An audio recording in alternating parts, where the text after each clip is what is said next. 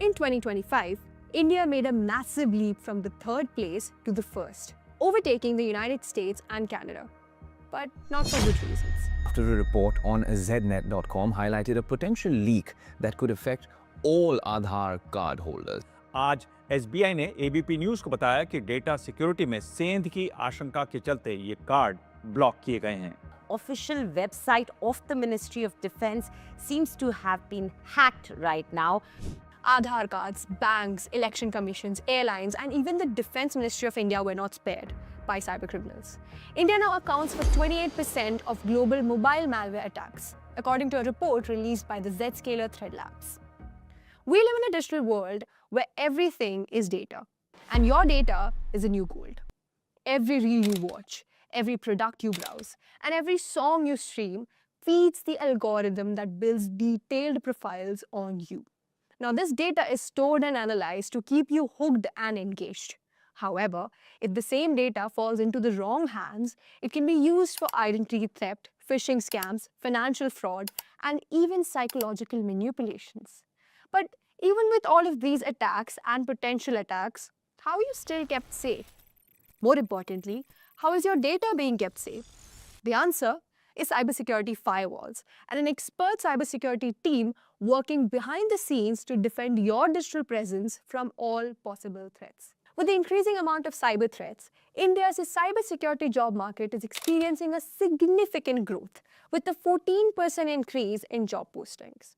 However, India has a shortage of over 800,000 cybersecurity professionals. But why is that happening? The root cause lies in the growing talent gap in the cybersecurity field, highlighting the significant shortage of skilled professionals.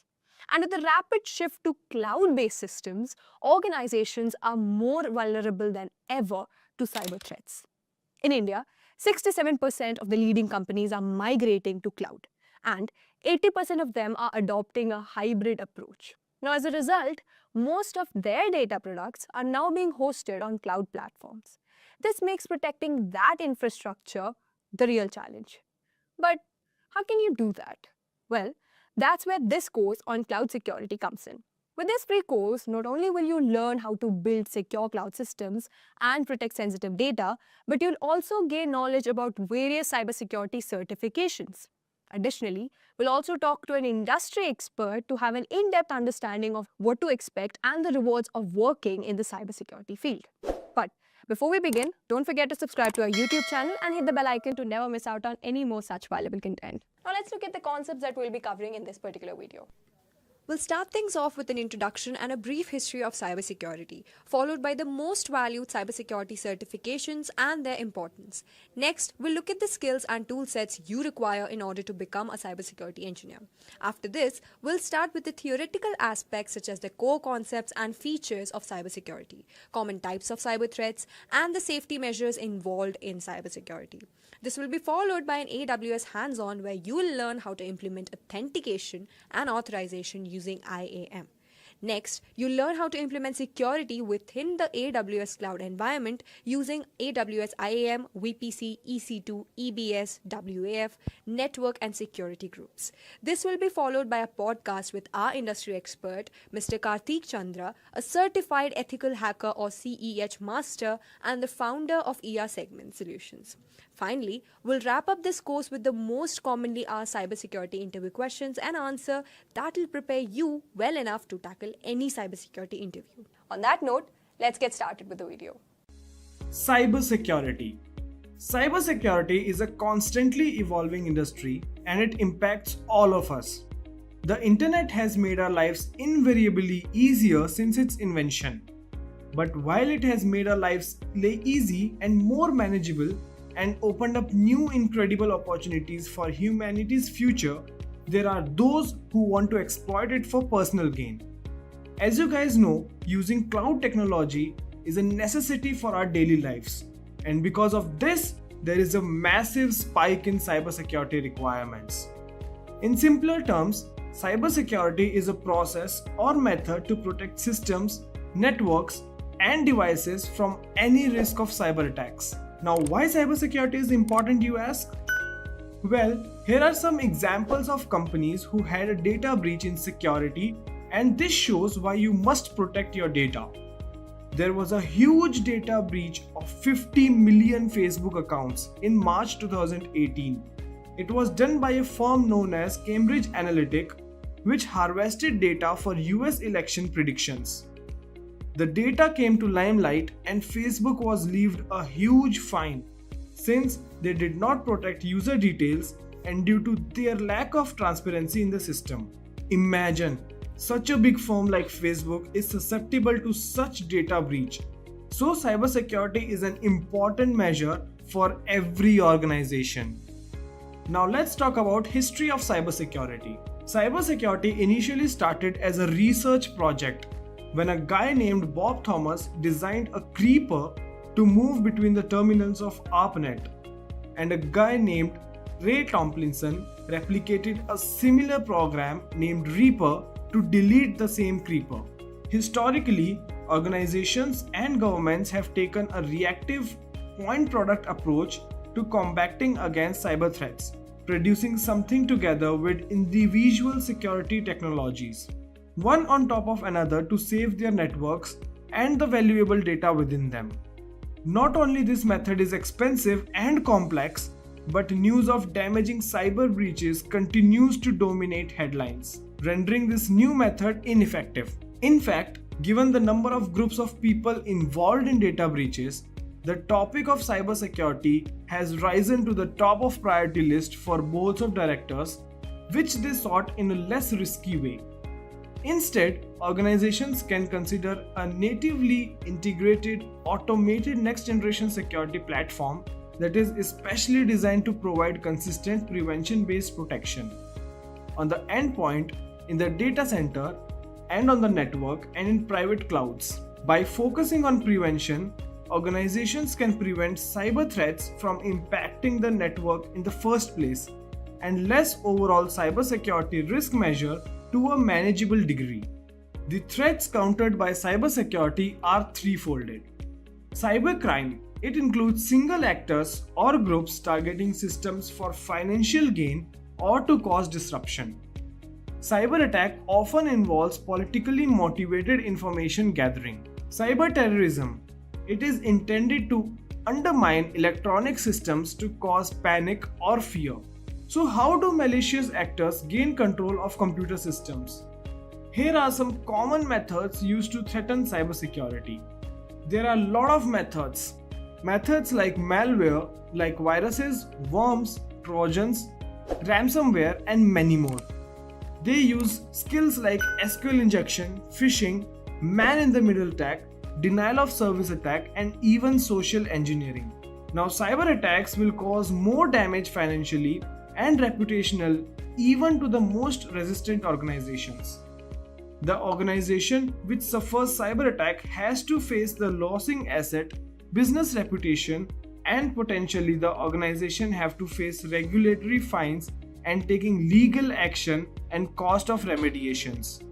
Cybersecurity is one of the highest demanding job roles.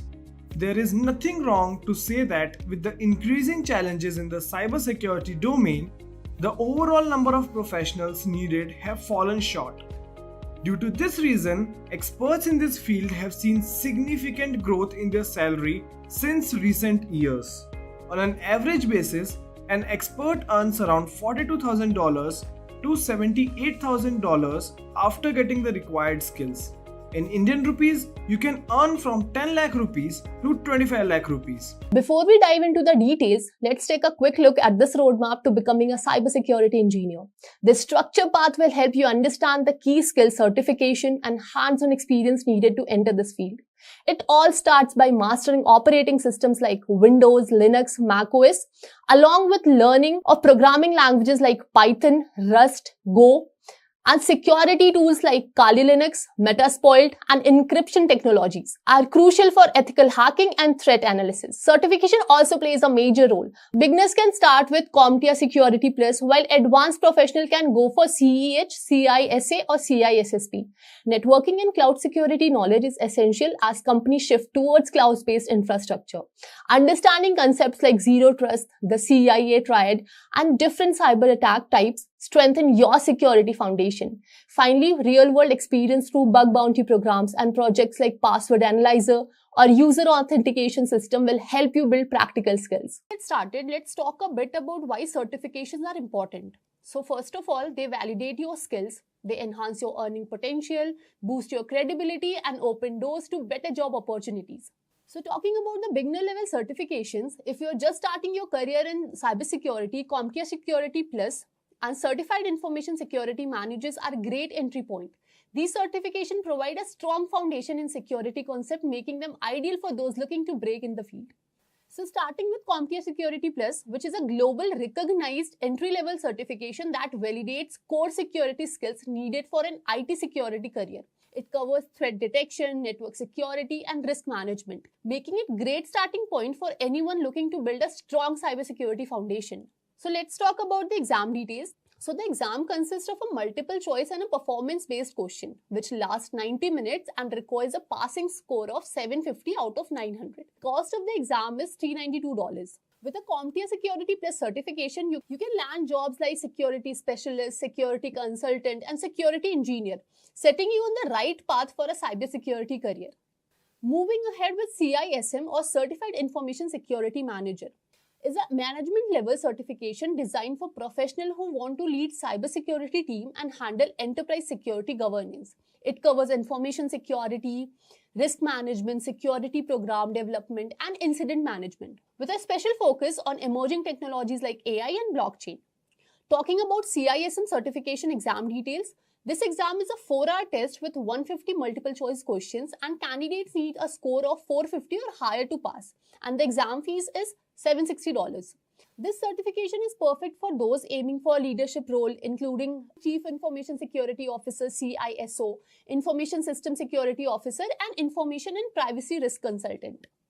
Moving ahead with advanced level certification, so for those looking to specialize in cybersecurity and take on more technical role, certification like Certified Ethical Hacker, Offensive Security Certified Professional (OSCP), and CISSP, Certified Information System Security Professional, provide in-depth expertise in ethical hacking, penetration testing, and security architecture. So first we have CEH or Certified Ethical Hacker.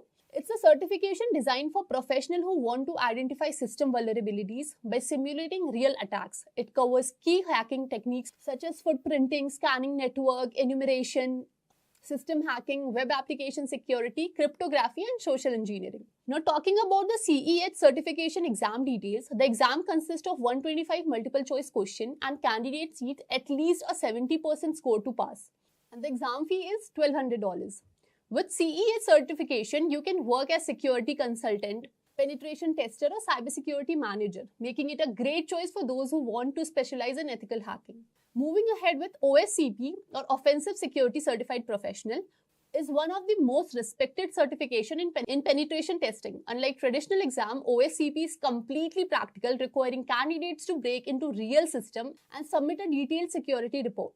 It covers Linux and Windows security, advanced threat evasion techniques, and penetration testing methodologies. Talking about the exam detail, the exam is 24 hours proctored test and candidates need to score 70 points out of 100 to pass. And the exam cost is $1,650.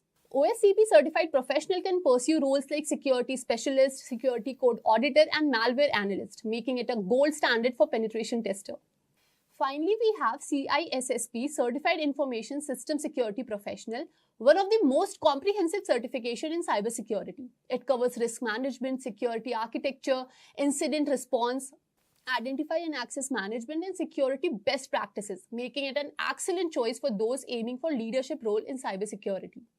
The exam consists of 150 multiple choice question and a candidate needs a minimum score of 700 out of 1000 to pass. The exam cost is $750. With CISSP certification, you can qualify for roles like cybersecurity architect, information security analyst, and compliance manager, making it one of the most versatile certification in industry. Now, after exploring these certifications, you might be wondering which one you should choose. If you are starting out, CompTIA Security Plus and CISM are great foundation. If ethical hacking excites you, go for CEH or OSCP. And for high-level certification roles, CISSP is the way to go. But what if I told you in just one go, you can learn the skills required for both CEH and CISSP certification? Sounds too good to be true, right? Well, it's not. Intellipaat, in collaboration with iHub, IIT Roorkee and EC Council, the very organization that offers CEH certification itself, is offering a top-notch cybersecurity course that equip you with right skills to become CEH and CISSP certified. This is your chance to fast-track your cybersecurity career with expert-led training and industry-recognized certification preparation. So if you're serious about cybersecurity and want a structured way to learn from the best in the industry, check out Intellipaat's cybersecurity course. The link is given in the description. Now that we have a roadmap in place, let's move on to the presentation where we will discuss each step in more detail and guide you on how to start your cybersecurity journey. So starting off with the very first pointer of who is a cybersecurity engineer. So a cybersecurity engineer is a professional who is responsible for protecting computer systems, network and data from cyber threat. So type of cyber threat includes hacking, virus and malware, phishing, denial of service and Trojans. Moving ahead to what does a cybersecurity engineer do?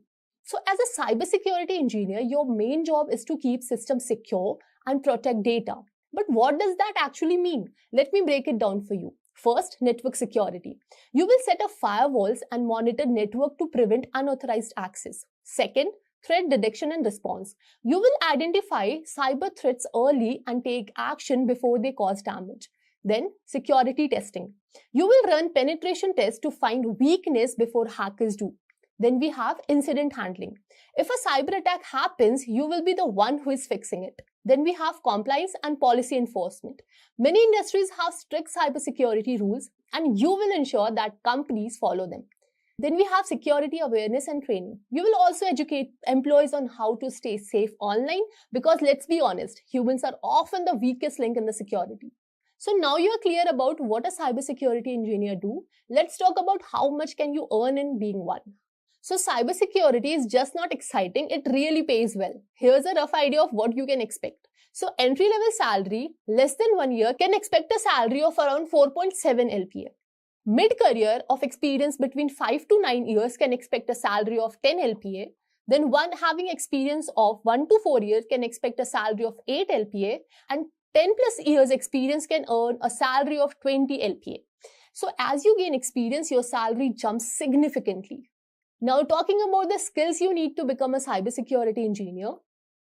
Alright, now let's talk about what you actually need to know to become a cybersecurity engineer. It all starts with technical skills like programming knowledge, operating system, ethical hacking and penetration testing, web security, cryptography and networking. First and foremost, you must understand how network work. Why? Because most cyber attacks target network. You will need to know about firewalls. These act as a security gate, intrusion detection system, IDS. They help detect suspicious activity. Then VPN or virtual private network, which is used to secure internet connection. Then networking protocol like TCP, IP, DNS, HTTP and HTTPS. These are the rules that allow data to travel on internet securely. Then we have programming knowledge. Yes, coding is important in cybersecurity. You don't need to be the hardcore developer, but understanding these languages can make your job much easier.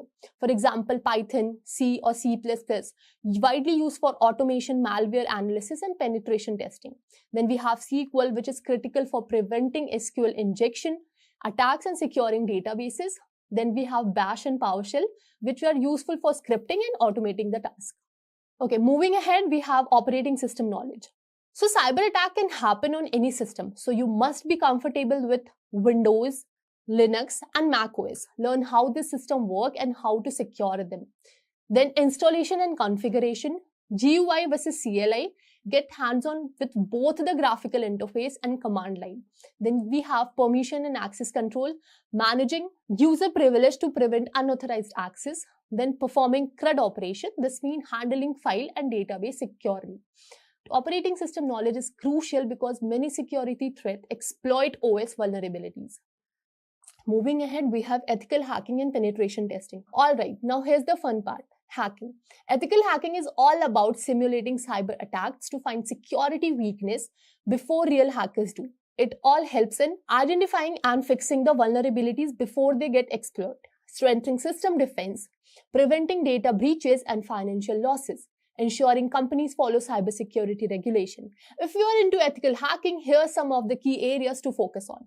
So like fundamental of hacking and security, networking and protocol security, penetration testing methodologies, web application security, system and network exploitation. Sounds exciting, right? Moving ahead to the next skill you need to master is web application security and cryptography. Many attacks happen on web applications, so securing them is a must. This includes common web vulnerabilities like SQL injection and XSS attack, writing code that isn't easy to hack. Then authentication and authorization, making sure that only right people get the access. Then session management, protecting user session from hacking. Web application firewall, filtering out malicious traffic. And then there is cryptography, the science of securing information. So cybersecurity engineers use cryptography to encrypt and protect sensitive data. You should learn about encryption algorithm, hashing and integrity checks, public key infrastructure, or also known as PKI, secure communication protocol, password security. Now let's talk about cybersecurity tools and technology which you need to master. First is firewalls, then we have antivirus software, then we have encryption technologies, Kali Linux, Cain and Abel, Nikto, John the Ripper, and Metasploit. So moving ahead with the last component for this particular topic, we have cybersecurity project ideas. So a project is the only way by which you can make yourself stand out from the rest of the crowd and gain hands-on experience. So talking about the very first project, we have Python Keylogger. So Python Keylogger project is a cybersecurity tool that records keystroke on a system using libraries like PyInput. Then we have Password Analyzer. So a Password Analyzer is a tool designed to evaluate the strength and security of the password. Then we have image encryption. The image encryption project uses algorithm like AES, DES or RSA to secure image requiring a key for decryption. And then lastly, we have user authentication system. The user authentication system project focuses on creating a secure login system with features like multi-factor authentication, biometric verification, and password logins. Becoming a cybersecurity engineer takes effort, but it's a rewarding and high-paying career. With cyber threats increasing, organizations are actively seeking skilled professionals to safeguard their system. If you enjoy problem solving, ethical hacking, and protecting sensitive data, this could be the perfect career for you. Let us start with what is cybersecurity. Cybercrime is on the rise, highlighting the weaknesses in the devices and services we've come to rely on. This worry prompts us to consider what cybersecurity is and why it's important, and obviously what we can learn about it. Now, let us take a look at the definition of cybersecurity. It is the technique of protecting computers, servers, mobile devices, electronic systems, networks, and data from hostile intrusions, and this is known as cybersecurity. It is also known as electronic information security or information technology security, IT security in short. Now, let us take a look at the need for cybersecurity. Companies need cybersecurity to keep their data, finances, and intellectual property safe.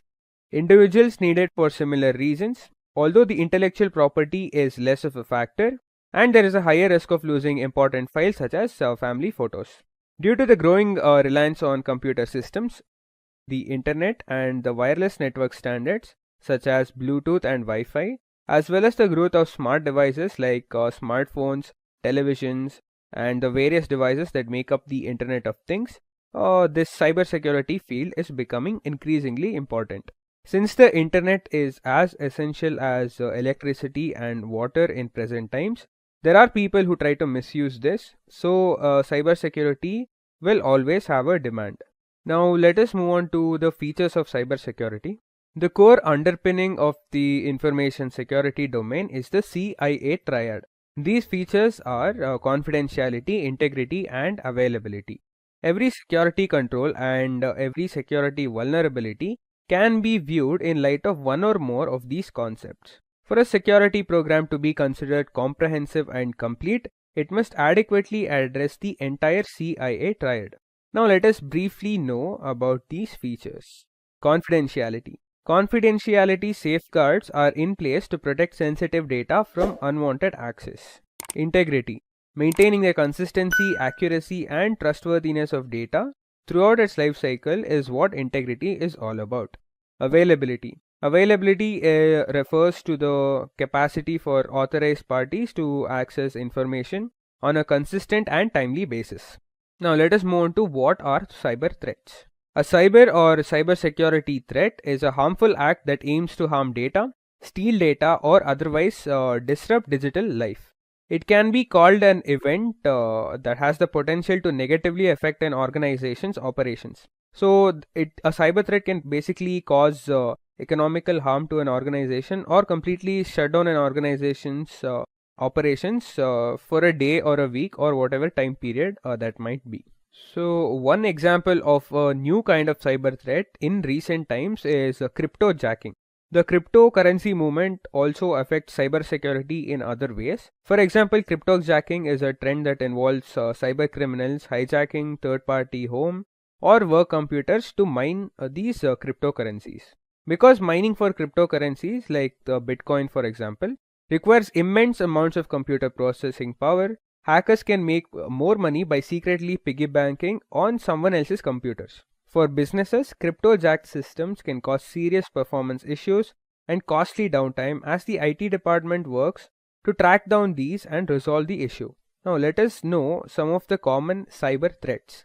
The common cyber threats are DDoS, or also known as the distributed denial of service attack. We also have malwares, and we have man-in-the-middle attack, phishing, and zero-day attacks. These 5 are the most common cyber threats. Let us take a brief look at all of them.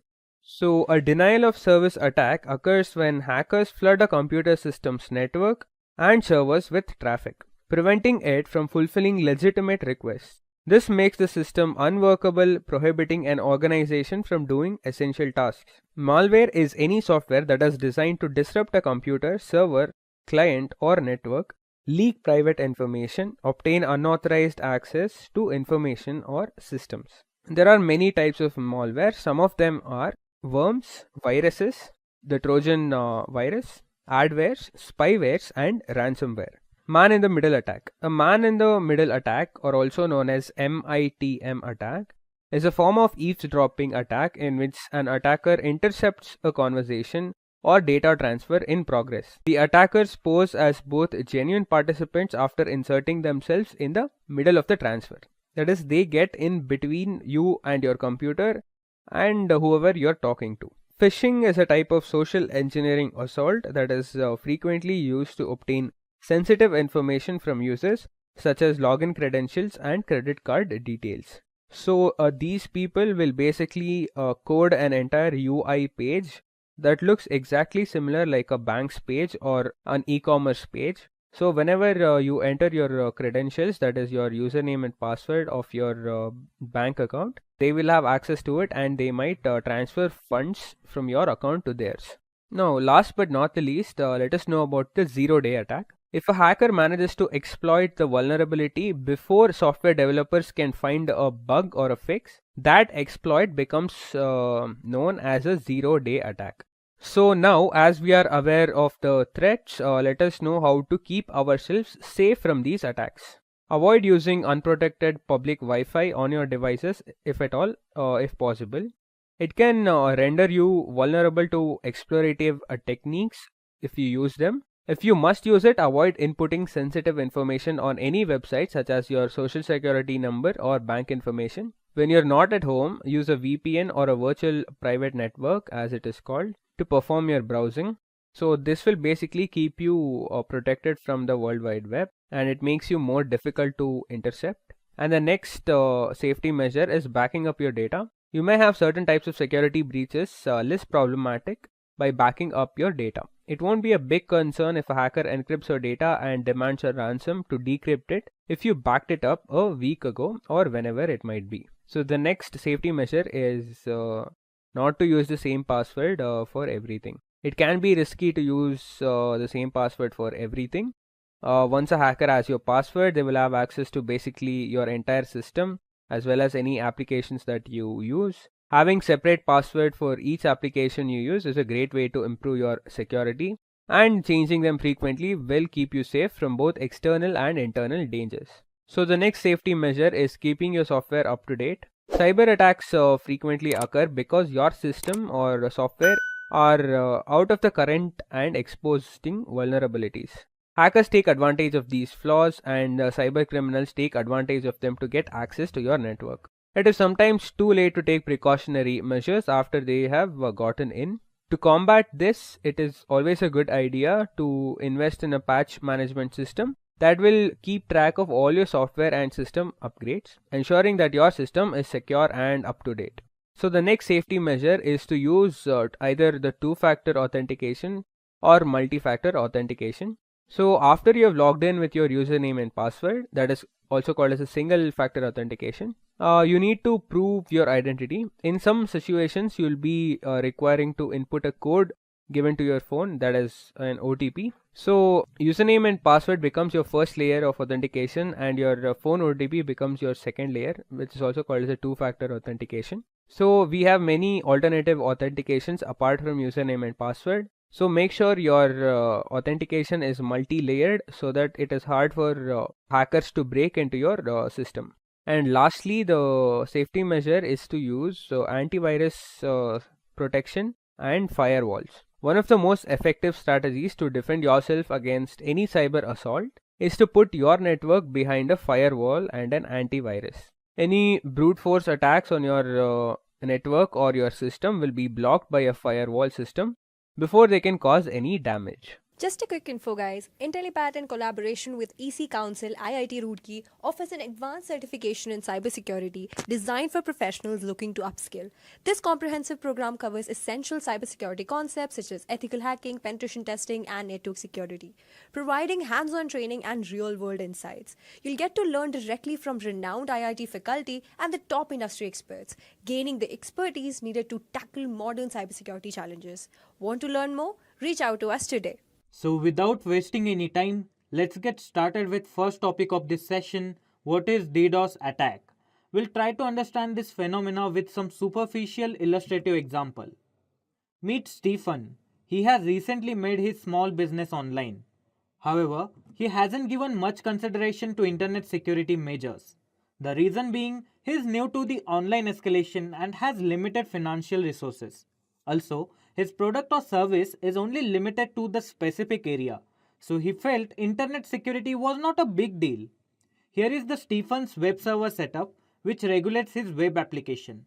When a customer uses the Stephen's website to check out his product or service, the customer streams continuous request for service access that reaches this web server, and later solely this web server caters those requests continuously. Now, let's just say that there are few people that have bone to pick with Stephen and they try to attack this web server. So what happens is this attacker is going to use his computer and programs to attack this server and flood it with fraudulent data traffic to try and sort of disrupt Stephen's service. Now this is not DDoS attack. This is just called as DOS attack, which stands for denial of service. Since this attack is only coming from the source, normally a network or server is able to handle an attack because it's pretty easy to pinpoint the fraudulent access. The server can just simply close the connection where the attack is coming from. So Stephen's web server is pretty much prone to that DOS attack. However, the problem is that what if an attack comes from multiple sources all at once? Will the web server be able to handle this attack? Let's try and figure out the answer to this question. First of all, this computer sitting right here is somehow coordinating this attack on Stephen's web server from a multitude of locations. Let's say he is a ringleader. He can communicate with other computers around the world and coordinate an attack on this server. So now, instead of an attack coming from a single source, the server now has to deal with attack from multiple sources. And when this happens, it will overwhelm the server. This sort of attack will eat up the server's system resources such as memory, CPU and network bandwidth. As a result, these legitimate computers here are going to be denied service because the server is too preoccupied in dealing with this attack called as distributed DOS attack. So guys, basically DDoS is a cyber attack on a specific server or network with the intended purpose of disrupting that network or server's normal operation. And this DDoS attack does this by flooding the targeted network or server with a constant flood of traffic such as fraudulent requests, which overwhelms the system, causing a disruption or denial of service to legitimate traffic. that we have seen in previous example, right?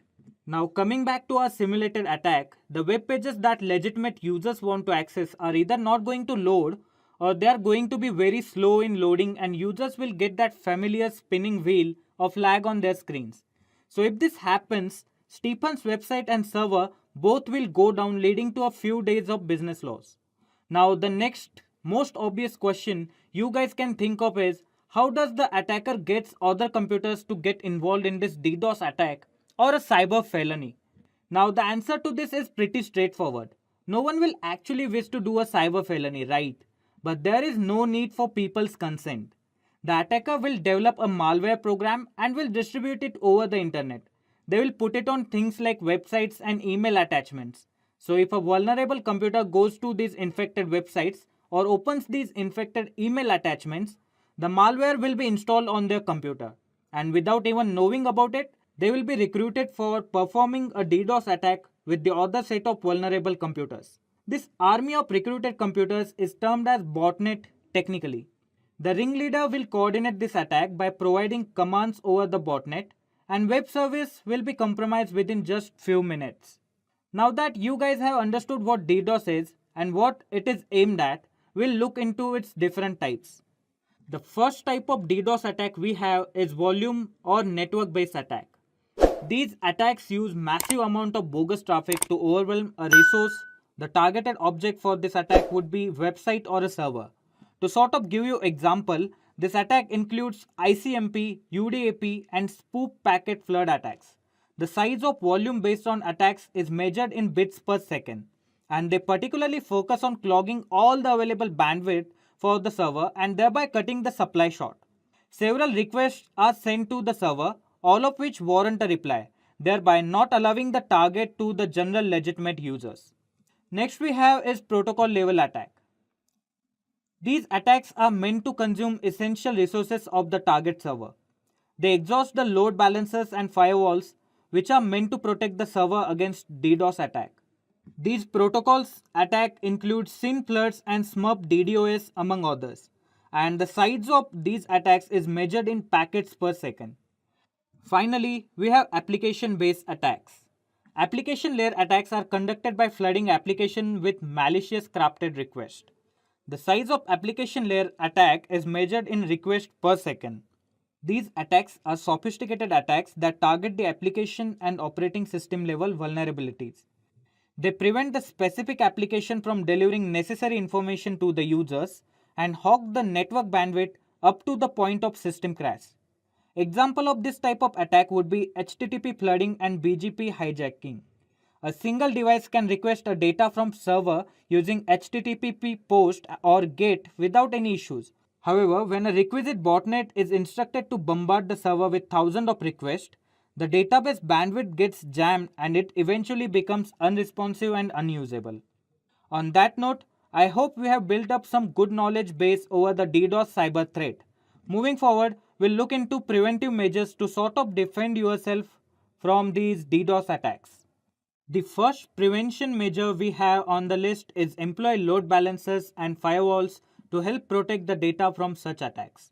Load balancers reroute the traffic from one server to the another in DDoS attack.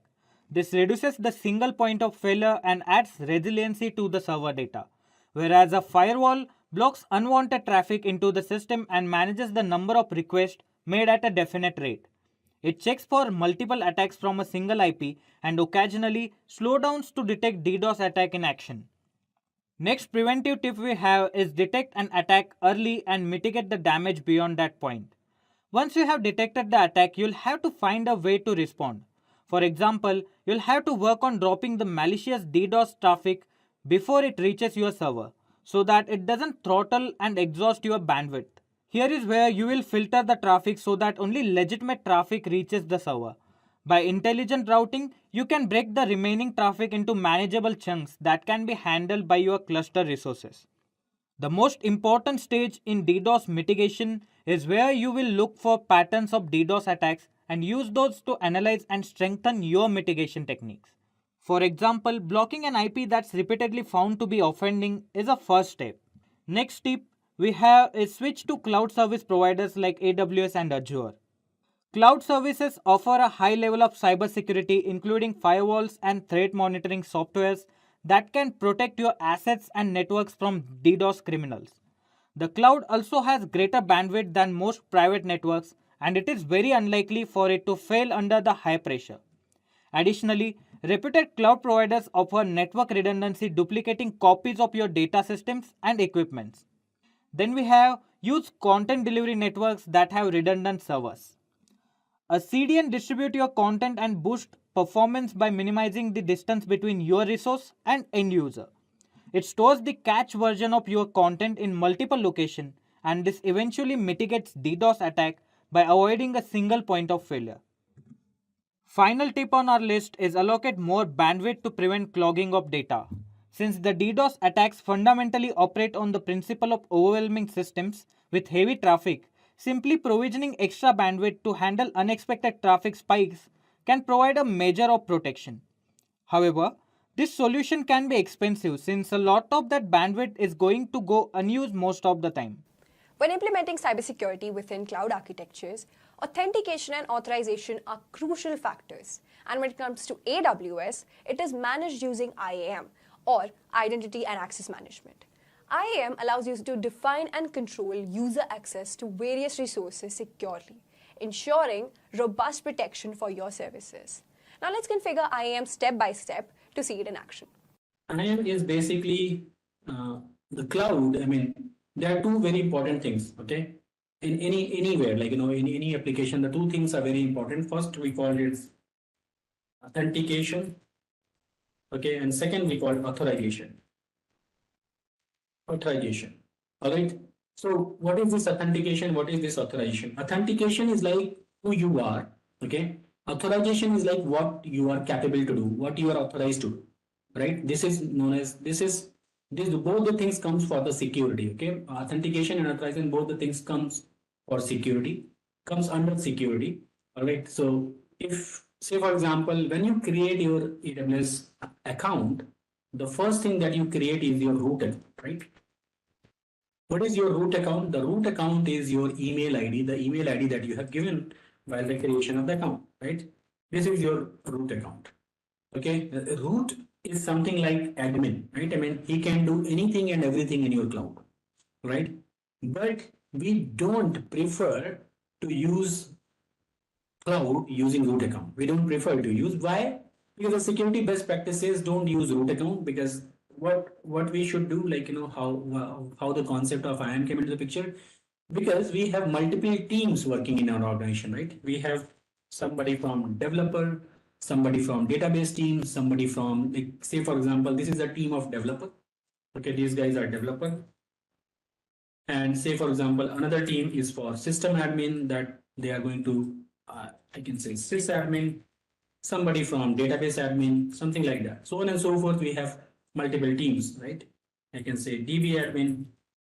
So what is the point I'm trying to make here is all the users have different role and different responsibilities. So they, how they are going to access the AWS account. I mean, so first thing first, I mean, for this, what we do, we create IAM user for them. We create individual user for them, and we share, and we say, like, this is your user ID, and now you can go ahead and access it.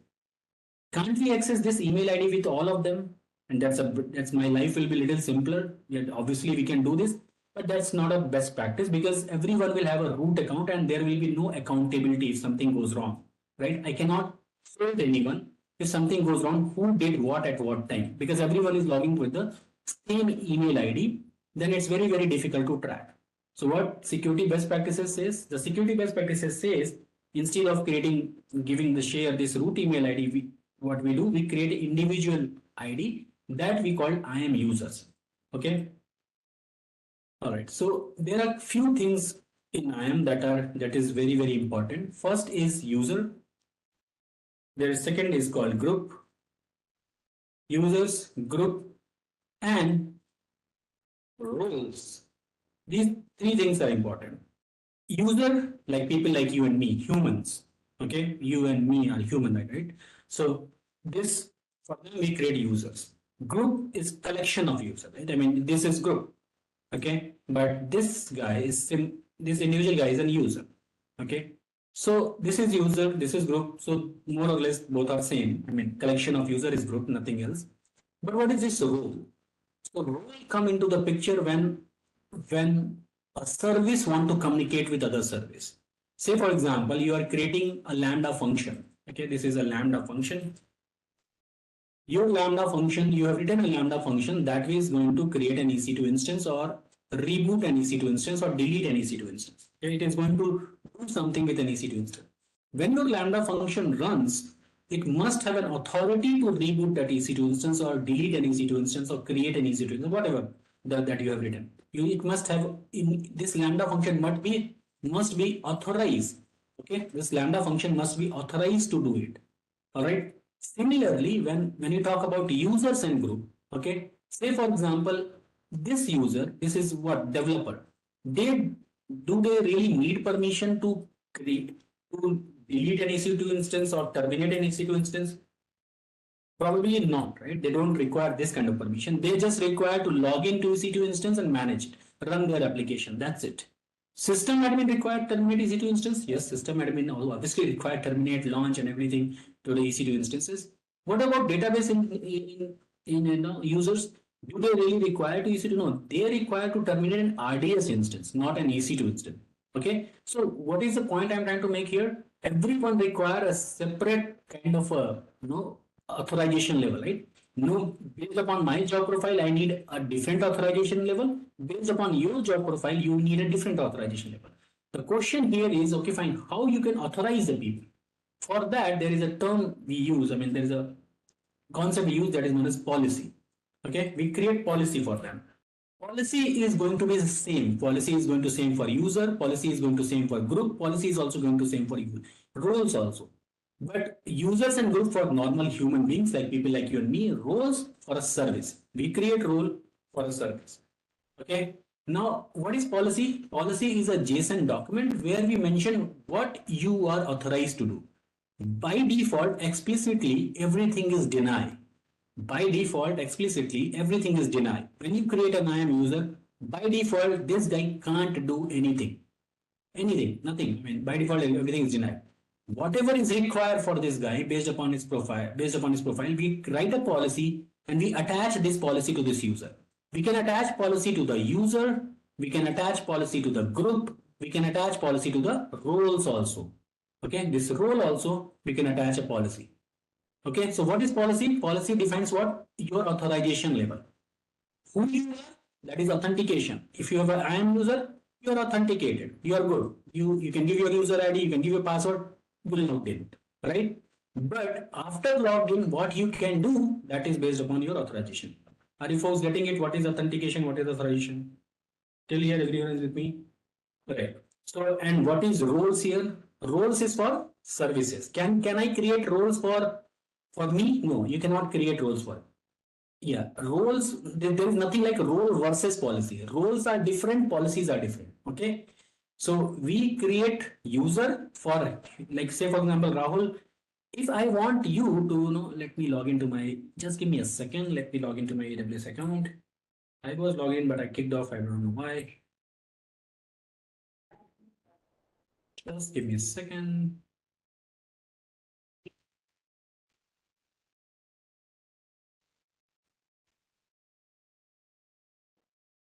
Just give me, I need MFA, just 1 minute.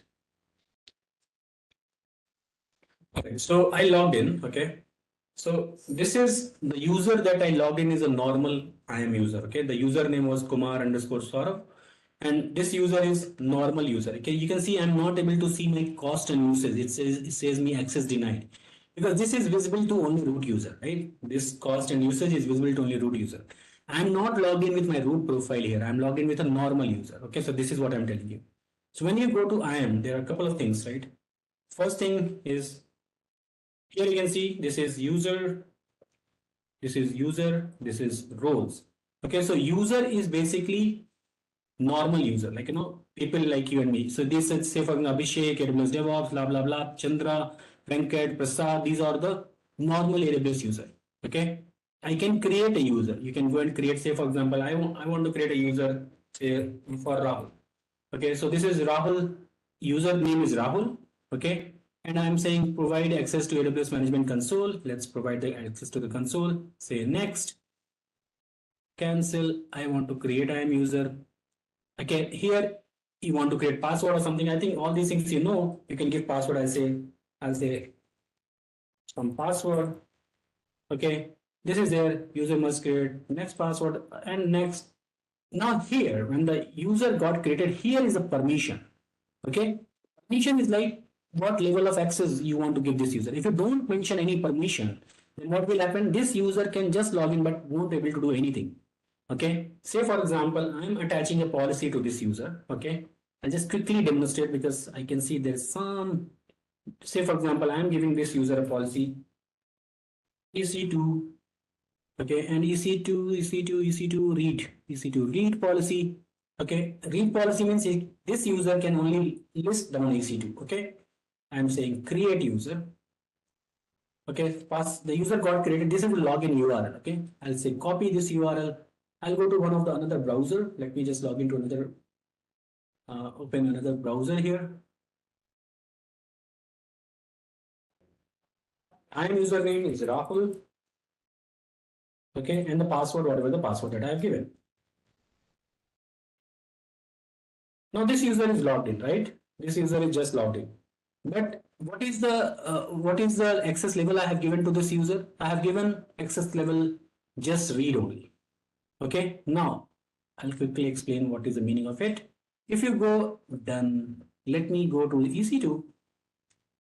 Go to here, EC2 instance. And if I go and launch an EC2 instance, if I go to instance, launch an EC2 instance, I'll say test. Any AMI is working for me right now. That is fine. I'll choose everything default, T3 micro, select key pair, I'll select any key pair here. Everything I'm choosing default. GP3, I'll choose magnetic. I'll say launch instance. What is the message I'm getting here? You are not authorized. Are you getting what I'm trying to tell? What is authorization meaning? Because the policy that is attached to this user is what? Read only. Are you folks getting it? Rahul, everyone is getting it? So these guys won't be able to create user. But if I go back and add one more policy, can I attach multiple policy? Yes, we can attach multiple policy to the user. Let's do it. Okay, we'll go here.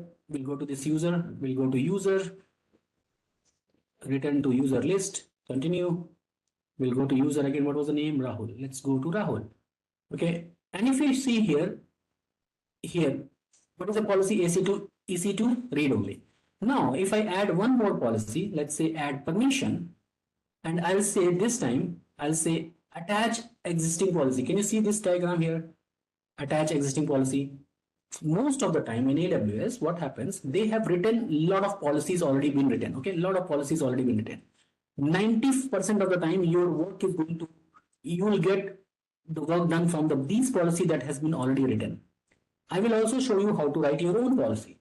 But right now, let's attach a policy that is already written. I'll say attach that policy directly. This time I'll go to search for EC2.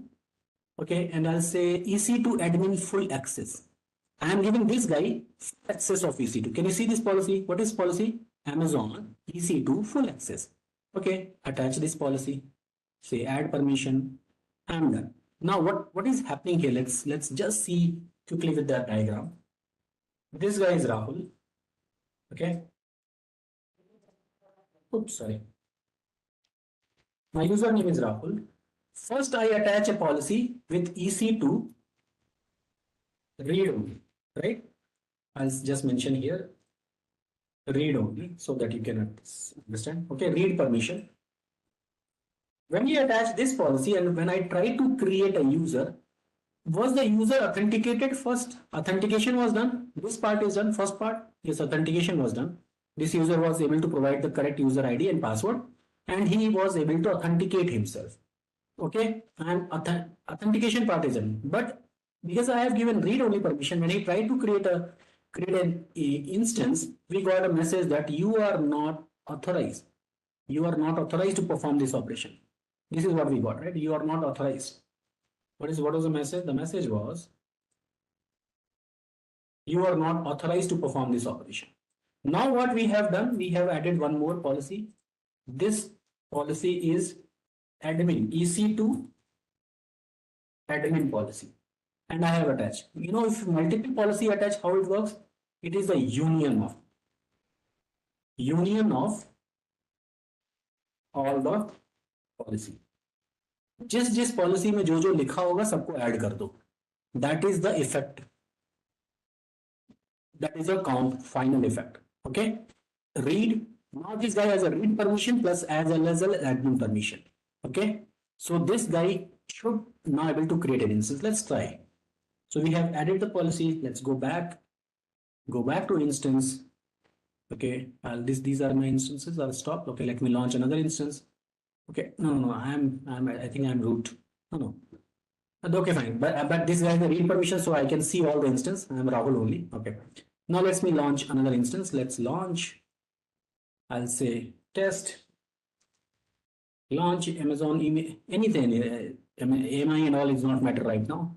I'll say DevOps. I'll say anything is working for me. Instead of GP3, I'll use marketing. I'll say launch instance. Can you see the instance is launching right now? Are you folks getting it? What is the policy effect here is? Yeah, I'm coming to rule. User policy is clear. Is this clear? Similarly, okay, one more thing. Policy is clear, role is, user is clear. Very good. And I'll come to role. Don't worry. I know it's a little confusing, but give me 5-10 minutes more. Okay. देखो यहाँ पे 2-3 चीजें कर सकते हैं. First is this is my user. Okay, this is my user. What we generally do, we create a group. Okay, we create a, just try to understand this. You may get in interview. This you may get in your AWS certification examination question. This question constantly. Okay, in certification they will ask this question. This is the user. This user has a policy P1 attached. Say for example, the user has a policy P1 attached. Okay, this user. Similarly, I have another user. Say for example, I am having another user. This user name is what? Who else? Amar, right? So let's put Amar here.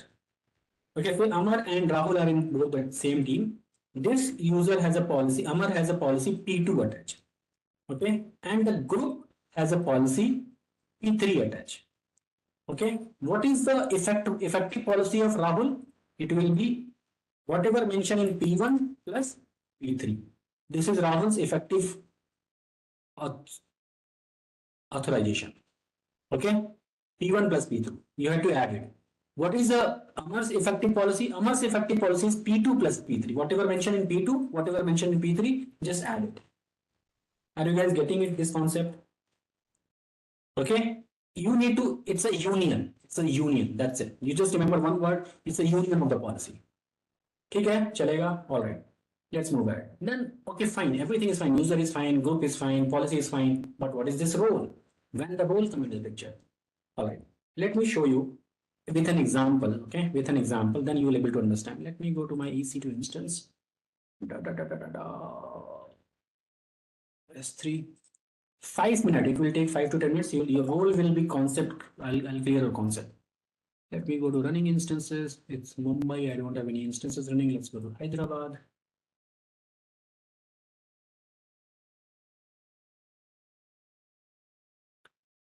I'll delete this test instance. I don't want it to be running. So I'll go here and terminate it. Terminate it. Let me create another new instance.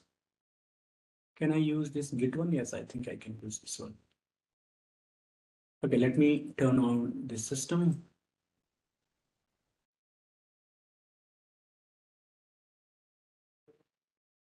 Let me also turn on this, my cluster system. Just give me a second. Instance state, start. Just give me a minute, everything will be up and running. Okay, let me put a filter also, instance state equal to running. Okay, so I have 2 instances that are running. It should be shutting down. Okay, status will be. Okay, so let me first log into my Git instance. Let's first copy the Git. Sorry about that. I copied the wrong IP. I should copy the Git one.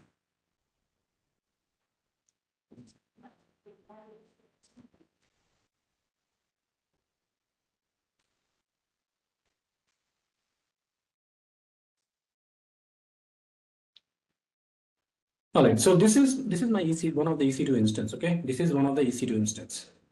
Now, with this EC2 instance, let me be 4.2. Let me make this one is equal to EC2. Change the one. All right. Now, I want to create this. This is just understand the. I'm explaining the concept of role. So this is my EC2 instance. From this EC2 instance, okay, EC2 instance, I want to create an S3 bucket. Okay, I want to create an S3 bucket launch from this EC2 instance. How can I do this? I want to create an S3 bucket. What are the ways to do it? What are the ways to create an EC2 S3 bucket? How many ways we can create an S3 bucket? First thing is from AWS console. This thing we call console, right? This one. This is AWS console. All right. This thing we call AWS console. If you go to AWS homepage, you'll see console here, right? We call this guy the GUI, the URL we call AWS console. This is one of the way to create AWS resources. You can go to console and create resources. Yeah, Arvind is mentioning AWS CLI. AWS CLI is another way to create another resource, right? I mean, how you can do this? You can take any machine, Windows, Linux, Mac, or anything. First, what you have to do? You have to install AWS CLI here. Okay. Install AWS. This should be discussed in your AWS, right? Okay. First, in your AWS CLI. Okay. First of all, how many of you know how AWS work? You know how AWS work? You want me to explain this? How actually it works? What happens at? So this is very important. I mean, you should know all these things. Otherwise, your concept will always your concept will not clear. So first of all, when you create, say for example, I want to create AWS EC2 instance. Okay, this is what the job is. I want to create an EC2 instance. What you can do, you can go to, first of all, you need a valid user, right? Valid IAM user. This must be this must be your user. Okay, this user must have a policy attached so that you can create your user. You can create user using AWS console. That is one way. Okay, you can create user just the way just now we have created a EC2 instance, right? We went to console, we went to EC2 instance, we went here launch instance, right? This is console. Okay, where you say launch instance, this is console. All right, this is one of the way. Second way to create an EC2 instance is you can install using AWS CLI.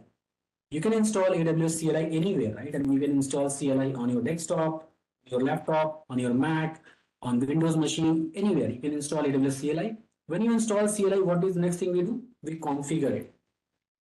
Okay, we configure it, and we provide the access key and the secret key that we are going to do, and I'll tell you. So this is one of the methods. Third method to create resources is AWS SDKs. Okay, you can use SDK, maybe a Python program or Java program, you want to use it to create your resource. That is one of the way. You can use any of this method. You can also use Terraform also to create AWS resources. That is also one of the way. So this is either you are using AWS console, CLI, or SDK. But the moment you go here and say launch instance, okay, and you click on this button after filling this form, the moment you click on launch instance, you know what happens?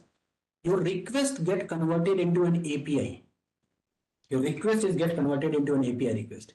Whether this is console API, even if you go to the CLI and mention AWS EC2 launch instance, I mean the command prompt, even then also it will get converted into API.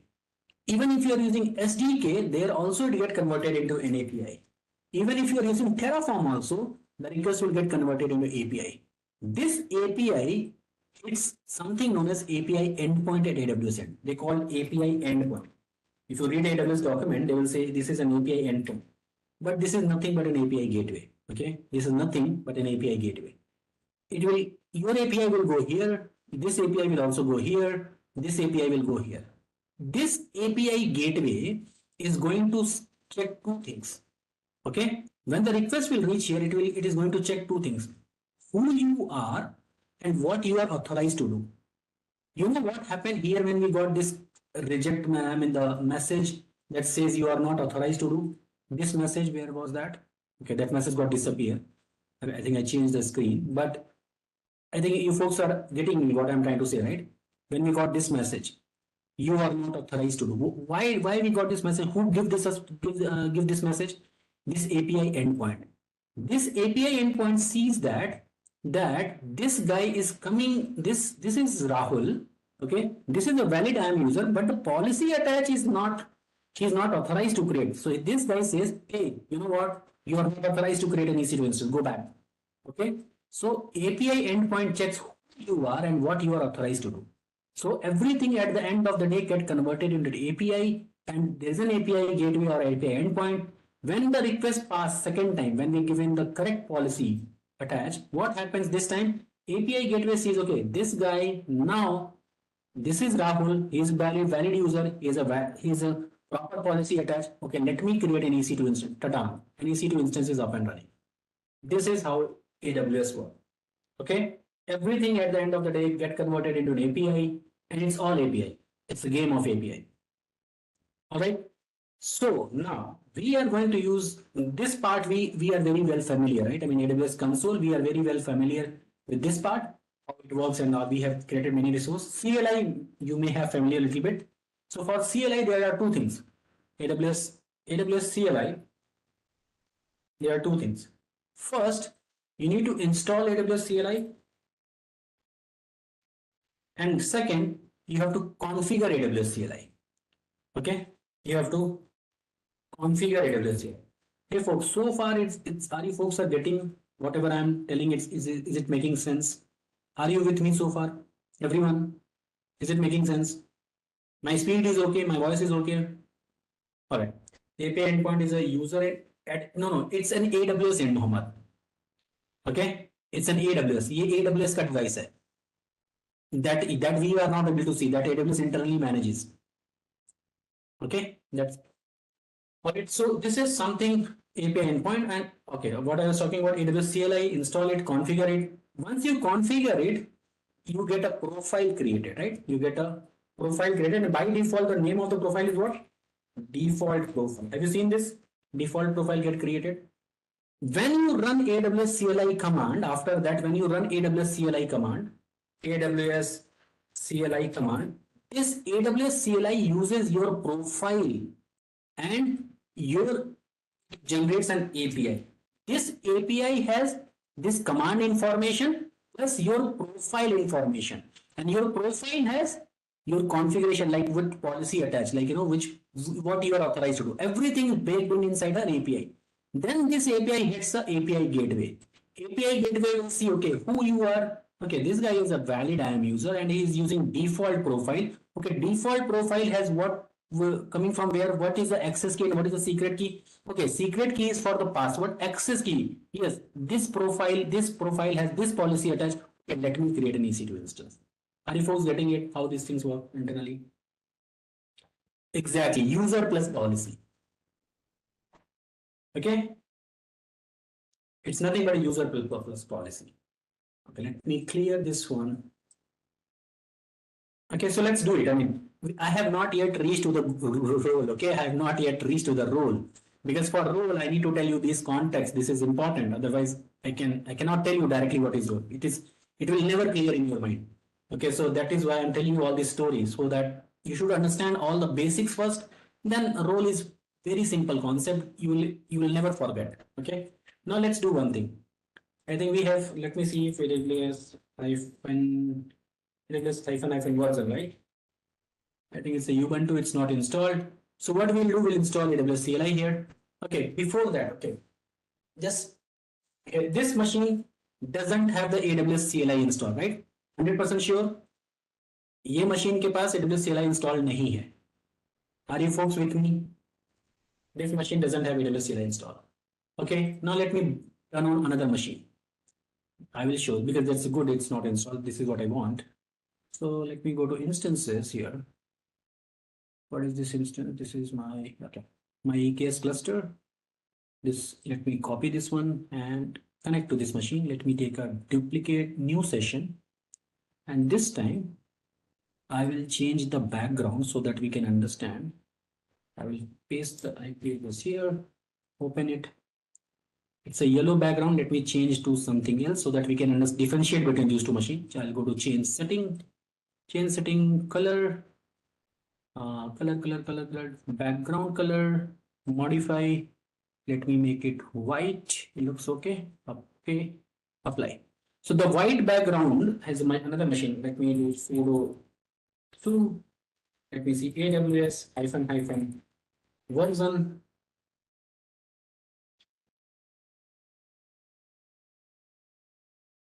AWS CLI is installed for this machine. And let me see also where I'm right. Let me see the profile is configured or not. cd2.aws ls cat config. Everybody know how to configure it, right? I mean, at least everybody knows how to configure it, AWS CLI. How to configure it? Yes? Everybody knows how to configure AWS CLI? Okay, let me repeat it. If you don't know, no worries. Okay, in your AWS session, this was not covered. How to configure AWS CLI? Oh, is it? Okay, so when you install, I mean, everybody knows how to install it. So, okay, so AWS CLI installation. Okay, so this is a document that we follow for the CLI installation. Okay, I will show you how CLI installation work in a minute. Okay, you need to copy, you need to go to Linux because we are going to install on Linux. What you need to do, you just need to copy these three commands, copy here, go to your notepad and paste it. Run this command one by one. This will first download the CLI zip file, then it will unzip the zip file and install it. This is exactly what we do in Windows, right? अगर मुझे कोई software install करना है Windows में, what we do? First we download the zip file or exe file, right? Curl is a command line utility in Linux to download the thing. Okay, it is downloading the zip file. Then what we do? We untar it, WinRAR or something. We unzip it, right? Okay. Don't worry. I mean, I need to. I will check internally. Don't worry, because I have a little different status, so I just got confused. I thought for you folks, AWS is totally done. Everything is done, and you need a kind of a practical exposure on security. That was my understanding. Okay, so this is something CLI installation. Okay, I will run this command and we will install CLI here. But before that, I just want to show you that in my case here, in this white background machine, we have CLI installed already. Okay, so now because I'm telling you what is role. Okay, just be focused on role. Just whatever you have learned, not learned, just ignore all those things for a minute. Okay, and just be with me for 1 more, 2 or more, 3 minutes. You'll be able to understand. This machine, white machine, okay, white machine has what? White machine has what? AWS CLI install. Okay, AWS CLI install. White background machine has AWS CLI configure. Okay. And now we want to create an S3 bucket using this one. Okay. So let me do one thing, or create or list down the S3 bucket. I'll do AWS S3 ls. This is the command to list down my buckets. If I run this command, I can see all these bucket lists are getting listed down here. From where this list is coming? This list is coming from my AWS account. If I go to my AWS account, go to S3, okay, go to S3, and if I see my bucket, these are my buckets, right? 1, 2, 3, 4, 5, 6, 7, 8, 9, 10, whatever the buckets. These are the buckets. Same bucket I can see here, all these names. So I can interact with AWS S3. Okay, CLI is installed, CLI is configured. I can interact with AWS, right? The same command, if I run here, AWS S3 ls, okay, I'll say there is no AWS CLI installed. So let's first install it. How to install it? We will run this command. We'll first say curl download it. It got downloaded. Then we'll say unzip it. It got unzipped. Oh, unzip is not installed. So first we need to install unzip. Okay, let me install apt get update and hyphen get update.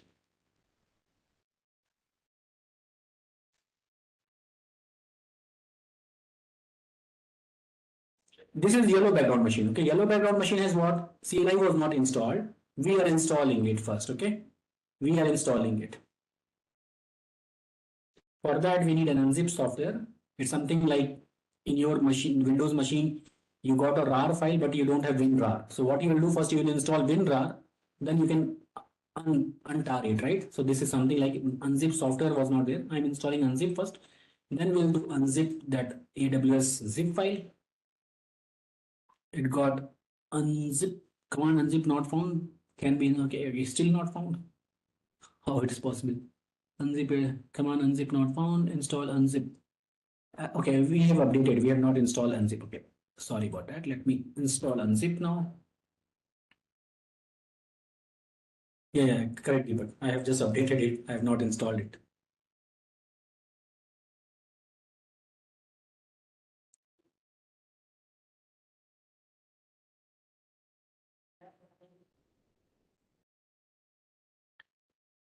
Scanning, that will install in a minute. I think it got installed. So next command is unzip AWS CLI.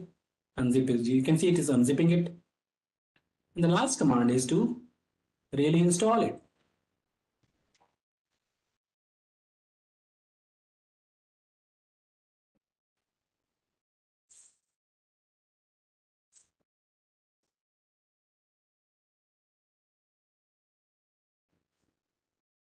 Okay, so now AWS CLI is installed. It's saying run AWS hyphen version. You should be able to see this. Okay, CLI is installed. If I do AWS S3 LS, the same command here, let's see what is happening. It is saying that this guy is not able to find my credential. You have to configure it. Okay, so that is what I was telling you. First, you need to install it. Then you have to configure it. When you configure it, there is a default profile get created. Can you see that this default profile in the white background machine? Yes, it was there. You can cd2.aws folder. Here you will see clear ls. There is a config file. You can just cat that config file. You'll see there is a default. This is the profile that is got created here. Okay, this guy is asking for this profile to create. Okay, when you create a profile, when you configure AWS CLI, okay, when you configure AWS CLI, this will take how your command is going to run. Your command is going to run with an IAM user profile, because for configuration of AWS CLI, you need access key and the secret key. If I go to IAM here for one of the user, say for example, user Rahul only. This is a user, sorry, this is, one second, let me go back to users, go back to Rahul. And here you can see there is something known as security credential. Can you see this security credential? If you click on this security credential, it will ask you, like, scroll it down. It will ask you access key here. You can create access key and mention your CLI. And you can say, I understand, next, create access key. So it will create access key and the secret key. Access key is like your password. Okay. Access key kya hai? For your password, authentication. Secret key will like your authorization. What you can do. The policy information is attached here. So when you do AWS configure, okay, what is the command? AWS configure. It will ask you what is your access key. You need to give your access key. Then it will ask you what is your secret key. Then it will ask you what is the region, and then it will. I am not configuring it, okay, because I want to show you something else. In this case, in the white machine background, we have configured it. Okay, if you do ls here, you can see there is a credential part. Cat credential. You're able to see the access key, secret key, everything is here. Okay, we have configured it. It's there. All right. It's configured. The point here is, just try to understand. The point here is I have two machines. Okay. This machine has AWS CLI installed, but not configured. Okay. We have not configured it. This machine has AWS CLI installed and configured. Okay. Then here I am running the command AWS S3 LS, I am getting the output. Output is success. We are getting the output. Here when I am running AWS S3 LS, it is telling me configure AWS CLI because it's not able to find the profile.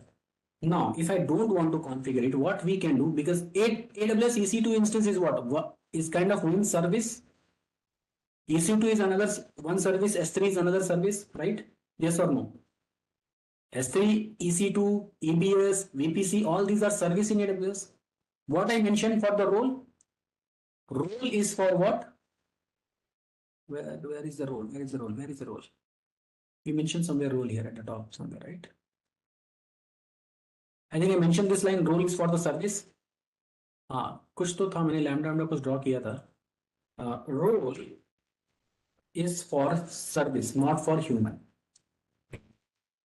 Now let me show you. What I will do, I'll go to this instance, that the instance which doesn't have the CLI installed. Okay, I'll go to my EC2. Okay, I'll go to, first let me show you the roles. Okay, because you folks are a little confused with the roles also. So there is something known as roles. Click on roles here. So it says it has a lot of roles are already created here. It says create a role, right? There's a command to create role. Says create role.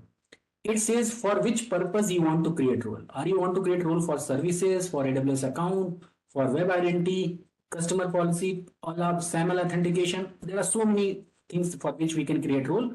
But right now we are focusing on AWS service. I want to create role for one of my AWS service. So what you can do, you can say, okay, I want to create role for a service. We can say next, and you can choose for which service. Say for example, I'll say I want to create for EC2 instance. I'll say EC2.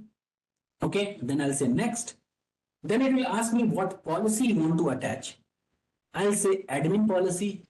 I'll say my EC2 role 2024, because I have already this role created. So I am creating a role. I'll say next. Role is saying, okay, this is a policy. I'll say create role. Role name, okay, EC2 admin 2024. Okay, EC2 admin, just remember this role because we have to give the same role here. And we'll say next, create role. What is saying? A role with this, okay, this name is already exist, okay. So what, कुछ नया नाम बताओ भाई, क्या करें? EC2 admin December 2024, something like this. Yeah, let's EC2 admin 2025. That's a good thing. 2025 is about to come. So I'll say EC2 admin 2025. Create role. Failed to create role, profile role EC2 25 created with a new error. Okay, I think something happened. I mistyped or something. Let me see. EC2. Are you able to see 2025 somewhere? 2025. Yeah, this one. I want to see this role. What is the error here? Policy name administrator. I think policy got attached. There's no problem with this role. I'm not sure why it is showing error at all. So policy attached. So what we have done just right now, we have created a role. Okay, we have created a role. Okay, role for what? Which service we have created? Which service this role we have created? We have created for EC2 instance. Remember, I selected EC2. What is the policy attached with this role? Policy attached is admin role, admin policy. It means this role can do anything and everything. Can I attach this role to an IAM user? No. You cannot attach a role to an IAM user. You can attach a role for a service for which you have created. So what I will do, I'll go to my EC2 instance. Which EC2 instance? जिसमें कि अभी मुझे ये issue आ रहा है. Which one? The yellow background, it says unable to locate the credential, configure AWS CLI. Okay, well, I'll go to this instance. This is my GitHub instance. I'll go to EC2. This is my Git instance. instance running. I'll click on instance.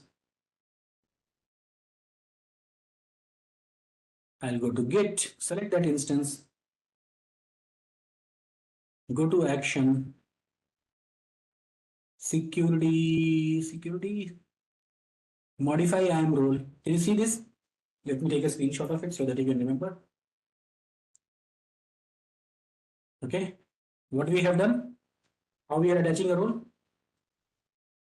We are attaching a role like this. We are, go to action. Okay, I think multiple times it got copied. Okay, so this is a role.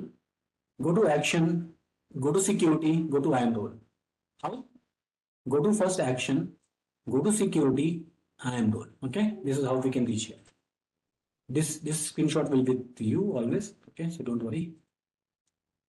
Just give me 1 second. I can see some question. I'll come to your question. 1 second, Rahul. Just give me 1 minute. Okay, let me finish this one. Hopefully you'll get your answer automatically. If not, I'll answer. I'll say modify role. I'll say attach EC2 instance role. I'll say some, what was the role name? EC2 2025 is, are you able to see? 2024 is also same role. Okay, I mean the same policy attached. Let me attach this role because I'm not, 2025 we got some error. I don't know why we got error. Maybe it's some typo or something.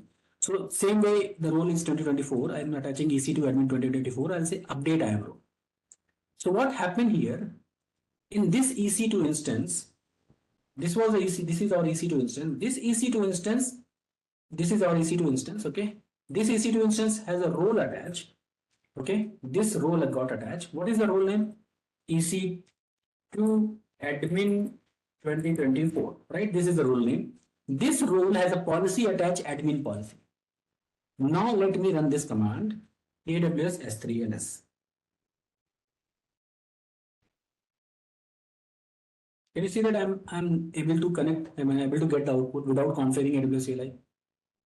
Because I have given authority to this EC2 instance to do anything. I can do any. This is what the role is. Role is not for human, role for service. Are you folks getting it? The same thing we were not able to run because it was expecting some IAM user configuration. But what I did, I assigned a role to this guy. I said, go ahead and run the command. This user has a role attached and it can do anything. This not user, this service, the EC2 instance has a role attached.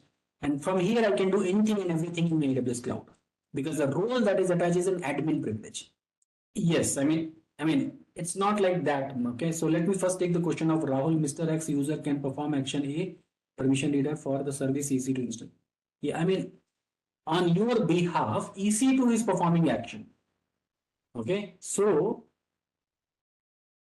say for example, I'm creating an application. Okay, I'll tell you the real use case of role. I'm creating an application that is somebody. I'm creating some application of photo edit or something. A lot of people are taking WhatsApp images. You know how WhatsApp is storing your images whenever you click and you. What happens basically when you click any image, it is going to store some object storage like S3. Okay, it is something like S3. They will store image here. But if say for example I build something like WhatsApp application, people are uploading image here. Okay, normal, say for example the normal size of an image is, just imagine 500 MB, just normal size. Okay, if I storing 500 MB size images here again and again every time, I need a lot of storage, big storage, right? So what we generally do, what in this kind of application, what WhatsApp or Insta or any application, what they do, they write a kind of lambda function in between. Okay, they will write a function here. In AWS, it will be lambda. Okay, whenever a user is uploading a photo, clicking a photo and photo is coming here, this function, what it will do, it will zip your photo. Okay, it will take your photo, it will zip it. Instead of 500 MB, it will become few MB, 5 MB or 10 MB. Okay, and then this photo will get uploaded. Why this is important? Because for this we need the storage size is almost 50 times reduced, isn't it? 500 ke jagah 10, right? It's almost 50 times less storage I need, right? I can save money, right? So This, if Lambda is one service, S3 is another service. Lambda need a permission to upload this image on S3 bucket. For that, what we do, we write a Lambda role and we'll attach this role to the Lambda function, and we'll attach a policy to this Lambda role that S3 full access. Are you getting it? The question of role here, how we utilize role. When one service wants to communicate with other service, we use role. And for role, we also how to give permission to the role, same way, policy. Okay. All right. So we will move ahead with the concept of VPC, and we'll talk about some concept of security there.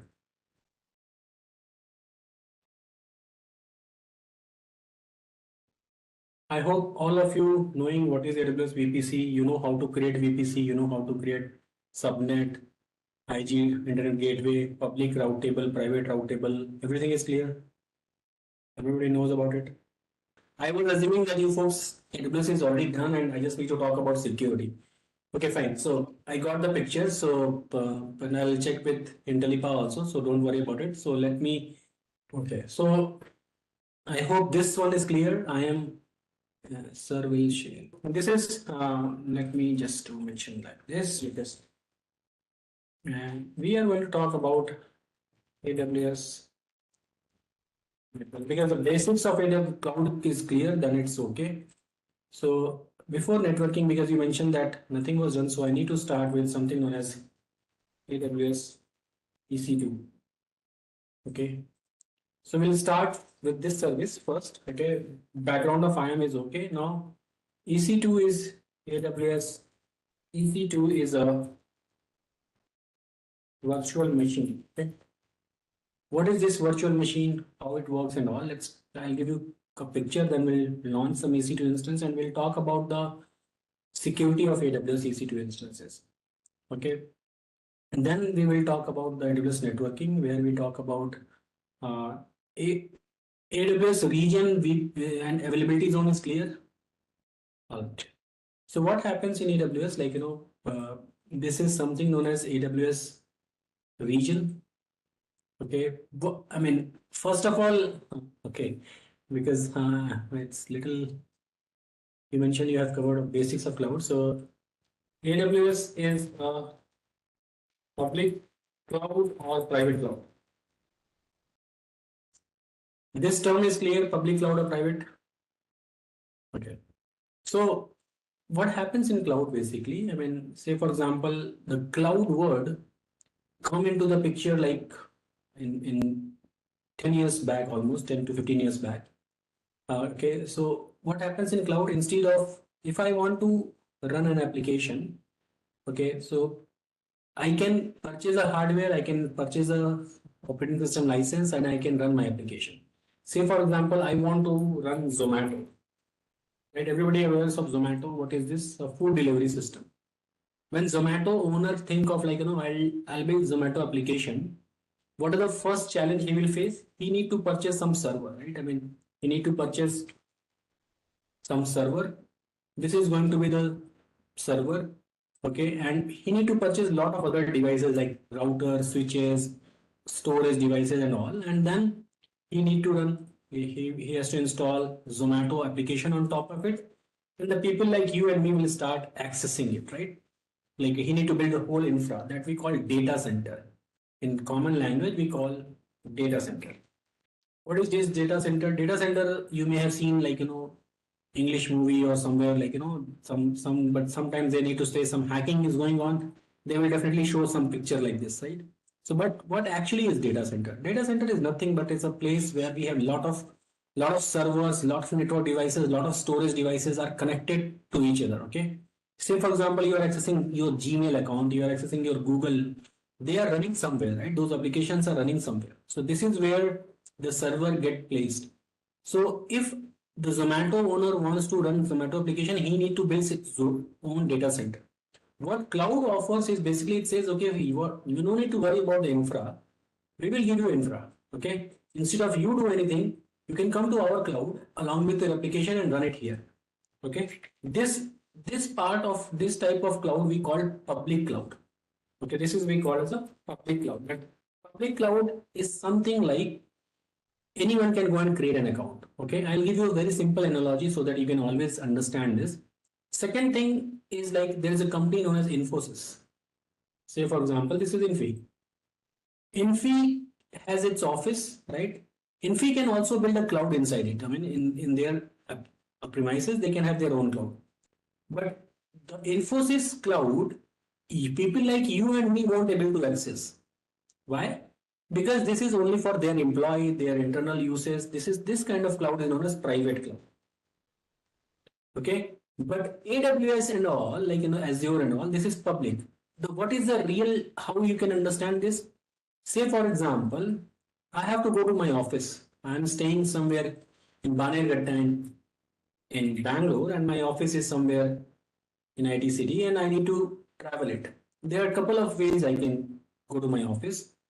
I can have my own car and I can travel from my home to this.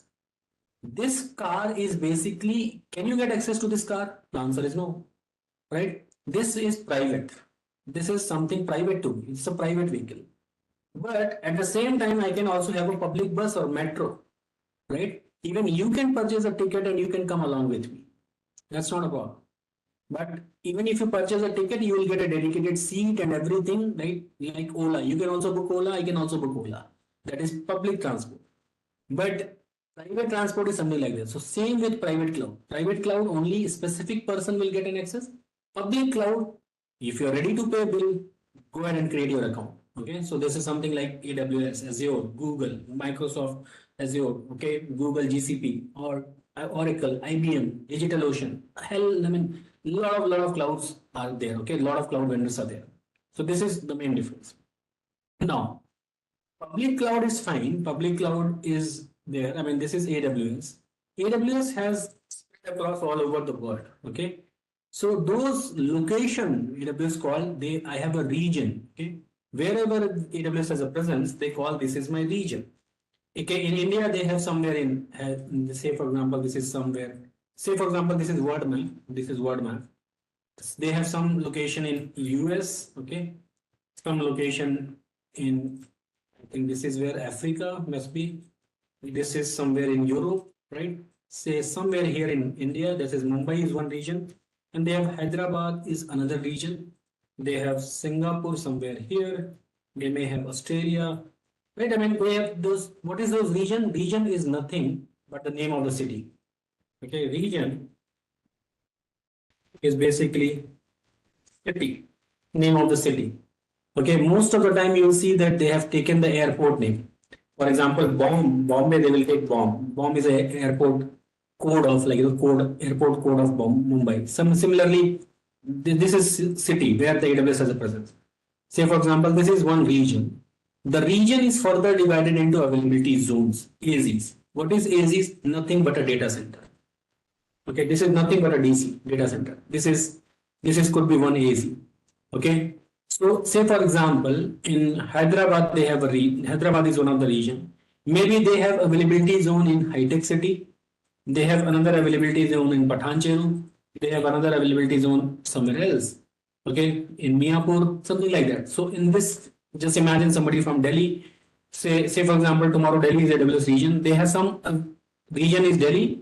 They may have some availability zone in Gurgaon. They have some availability zone in Faridabad, some in Ghaziabad, something like that. Okay, so they're different in the same city. They have availability zone in different. They have data center in different location. That we call availability zone. One region can have at least two availability zone or more than two availability zone. Okay, the region you will see here. The regions are, if you go to the services, any of this, or maybe let me go to AWS Home. Here you will see that they have AWS. These all are regions. Okay, these all are regions.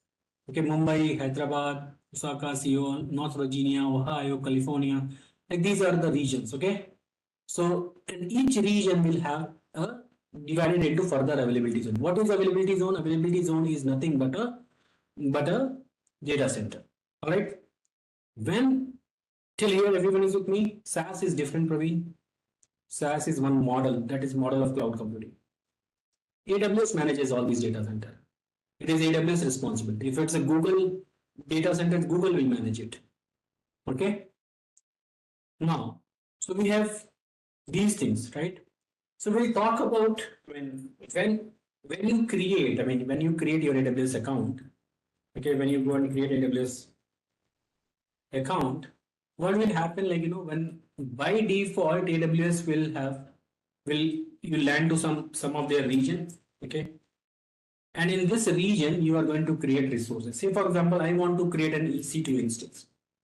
Okay, now you may ask, because it's a public cloud doesn't mean that security is compromised. Okay, that is first thing we need to understand. If you're running your Zomato application, so over the same cloud Zomato is running, over the same cloud Swiggy is running. They are competitor each of each other, right?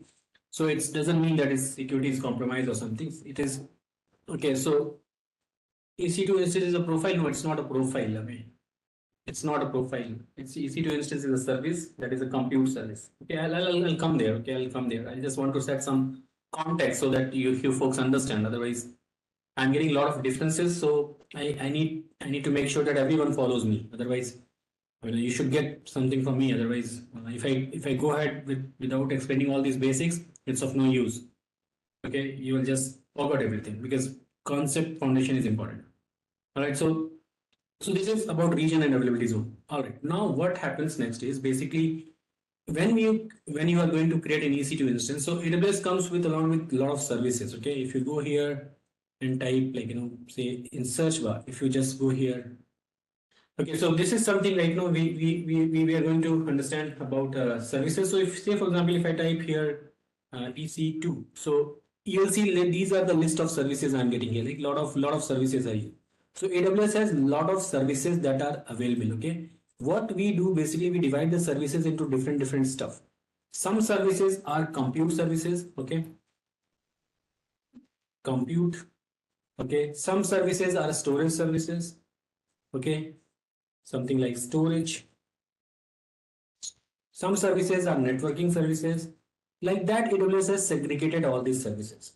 Some services are kind of AI/ML services, Gen AI services, all those things. Okay, so different type of services, and in each compute there will be couple of services. Like EC2 comes under the compute services. Compute means the server, the CPU. Compute means CPU. Storage is like where you store data, something like you want to store data, where you are going to store data, all those things. Some services, AI/ML and all, some services comes under the database, right? So this way there are almost 400 plus services in AWS. Okay, are we going to learn all those 400 services? Not at all possible.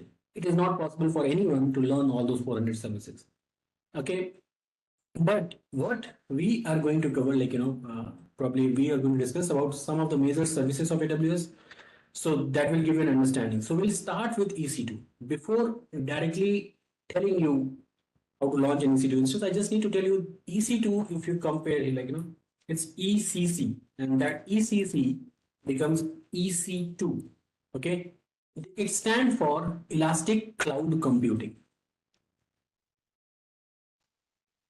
Elastic Cloud Computing. This is EC2.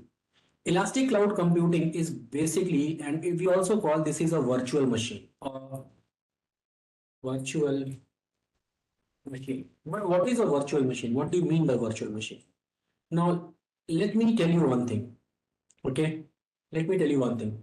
What at the end goal of this IT industry, I mean, what everyone actually wants here in this IT industry, they want to run their application. That's it. What I'm telling you, just try to understand. This is a code. Okay, this code is written by a developer or a group of developer. They want this code to be running. That's it. Okay, this code, they want this code to be running, or the application to be running, because they want to make business, generate business out of it, generate revenue out of it, make money out of it. That is the whole story. Okay, this code must be running in the form of application. Let me give you an example. You are using Truecaller, you are using Zomato, you are using Swiggy, you are using a lot of application on your mobile. Actually, this application is running on your mobile, right? And whenever you are using this application, somebody somewhere making some money, right? I mean, they are running a business model, and nothing wrong in that, okay? Because this is what everybody wants, right? So this is something we want to run this code. Now the question comes, how can we run a code? how a code means a program. Say for example, you are using WebEx right now. Okay, WebEx is written by somebody in Cisco. WebEx is a Cisco application. It has been written by somebody, and now we are installed this WebEx and we are using it. Whenever we are using it, they are selling the license, and the company behind WebEx, they are running some business model and they are generating revenue out of it, right? But the point here is WebEx must be running, right? So we can run this on a hardware, something like this machine, or this is a hardware, a server we call.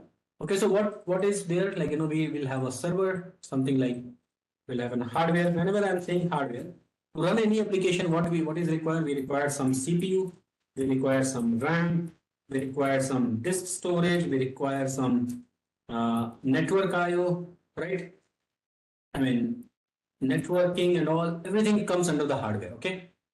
Over this hardware, something known as operating system get installed, right? This is an operating system that get installed here. All right, now over this operating system, we install the application we install our code in the form of application, and the app is the. Now tell me one thing, say for example, the hardware I'm having 10 GB of RAM, 10 GB of RAM, okay, and 10 CPU, okay, 10 CPU, and my application consume 2 GB of RAM and 2 CPU. It's a good design, bad design? What do you think? It's a good design. What is waste of resource, right? It's a waste. I mean, can I say that we are over provisioned? We are basically over provisioned, right? I mean, it's something like we rented an apartment 3 BHK and we are utilizing only 1 BHK, isn't it? Similar to that, right? Nobody likes to do that. I mean, it's a waste of money because you're paying for 10 GB. What is a better approach? The better approach could be use the same thing. Instead of that, running one application, run multiple application. One more application, another application. Say for example, this guy, this time, again we have utilization of 2 and 2, 2 and 2. So we are almost well utilized here. It's a better way of running application. Is this approach is better, running multiple application on the same hardware? Yes, obviously it's a better. But are you seeing any challenge here? There are some challenge. This is where the thing started. Okay, what is the challenge here? The challenge could be I'm having this application needs some 2 GB of RAM, 2 CPU. This application needs 2 GB of RAM, 2 CPU, but this application may be malfunction and allocate 8 GB of 6 GB of RAM and 6 CPU. Is there any way to control this in this particular model? No, there is no way to control this. Any of application can be malfunction and get more resource allocated to himself, and rest other guys will not able to get the required resources. Okay, that is a problem here that I can see. What is another problem? Another problem is the security issue. If in Windows where we install what is the default location of installation? C program files, right? Under the C drive we have something known as program files. Under the program files, you will have a application A ka folder, application B ka folder, and all. If I am getting the operating system access to C program files application A, is it very easy for me to get access to the configuration file of application B, C, and D? Right? Security wise, it's not good. We cannot run all these are enterprise level application. We cannot access one application from another application. This application only accessible by the team who has written this.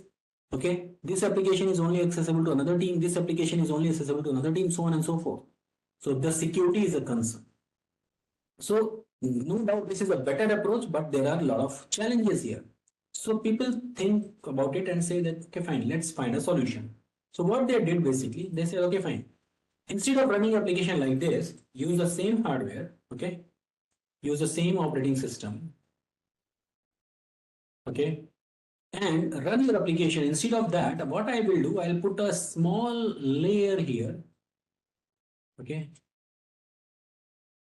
that we call hypervisor, okay, that we call hypervisor, and you can come with your application will have your application plus operating system. You will have your own operating system and your application. Run it here. Similarly, other application, I can run it here like this. One more, one more. Then you may ask, what is the difference in this model and this model? The real difference is hypervisor. What hypervisor will do, hypervisor is a specialized software that will allocate a portion of hardware dedicated to these machines. Okay, this portion of hardware, whatever this guy has allocated, okay, this portion of hardware will belong to this VM. That is the point number one. So even if you malfunction, you are not going to get more than this. Okay, that is capped here. Some kind of capping is there. Similarly, this will have some dedicated portion of hardware. When I'm saying dedicated portion of hardware, what is the meaning of it? The dedicated portion of hardware means if I have 10 CPU or 10 GB of RAM, out of which I will allocate 2 GB, 2 GB, 2 GB like that. You are not going to get more than 2. That is, I will take care. Hypervisor will take care of it. That is the point number one. The resource allocation. Exactly. All right. The second point, what hypervisor does is basically hypervisor will make sure that you are restricted to an area that belongs to you. You won't get access to any other area. I will restrict this application here. I will restrict this application here. And it is so, it is maintained by so well. I mean, it's that much clarity and security. I mean, this portion, this application belong to this portion, this application will have this portion, this application will have this portion. And even they doesn't know that other portions are available. This machine will think that this is the whole hardware and I'm getting the full access. This machine will think that this is the whole hardware and I'm getting the full access. This is as secure. You just try to understand this VM can belong to Swiggy, this VM can belong to Zomato. That much secure. This VM belong to Ola, this VM can belong to Uber. That much secure. Okay, they even don't know because you're not going to get access there. Okay, so this is a virtual machine. This is a virtual machine concept, and this is EC2 is such type of virtual machine. Okay, EC2 is a virtual machine that AWS offers.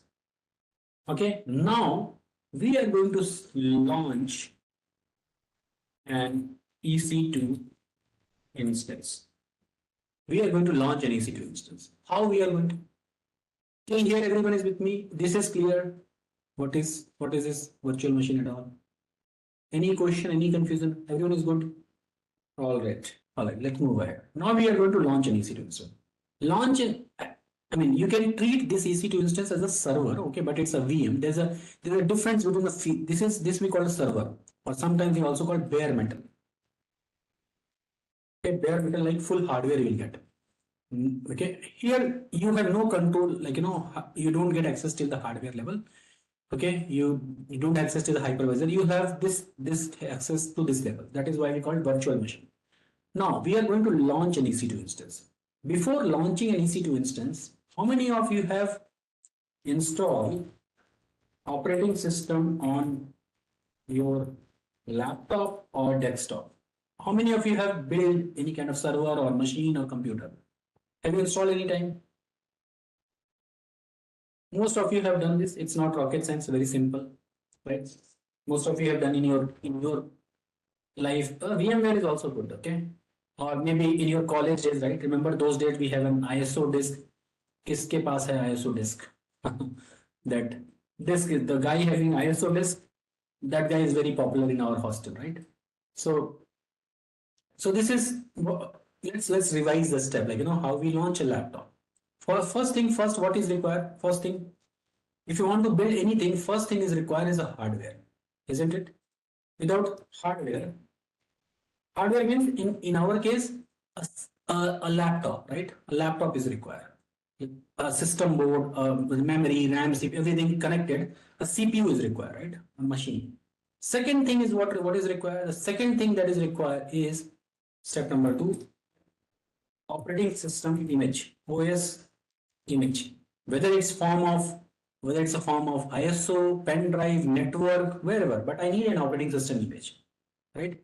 Once you have this hardware and OS image, what you do, you start installing operating system. You will install While installing, you will also configure OS, right? You configure it.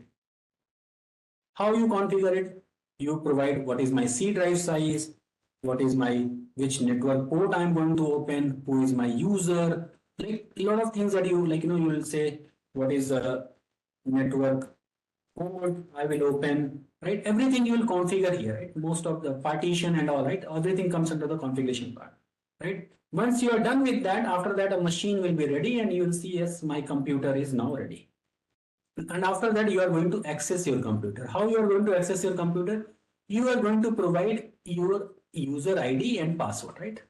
You'll provide your user ID and then you'll provide your password and you'll get a login prompt. And I mean, if it is a Windows, you'll get your desktop, right? If it is a Linux machine, you will get a command prompt, right? I mean, Linux also can have a GUI, but say for example, it's a command, right? This is the step. Similarly, when you launch an EC2 instance, the analogy, the process remains same. Okay, the process remains same. What? First you need hardware. All right. Hardware in EC2 instance we call instance type. The hardware we call instance. And there are different type of instances, so we can say instance. Instance is nothing but hardware. Okay, we'll say which instance you want to launch. It means what is the CPU, what is the RAM, what is the requirement. And we'll talk more about instance and instance type in a minute. Okay, we'll discuss a lot about instance type. Okay, because based upon your use case, some instance will have less number of CPU and memory. Some instance will have more number of CPU and memory. So it will be there, right? Second thing is basically is your hardware. Second thing is basically you need an operating system image that we call in Amazon AMI. AMI, whatever you want to say. It says Amazon machine image. Amazon machine image. All right, this is instance will be provided by cloud. Exactly. I mean, it is not our responsibility. It is AWS responsibility to provide you instance. And I'll show you how to get this. Okay, so this is Amazon machine image. Okay, so I mean, when I was launching instance, you most of folks are not getting it right at that point in time. When I launched this instance, we got permission denied because okay, oh, sorry, I was not aware. I thought like you folks know all that. Otherwise, I explain all those things there only. Okay, anyways, so this is something is Amazon machine image, that is the operating system image. Okay, and after that third step, we will configure it. Okay, configure it. When we configure it, couple of things we configure. We provide like what is the storage type I'm going to use. Storage. We will provide what is the network I'm going to use. Network port and all that we provide. Second thing we provide that is known as keys. Keys is something like providing user ID and password. AWS instance that you launch by default in AWS instance, by default, password based authentication is blocked. What I'm saying? Password based authentication is blocked. Okay. What AWS offer? AWS allows key based authentication. What is key based authentication? Is basically the simple है. If two devices from one device, this is my target machine, this is your source machine. If you want to connect from your desktop, I mean, if how you log into your Gmail account, Facebook account or something from your machine, this is your client machine, right? This is client. This is your desktop, that is your client machine. Okay.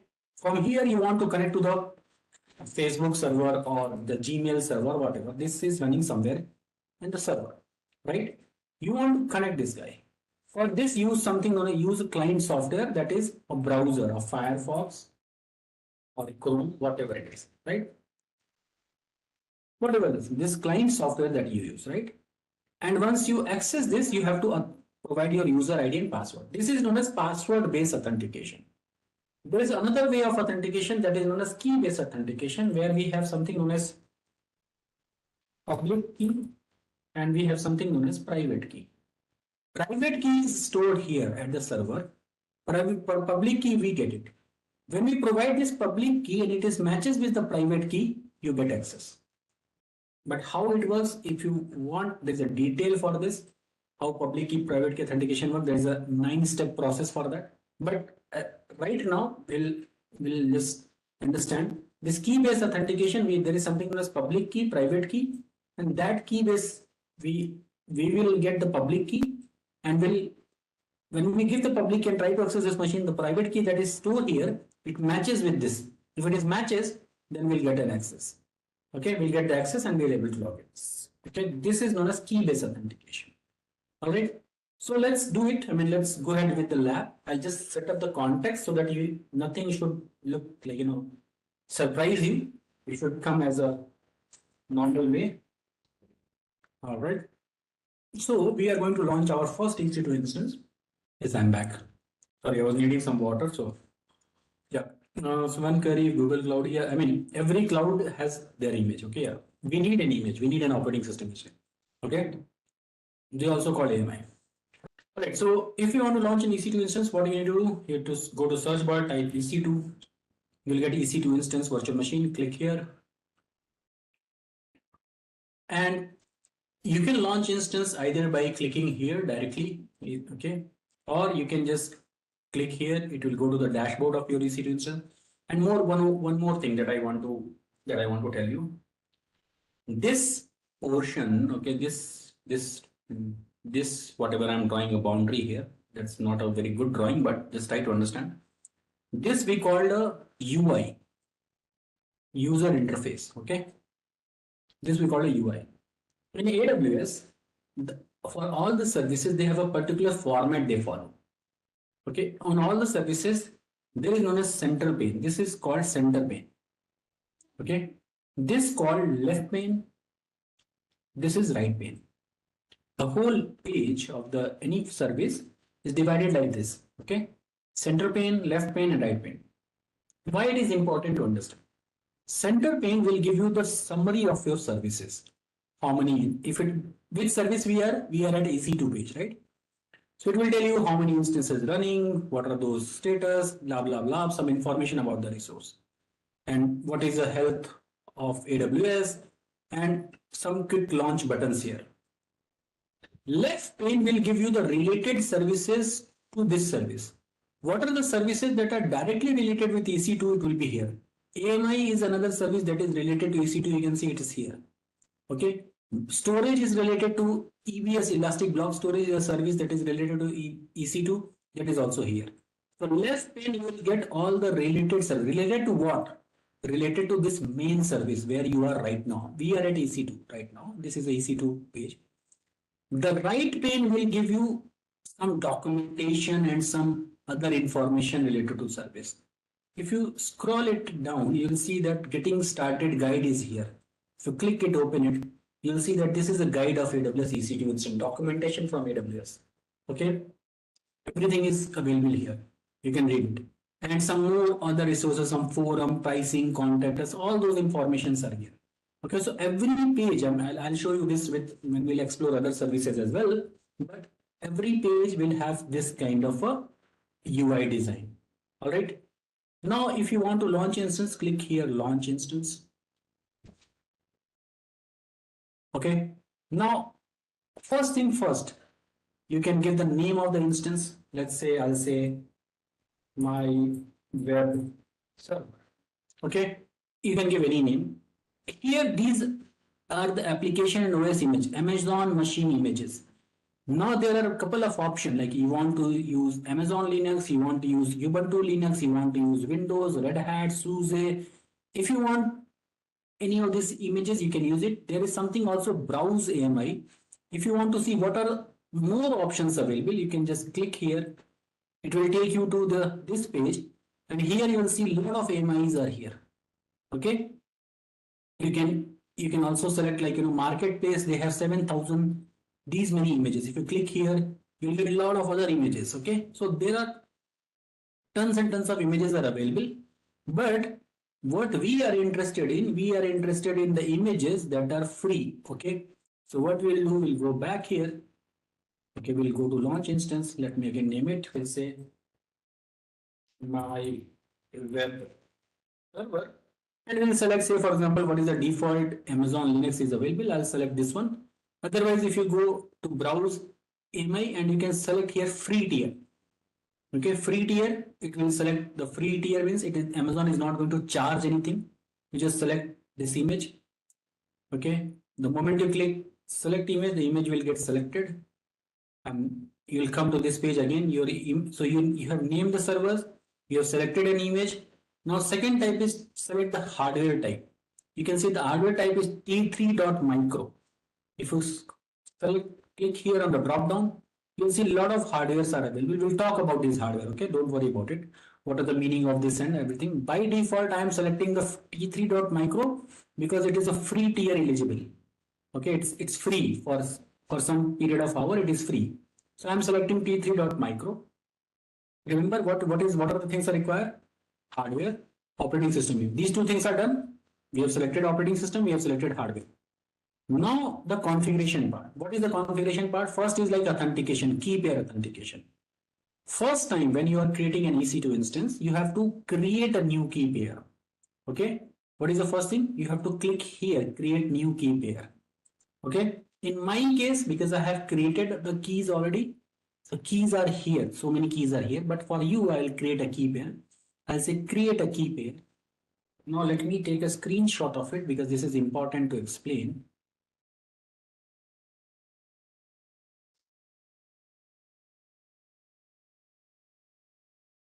Okay, so this is the option of create key pair. So if I explain you this, like now, here you can see you need to give first the name of the key pair. Then there's a protocol that you need to select. We are selecting by default RSA protocol. Okay, and then there is a type, format type. First one is PEM key, second one is a PPK key. PEM key and a PPK key. You have to use PEM key for if you are using, if your source machine, your desktop is Mac or Linux. What is I'm telling you? If you have to choose PEM key, what is the type of your desktop? Either it's Mac or Linux. If you are using Windows laptop, you should select PPK option, putting private key. Okay, that we need to. Or if you are using such open SSH tool, if you are using putty, use PPK. If you are using any open tool, even in Windows also we can use open tools. There are some tools are available. So we use just to for you. I need to make it simple. Okay, you can use PPK. Because I'm using putty, so I'll use PPK. I'll name this key as 2025. Okay, and I'll create key pair.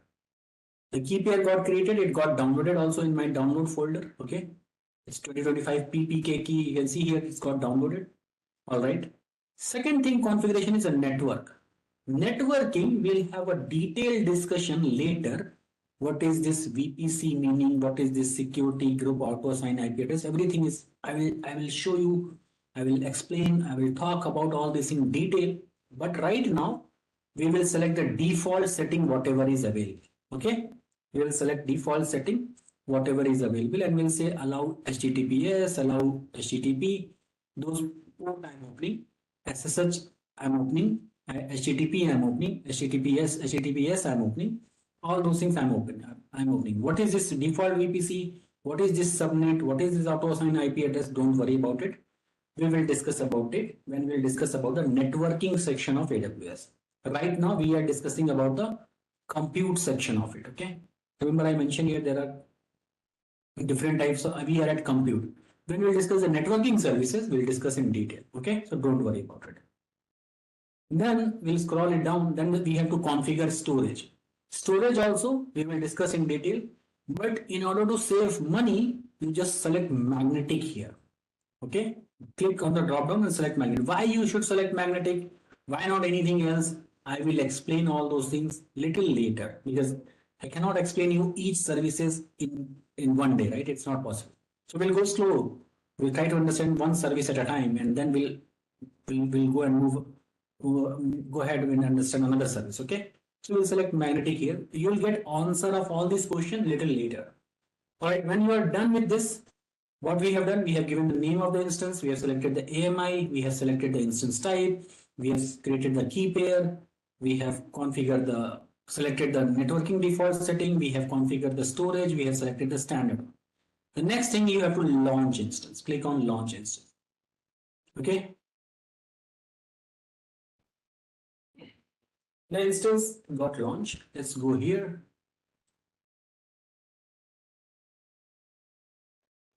So you can see this instance is still, you can see this status is running here.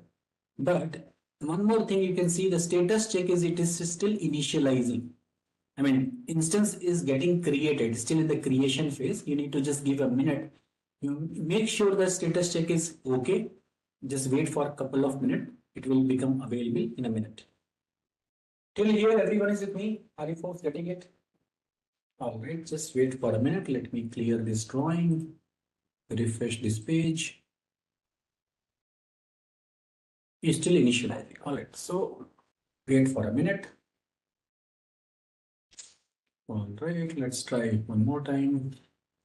Still initializing. Okay, that much time. I mean, we can access the instance, but I just want to show you something. I don't wait for it running. I can copy the IP address and I can access it, but I just want to show you something. That is why I'm just making sure it should be available. Initializing, because I want to show you the status.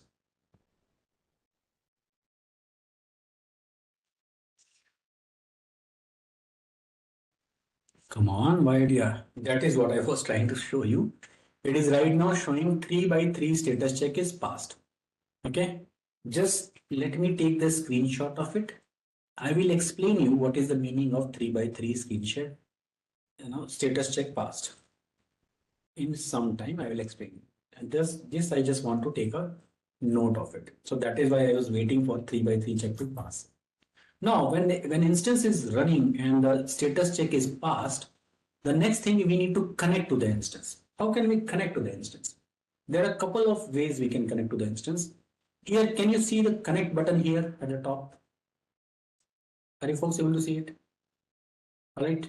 So first thing, when you can click connect here, okay, it will tell you like how you want to connect. The username of this machine is EC2 instance, EC2-user. I mean, the machine that we have created, the username is EC2, the username is EC2-user. Okay, there are multiple ways we can connect. You can just click connect here. Okay, it will give you the connection option. Okay, it will connect your EC2 instance. You can say it's time to establish connection. Using over internet, you can connect it. Okay, you can just wait for a minute. Connection will get established. Can you see that the instance got connected here? Okay, you can run some command here. You can run ls and everything. This is the instance that we have connected. That is one of the way. Okay, second way is like, if you go and click connect again, there is session manager. Okay, there is SSH client. This is what we are going to use, SSH client or serial console. Okay, SSH client that I am going to use is, I am having a software. Remember, I give you a analogy here that when you connect to your Facebook server, you use a Firefox as a client software and you connect to the server. Similarly, this is my desktop. This is my laptop here. Okay, this is my laptop. I am here. EC2 instance is running in somewhere AWS. Okay, this is AWS cloud, right? My EC2 instance is running here inside AWS, right? कुछ ऐसा ही है. I want to connect to this EC2 instance via over internet. Okay, this is internet connectivity. I mean, I need to connect like this. For that, I need a client software. The client software that I am going to use is PuTTY. Okay. Is PuTTY the only software? No, there are some other software. Somebody was saying Mobile Extreme and all, right? So but PuTTY is very simple. What you can do, you can just go to Google and type for PuTTY. PuTTY, whatever you want to call it. Okay, somebody called PuTTY, somebody called PuTTY, somebody called PuTTY. It doesn't matter. Okay, what you call it doesn't matter. PuTTY download. So you can download the PuTTY software. Okay, it's an exe file. It will take less than 1 minute to download. Okay. The moment you click on download, it will get downloaded. And after that, when you run it, something like this will get open. Let me do one thing. Let me shut down this machine. Sudo limit 0. This is off. Let me also shut down this machine. Sudo limit 0. That is also shut down. Now I want to connect to this. When you install putty, you will get something like this. Okay. This is the page you will get. Okay. So what you need to do first time. Okay. You need to first, here in the putty window, you need to give the host name or IP address. Go to the EC2 instance. Okay. Your EC2 instance and copy the IP address. Okay. Go to EC2 instance. This is my web server. If you click here, you'll get the IP address. Can you see the public IP address? Copy this IP. The moment you click here, it will get copied. You have to come here, give the IP address here. Okay. And second thing, what you need to do is you need to provide the key information. Okay. Yeah, I'm telling you how to access it. Just please focus here. Okay. Please focus. It's very important. Remember, we have created a key and we have downloaded it 2025K, 2025 key.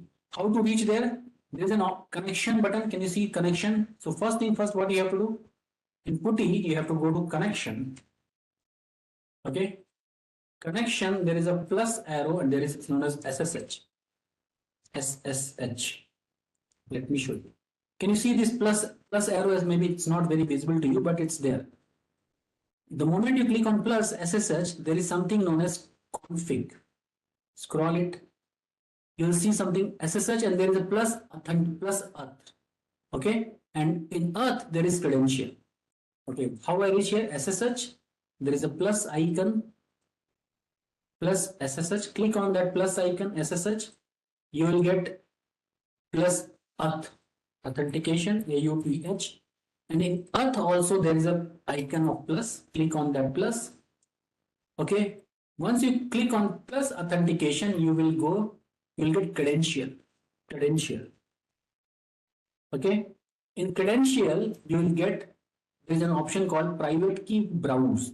Click on browse and go to the path of your key there where you have downloaded 2025K. Okay. And come back here, go to your login session and save this session. I'll say AWS 2025 and I'll save this session. All right, what I have done, first you have to open putty. Okay, open putty. Okay, in the type your IP address. After that, go to connection. From connection, go to SSH. From SSH, go to auth. From auth, go to credential. Credential, browse your key where you have downloaded. Everyone is clear? It's very simple. Okay, it's not that much difficult. Okay, I'm giving you a step-by-step document. SSH, authentication, credential, browse the key. Okay, once you click here and you save the session, you can access it. You can just click AWS 25, load and open. Accept it. Can you see that I'm getting the login prompt here? Let me increase the font size, change setting. Appearance, change. Let me make it 24. Okay, apply. Can you see that I'm getting the login prompt here? Login. What is the username? Remember the username? EC2-user. Press enter. Yes. We got the session. We got the console. What is this? Where this machine is running?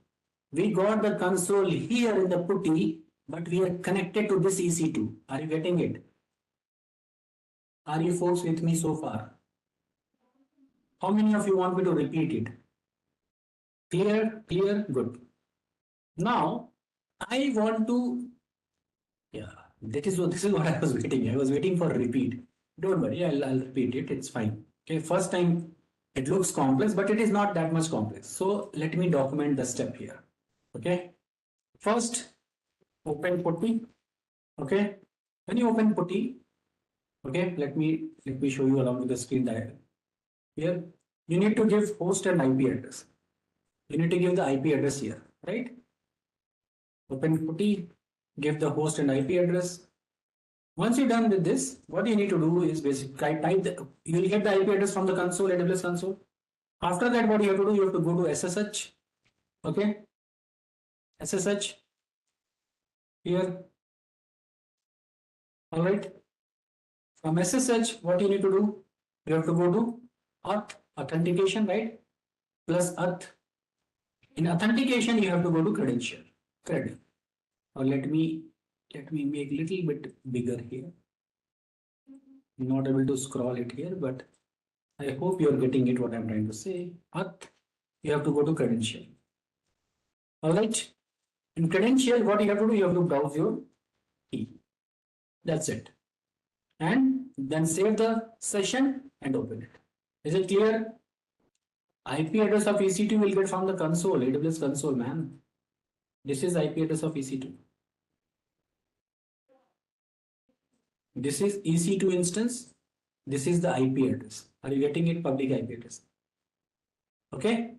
How to copy it? I think everybody knows how to copy any content over the page, right? You can click here also. It will automatically get. If you click this double square button, it will automatically get copied. All right. Everyone should be able to access EC2 instance now. This part is still heavy here. Everyone is with me. Good. Now we are going to install some software on it so that it makes sure that we are good. We are able to access it. So what we will do here? Okay. What I'll do, I'll clear the screen. Let's say sudo su. Sudo su is basically I'm going to become root on admin of this machine. So I'm become root. Windows is little different. Okay, Kasif, I'll show you about Windows, but let's focus here. Okay, Windows is we need to use WinSCP. I mean MSTSC, right? So that is for Windows. So I become a super user. Yes, my ID is right now. You can see I'm root here.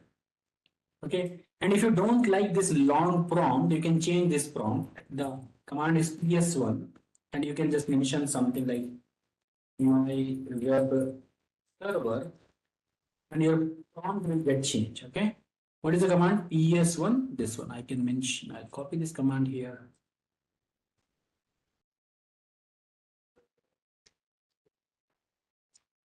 Okay, this is the command that you can change for what? For changing the prompt.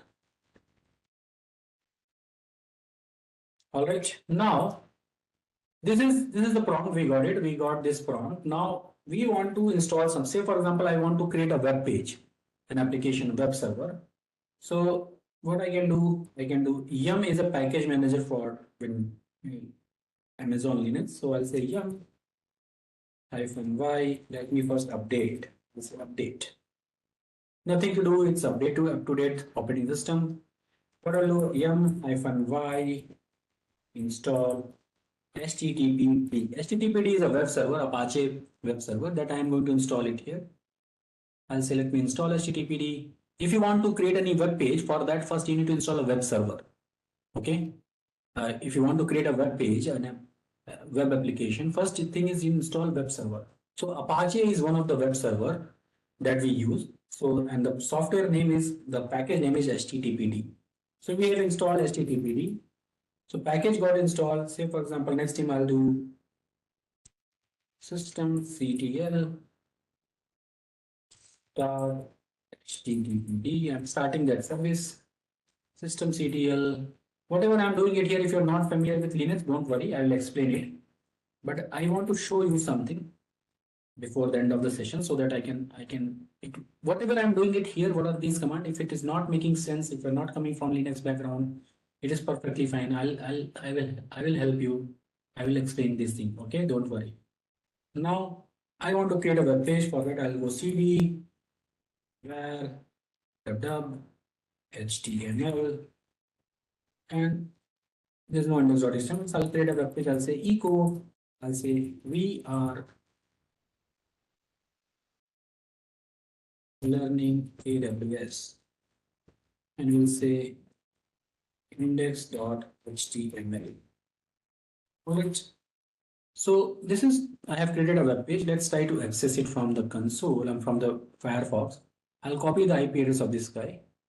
I'll go here, paste it. Can you see that we are getting this web page, simple web page? We are learning AWS. Same thing, same web page we have created here. We are learning AWS. Right? So what is happening here? So first of all, we are accessing AWS using putty. Using putty, what we have done, we have installed our application here, app, some web page. This web page we are accessing from our, even you can access this application. Just type in your browser 18.61.70.197. 18.16.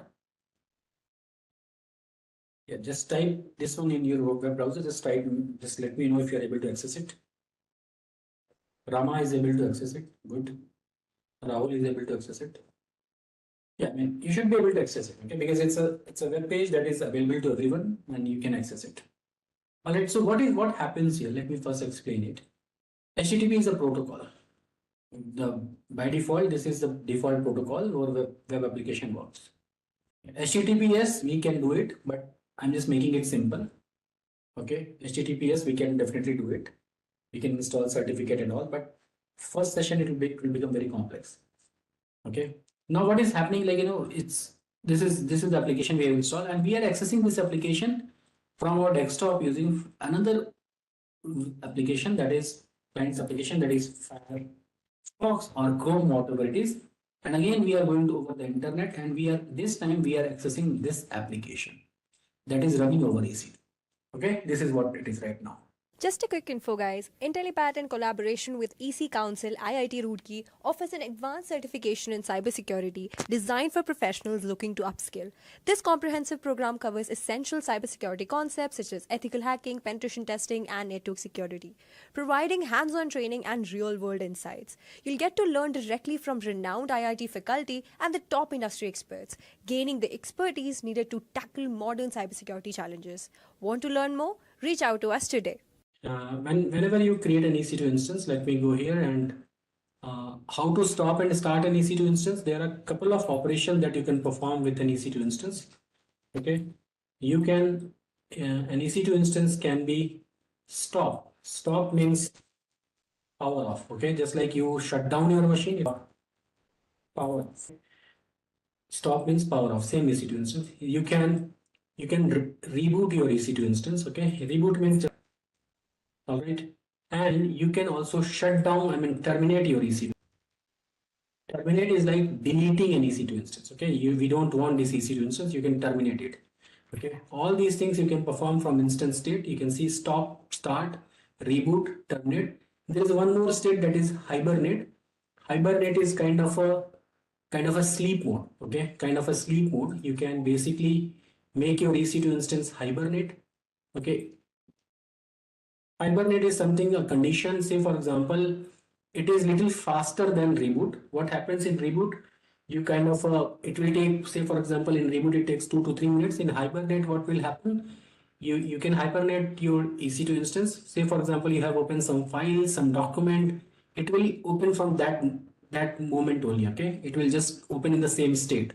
It's kind of a sleep. We can also sleep your laptop, right? So that is kind of a hibernate here. So stop, start, reboot, terminate, these are the options. When you stop your instance, in order to turn it on, you have to start your instance.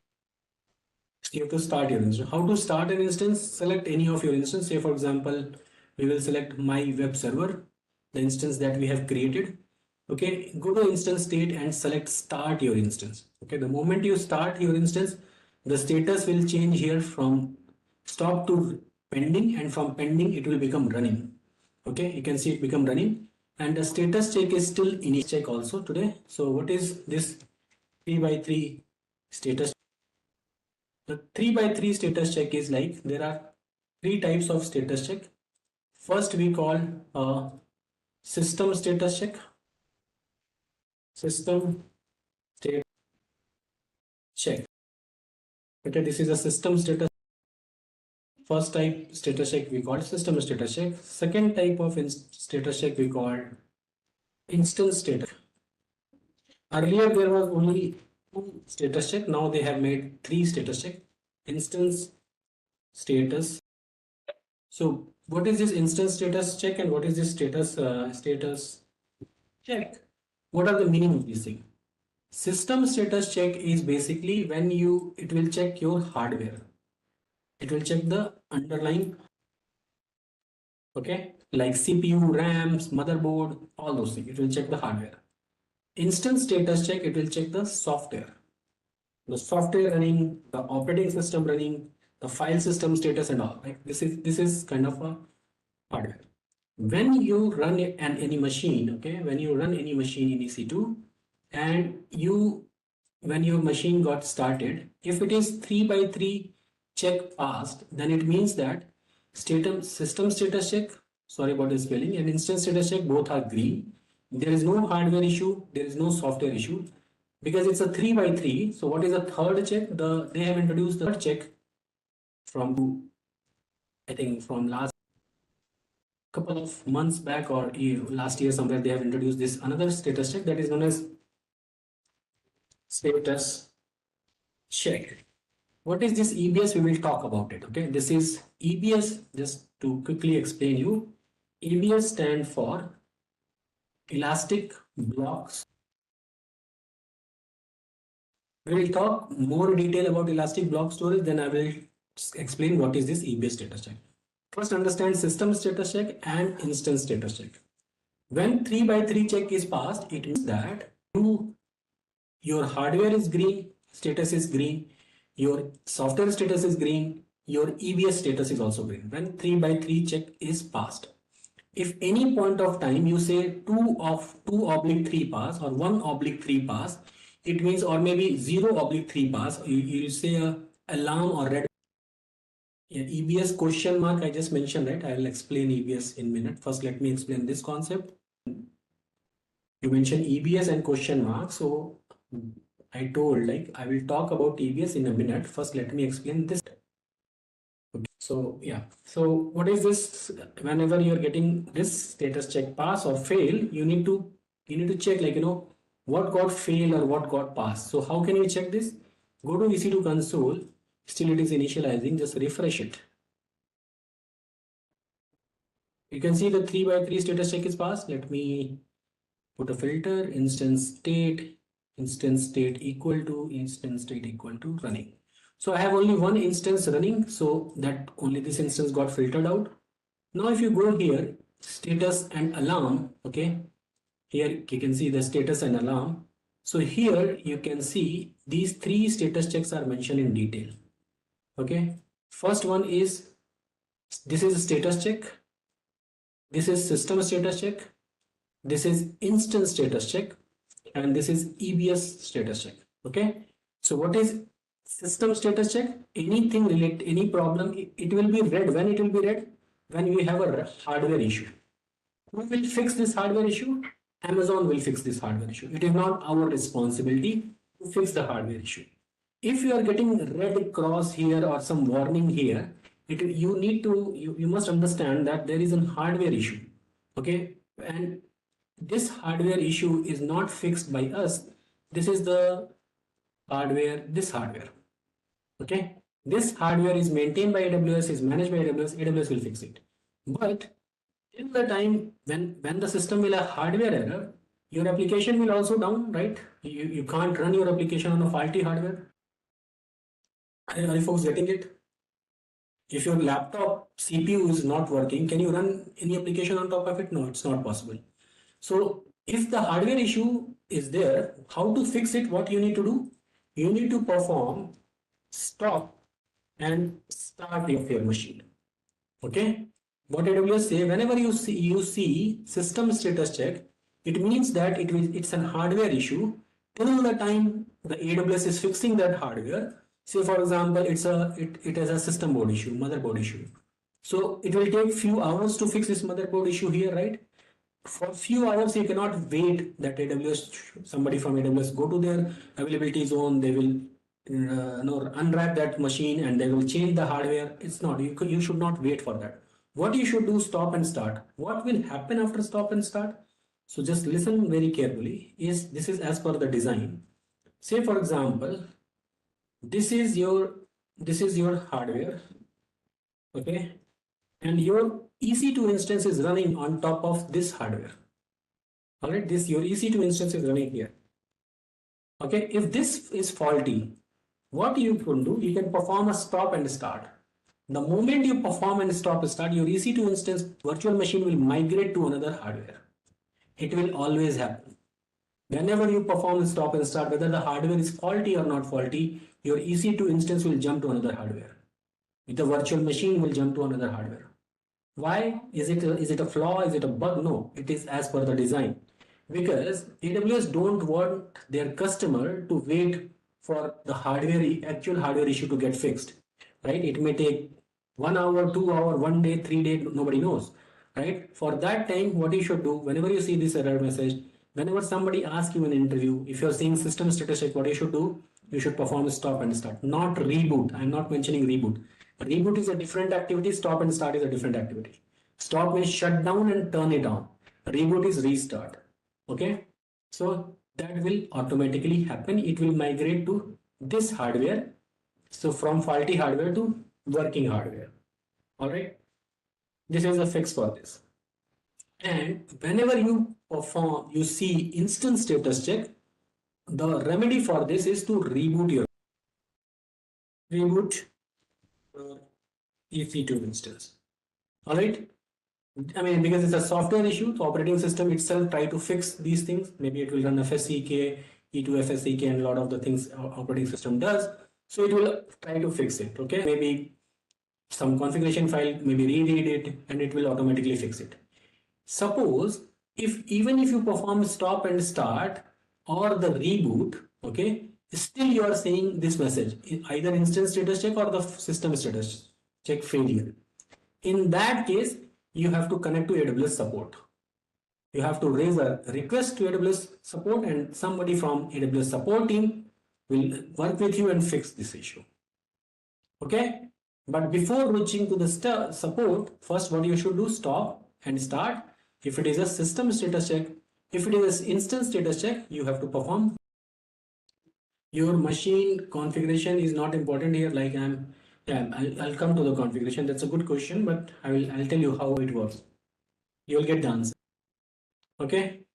So first thing, I mean, to answer this, you need to understand a couple of things. First, we'll also understand the storage of AWS. Storage of AWS. At a very high level, there are two types of storage. First, we call block storage. Second, we call object storage. Block storage is something like, I'll give you an example, okay, so that you never forget how to remember this, okay, how make this entry permanently in your brain. Okay, so say for example, you are installing a machine, Windows machine, or you're installing a laptop. You created a D drive, or we create multiple drive, right? D drive, E drive, and all. Can you store data on a D drive without formatting? First, we need to format it, right? Anitosh, I didn't got your question. What about availability? Which hardware you're this hardware availability? I mean, another new hardware is available or not? This is what your question is. Okay, so that is taken care by AWS. They have tons and tons of machines already available in their data center. Okay, so very rarely you will get limit issue or hardware not available. Very rarely. Maybe any big billion sale or maybe Black Friday sale kind of stuff is going on. Even that also, even IPL streaming is going on. A lot of machines. Hotstar is a very big customer of AWS. Whatever IPL matches you watch basically on AWS. So basically, they have plenty of hardware available. That is internally taken care by AWS. Okay, you will definitely 99.99% of the time hardware. Okay, I'm not saying every time, but all the time. And if you are not getting any hardware, you need to reach out to AWS support. That is what I mentioned. Even if you stop and start and your machine is still showing system status check, something internally, something not working, you need to check with AWS support. They will. Okay, you got the answer. Right, what I was discussing, yeah, block storage. Have anytime without format, you cannot access, you cannot write the data, right? You need to first format it. Yes or no? Everyone is with me? In Linux operating system, if somebody from Linux background, for Linux background, you have to, when you create a partition, anything, you first thing you have to do mkfs, right?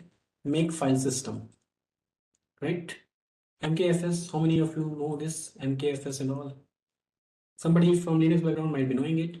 We need, mkfs means make file system. We have to create a file system. Even when you format the disk, actually what you do, you create a file system. Either it is ntfs or fat32, whatever it is. But nowadays nothing like fat32. Everything is ntfs and all. So you are basically creating a file system, right? And even in mkfs also, we create a file system, maybe ext3, right? ext3 or xfs, whatever it is, but we are creating a file system, right? So this type of storage we call a block storage. You can only write the data after the creation of file system. It also means that you are having a very granular level of control over that kind of storage. What do you mean by granular level of control? You can define the block size, right? Block size, like, there are a couple of things that we will discuss uh, about the performance of storage. So whatever the meaning of block size, I will explain in a minute. But that, I mean, you have a control, like whether it's 64 KB or 128 MB or whatever. You can decide these many parameters, like what should be the size of a block that an operating system can interact. That you can define it. Now tell me one thing. Have you format or create file system when you upload a data to Google? Have you format it, or you just go and dump your data? You didn't format it, right? Nobody even think about like what kind of storage it is. It's just not allowing me to format, and it's storing all data. So that kind of storage is known as object storage. Google Drive is a very good example of object storage. Okay, but it is now in Google Cloud. But this is one of the example. Your OneDrive is an example of object storage. You have Dropbox. Have you heard about this company Dropbox? Right. So Dropbox is a very good example of object storage. I mean, you just need to dump your data. It means that you are not getting control at very granular level. Somebody else is doing the job for you. You are just storing your data. So that type of storage we call object storage. In AWS, the blocks storage service that we have is known as EBS, Elastic Block Volume. The service name is Elastic Block Volume. All right. In AWS, the object storage service that we have is known as S3, Simple Storage Service.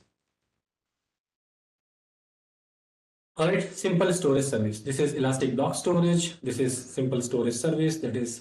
This is here. Okay. Now, these are the type of storage that are available. Okay, that is very high level. The storage type is block storage, object storage.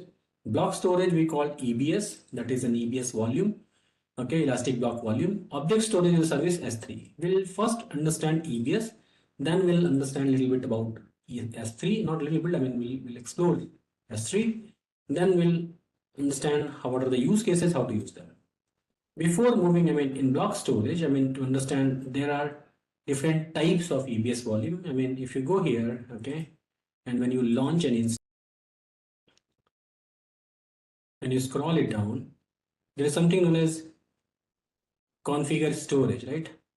Can you see this configure storage? In configure storage, if you just drop down here and click here, there are different types of storage available. Like this is EBS. This is EBS. Okay. We have different types of EBS available. What are the types of EBS available? EBS we have general purpose GP3, general purpose GP2, provision IO, IO1, SC1, ST1, and magnetic standard. Okay, and also when, let me just stop here, all block storage. This is like what are these different types of storage, why there are different types of storage, and what are the use case of these different types of storage. Before that, we need to also understand at your this I'm talking about the hard disk, okay, your disk that is you're attaching. Now we have in block storage we have two types of hardware, types of hardware. In block storage, types of hardware, what are the types of hardware we have? We have something known as HDD and we have something known as SDD. What is this HDD and SDD? Let me show you a photograph. Have you folks seen this kind of hard disk? How many of you have seen this kind of hard disk? Earlier it was there. It is HD is or HD. I don't know what is HHD. I don't heard about. Okay, so this hard disk is like I have a this is the real picture. Okay, what happened, like this is a spindle and this is a magnetic disk and our data store here. Earlier, like earlier version of operating, I mean hardware, like not very old, I mean I think 5-10 years back, I mean not even 5-10 years back, even today also you can have this HDD kind of storage. Okay, this is little old, it's a magnetic, we call it a magnetic disk. Okay, then now even this is quite dated. Okay, I mean performance wise it's not that much great, and even cost wise is not that much great, and the size wise also not that much great. Recently you may have observed, like 5-7 years back, all of a sudden the hard disk size, everybody started talking about 1 TB, 2 TB of storage. Have you observed this? Like even normal PC in our home also we have 1 TB of storage, 2 TB of storage.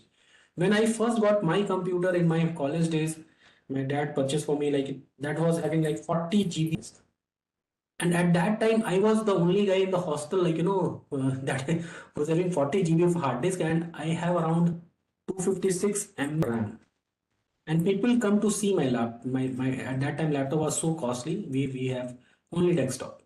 Okay, and people come to see my desktop, like how it is performing and all, and that was like awesome combination. After a few years people started talking about 500 GB, 500 GB, and within few years people started talking about in terabytes. So what happens at the back end? Actually, we move from HDD to SDD, solid state device, SSD, sorry, SSD, solid, I always type it wrong, SSD. What is solid state device? Solid state device is something like this. This is solid state, this is just a chip, okay? This is a solid state device, Western Digital, and it's very compact, but it can store a huge amount of data. Okay, and performance wise is also very great. I mean, it's not magnetic, it's even your phone also have these things, right? SSD, you can have this kind of SSD. So we move from HDD to SSD. So that is why all of a sudden, I mean, this change happened, and we have this SSD. Okay, so in AWS also we have two types of, in EBS we have two types of storage. Okay, if you see here, like the general purpose one is this guy, GP1, GP2, all GP, IO1 is this guy. There is a cold storage SC1, ST1, and magnetic standard. Magnetic standard, all these guys belong to the magnetic one, still magnetic one.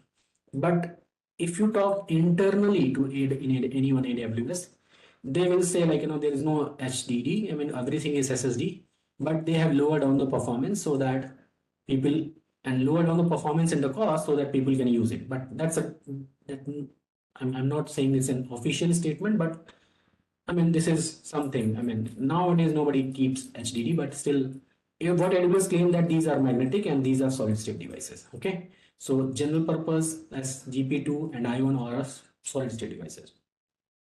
Okay, now two more concept for this storage so that you can understand easily. First, there are two things, okay? First thing we call it as IOPS, and second thing we call it the throughput. Okay, what is IOPS and throughput? So let's first understand IOPS. IOPS, input output per second. Okay, here we call as input output per second. But what is input output per second? Say for example, this is your hard disk. Okay, this is your laptop hard disk. Just imagine, and you are saving your CV. This is your CV that is stored somewhere in your laptop. All right, this is your CV, and you are here to, you want to read your CV, you want to open your CV. Okay, you know what happened actually? When you make a request, your CV is stored in where? In a secondary device, that is hard disk. Actually, it should go to RAM, then only you can read it, right? Primary memory. You make a request, okay, and you get a response back. You get a response back.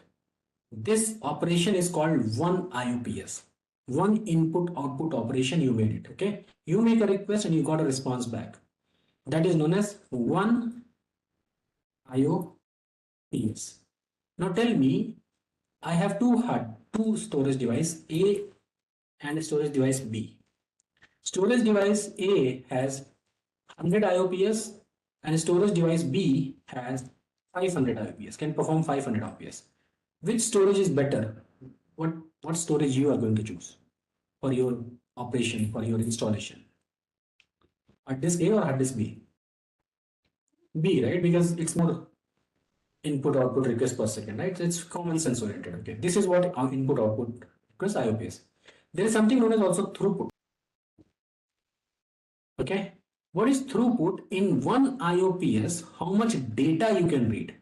Okay, say for example, just imagine in one input output operation, I can 10 MB, 10 KB of data. Okay, 10 KB of data I can read in one input output operation. This is known as throughput. Okay, so again, if a hard disk A, and I have two hard disk A, and again I have another hard disk B, the throughput of A is, say for example, 100 KB per second, 100 KB, and this one is 500. Which one is better? Obviously B, right? Because B has more throughput. In one operation I can read more data, so my performance will increase. Say for example, if I have my CV is of 100 KB, okay, in 100 KB, I need to make 10 input output requests to read the whole CV. Are you getting it? Because in one I can read only 10 KB of data because my CV size is 100 KB. So how many input output requests I'll make? I'll make 10. If my throughput is 50, I can make only two input output requests and I can read my whole CV. This is what I'm trying to say. Are you getting? So is it always good to have a good high IOPS and high throughput? No, it is not always good.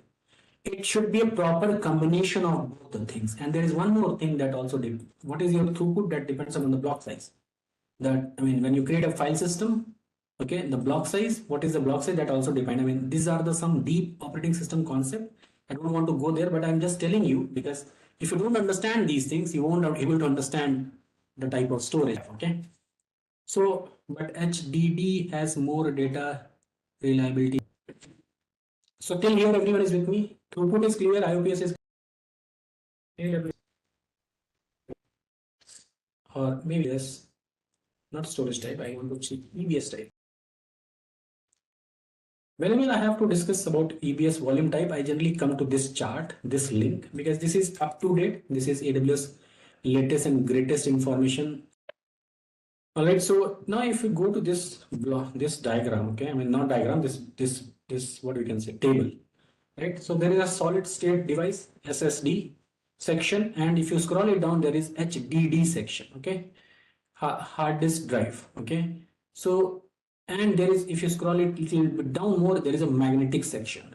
Magnetic is the oldest AWS device. When AWS started somewhere in 2009ish or 7ish, somewhere there, they started with something, they started with something, this particular disk, okay. So still they are carrying it, and it is very cheap as compared to your SSD or HDD.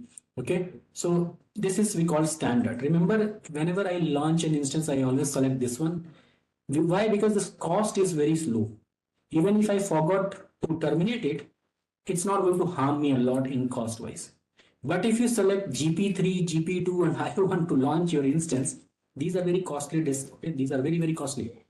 Just use it wisely. Okay, yeah, because this is not for test purpose or something. This is for mission critical databases. Okay, I'll show you how and why. Okay, now let's try to understand about SSD.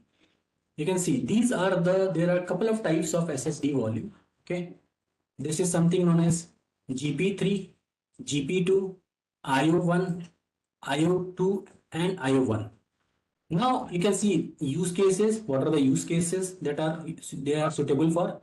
But more than use cases, I will tell you the maximum IOPS. Look at here, 16,000 IOPS per second, 16,000 input output requests per second. Oh my God, it's huge. Okay, if it is huge, let's see about IO2. 256,000 input output requests per second. That much of performance. It's very high performance. Okay, and what is IO1? IO1 just 64,000 IOPS per second. Okay, what about throughput? 1000 MIB data per second, 250 MIB data per second, 400 MIB, 4000 MIB data per second, 1000 MIB data per second. It's huge. It's very huge. Okay, performance wise, these guys are just do the magic. If I'm running something like Amazon, if I'm running something like Netflix, if I'm running something like Hotstar, probably I will choose this kind of disk for my database because I need that kind of performance. Amazon, a lot of people do window shopping and all, so they need huge performance in database. Similarly, if you need, I mean, remember one thing, we cannot drive Ferrari at the cost of Maruti, right? If you want to drive Ferrari, you have to pay for Ferrari. If this is Ferrari, you have to pay for cost will also in the same range. Okay, so make sure that if you have this kind of use case, then only select this kind of hard disk. Otherwise, your bill will be a little higher side. All right. Now, if you come back, scroll it down, there is another type ST1 and SC1. They are HDD type, but their use cases is like they are not for, you cannot create your root volume with this, but you can add more storage. Like, what is IOPS? 500 IOPS and 250. This is not bad, by the way. Okay, 500 input output operation per second is good with 500 MIB of throughput. It's good. Okay, and the cost is little lower than IO1 and GP2 and all, but the performance will also little degraded. That is fine. I mean, as I mentioned, you have to pay. If you are ready to pay higher, you will get a better performance, right? Standard has a volume size. This is maximum IOPS is 40 to 200. Maximum throughput is 40 to 90. That is good for us. That is absolutely good for us. I mean, I'm not running any application here, so I can use magnetic. Okay, and the cost wise is also low. So based upon these things, I mean, if you read more, you'll get more information here. But based upon this, we select the type of for us. Are you for me? Can we select multiple storage? Yes. This is my root volume. Say for example, I'm selecting magnetic. I can say add more volume, add new volume, add new volume, add new volume, and I can select different type of storage. IO1, I can select SC1, but root should always be GP2, GP3, IO1 or magnetic. Root cannot be SC1 or ST2. All right. So based upon that, we can select storage. I'm not going to launch this instance because this is going to be very costly. So EBS volume is clear, like type of storage. If your instance is running, okay, let me put again filter instance state equal to instance state equal to. So I have this server here. If you go to in this particular section, there is a storage. If you go to storage here, you will see that this is the volume that we have created, dev xvda, that is there. And if you want to attach more volume, let me just log into this server. I think I have the IP address now. Let me just log into this server. Let me go to details, copy the IP address, and go here. Okay, what was the key name? AWS 20. All right. It was an EC2 instance, so EC2 hyphen user.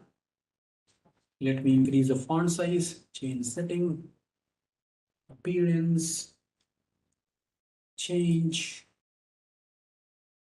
24. Okay, apply.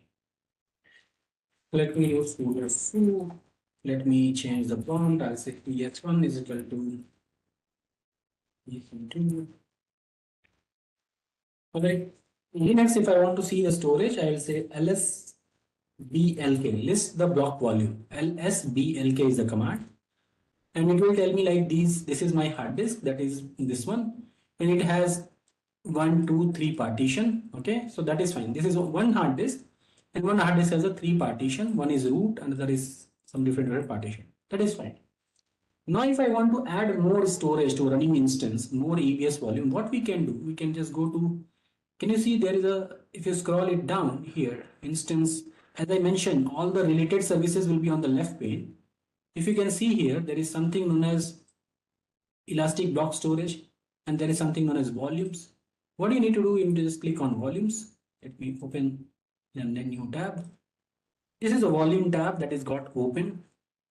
We have other volume as well, but 20 GB when I launched 20 GB of storage. Okay, so I need to check, like, where is my EC2 instance. So this EC2 instance is launching which availability zone? It got launched in AP South 2B. Can you see that AP South 2B?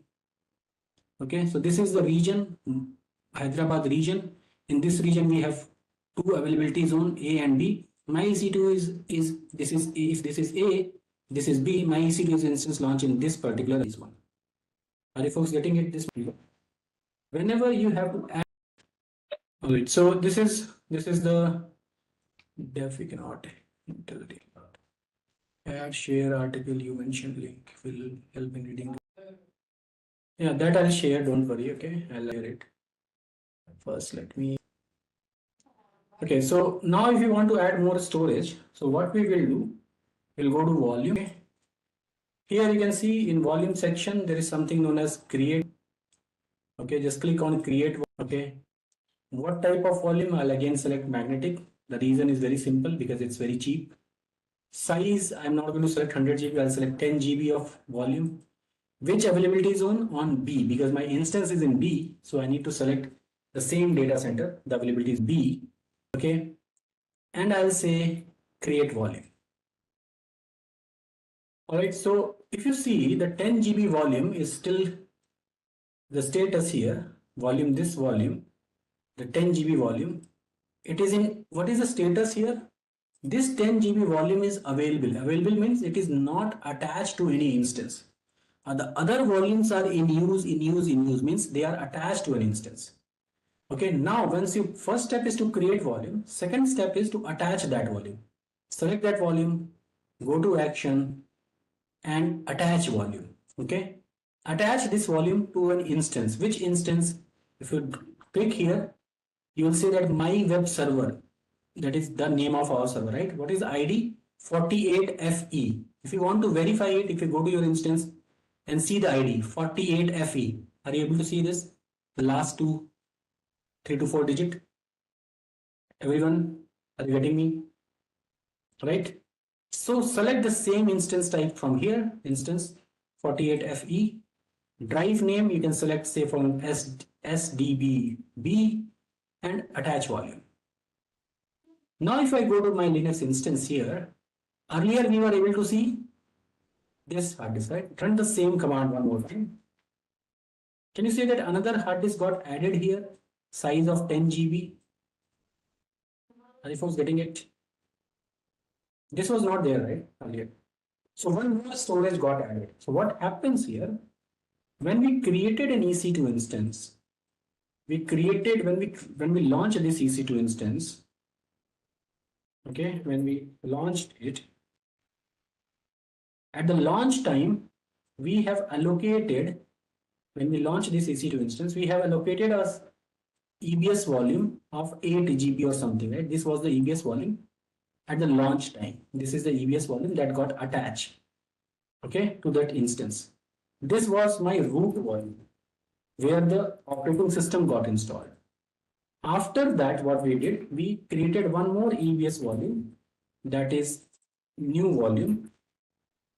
Okay, and thus this we attach while the instance is running. Okay, so EBS is one service, EC2 is another service. Okay, they are two different service. EBS is one and EC2 is another service. We are making the volume available to this instance. Okay, we are making root volume available to this system.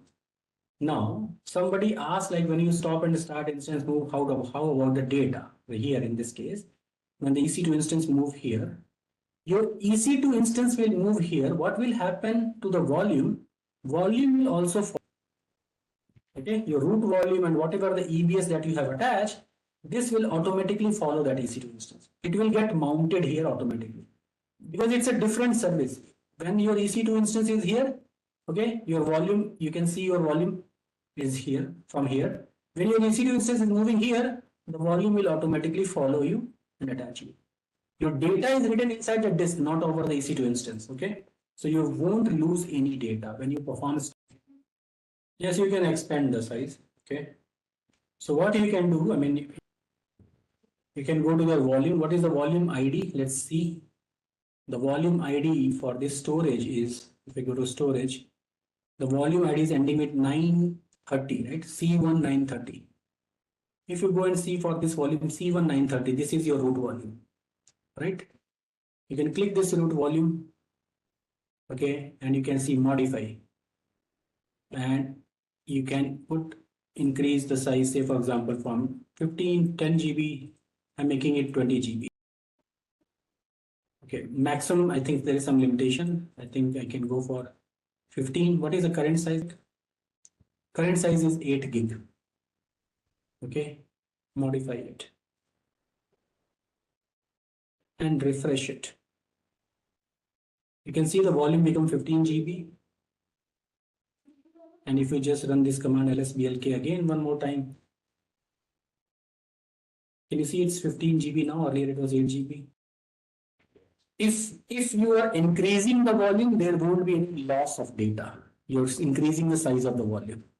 Okay, but if you are decreasing the size of the volume, you need to take care of it. And but by the way, there is no direct decrease available. I mean, shrink is by default. If you try to shrink, say for example this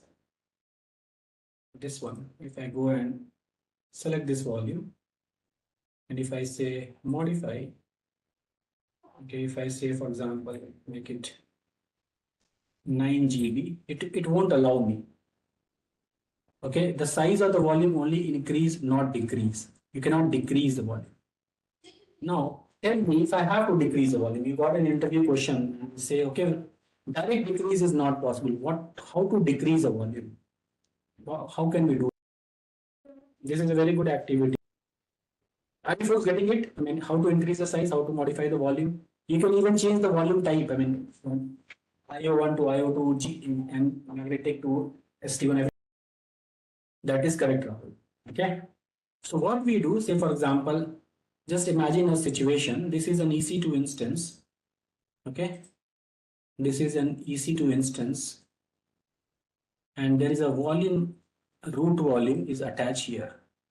Say for example, it is of 500 GB. Okay, just imagine it is of 500 GB. And you realize that out of this 500, I am just utilizing 100 GB. Rest 400 GB is waste. I have to pay for whole 500 GB. What can we do? I mean, how can I reduce the size of this EBS volume? There are a couple of ways. First, what you can do, you can take a snapshot of this volume. A snapshot will get created. Okay, how to take a snapshot of a volume? Go to volumes. Okay, say for example, I want to take a snapshot of this 15 GB. I'll select this volume, go to action, okay, and create a snapshot. Snapshot is a backup. And you can say description like my web server. Okay, and create a snapshot. How to see the snapshot? There is a section of volumes here. Similarly, below volume, there is a section of snapshot here. Click on snapshot. You'll able to see that snapshot is creating. Just refresh for a minute, it will be available.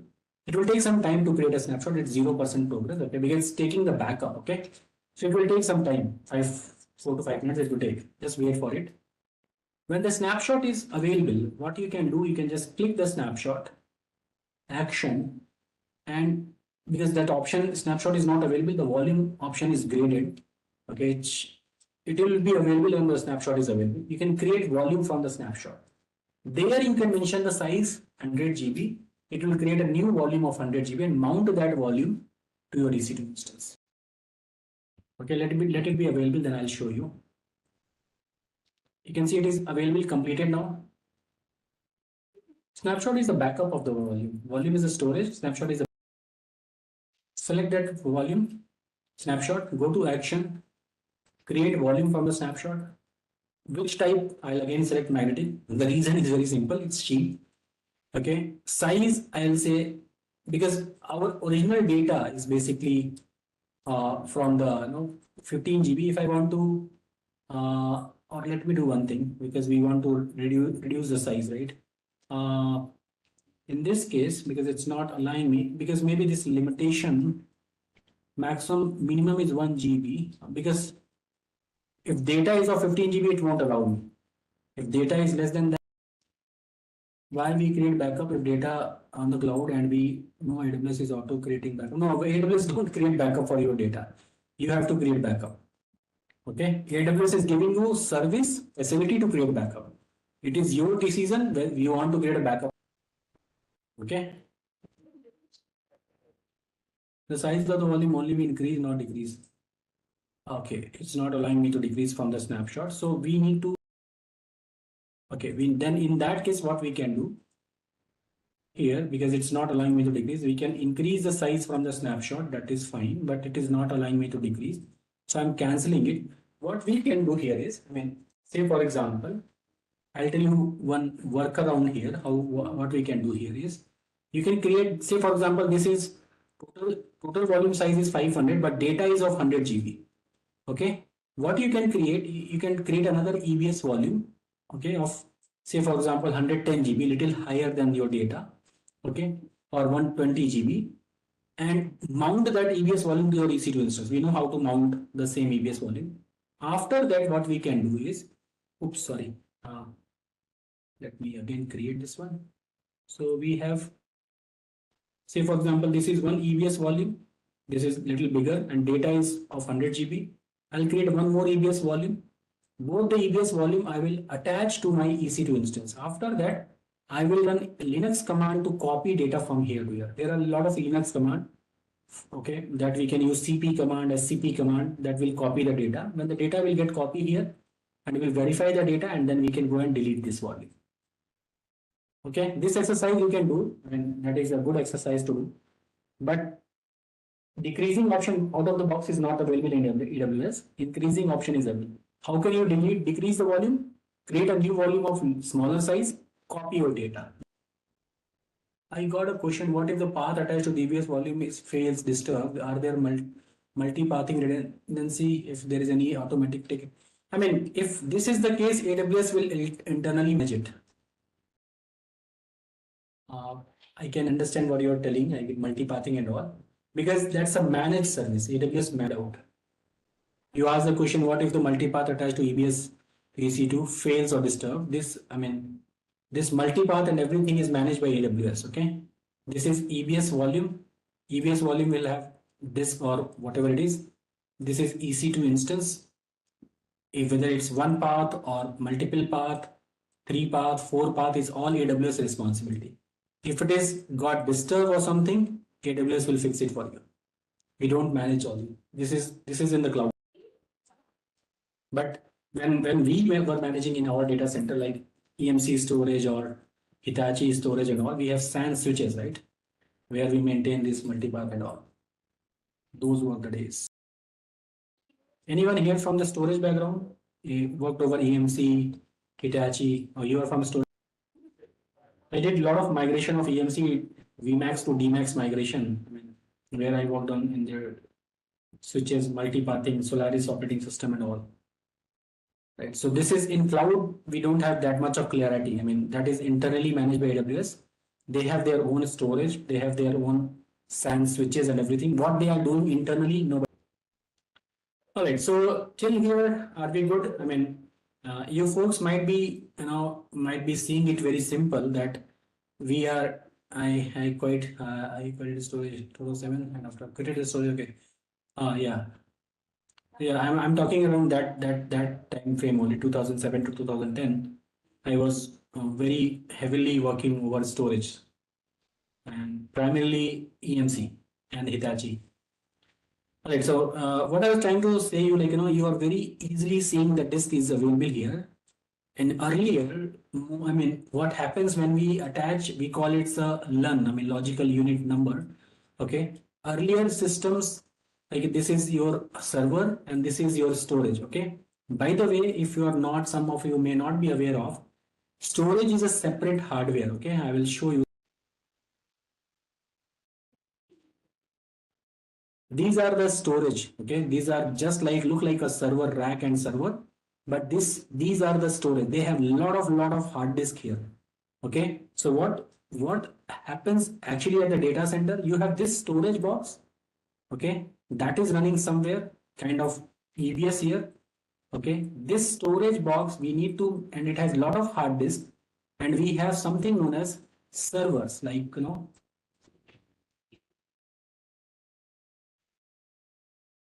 something like this. This is say for example a server where the compute is run. Okay. This is something like server. Just to explain this concept, because maybe some of you are not getting it, we make this thing visible here. Then you are able to see the hard disk. In AWS, it's pretty simple, right? I mean, we just created a storage and make it available, and the disk is also visible. Sometimes in little, when the cloud was not there, I mean, there is a device in between that we call as a switch. Okay, we used to map a hard disk from here and hard disk from here via this switch to this server. This whole engineering is you are not able to see. Okay, this is internally done by AWS for you. Okay, so this you can treat as an EBS is a different service, kind of that. And this is somewhere in some rack your EC2 instance is running. Are you folks getting it? That is what the question was. Whether it's one path or multi-path. All right, so yeah, and one more thing I would like to discuss is type of EC2 instance. Or AWS does also offer S3. We'll study about S3. S3 is a different storage. Okay, S3 is a totally different storage. We'll discuss about it. Okay, it's a different use case. S3 is a block storage, not the object storage.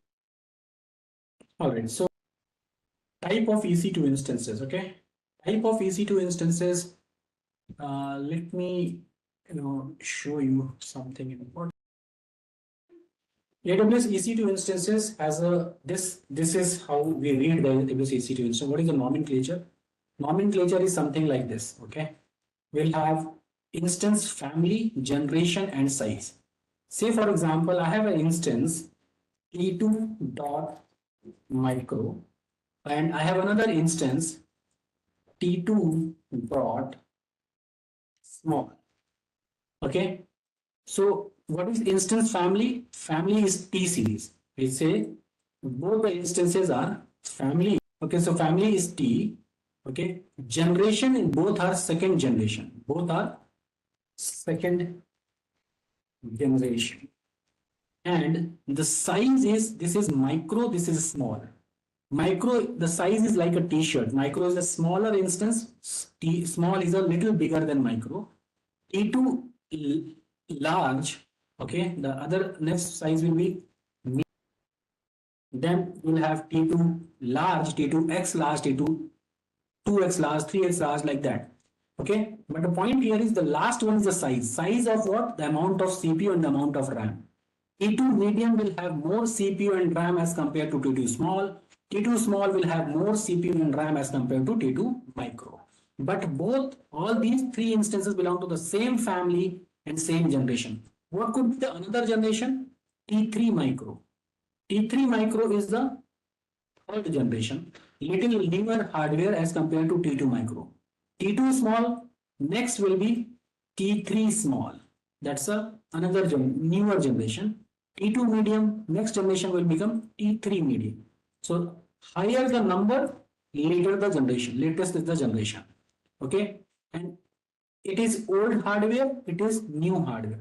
AWS always encourage you to use the newer hardware, that is there, and this is little cheaper also. Yes, you're getting it correctly. It's little cheaper than that. It means that if for T3 micro, just an hypothetical situation, you are paying $100, probably T2 micro you may have to pay for $125. Why is it so? Because maintaining old hardware is a pain. Okay, maintaining new hardware is good. I mean, it's little less manpower is required. It's performance wise also good, right? So AWS always encourages to move from old hardware to new hardware. Always encourage. That is about the generation. Now, third and after that is a family. Is the T is the only family? No, there are so many other families. If you go here and search for AWS EC2 instance type, EC2 instance types, you can see here, these are the instances type. Okay, general purpose, compute optimized, memory optimized, accelerated computing and all. General purpose are instances like for generic use cases, okay, where the CPU and memory are in proper balance. Compute optimized are the where when your workload is more CPU intensive. Okay, some workloads are like more CPU intensive, maybe the gaming application or maybe something like that. Memory optimized are the application that are more memory optimized, memory intensive, that require more RAM, right? Similarly, storage optimized HPC is like high performance computing. So this is general purpose instances. In general purpose instances, we have M series. Okay, we have, if you scroll it down, we have compute optimized instances. If you scroll it down, you'll see you have memory optimized instances. You will have accelerated computing and so on and so forth. Let's take any one of the family and try to understand how the naming convention works here. So you can see M8G, M7G, M7I. 8 is later generation as compared to 7. Similarly, T2 is there, T3 is there, T4 is there. T4 is the latest generation as compared to the T3 and T2. A has some specific purpose. If you can click, that will tell you what is the A meaning here. More accelerated computing. But M5 is later generation than M4. Okay, so on and so forth. That you should understand. Okay, now let me show you. Say for example, if I go to T2 instances, can you see that what I was trying to make here? T2 Nano has one CPU and 0.5 GB of RAM. Or let's take any later generation, say for example M5. Yeah, let's take M5. M5 is very widely used instances. Can you see that M5 large has 2 CPU and 8 GB. M5X large has 4 and 16, almost double. M5 2X large, double of M large, right? The more you go larger, I mean M5D24X large has 96 CPUs and 384 GB of RAM. 384 GB of RAM. This is nominal. I mean, this is normal nowadays. Okay, so this is again, and if you want to read more about it, I have written everything in detail. Okay, T2, what is how we read instance family, general purpose, C series, R series, X series. I've written everything, all the use cases also. Okay, and the generation also, and the size also. How we read this size, how to break it down. T is for the general purpose, third is the generation, micro is the size. Okay, then I have compared all these instances. You can just go and read it. I mean, I have written it point by point very nicely. You can just read it. You'll be able to understand. Similarly, I have written for EBS volumes type also. EBS, where is that? EBS types. Whatever we have discussed, general purpose, GP2, GP3, IO1, IO2, okay, ST1, SC1, and I have also created this table where I have compared all those things. You can read it and some real use cases. Okay, so this is, I mean, for why I'm telling you this, because when you are going to work as a solution architect, when you are going to work in any company as a consultant, which instance type to choose, which EBS volume to choose, it's a very, very strategic decision. Okay, it depends upon so many things: what kind of workload you are running, what kind of application, how many users are going to hit, how many concurrent requests you are going to get. If I'm running something like Netflix, I cannot run on a T2 instance. It is not at all possible. It will, that poor fellow will die, right? So you need to understand what is my use case, and then accordingly you need to select the instance type, EBS volume, and then you will get a performance. Is it making sense what I'm trying to say? That is correct. Yeah, we can change the instance type to any other instance type. What we need to do? Instance must first we need to shut down the instance. Instance must be shut down. Let's say I have already a instance that is shut down.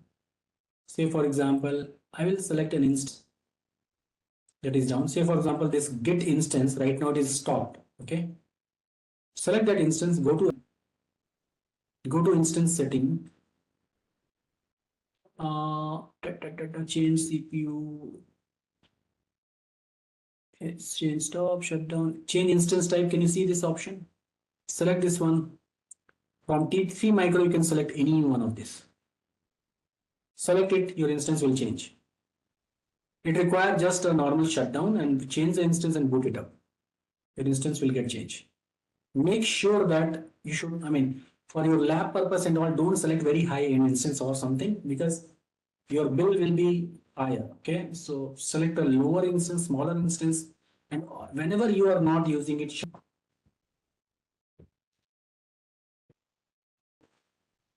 now we are going to discuss about the networking part of it so that you can understand. Okay, so this VPC. So first of all, what is AWS VPC and what is the why we want to learn AWS VPC? For that, a couple of things that we need to understand. Well, first of all, we need to understand what is VPC and what actually meaning of VPC. What are the some component of VPC that we need to understand. So first thing first is the VPC stand for virtual private cloud. Okay, it's a private cloud, but it's a virtual private cloud. It's a private cloud inside the public cloud. Okay, that is why they named it a virtual private cloud. But why private cloud? Why we need a private cloud? Okay, so first of all, when you create, okay, say for example, this is AWS, one of the AWS region. Okay, say for example, this is AWS region. This region will, say for example, if it is in Mumbai, you can say AP-South-1. Okay, this is the region. This region will have availability zones within it, right? So this is an availability zone we call AZA. The name of the AZ will be AP-South-1A. If it is an alphabet at the end, it's an availability zone. Okay, there's a second availability zone and there will be a third availability zone. First availability zone we call 1A, second availability zone we can call 1B, third availability zone is basically 1C. Okay, so alphabet at the end is basically an availability zone. And this is the API name, okay? API name. The human name for the Mumbai is BOM region. We call it, right? I mean the normal language we call it as a BOM region. Okay, but the API name is AP South-1. If you want to see here, if you can click here, you can see Mumbai region AP South-1, Hyderabad region AP South-2. Why it is AP South-1, AP South-2? Because it's an Asia Pacific, southern part of Asia Pacific, the first region in that part of Asia Pacific. That is why AP South-1. Hyderabad is the second region in that Asia Pacific region, so it becomes AP South. Singapore will be AP Southeast one. Why? AP for Asia Pacific. South is like southern eastern part of Asia Pacific, and that was the first region there. So if you go here and see, Singapore is AP Southeast one. Sydney is AP Southeast two. All right. Tokyo is AP Northeast. Asia Pacific northern eastern part of Asia. Right. So this is how they choose the name. North Virginia is US East one, the eastern part of US. North Virginia is in the eastern part of the US. Ohio is the second region in the eastern part. California is a western part of US, so that is why US West one, and Oregon is like second region in that western part, so that is why US West two. Right? So this is how the naming convention of region and all. But this region is available to me, this region is available to you, everyone can has an availability there. But I want to create my resources so that only I can access it. For that, we create a VPC. This is a concept of VPC. In the region, we create a VPC that spans across all the availability zone. Okay, so this is a VPC. We are creating a virtual private cloud. It is something, I mean, just remember, it is something like, if this is your apartment, say for example,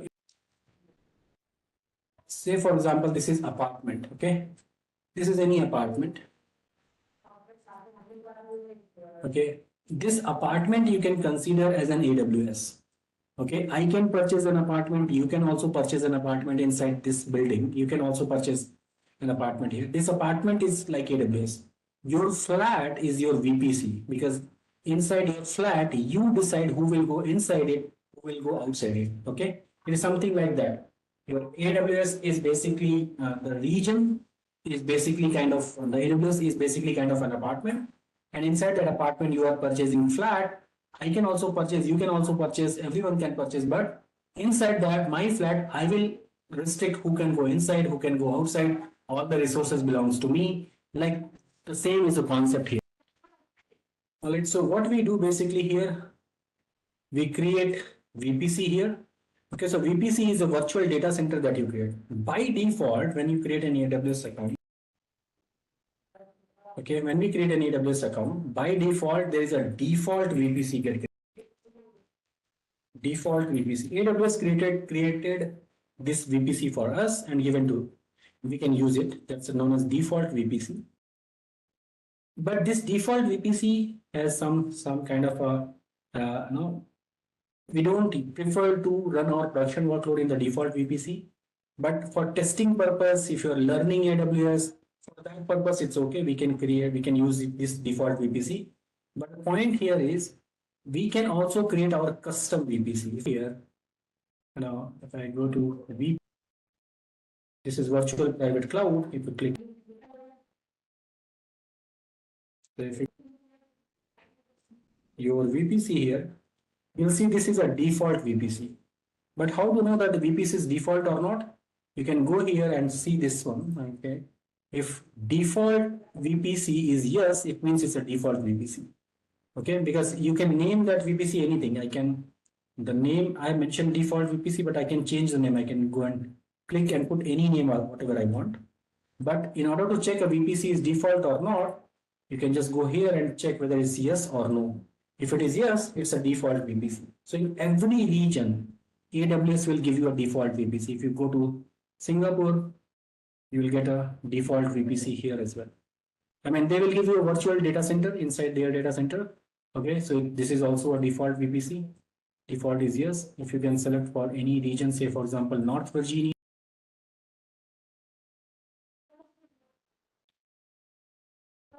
Can you see the default VPC is yes here? Right. So the point here I'm trying to make is AWS will give you in every region, they will give you a default VPC. Right. But we are going to create our own VPC before you're launching any production workload. So what we will do, we'll go back to our any region, say for example, Mumbai. There are a couple of things like, before creating a VPC, everybody knows what is IP address, right? Okay. There are two categories of IP address, that is public IP address, and there is something known as private IP address. Okay, public IP address is basically we use to connect to internet. Okay, private IP address within an organization, within a network, internal network. Okay, like within a okay. So that is the point number one, and everybody might be knowing it. The range of the public IP address. Box.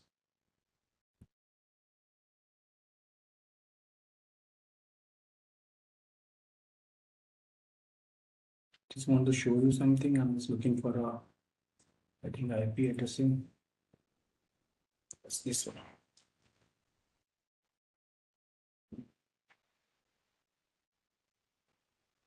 This one is a private IP address range. Okay.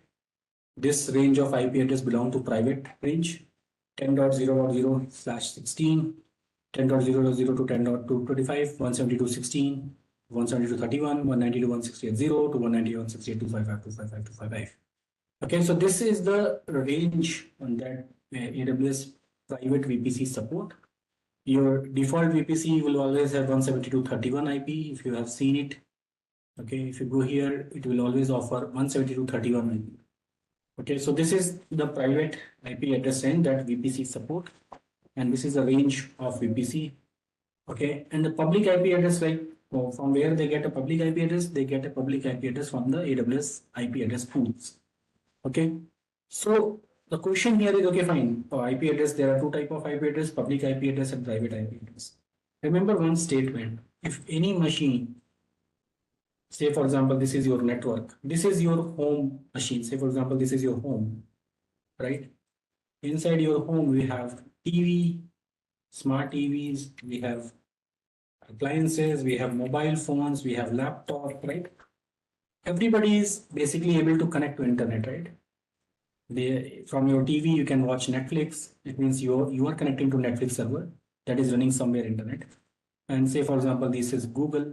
Okay, you can connect to all these devices, right? I mean, all these you must have a connectivity, right? I mean, you must have a connectivity from here to here.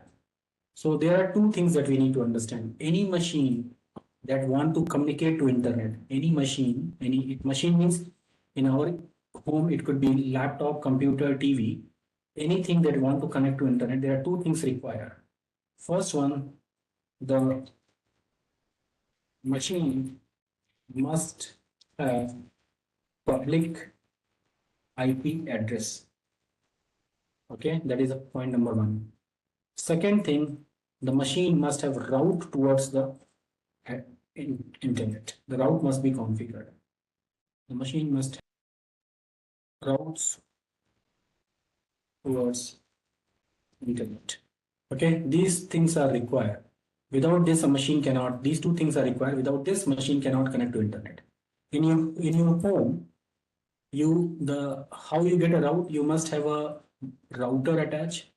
The ISP provider, Airtel, broadband, or maybe AT&T or whatever it is, you must have a router attached in your home, and you connect via Wi-Fi password to this guy, right? So this is how your connectivity works. I don't want to go in detail, but I'm just telling you so that you can understand all these things. The same concept we will use in VPC, and you are connected to any of the Google, Facebook, Netflix, Amazon Prime, whatever it is. Okay, everything is working like this.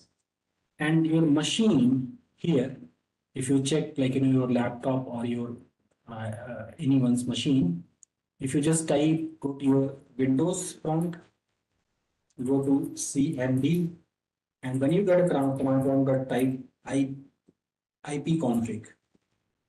Windows machine, just type ipconfig. You will get an IP address of your machine. Most probably, you will get IP address from this range, a private IP address range. Okay, most probably you will get an IP in home. Most of the time, it's 192.168.1 dot something your IP address. Can somebody will check what is your IP address? Can you let me know what is your IP address? Go to CMD prompt and type ipconfig. Tell me the IP address. Anyone? 29.212, right? 192.168.29.212. 38.131, right? But what I just told you, a machine can talk to internet, must have a public IP address. But you're connecting to me because we are talking over internet, but your machine's IP address is from the private IP address range, right? But still you are able to connect to internet. Are you folks getting it? So this statement, either this statement is wrong or there is something else is happening. So what happened? There is one more concept that is known as NATing. Okay, this is known as Network Address Translation Protocol. Network Address Translation Protocol. Actually, our discussion started today. I mean, somebody asked like how to save an IP address. In your home, you have your IP, your mobile phone, your spouse or your brother, sister, mom, dad, everyone has a smartphone nowadays. You have a TV, you have a washing machine, maybe a lot of things, lot of devices. Even somebody says camera has an IP address. Yes, it's true. Camera has an IP address. But if everyone start getting this public IP address, the public IP address has some range, some number somebody mentioned at the start of our discussion, right? For something, right? So what happens? We don't give each devices a public IP address because public IP address are precious and we don't want to waste them. What we do, I mean, in this kind of setup, we give public IP address to the border device. We give public IP address to this guy. Your Airtel router or AT&T router or something. This router will have a public IP address. And not in real picture, they don't have also public IP address. There's a router that sits in Airtel data center or AT&T data center. That guy has a public IP address. This guy is also connected to this, and with this router, so many apartments, so many flats, so many internet providers service, like people like you and me are connected to this. Okay, but just imagine this guy has a public IP address. So what happens when you type google.com? Okay, your packet will from your laptop, or when you access your Google app or Facebook app on your mobile, or you are ordering Zomato, Swiggy or something from your phone, what happens basically, a request will go to this router, because this router will give its own public IP address to this packet. Then your packet will reach to Zomato, will order food, and you will get a response back. This year the food got ordered, and you will get a pizza or whatever at your home, right? But the point here is there is a translation of address is happening. What is the translation? Your private IP address converted into public IP address. And who is giving the public IP address? This guy, the router, is giving the public IP address. And using this public IP address, you are connecting to the internet. This is happening with your smart TV. This is happening with your laptop. This is happening with every device in your home. Okay, that is how you are connecting to me right now. Okay, so this is the concept of networking. We are transforming the addresses, private to public, public to private. When we are connecting like this is known as private IP address converted into public IP address. And we are, so with one single IP address, okay, we are connecting multiple devices to internet with this IP address. Okay, and how does internally work? How DNAT, SNAT, all those things work? That is a deep concept of networking, but for us, this much information is sufficient. Okay, so say for example, Amitesh has an IP address 192.168.80.9. This is his laptop IP address. Okay, 192.168 IP address is, you cannot connect to internet using private IP address. You need a public IP address.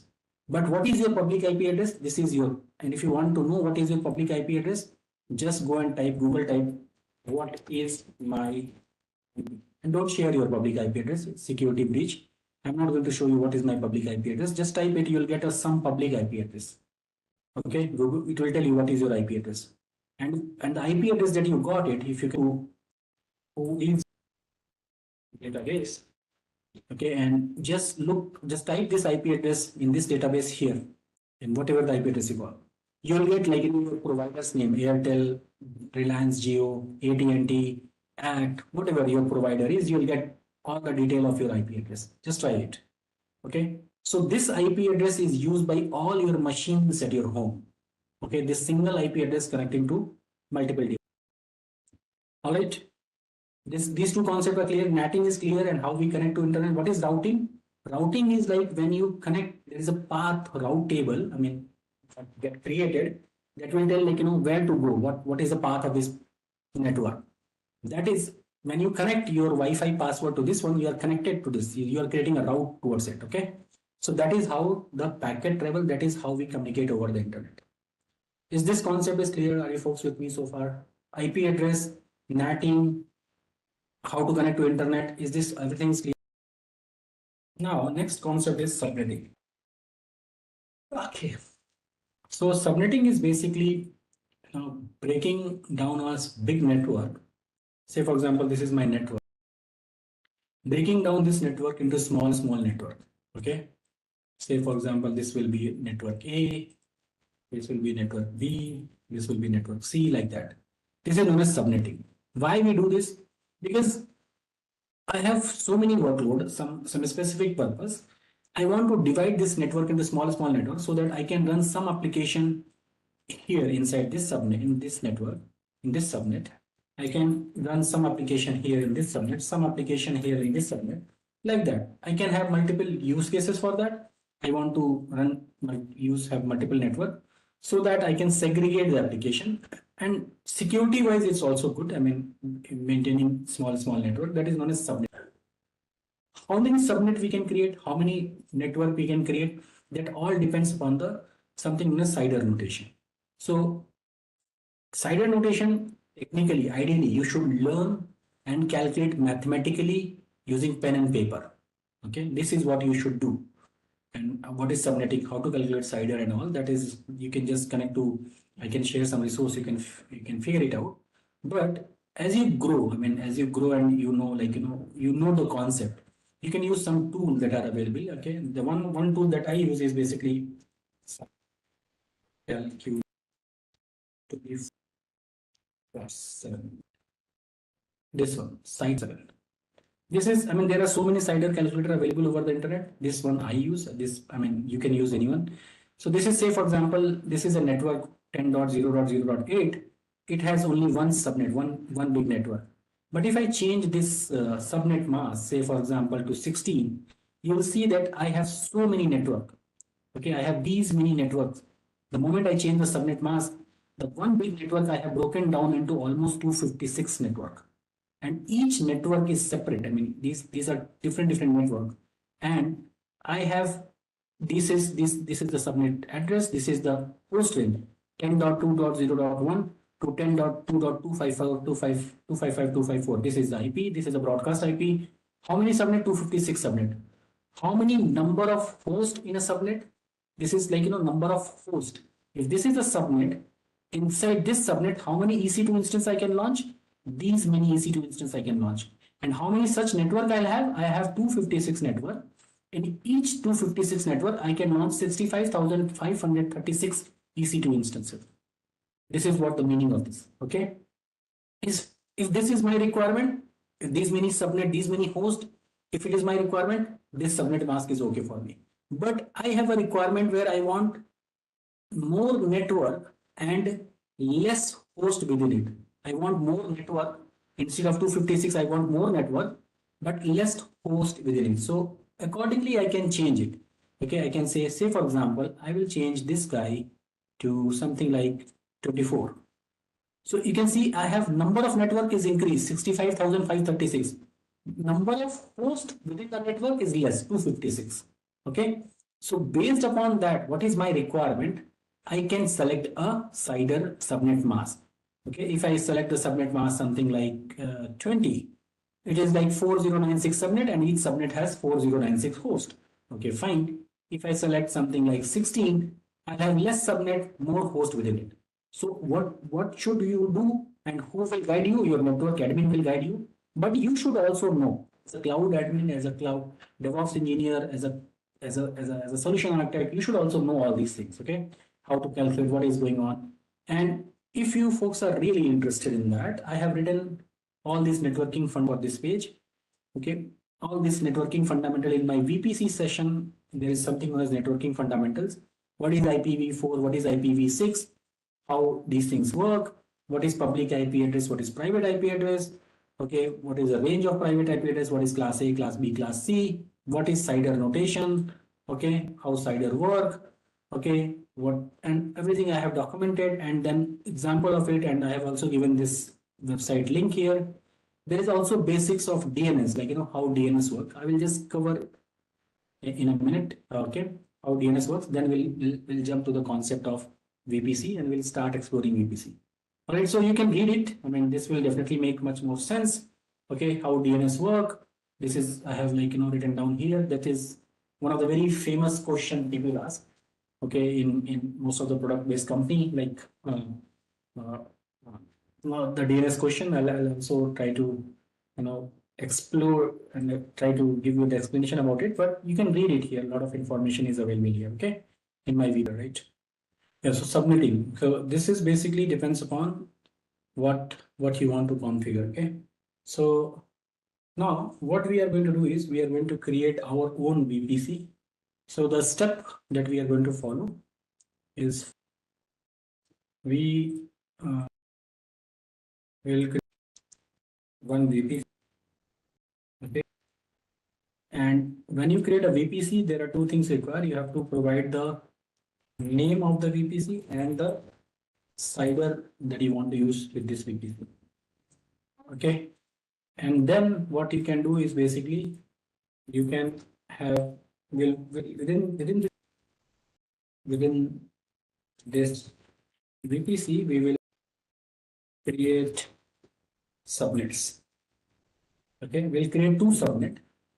One subnet we'll call it as a public, where our web server will place. Okay, another subnet will create as a private subnet, where we will place our databases.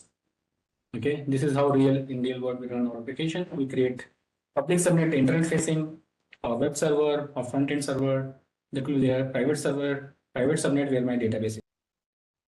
Okay, so now first let's reach there and then we'll add more space, because if I describe everything theoretically, you'll feeling bored. So let's go there and let's create first these two steps. Then I'll add two more steps and then we'll perform the lab. Then we'll two more steps, we'll perform the lab, so on and so forth. So first let's go here. And if you want to create your VPC, okay, you reach here VPC. There is a icon here. Can you see that? Create VPC. Okay, just click here, like create VPC. You can name of this VPC. Say for example, I'll say my lab VPC. Okay, this is what the name and the CIDR range. Say for example, the CIDR range I'm providing 192.168.0.0/16. Okay, and I'm just clicking create VPC. So you'll see, like if you go to VPC again and come back, if you go to your VPC, you'll see that there I have two VPCs now. Earlier, remember we were having only one VPC, right? My default one. But now we have one more VPC, the lab VPC. Okay, and this lab VPC, what is CGNAT? I didn't understand CGNAT. This is my lab VPC, right? Now this lab VPC, if you scroll here, okay, and you'll see that the default for the lab VPC is no, because it's a custom VPC. It's not a default VPC. Okay, so this is okay. So we have created a VPC. All right. Now we have created a VPC now, and this is a custom VPC. So what happens basically in this diagram? Okay, here let me copy this again and drag it down. Okay, so this is the VPC that we have created. We have named it as a my lab VPC. Now within this VPC, we are going to create some subnet. Okay, how to create a subnet? We'll go here. We'll select our VPC from this filter. We'll say my lab VPC. This is the just VPC, we have filtered it out. Now we'll go to subnet here. Okay, can you see the subnet here? Subnet. Okay, so we first selected our VPC. In this VPC, we reached to the subnet, and now we are going to create subnet. This is a create subnet button. Okay, so we'll go. Default VPC is always from AWS. Yes. So we'll create subnet, and we'll say for which VPC I want to create subnet. For lab VPC, I want to create subnet. I can say this subnet is my, I'll say my lab public subnet. Okay. And which availability zone I will create this subnet. I'll say I'll create in EP South -1A. What is the CIDR notation of this subnet? I'll say 192.168 dot, say for example, 100.0/24. Okay, this is CIDR notation for the subnet, and I'll say create subnet. So you can see my lab public subnet got created. Okay, let me create one more subnet. So what happens in the diagram? This VPC will be span across all the availability zone. In 1A, we have created a subnet like this. Okay, in this VPC, I mean this AZ, we have created a subnet. That subnet we mention as a public subnet, my lab public subnet. Let's create one more subnet, that is, we'll name it as a private subnet. By naming public and private, it doesn't mean that it will become public and private. Okay, there are a few more things that we have to do. Name, you can put whatever the name, my test subnet, my production subnet, my lab subnet, my public subnet, my private, whatever the name, that is your choice. Okay, but it is just the name. Okay, just by naming anything public, it won't become public. There are a few other things that we need to do, and I'll show you what to do.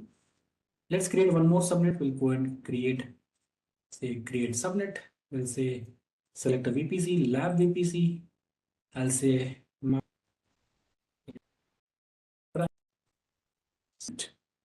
okay, let's choose the availability zone. Let's choose B, AP South -1B, and CIDR range, I'll say 192.168 200.0/4. Okay, let's create the subnet. So we have created the public and private subnet. Let's refresh it.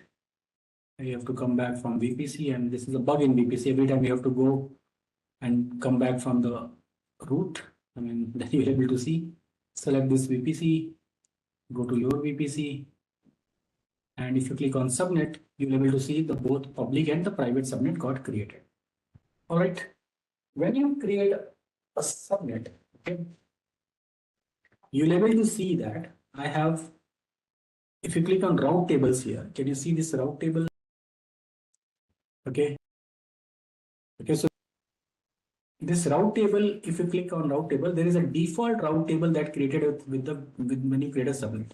When you create a VPC, basically, this is associated with your lab VPC.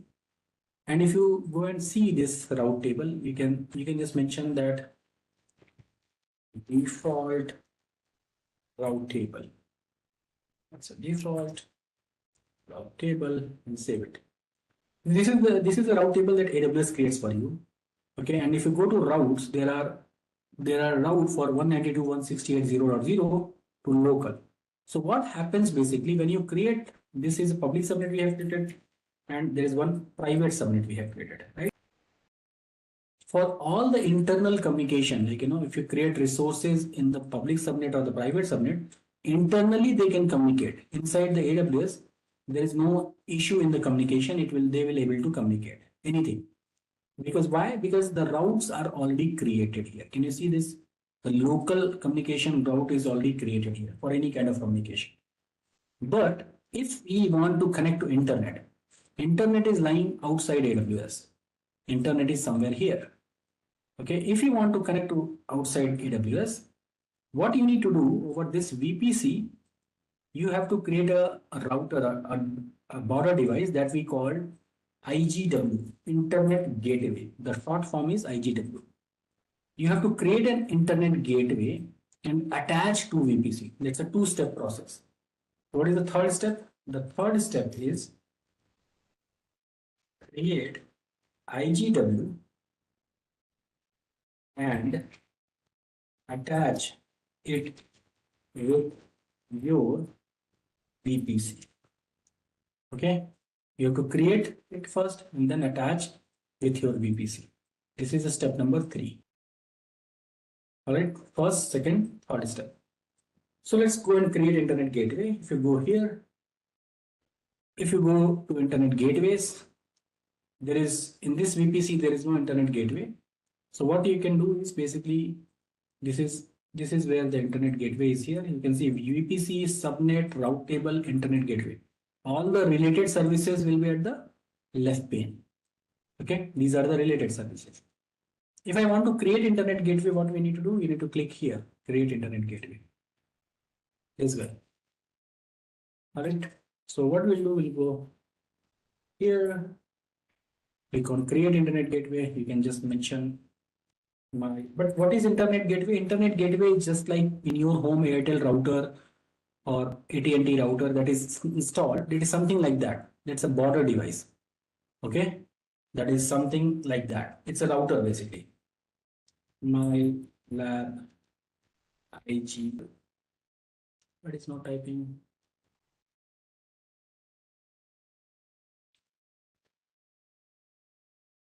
Okay, you see, it's got created. Now, if it is got created, you can see there is an option to attach to VPC. Can you see that? So this is what we'll do. We'll go here and we'll say attach to VPC. Which VPC? The lab VPC, and we'll say attach it. Now, if I go back here to your VPC, and if I select my lab VPC, and if I select internet gateway, so you can see this, my lab internet gateway is connected to my lab VPC. So this part is also done in the diagram. We have created an internet gateway and then we have attached to this. Now, you want to public subnet. What are the things that are required to anything to become public? First one, it must have a public IP address. And the second thing is you must have a route towards internet. Route means the passage, the path. Okay. So what you need to do is basically from public subnet, you have to create this path so that anybody can talk to internet. Okay. This is required. For private subnet, this is not required because private subnet, anything I'm launching in private subnet, it doesn't require to. Okay. That is one thing that we need. So how to create a route? We have to create a route table. Okay, there is a default route table that is already created when you create a VPC. We are not going to use that default route table. We will create our own table. Okay, so how to create a route table? We'll go to route tables. Here you can see this is route tables. Click on route table.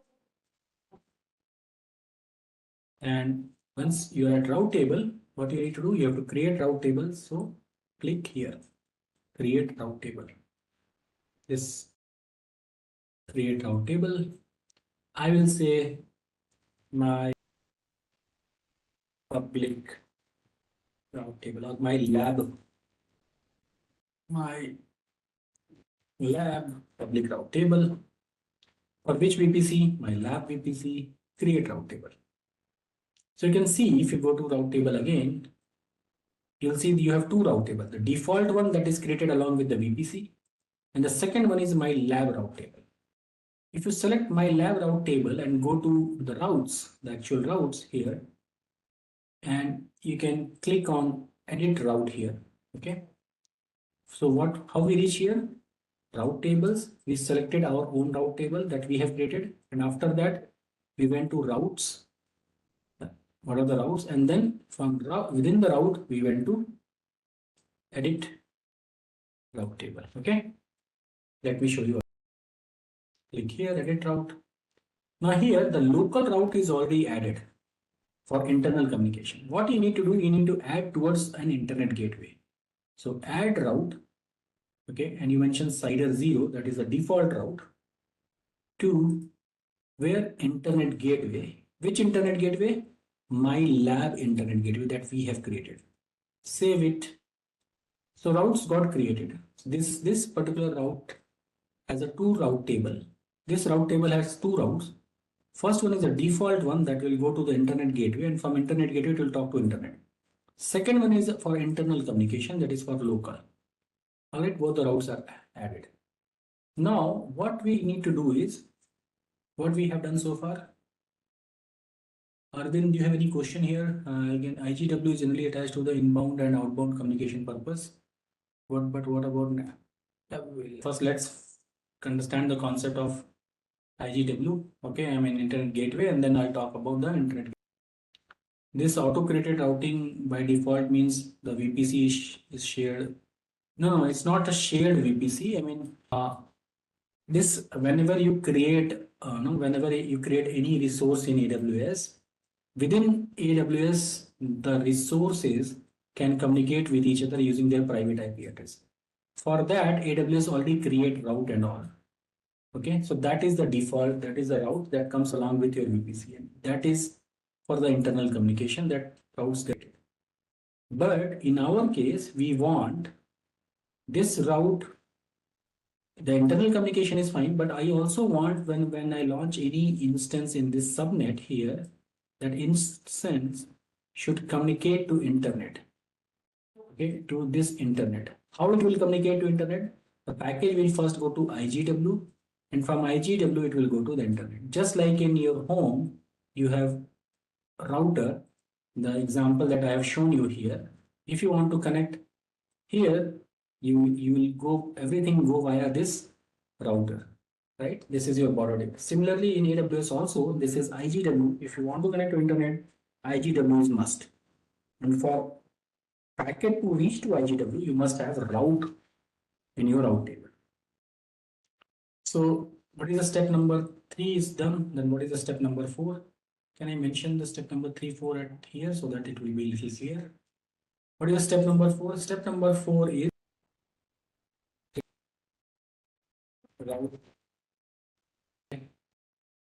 routes towards IGW, and then attach this route table public subnet. Okay, so we have created route table, we have added the route, but we have not attached the route table to public subnet. What we'll do, this is the route table, this is the route we have added, right? Go to subnet association. Okay, how I reach here? There is something known as subnet association. Inside this route table, there is route, subnet association, edge association, blah blah, so many things. So we have to go to the subnet association. In subnet association, there is something known as edit subnet association, this guy. Okay, so click on edit subnet association. Which route, which subnet I am going to attach with this, public or private? Public one. So we'll say my public, this one, I'll say save it.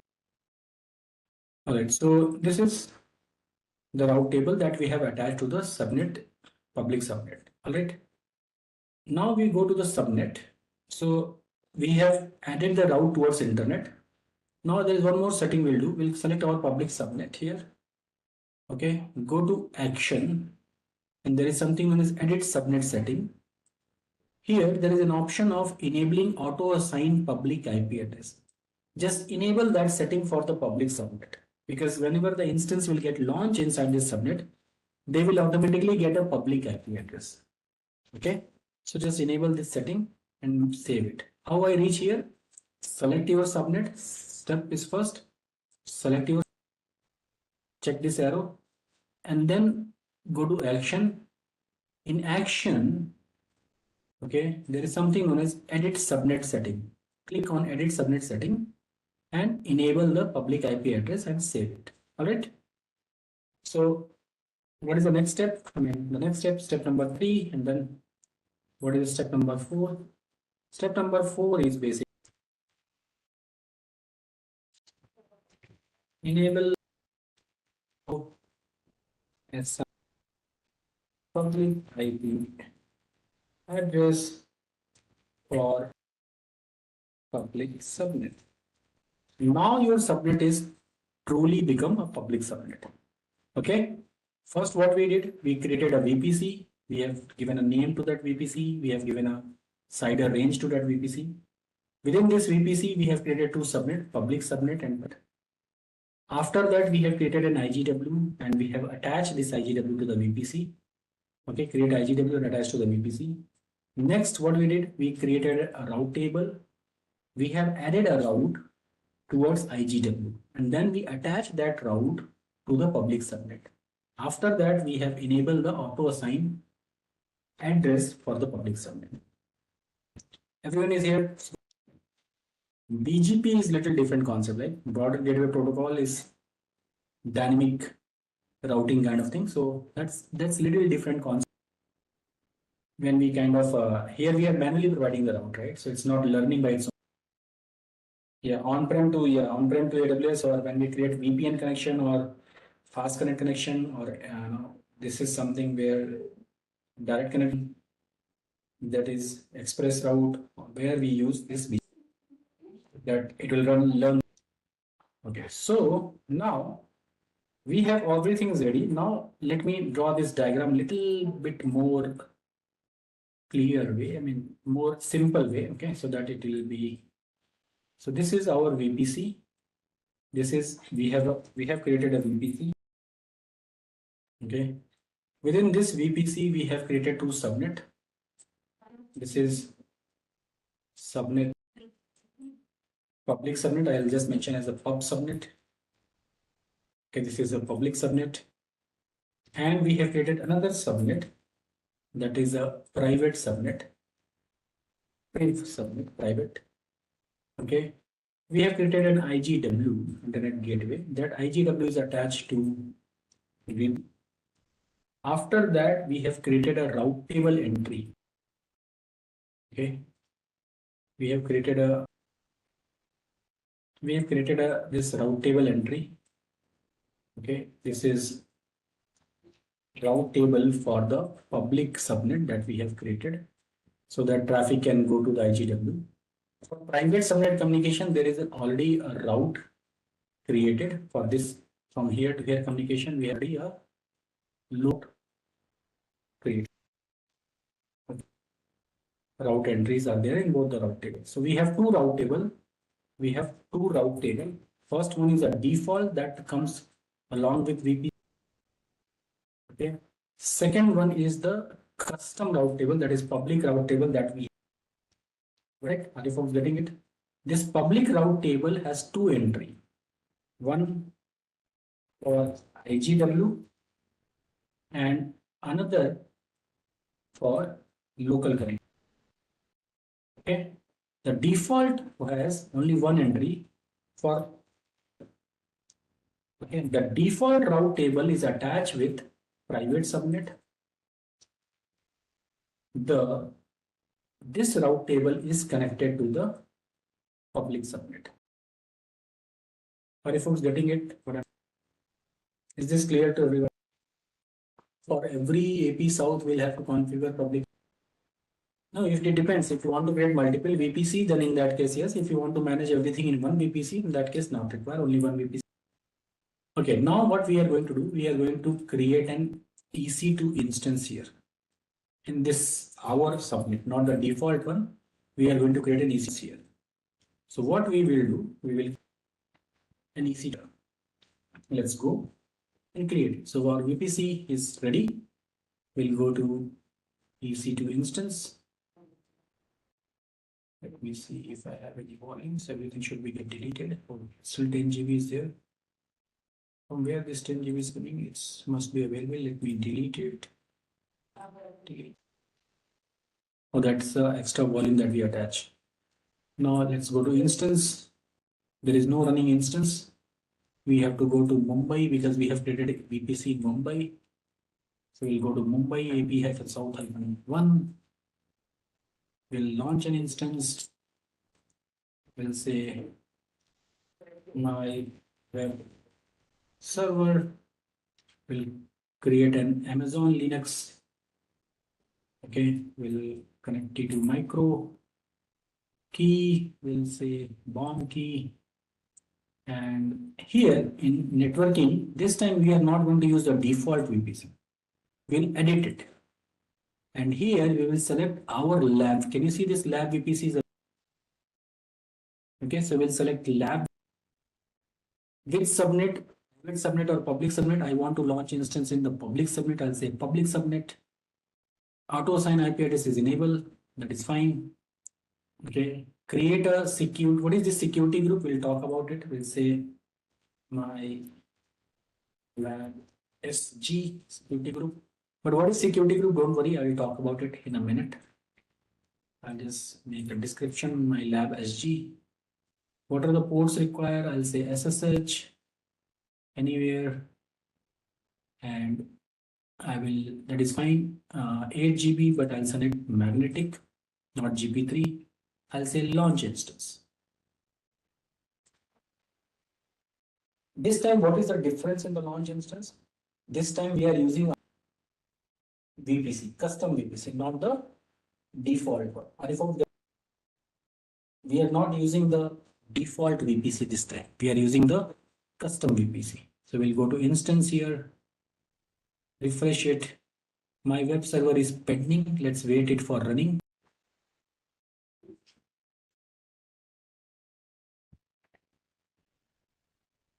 Let's wait. I think it's running now. Let's copy this IP address. Go to putty. Okay, let me load my bomb setup. Kubernetes, new bomb, I think. New bomb, my DevOps. Just give me a second. AWS Investor 35. New Azure, get Kubernetes master, new bomb, I think. This one, if I'm not wrong, let me just check. I need to check the key because key should be there. Bomb key, yes, that is there. So just open it, accept it. I'm able to get the access, right? So this is the instance that is running here. Okay, new session, or let me change the setting and maybe increase the font size, appearance, change 20. Okay, apply. All right, so I am connecting to this instance. Okay, so what is happening now? Let me tell you how these things are connected. Okay, so this diagram I will copy and paste so that I can explain you a very important concept. Okay, this is the diagram. I am sitting at my home at laptop. This is, say for example, my laptop. Okay, I am using, in this laptop, I'm using a software named Putty to connect to this machine. Okay, which machine? This machine, this EC2 instance, this guy. Okay, but how the traffic is coming here? Traffic is going to over internet. From internet, it is going to IGW. From IGW, it is getting this route table and reaching to this EC2 instance. Are you folks getting?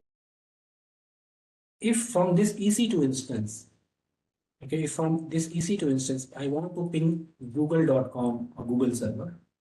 This is Google server somewhere over the internet. Okay, this is again internet. If I from this EC2 instance, I want to ping google.com. You know how my traffic will flow?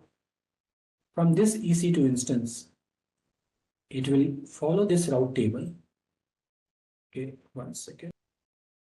It will follow, that is not coming.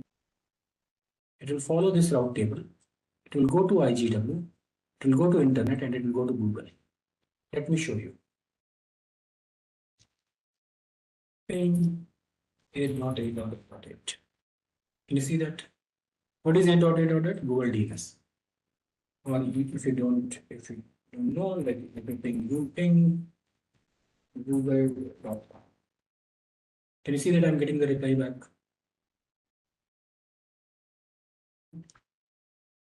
All right. So this is how the traffic flows. Now the one more question. I have 10 minutes. I just want to show you. Now I am going to launch another instance also in the private subnet, this EC2 instance. Okay. Here, this EC2 instance here in private subnet. And I will tell you how to connect to this EC2 instance. So how this connectivity is happening? It is going to internet. From internet, it is going to IGW. From IGW, it is going to Why it is not going it? Okay, this one I want to make it. And this one also I want to make it. Okay, so route table entry should be visible to you. Okay, this is how we are connected. Without public IP can use, yeah, this is where I'm reaching right now. Okay, I'm going there. I'll tell you how to use NAT.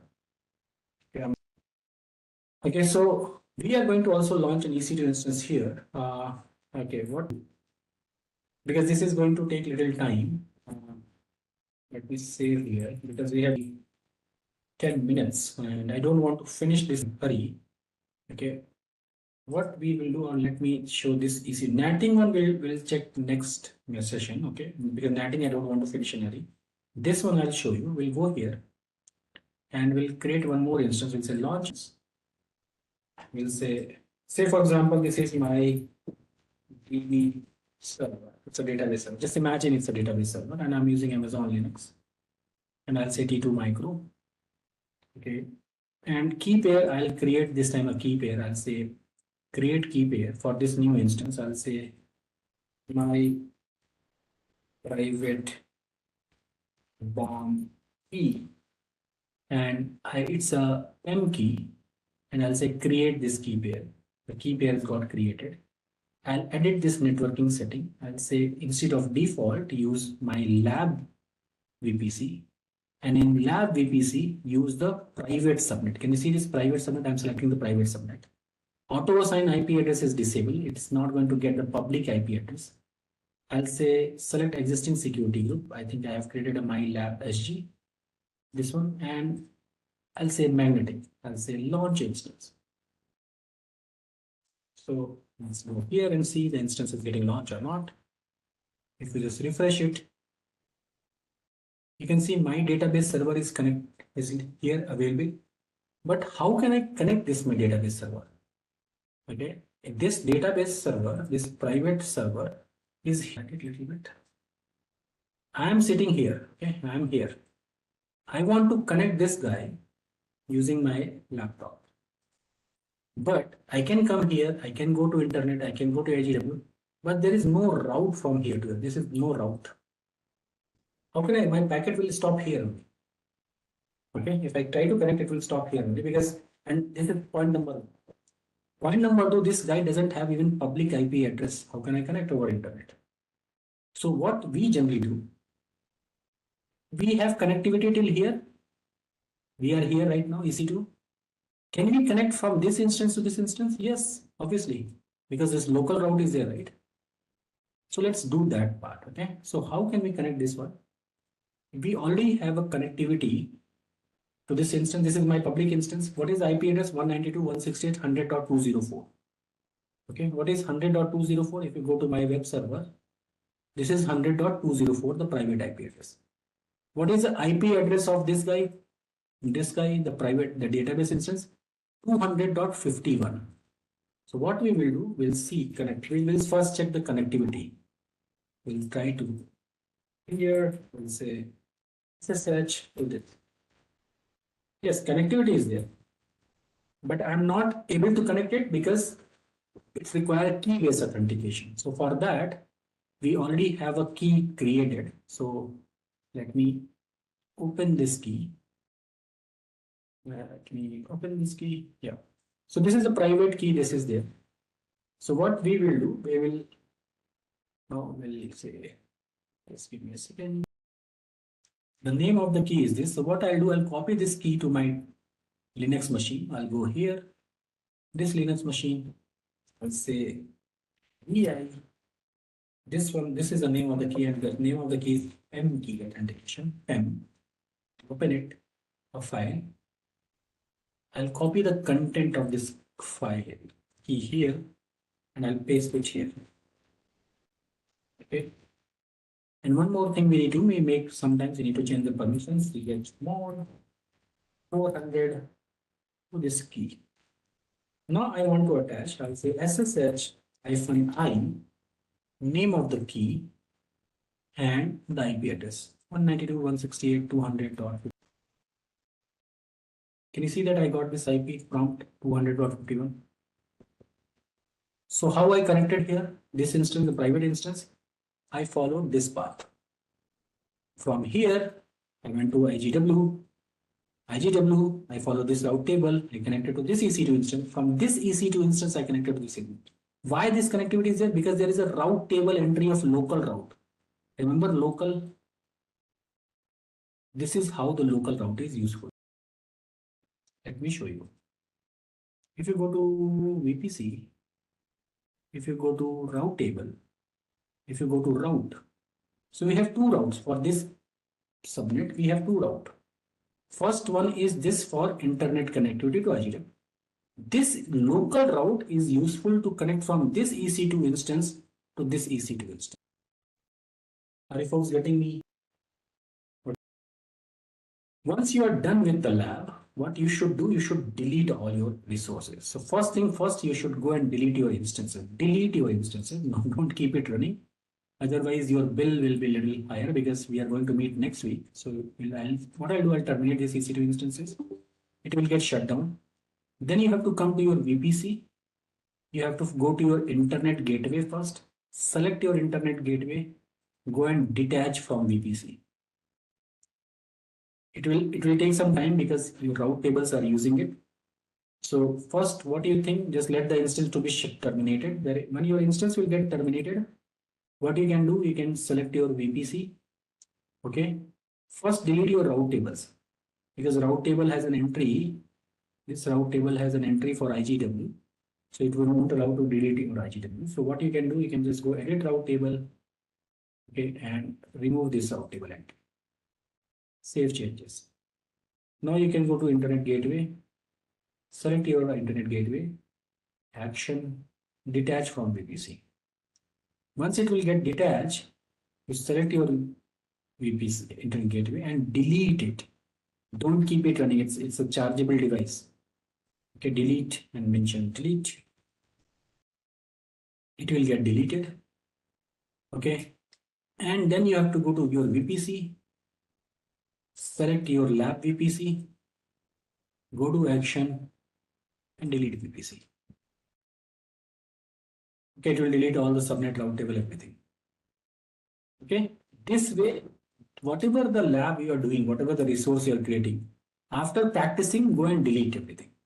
This way will save huge amount of money. I mean, you will get a very small bill of few rupees, not more than 100, 200 rupees per month. But if you keep these instances running, if you keep these databases running, if you keep this IGW running, you will get a very good amount of bill.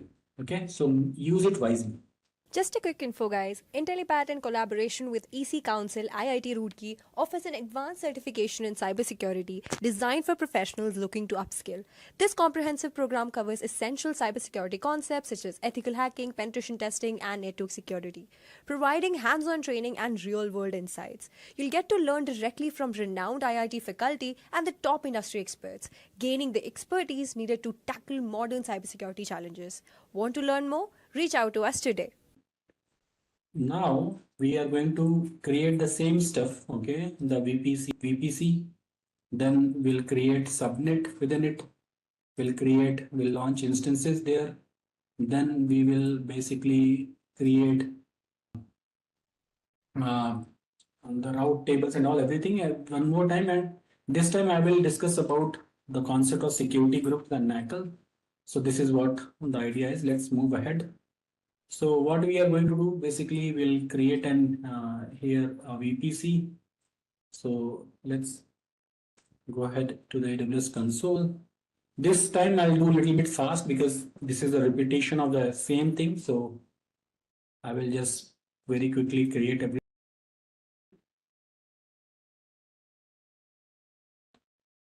Let me create a Mumbai region. We'll create a VPC. We'll say VPC. We'll put a CIDR range something like 192. 16 is the CIDR. And we'll create VPC here. Now we'll go ahead to Internet Gateway. We'll create an Internet Gateway. We'll say lab IGW. Okay, I hope everyone is getting this step because the same thing we did it last time. Right, we'll go again to internet gateway, we'll attach this IGW, we'll say action, attach to VPC, we'll select the VPC. VPC is not appearing here, we'll have to go to VPC again. Come back to your VPC, internet gateway, select your lab IGW, action, attach to VPC, select your lab VPC and say attach. Now we'll go to your VPC. So we have VPC got created. Okay. In this VPC, we have created an IGW, internet gateway, and we have attached. Let me put it like this here. This is IGW. Now we are going to create some subnet here. So we'll go to subnet, we'll say, we'll filter out our VPC, lab VPC, we'll say create subnet, we'll say public, we'll say public.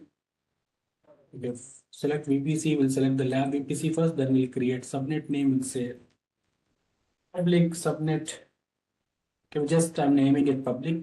I'm choosing in availability zone 1A. CIDR range of VPC is correct. Say 192.168.100.0/24 is the subnet for the subnet A. We'll say create subnet. We'll go ahead and create one more subnet. We'll select the lab VPC. We'll say private. We'll select the site 1B availability zone and then 192.168.200.0/24. Right, so this is the subnet. We will say create subnet. So two subnet got created. Okay, we'll go to your VPC again. You can go to VPC from the beginning and select your VPC. Filter out your VPC here, lab VPC. You can see the subnet got created. If you select the route tables, this is a default route table got created. We'll create one more route. We'll say public route table. Okay, we'll select for the VPC lab and we'll create it. Similarly, we'll go to route table one more time. We'll say create one more route table. This time we'll say, let me select the VPC first. So the VPC name we can say right route table, and for VPC lab VPC, and we'll say create. We have just created the route table. We have not attached any, not created any route or something. So we have with the route table, we have three route table. This is a default route table that comes along with the VPC. Okay. So there are few things that you need to make a note of it. Okay. When you create VPC, okay, what are the things that happens by default? When you create a VPC, first of all, default route table gets created. Okay, this route table for the internal communication. Remember, we discussed about the internal communication. This local communication. We launch. Our traffic came like this, traffic. We connected like this, right? For this to this communication, we need an internal route. We need a route. This is what the default route table gets created. Okay. So we have created two route tables. So what we have done here, we have created two subnet here. First, this subnet I named it as a public. Okay.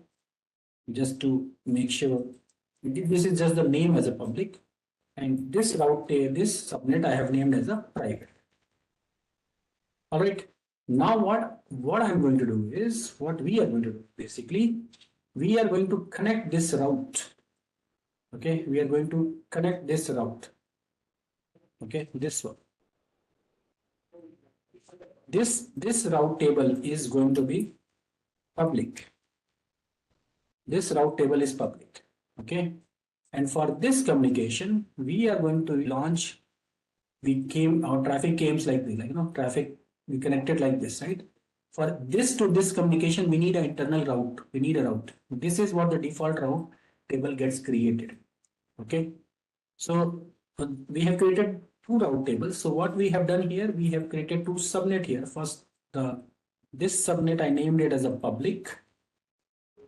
Okay. just to make sure. This is just the name as a public, and this route, this subnet I have named as a private. All right. Now what I'm going to do is, what we are going to do basically, we are going to connect this route. Okay, we are going to connect this route. Okay, this route table is going to be, this route table is public. Okay, and for this communication, we are going to, for this and this communication from this subnet to this subnet communication, we have already, we will create a route that is known as private. We are not going to use the default route. Okay, this route table we are going to create. So public subnet route we are going to attach with the public route table. This is public route table that we are going to attach with the public subnet. Private route table we are going to attach with the private subnet. Okay, first let's define the route within the route tables.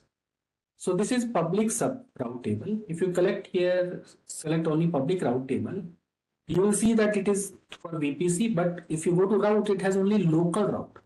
In order to make it public, what we'll do, we'll edit it and we'll say add route and we'll select CIDR 0 to IGW. The default route table will select to the internet gateway. Which internet gateway? The lab internet gateway that we have just created. We'll say save the changes. All right, this is done. Now we'll go to route table again and we'll see, we'll select again the public route table. I have selected the public one only. What I will do, I'll go to the subnet association here. Okay, this is my subnet, public subnet. I'm attaching this route table to this subnet. This route table I'm attaching to the public subnet. How I can do this? I mean, it's very simple. You can just go to the public subnet association. There is no subnet association. You can see no subnet association. So how to associate that? Edit. There's an option to edit. When, no, it's not like that. Default subnet will use for the, when the packet go outside. When there is no specific route defined, then the default route table use. I will tell you, okay? But it's not like that. The rule says something different. I will tell you how it works. Okay, just give me one more. Edit subnet. Which route table we should attach? Which subnet we should attach? Public one. We'll say save changes. So public route table, public subnet has this route got attached. Which one? This one. Public route table subnet has this route table. Okay, this is the route table. Let me put it like little small, like this, and this is the destination. This is the, okay, this is the destination. Oh, sorry, I took the wrong. Let me just cut and paste in the to form, otherwise this is the destination. Okay,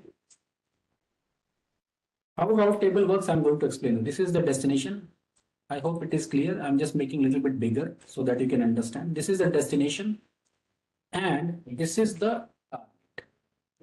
Okay, how route table basically works, how the packet understood like where I have to go. Okay, actually what happens when your destination is this IP range 192.168.0.16, any traffic when it is going to this, any packet is going to this IP range, it will use this route. It means that whenever any EC2 instance, what is the our CIDR of VPC? The CIDR of our VPC is 192.168.0.0/16. This was the CIDR, yes or no? Right, this is what the CIDR we took, right? All right, so this is the CIDR. So what is CIDR? This CIDR means, just try to understand this. This CIDR means all these things. Any traffic within this VPC, any traffic within this VPC is basically this network. So it says that whenever the traffic within this VPC use local route. What it says? If any traffic within this VPC, use this local route. All right. But if any traffic that is not within this VPC, use IGW. Okay. Say for example, just try to understand. I will create, and what is the CIDR range of the public subnet? 192.168.100.0/24. This is the CIDR range of the public subnet. And this is the CIDR range of the private subnet. Here it will become 200. Any EC2 instance when you launch, on a public subnet, it will get an IP address from this range. Okay, it will get an IP address of 192.168.12345622255. Any IP address from this range. Any EC2 instance when you launch in the private subnet, it will get IP address from this range. Now, when this EC2 instance wants to connect to this EC2 instance, what IP address it will use? From this range. And this is the subset of this range. So which route will use? This route will use local. So the communication will happen via this. Now, you want to pick google.com. Google has, say for example, IP 8.8.8.8. Is the 8.8.8 is from this range? No, it's not from this range. So what packet will do? This time it will connect to default route. What is the default route? Go to IGW. And any traffic that is coming to IGW will push to the internet. That is why we are able to connect to internet. Are you folks getting it? How this route? Okay. This is very important. Okay. This is very, very okay. This is the public route. Okay. This route table, and then now loading down the size so that I can put it here. This is the public route. Similarly, we have private route table. What is this route table? Let's see the private route table. If I go here and see what is private route table, let's go select private route table. What is the route? Only I have internal routes. That is fine. Private IP, private, we need just only this thing. And for private route table, I will attach this because I am going towards NAT gateway concept slowly. Okay. So make the things crystal clear in your mind. Okay. This is there. This private route table we are going to attach with the private subnet. How? Again, we'll go to edit. We'll go to subnet association. We'll edit the subnet. We'll say this route table connects to private subnet. Save it.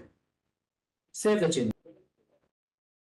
All right. So these two things are done. Now, what we are going to, what is left? We have created IGW. We have added the route. I think we are good. Now we'll launch an EC2 instance here in public subnet. And one more thing, whenever you create an VPC, if you scroll it down, let's talk about security. So here you will see we have something known as security. Can you see that security portion here? We have something known as network ACLs and security groups. So these two are basically firewall. Okay. Yes. Okay, these are two firewalls. Okay, first one we call NACLs, Network Access Control List. Okay, and the second one we call security group. Whenever you create VPC, by default there is a network default NACL will get created. Default will get created. Similarly, if you click on security group, there is a default security group that will get. Okay. What is different between NACLs and security group? We'll talk in a minute. But what I'm trying to say, just like if you go to route table, there is a default route that gets created. This is a default route. Okay, but we have created a user-defined custom our own route table as well. Similarly, there is a network NACL get created, or NACL will have something known as inbound rule, outbound rule, and a subnet association. Three things. What is a NACLs? NACL, NACL, Network Access Control List. Okay, it's a network access control list. NACLs we call it in the short form. Okay, second term is a security group. Second thing is a security group. By default, there is a default security group. For security group also we have inbound rule, outbound rule. All right. For NACLs, we have inbound rule, outbound rule, as well as subnet association. Okay, but for security group, there is no subnet association, just inbound rule and outbound rule. Okay, what happens when you create an EC2 instance? EC2 instance will get created here on your inside the subnet. Let me draw this diagram little bigger here. Otherwise, there it's just imagine this is your subnet. Okay, subnet will have your EC2 instance get created. This is your EC2 instance. I can create one more EC2 instance. Yes, I can create one more EC2 instance. NACLs work at the subnet level. NACL will applicable at the subnet level. Security group is also a firewall that is applicable at the instance level. Okay, SG, security group. I can attach the same security group with multiple EC2 instance, that is fine. But the security group is at the NAC instance level. So how a traffic will come? When, say for example, this is your EC2 instance and this is connected to IGW. Just imagine the same EC2 instance. And IGW, we have something known as internet gateway, and the traffic is coming from internet. Traffic will first reach to the IGW. Your packet will reach to IGW. From IGW, it will go to NACLs. From NACLs, it will go to the security not required. So your traffic will go to security group, and from security group, because it is attached over the instance, the traffic will reach to the EC2 instance. Okay, whenever you are connecting, okay, from your home, we are connected from Putty, right? We have from here I'm connecting to Putty. The traffic goes like this. From my laptop, it will go to IGW. From IGW to go to NACLs, NACL to security group to EC2 instance. At any point of this here, okay, first of all, this is how the traffic flows. Okay, at any point of time, if anywhere anything is blocked, say for example, I'm using Putty to connect, right? I'm using to connect to my EC2 instance. Putty is a software. And I'm using a protocol SSH. SSH work on 22. Okay, 22 port must be open. Okay, if the 22 port is not open, our traffic will get stuck there. That is what happens in firewall. We block anything or we allow anything. NACL and security group are two types of firewall. In NACL, we have we call it the stateless firewall. Okay, what we call stateless firewall, and security group we call SG, we call stateful firewall. What is stateless? What is stateful? I mean, in NACL specifically, I mean, you know what I mean, how the you folks may be knowing it, how the communication happens, when the two computers want to talk to each other, how traffic will communicate. The first computer will first send a SYN request. Okay, SYN. Then this computer will send a SYN plus. Okay. Then the third computer will send the ACK request. This is a three-way handshake. You may have learned this thing in your college days. I mean, that is quite basic. Okay, but I'm trying to explain you how the communication happen. Okay, then the third request will come. I mean, I'm not able to draw the request, but I'm not yet. This is, say for example, third. And the third request of acknowledgement. Then after that, you are able to communicate. Okay, first the connection will get established. Without getting connection established, you are not able to communicate. If you are typing facebook.com, you are getting the page, the connection, but before getting the connection, these things happen. They establish the connection. They trust each other. Okay.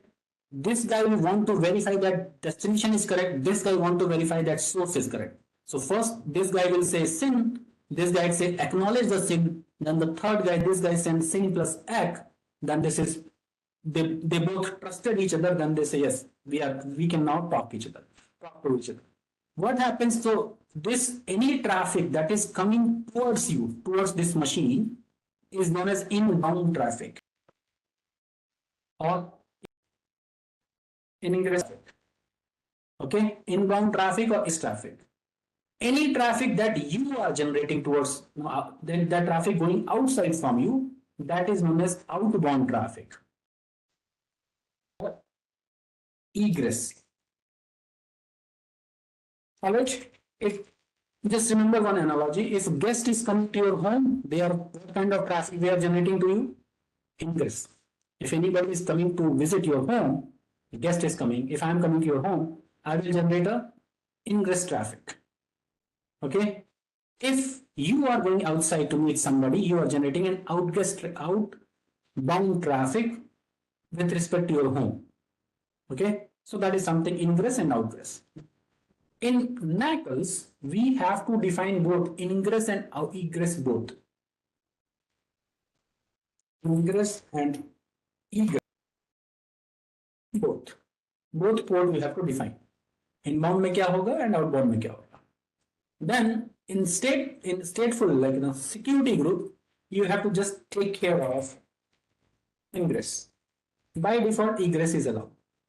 But now earlier, now AWS has made it a little simpler. If you see secure NACL here, NACLs. NACL, if you see inbound rule, that is like rule number 100, all traffic, all protocol is allowed for all IP address. Okay, outbound traffic, all protocol allowed for all traffic. Now they made it simple. Outbound they also allowed it. Earlier we have to specifically define it, but now I have seen like it's by default allowed. Okay, in security group, there is also an inbound rule, okay, where all traffic, all protocol is allowed. And outbound rule, all traffic, all protocol is allowed. So that thing you need to remember. This is default NACL and this is default security group. Default NACL and default security group, all protocol, all port, all IP address is allowed. For default security group, all protocol, or port, all IP allowed. But if you create your own security group, custom security group, by default everything is blocked. If you create NACLs, by default everything is blocked. Okay, and one more thing. In NACLs, rules are written in numbers. Okay, in NACLs, rules are written in number. Okay, what do you mean by that? Higher the number, okay, lower the number, higher the precedence. Okay, this is what is the meaning of this line? I'll explain with an example. Whatever we have discussed so far, okay, just try to digest because I'm going to show you with the help of example. Okay, now what we are going to do, we are going to create an EC2 instance. First, let's create a security group or NACLs. I will say, let's create a NACL. I will say my NACL. Okay, for which VPC, I'll say lab VPC and I'll say create NACL. So can you see that I have two NACLs now? I have my default one and I have another one, my lab VPC. All right. Now, the point here is if I go to my lab VPC and go to inbound, can you see that all traffic, everything is deny? If I go to outbound, all traffic, everything is deny. But if I go to default one, I can see the rule number first, the lower this rule, because this doesn't have any rule. So it will all traffic, everything is allowed. Deny one is below. Okay, so how it works? First, any traffic will come here and it will see, okay, all traffic, everything is allowed. It is not even going to read this rule. Rule number one, if I'm allowed, I'm not going to read the other rules, whatever we mentioned. The moment I'm allowed, I'll just take it from there. Okay, similarly, for outbound, everything is allowed. Okay, now let's go to security group. This is the default one. Let's create our own security group. I'll say my lab SG. Okay, description, give the same description. VPC, I'll say lab VPC. And here we need to define outbound. You can see everything is allowed. We'll say create security group. Security group got created. If I go to security group, I have two security groups. Name didn't appear, so let me just put a name here. My lab SG. Okay, So here you can see if I click on my lab SG, in inbound rule, can you see that there is no inbound rule open? Everything is, nothing is here. If you can just edit it, nothing is here. You have to open it one by one. Okay, now everything will start making sense when we'll create some resources. Let me duplicate this page and create an EC2 instance in a public subnet first. Go to EC2 instance. I'll say launch instance. I'll say my web server. Let's use Amazon Linux. Okay. We'll say T2 micro. Can you see that free tier eligible? Make sure that if you're using instance, somebody was asking like the bill, make sure that you're using free tier eligible. This is Mumbai. We'll say bomb key. And here edit, we'll edit the secure VPC, and we are not going to use a default one. We'll say lab VPC, and in the lab VPC I'm using public subnet. Auto assign IP address, I'll say enable it. Okay, create security group or select existing security group. I'll say select existing security group. I'll select my lab SG that we have created. Okay, and I will select the magnetic disk. I'll say launch instance. Okay, instance got launched. Let's wait for a minute. It will be available running right in few minutes. Now, NACL, the NACL that we have created, okay, we'll go to VPC. We'll select our VPC, lab VPC. We'll go to network access control list. We'll select our NACL, okay, and we'll go to subnet association here. Okay, and we'll edit the subnet association and we'll select the public subnet, save changes. All right. So now how is the diagram? This is our VPC. I'm just drawing this one. Okay, this is our VPC. In this VPC, we have a public subnet. Okay, this is a public subnet. We have created a NACL, a lab NACL. Okay, this is lab NACL. This lab NACL we have attached to this subnet here. We have created an EC2 instance. EC2 instance, and this EC2 instance we have attached a lab security group. Right? This is subnet. Till here everyone is with me. Is this diagram is clear? This is VPC, this is public subnet.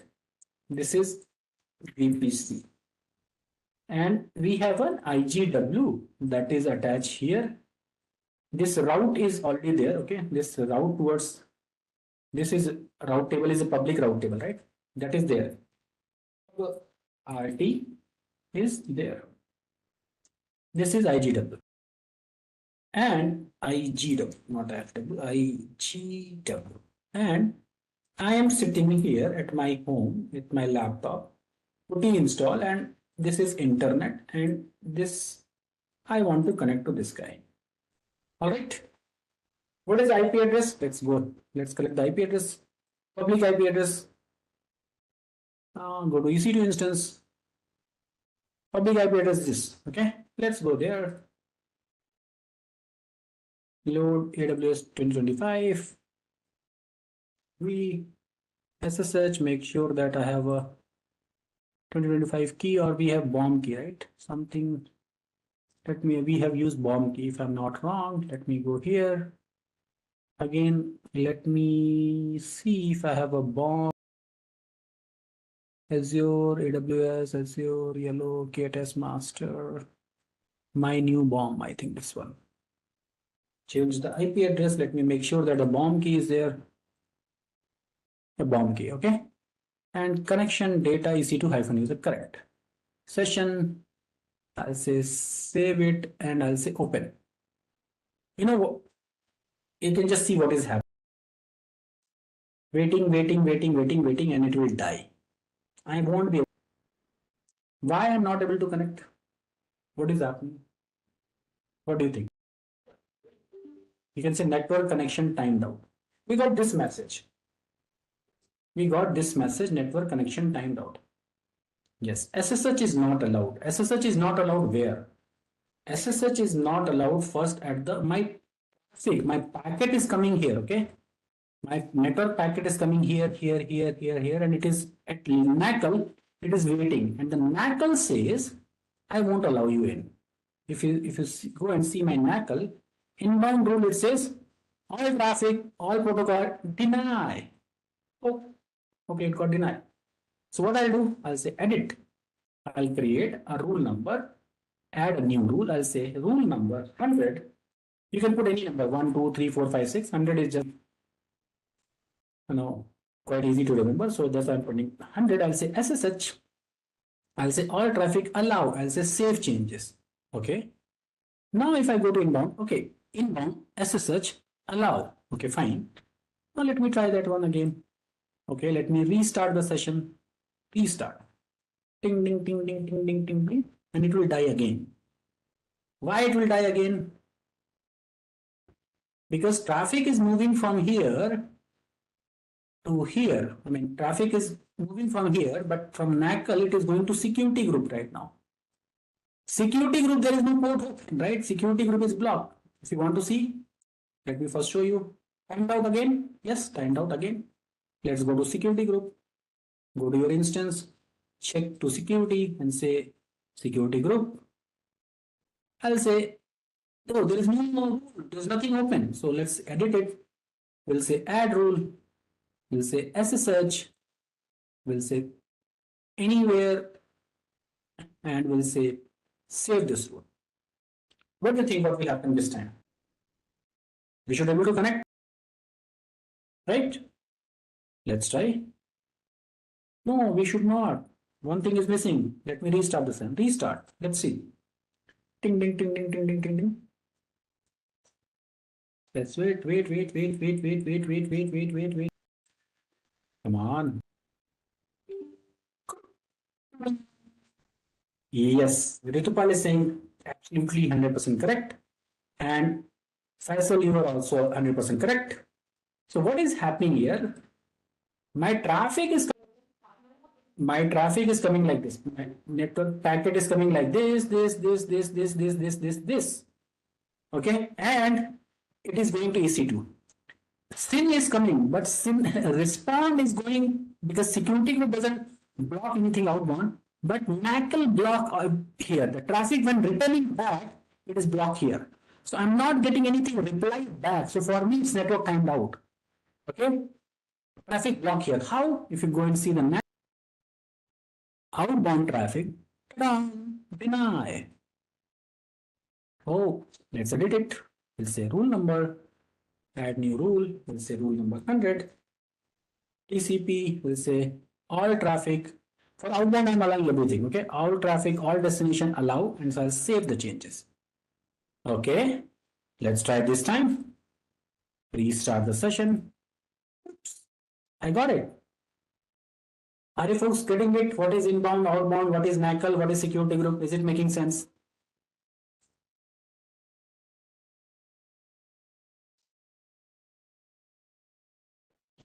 Right now, let me show you something else. 100, 20, okay.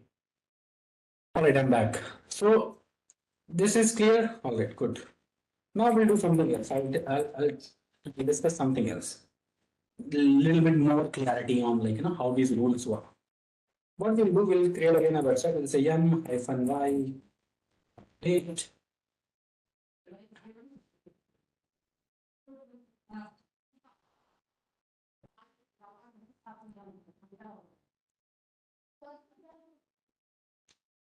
That's the problem. Why it is not updating? Okay, yum-y install httpd. Oops, why it is not installing? It's by.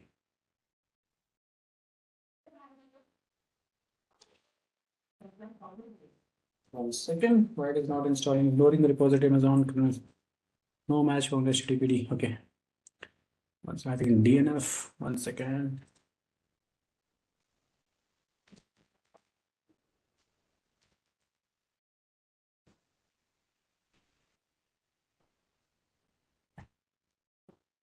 I think it's Apache HTTP 2 or something they say, like, if I'm not wrong, this is sudo DNF install HTTP T.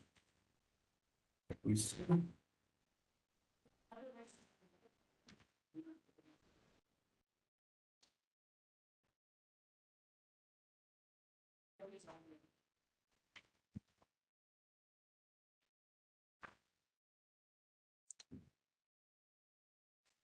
I got it. You know why it is not happening? Because no, I think, let me do one thing. Let me go to first knackles. Knackle. Where is my knackle? Inbound traffic, because we have allowed SSH but not HTTP, right? So we'll say add new rule. We'll say it works on HTTP protocol, right? So what we'll say for some period of time, I'll say rule number 90. Okay. I'll say all traffic, all protocol allow, just to upgrade something. Okay. Save changes. And I'll go to HTTPS, security group. I'll say edit inbound rule. I'll add one more rule. I'll say custom. I'll say all traffic, all protocol, all something, save changes. Okay, so what is happening? The rule number, now if you see inbound rule, the rule number 90 says all traffic, everything is allowed. Let me just try now.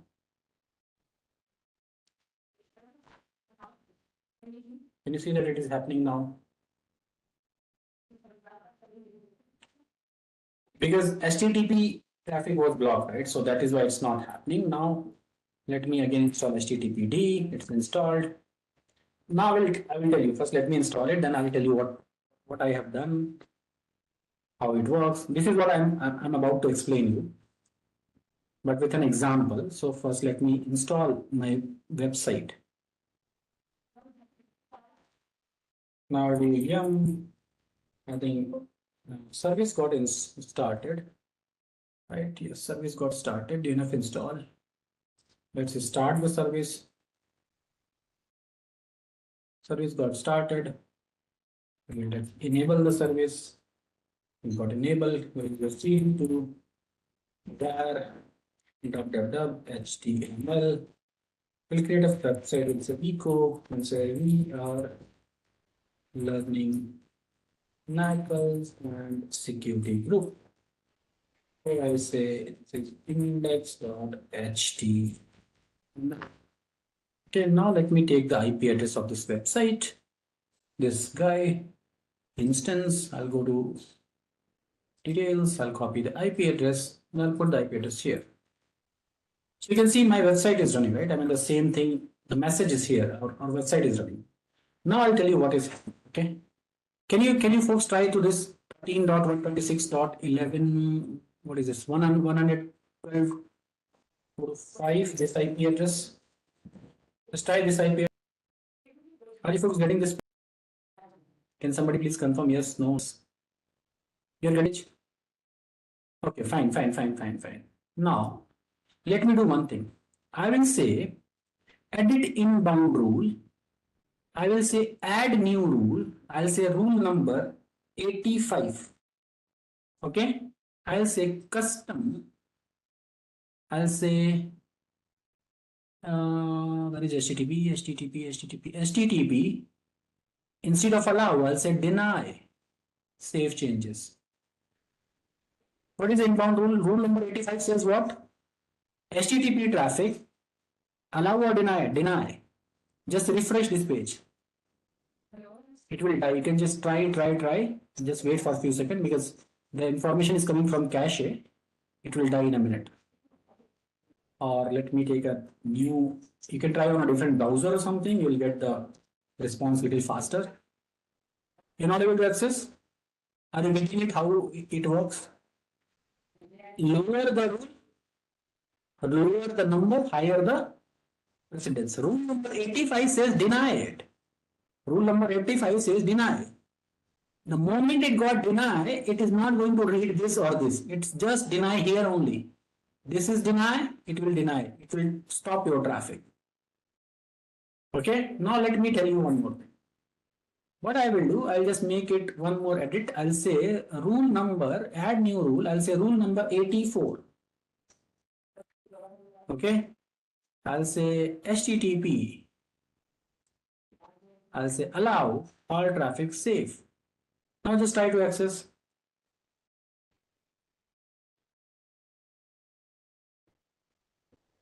I'm getting the website. Are you folks getting it? Okay, this is how it works. The moment it is allowed, it will just stop there. If it is allowed, it will allow. If it is denied, it is denied. It is not going to read all the rule. But in security group, it reads all the rule. Yeah, you can give randomly, but we follow in the multiple of 100 or multiple of 10 so that we can remember it. Okay, Kanchan? Okay, so this is about NACLs and the security group. Now, I'm going to tell you one more thing, that is the NAT gateway. Remember this diagram that we have drawn like few minutes before?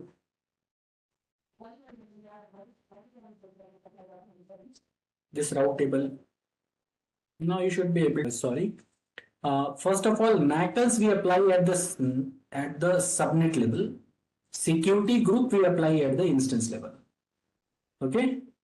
Security group is at instance level. NACL is at the not at the VM level, at the subnet level. Okay? We can attach multiple security groups to instance. Yes, the answer is yes.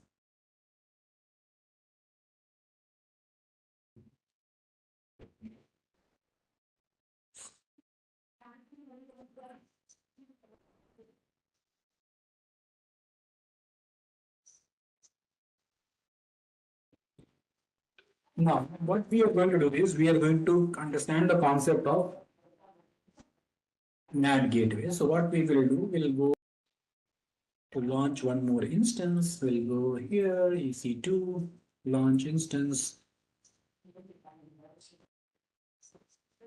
We'll say my DB instance. We'll use the same Amazon Linux. We'll select T2 micro. We'll create a key pair. We'll say PEM key. We'll say I think we have a December PEM key somewhere. From December 2024. And we'll say create key pair. It's get downloaded. All right. We'll go to networking. We'll edit it. We'll say change it to diff lab VPC. Subnet will select private. IP address is disable. We'll select security group. We'll say my lab SG. Okay, and I'm going to select magnetic standard. Create.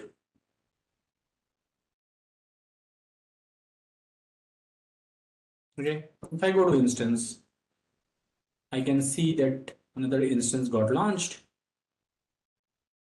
My DB instance. Let me open that key as well.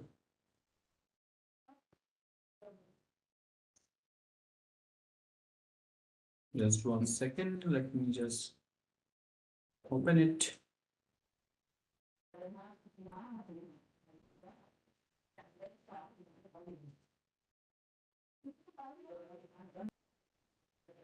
Where is that? Where is that key dot downloaded somewhere, right? Okay, so I got this December 10 key. Okay, so I'll copy this key here.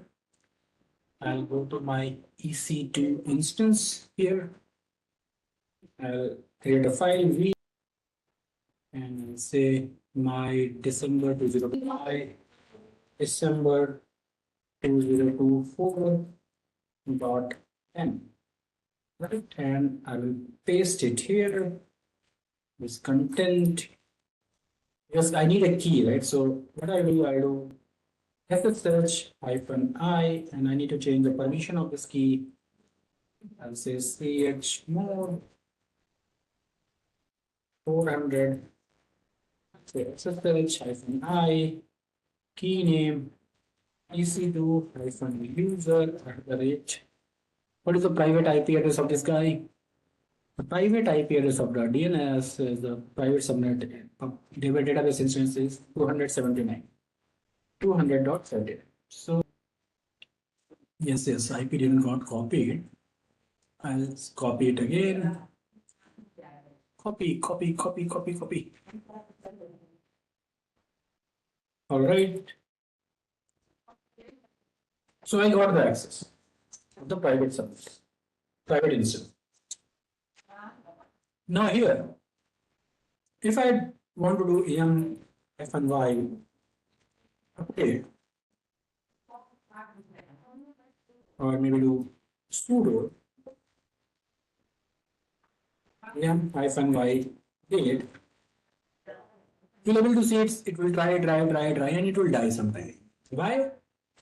Because the server, I want to download package from the internet, right? And the package, the route towards the internet is not available.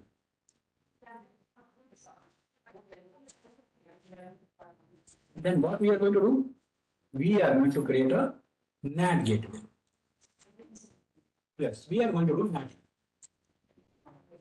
Just like there is an IP, internet gateway, there is another device that is called the NAT gateway. Okay, so first let me go ahead and explore this. We'll create a NAT gateway.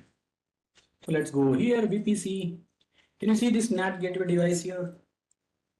NAT gateway, right?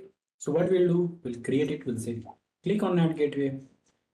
There is no NAT gateway in this VPC. What is the option here? Click on NAT gateway. From here, click create NAT gateway, right? Click NAT gateway, we'll say lab ngw. For which subnet? We should create NAT gateway where? Public subnet or private subnet? Are you sure? Think again. We should create on public subnet or private subnet? Just try to understand. Let's go to this diagram. You want to, when you want to upload a package, say for example, you want to download package originally from this server. That is available over internet. From your private subnet, traffic, anything that is going outside the internet, it has to go to IGW. Okay? If you create NAT gateway here, the situation will remain same. How this will happen? How you are going to reach to the IGW? This route is not available to this guy, right? But what we can do, we can create NAT gateway in the public subnet here. We'll create a device here. When the device will get created, this route is already there. This is there, IGW. What we have to do from public private subnet, we have to create one more route. Any traffic that is not to the local, go to the NAT gateway. And when the traffic will reach the NAT gateway, it will go to the IGW. And from IGW, it will connect to the server and it will download the packet. Are you getting it? If you create in a private subnet, then the situation will remain same. This is missing. And if you create this will become a private public subnet. We don't want this. So where we have to create the NAT gateway? In the public subnet. Are you folks getting me what I'm trying to say? Is it making sense? So we'll go here. We'll select subnet. We'll say my lab. This one, public lab. This is the AB. I think this is the our subnet name, right? Public. We'll say public. Connectivity type public. Elastic IP. I think this is required. Let me see. Locate elastic IP and we'll say create it. So Within few seconds, you'll see the NAT gateway will be pending. It will become running. Let's refresh the page. Just wait for 2-3 minutes. It will be running.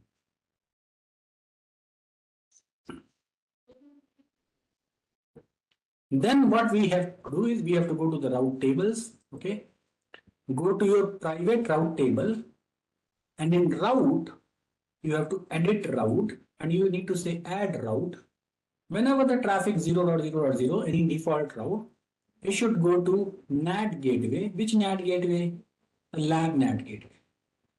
And save the changes. Now what you have done basically is you have this route table is already there. This route table towards internet gateway is there. For local communication, route table is there. Yes, it's there. Your NAT gateway is sitting here inside this.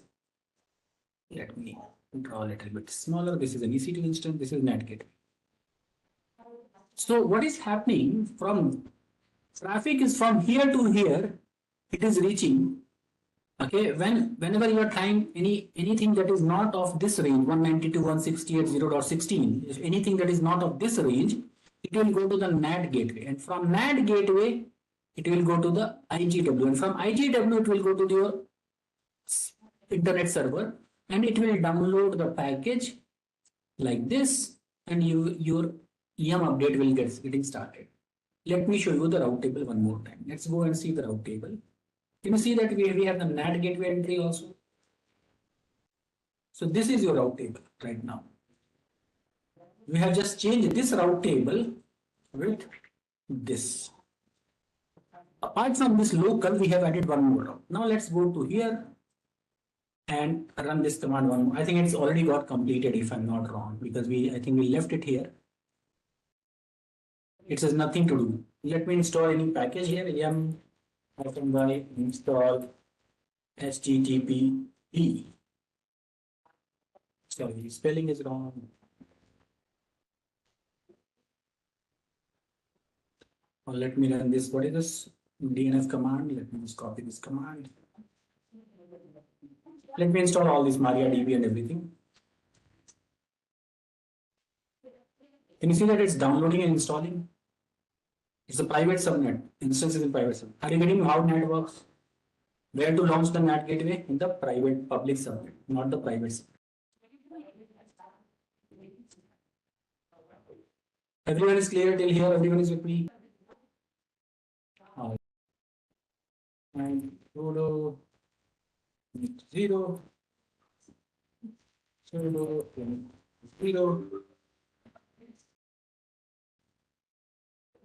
Okay, and what you should do whenever you are done with your lab, this is the first thing you should do. You should go to your first instances, select your instances. I'm telling you in this order, okay? In this order you have to follow. First select your instances, go to instance state and terminate them. Don't stop something, just terminate them. Then you should go to your VPC, go to your route tables, okay? Select your public private route table, action and delete route tables. Okay, first you need to delete, okay, first you need to unassociate, you need to go say from the public subnet, private subnet, go to subnet association, edit it and uncheck it and save it. Similarly, you should go to your public subnet, okay, go to subnet association, edit it, uncheck it, save it. So route tables have no subnet associated. You should select your subnet, route tables, go to action and delete it. And here you just mention delete. Route tables get deleted. Second thing what you should do, you should go to internet gateway, because internet gateway and NAT gateway are costly. You should go to lab, action, detach from VPC. Okay. Just wait for a few seconds, it will get detached. Otherwise, meanwhile, you can go to NAT gateway, select your NAT gateway, go to action, delete NAT gateway and say delete. This is important. Otherwise, if you leave all those things, your bill will be like, huge. Delete your NAT gateway. Go to internet gateway. Just go here. Action. Detach. What it's saying?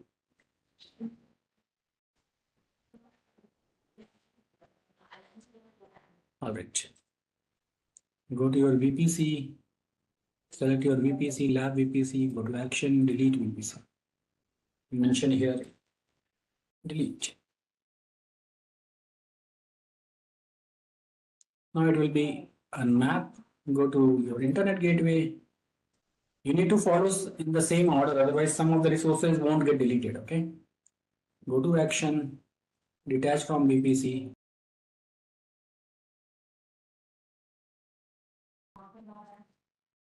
Just wait for a minute. It will be when all the resources will get deleted, it will get deleted. Okay. And one more thing you should go and check, like do you have any elastic IP here? If you have any elastic IP, just select it. And you need to just release this elastic IP and say release. So the elastic IP is gone. You can just go to internet gateway, action, detect. Still it's not aligned. Okay. So we'll discuss about the city of AWS system. Which type of storage is AWS objects? Purpose of this NAT gateway in real scenario is something like if you want to block at the subnet level some traffic that you can use. Okay, you cannot block any traffic in the security group. You can block any traffic at the NACLs only. Security group by default don't do. I will tell you one of the scenario. Okay, that is say for example this is no, I am running an application. This is my subnet. I am running an application inside an EC2 instance. This is EC2. This is my subnet. Okay, and I have put a NACL here. Okay, and the traffics. No, this is say for example very simple application web app.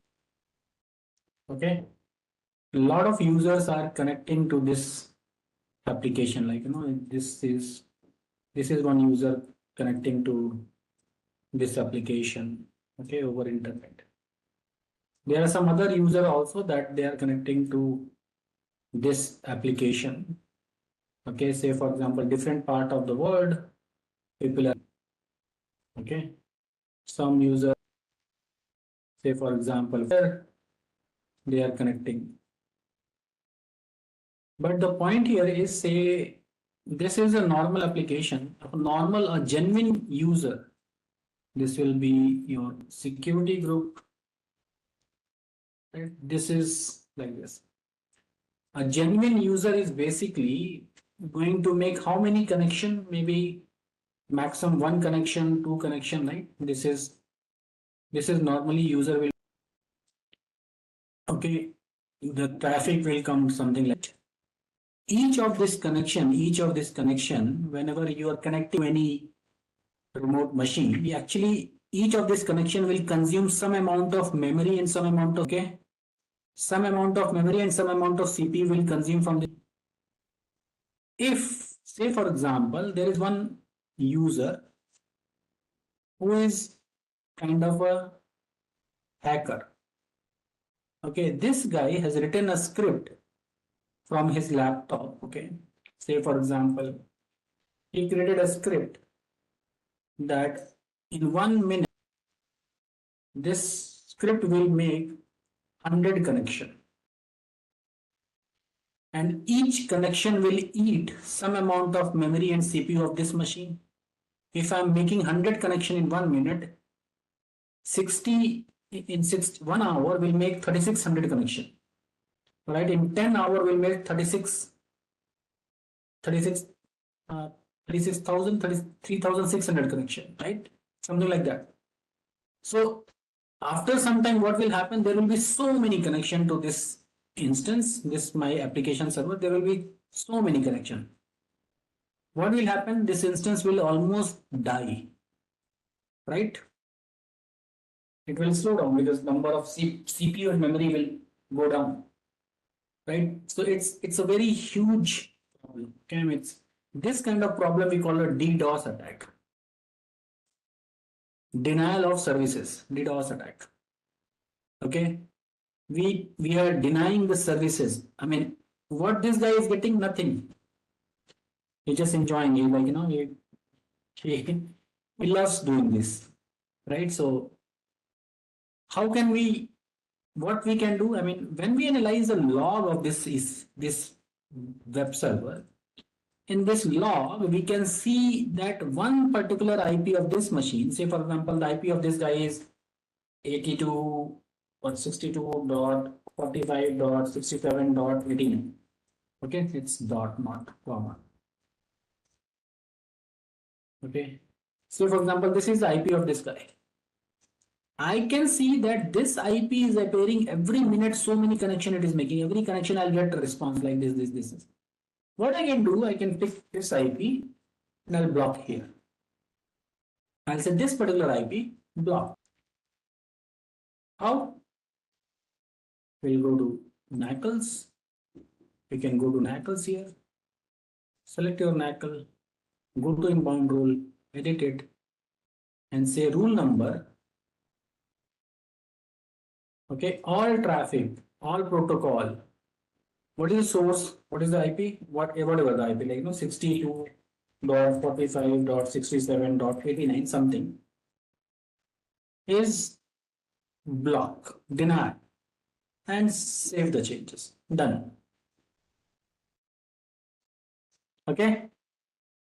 I can save my machine. I can save my application with the use of NACL. Because this is something not available at security group. Security group, you cannot block anything. You can select any security. I mean, DOS and DDoS are more or less same thing, but number of IP will be different. Okay, I mean there will be like multiple system botnets that could be there. But this is one of the way to block it. If I'm getting a lot of IP addresses, I'll block each IP address from here. I can block a range also. So that is one of the service that we block using. Okay, that is basically using this NACLs, but there are other AWS services which we can use to block the IP even at further higher level regarding security. But this is about NACLs. Like in NACLs, if you have get the list of IP addresses, I can block all those IP addresses. Because DOS is like, I mean, is easy to identify because source is one.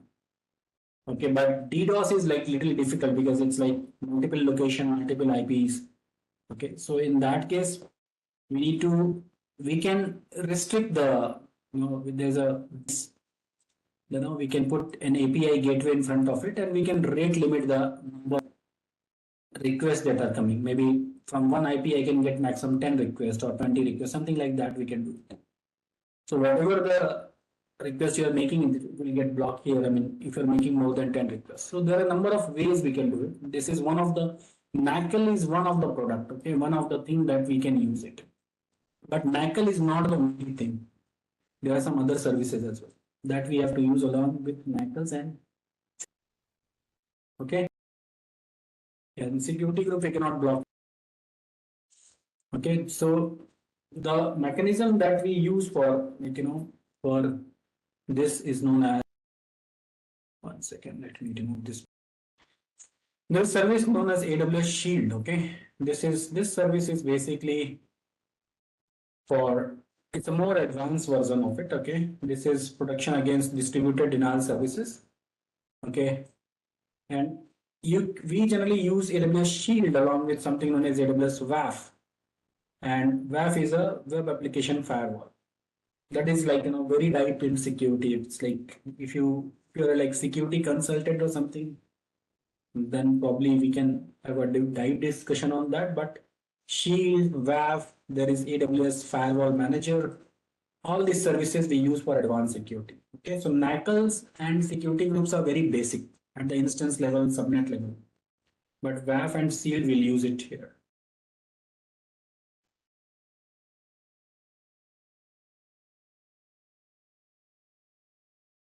So this is the service we configure, okay, along with, but this is quite deep. I mean, for that we need to understand WAF concept, how firewall works, how to configure Shield. We have to configure rule-based management here for like, rule-based to allow and deny traffic. So This is AWS Shield. All these things we configure over the network. All right, but this is kind of a $3,000 per month. Okay, so these are the quite costly services. That is at the individual level we cannot configure because it's very costly. And we can talk about WAF and Shield, but in depth is something like practical is a little difficult to show because of few reasons. This is we don't have any such kind of application where I can show you that traffic is coming to WAF, or because I don't have that kind of a global application. We can talk about the use cases and we can talk about the configuration part, but in depth is something like if you're looking for an in-depth lab, something that is not possible because in my lab or something there's not a such kind of application is running. Okay, where I can generate the traffic from different. I have to use so many VPN connections all to show. All right, so yeah, let me discuss about some more concept of here like AWS S3. One. So we know something about AWS S3. Okay, it's an object storage. So what is an object storage? I mean, we discussed about, just to quickly revise it, because some of you are asking what is object storage and what is block level storage. So block storage and object storage, that is what we discuss. Object storage is block storage. Basically, we have like little granular level of control. Okay, because we can create the file system. Okay, and we can decide the block size and everything. Remember, I have given you the example of formatting a drive with NTFS or FAT32. Then you can store the data, right? I mean, over that storage. But in object storage, something like Google Drive, we never create. Okay, so this is something, this is known as Git. Okay, this is basically object level storage. This is object level storage. We never create the file system. I mean, we can just go and dump the data. AWS offer an object storage that is known as Amazon S3. Okay, and AWS S3 is a very widely used service from AWS, and it's very widely used and very kind of a very reliable service of AWS. When AWS started, I mean, when they started, cloud computing, when Amazon started the cloud computing, I mean, they come up with few of the services like SQS. S3 is one of the few services they started with. Okay, I think second or third service they started with. They started offering this object storage, the role of S3. So it's an object storage. Okay, so what happens in S3, like we'll discuss about the security part of the S3. So first of all, we'll go to AWS S3 service, because this is S3. In S3 there is a concept of known as bucket. Okay, so bucket is nothing but a folder, a directory or a folder, whatever you want to say. It's a folder. Okay, so when you create an S3 bucket, okay, first of all, so when we create an S3 bucket, what we need to do first, you have to go to Amazon S3. Okay, here there's an option create bucket, and these are the list of buckets in my account. Okay, and here I can, when you want to create a bucket, you need to click here, like to create bucket. Bucket name should be unique. Why? Because when you create a bucket, it basically creates an FQDN for you. Okay, fully qualified domain. It gives you a domain. Your domain name should be unique across the world. Okay, say for example, somebody, I mean, you cannot take a domain name google.com. It's not possible, right? Because it's already taken by Google. You cannot take a domain name of facebook.com because it's already taken. If you want to create a domain, it should something facebook123.com or maybe anything, some unique character you need to put it there, right? So this is what the meaning of domain. So that is why your bucket name should be unique. And when we create a bucket, we create in some region. Say for example, I'm creating a bucket in Hyderabad region. Okay. So I have to give some unique name. Say for example, I'll say my bucket, what is today's date? 21st, right? 21st December 2024. Probably this name is unique. I may get this bucket. If it is not, it will give me an error. But that's not the concern here. We'll talk about the security first. When you create a bucket, there is something known as ACL enabled, ACL disabled. So ACL is disabled Third thing is, the third option is block public IP access. Is your bucket is publicly not accessible. And why this option is by default your bucket is publicly blocked, I will tell you in a minute. But by default, your public access is blocked. Block all the public access, that option is checked. It means block is on. If block is checked, means block is on. Your bucket is publicly not accessible. Okay, all the public access are blocked by default. Okay. Then next section is versioning. What is versioning? We'll talk about it. And the next section is encryption. What is this encryption in security? We will talk about in a minute. Okay. Then I'll check everything as a default option. I'll say create bucket. The bucket got created. What is the name of the bucket? Let me just creation date. This is December 21. This is just got created. I'll click on my bucket. This is my bucket. Okay. And what I will do, I will upload an object. So what we have done here, we have created a folder. The folder name is my bucket. This is what the folder name is. And here I'm going to upload some object. Object means some files, folder or something. Just like we upload some object in Google Drive, we can upload it here also from our local desktop. Okay. So what we need to do, nothing. We just need to click upload. And I'll say whether you want to upload a file or you want to upload a folder, the same kind of option Google Drive also asks, right? File or folder.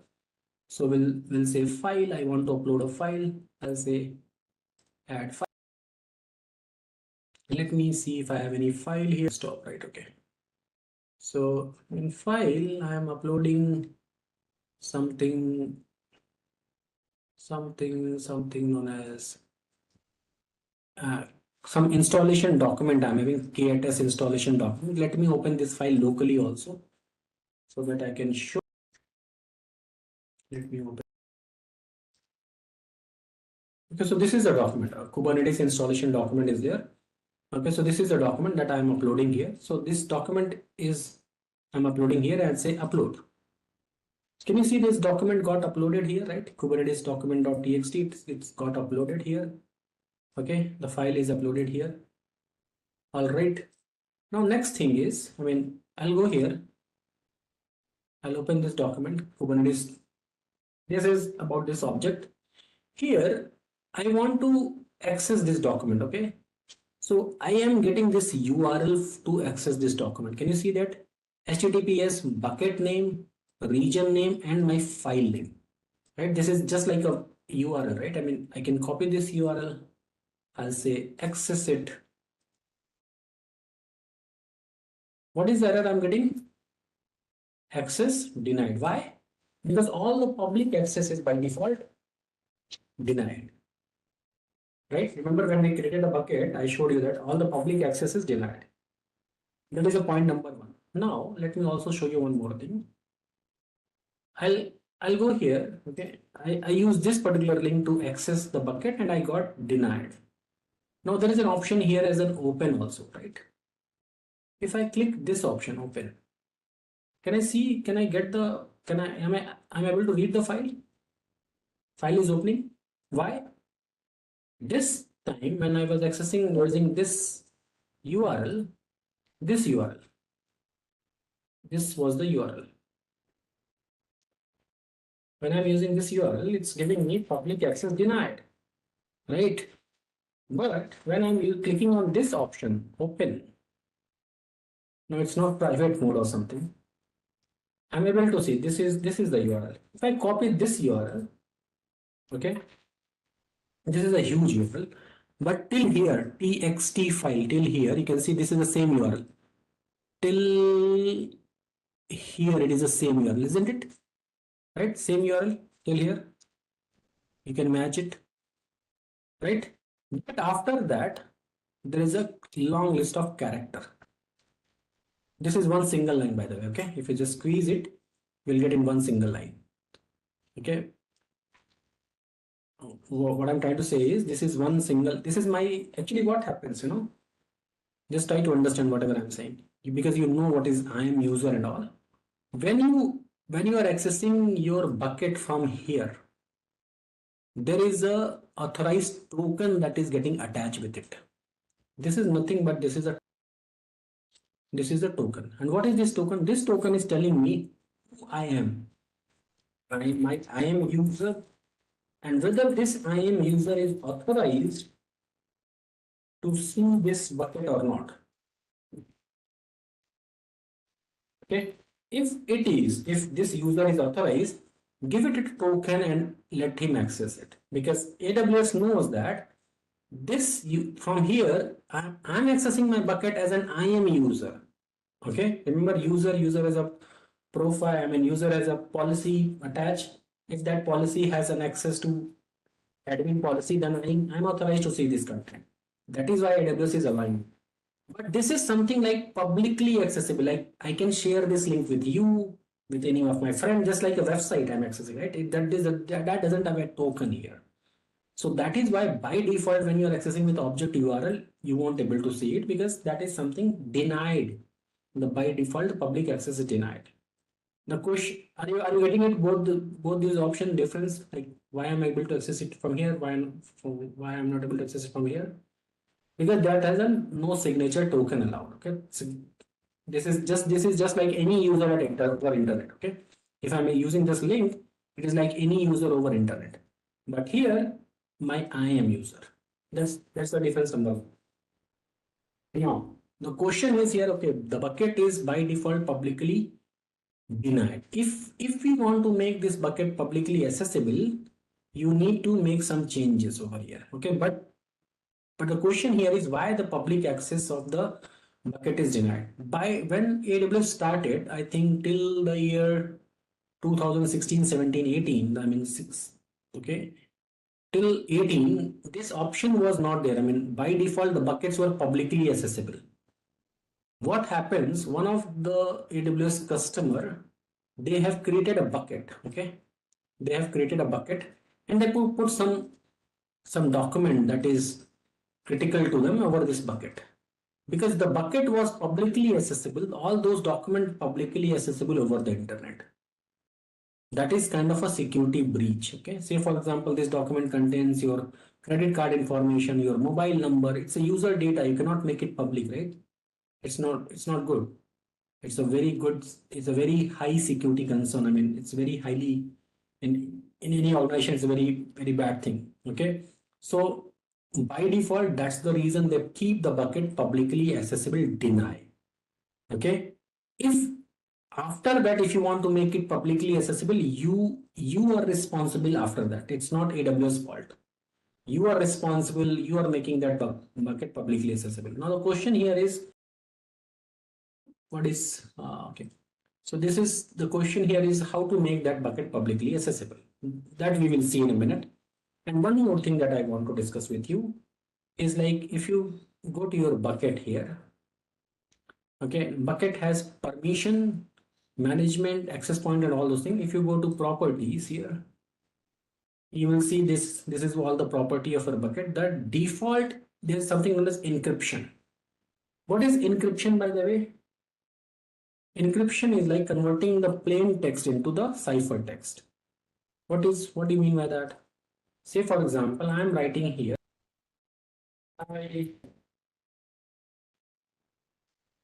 okay, this is a plain text. If the same text is passed to some algorithm, say for example, an algorithm is what a computer, what it will do, it will convert this plain text into a cipher text. What will be the cipher text? Something like this.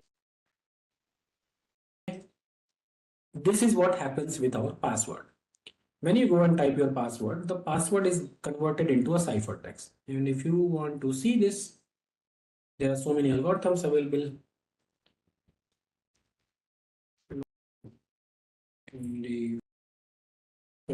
Something like that is the website, md5.com or something, md5 hash, md5 hash generator. This is the website. Okay, here you can type something like, I love cricket, and you can generate a hash of it. So this is the MD5 hash that got generated. This is a plain text, this is the hash. Okay, is MD5 is only algorithm? There are so many algorithms. That is MD5, SHA-1, SHA-2. There are so many algorithms. There's so list of algorithms are available. Okay. So what is encryption? Are you getting it? Converting the text into a non-readable format. Okay. So yeah. So this is something. This is the concept. Now, what AWS says, there are two types of encryption. So what AWS says, like, there are two types of encryption that we need to follow with AWS S3. First, encryption at rest, and second, encryption in transit. What is the meaning of? First of all, say for example, we have just uploaded the data from our laptop, right? I mean, we use this laptop. We have a file that is a Kubernetes installation.txt file, right? This is the file. It's there. We have uploaded this file to AWS S3 bucket that is available over the internet, right? We uploaded the file from here to this guy. So what happens, basically the file travels like this, right? From here over internet and get uploaded here. This is known as transit, data in transit. Data is traveling. Okay, that should also be encrypted. That encryption is already there. If you see AWS S3 URL, okay, or maybe here. So what is this? Yes, this one. Can you see this HTTPS is there? So it's already encrypted. Okay, it's not as plain HTTP, it's HTTPS. So data in transit is already encrypted. All right. Now what is data at rest is encrypted. When you upload this file, your file must be stored somewhere, right? Some storage location, some hard disk, right? S3 must have some storage device, right? It is not, data is not going to store in air, right? It must have some storage device, some hard disk, some solid state device, but it is some storage device is required. What they are using, they never disclose it. Okay, Google never disclose it what they are using for Google Drive. I mean, similarly, S3 doesn't disclose, like an AWS doesn't disclose like what they are using for S3 and all. So they never disclose it. But data is ultimately storing somewhere, right? When this data getting stored, your file getting stored, okay, and just imagine this hard disk getting stolen. When this hard disk gets stolen by somebody, what will happen? This hard disk will have your data. So what they do in AWS S3, they encrypt your data at rest also. So that if somebody is getting the access of this hard disk, that is quite impossible, but just imagine the worst condition. If somebody get this hard disk, even though this is not going to make any sense to them. Okay, whatever it is stored, it's a random character like this, not this. They are not going to, it's not going to make any sense. How many of you have used your office laptop? When your laptop boots, it do some encryption, right? You have to give some encryption key, and then you are able to give your Windows password, then you are able to log in. You have some, right? Why this kind of encrypt? Why, what they are doing? They are basically encrypting your data at rest. Somebody stolen your laptop.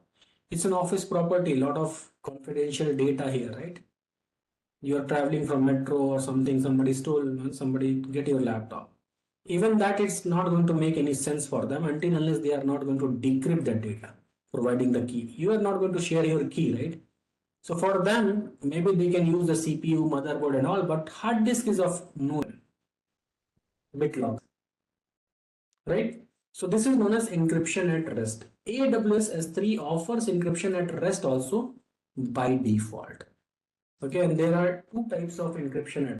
Okay, so what we will do, we'll cover this S3 concept, and lab part I will maybe walk you. I mean, we'll do the lab part of this one, and then we'll stop. I mean, then I'll summarize everything so that I just don't want all of you to get lost somewhere. Okay, S3.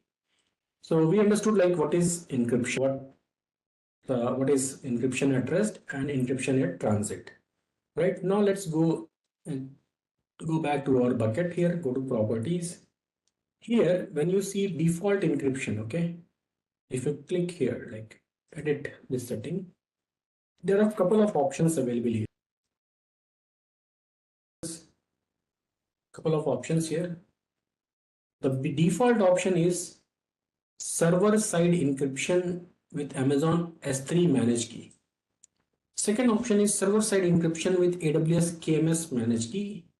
Dual layer of encryption with AWS management keys, KMS service. Okay. First of all, what is this KMS? What is this key is coming here? The key is basically is for key is like the algorithm. What algorithm that use? This is we call as a key in AWS language. Okay, what key you are using to encrypt the data? Okay, that key is required. Okay, so what happens here by default when AWS service, no, it's not public and private. It's not like that. Okay, it's not like that. It's an algorithm. Key here is an algorithm.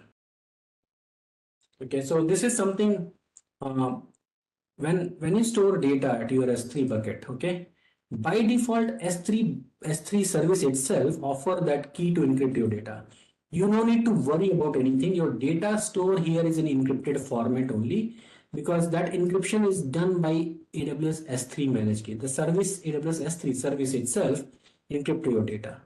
But if you want a little bit more control on that, AWS has another service that is known as KMS service.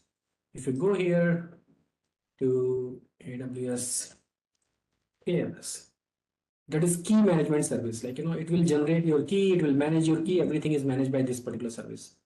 Okay, so what it says, like the second option says you can use this service, this service will generate a key for you, and you can use this key to encrypt your data. Okay, you can say server side encryption with AWS management key. So if you go here,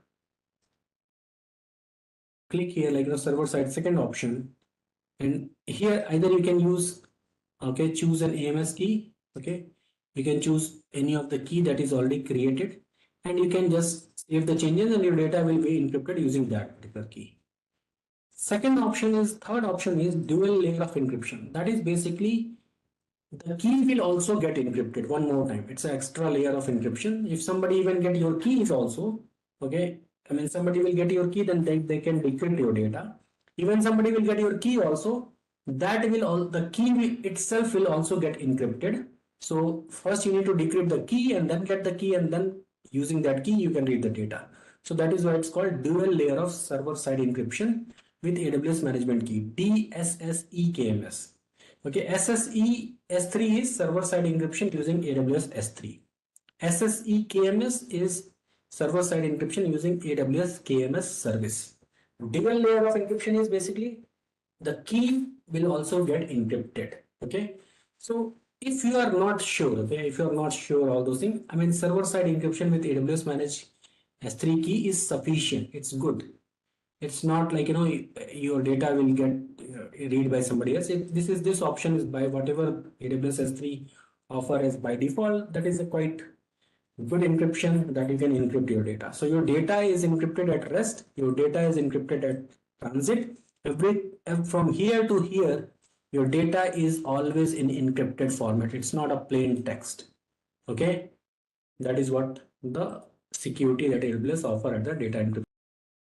Just a quick info, guys. Intellipaat, in collaboration with EC Council IIT Roorkee, offers an advanced certification in cybersecurity designed for professionals looking to upskill.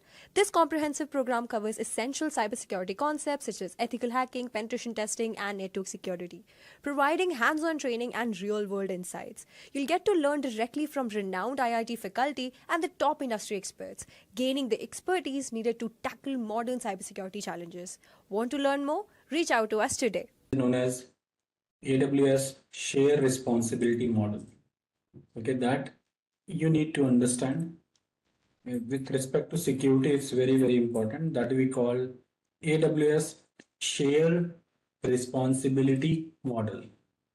What is share the responsibilities are shared. Okay, responsibility of what? Responsibility what AWS as a we are, I mean, you are, when you are creating an, yes, kind of. So say for example, you are creating any account. I mean, when you create an AWS, you are responsible for something and AWS is responsible for something. Okay. Say, so we would like to understand what are the things as a customer we are responsible, that we cannot blame to AWS that this is something I'm running in AWS. That's AWS responsibility. It's not understand. So share responsibility model is a fundamental security concept in AWS that defines the division of responsibilities between AWS, the cloud provider, and you as a customer. Okay. So what is basically now let's try to understand this. Say for example, this is an EC2 instance. You are running your application here. Okay, I'm running my application over an EC2 instance. Okay, it's an, say for example, it's a web application and people are accessing my application over the internet. All right, it's a web application and people from internet accessing my application. Okay, if this application, I'm kind of in the security group, I have opened all protocol, okay, and all IP, like site is 0.0.0/0. If I'm open everything at the security group, then and somebody hacks my system, okay, then AWS is not responsible for this. Okay, because it's your application. You cannot say that cloud is not secure and you, because you are running your application on AWS will should go and protect you. It's not like that. It's your application, it's your baby, you need to take care of it. Okay, but this AWS EC2 instance is running in AWS availability zone somewhere, right?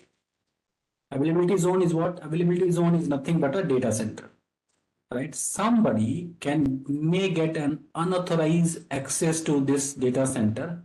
Okay, somebody can get access to this data center where your EC2 instance is running, okay, and turn off your computer or maybe stolen the disk or something, like if somebody get unauthorized access, then this is not your responsibility to physically secure this machine. It's AWS responsibility. So this responsibility, I mean, your application security is your responsibility. The physical security where your application is running, the machine, the hardware, power supply, AC, all those things are AWS responsibility. So that is why it is called shared responsibility model. Some part we as a customer are responsible, and some part AWS as a cloud vendor is responsible. So that's the meaning. That is the meaning is shared responsibility model. Okay. Why it is so important? Like why we are studying. What is the point of putting some effort and understanding it? It is really very important when you are going to work as a cloud solution architect, when you are going to work as a cloud consultant, and when you are going to suggest some of your organization for which you are going to building some project or anything. In that case, you should be very well. Your thought process should be very clear. What as a customer my responsibility, and what I should be looking for AWS to do it for me. Okay, so that is very important. So security, what AWS says, like if you read AWS document, they will say security is a joint effort. AWS secures the cloud infrastructure. Okay, but customer is responsible for securing the own data and application within AWS. Okay, security of the cloud is AWS responsibility. Security in the cloud is your responsibility. In the cloud means whatever you are running. If say for example you are running a application that takes customer credit card information, that stores customer credit card information. Maybe you are running some, say for example tomorrow all of you and me, we'll open a company, a startup, where we'll have some, we'll have some mechanism where we'll deliver, say for example, food to the maybe like Zomato or maybe like Swiggy.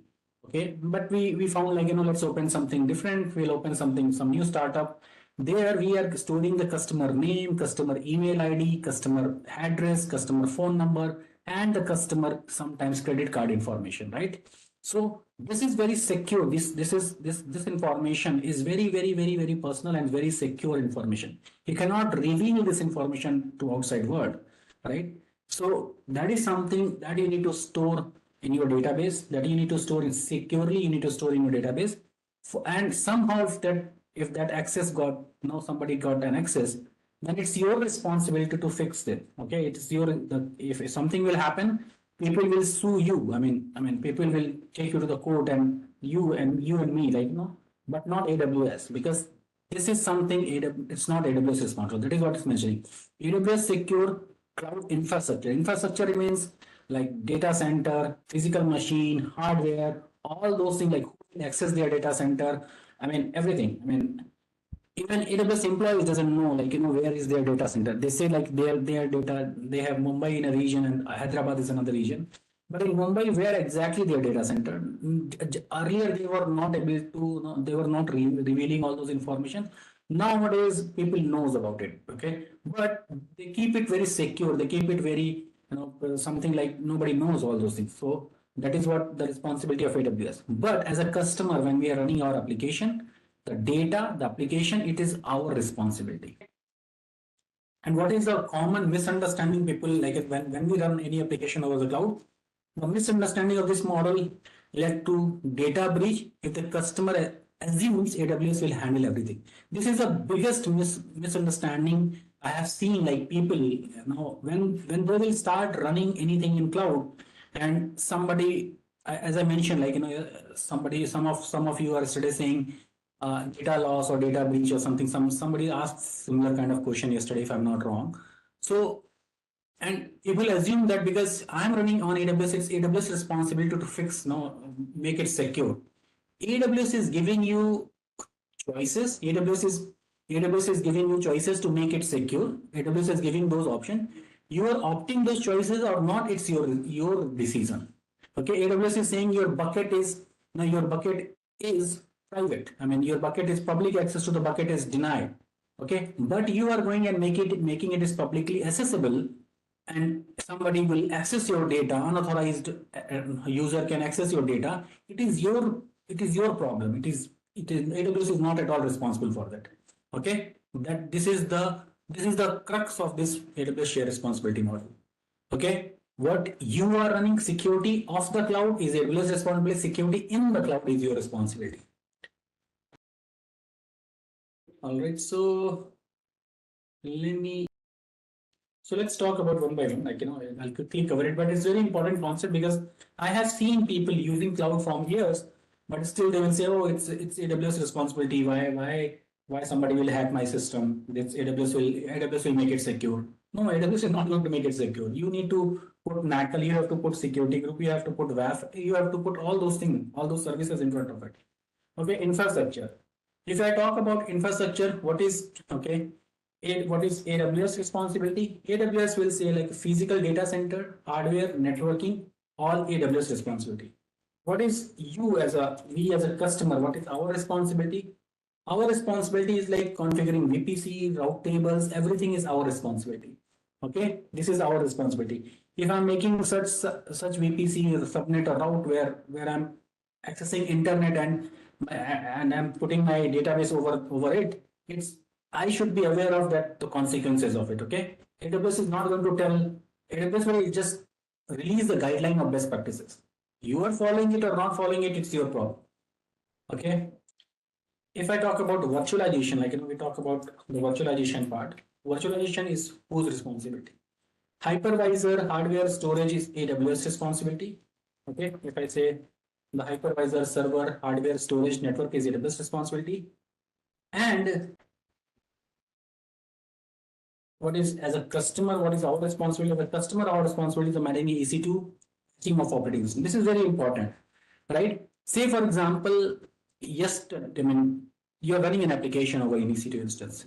Okay, there is you are running, say, for example, Red Hat Linux. Okay, Red Hat tomorrow releases a security patch and say that this is very important security patch and that you need to install.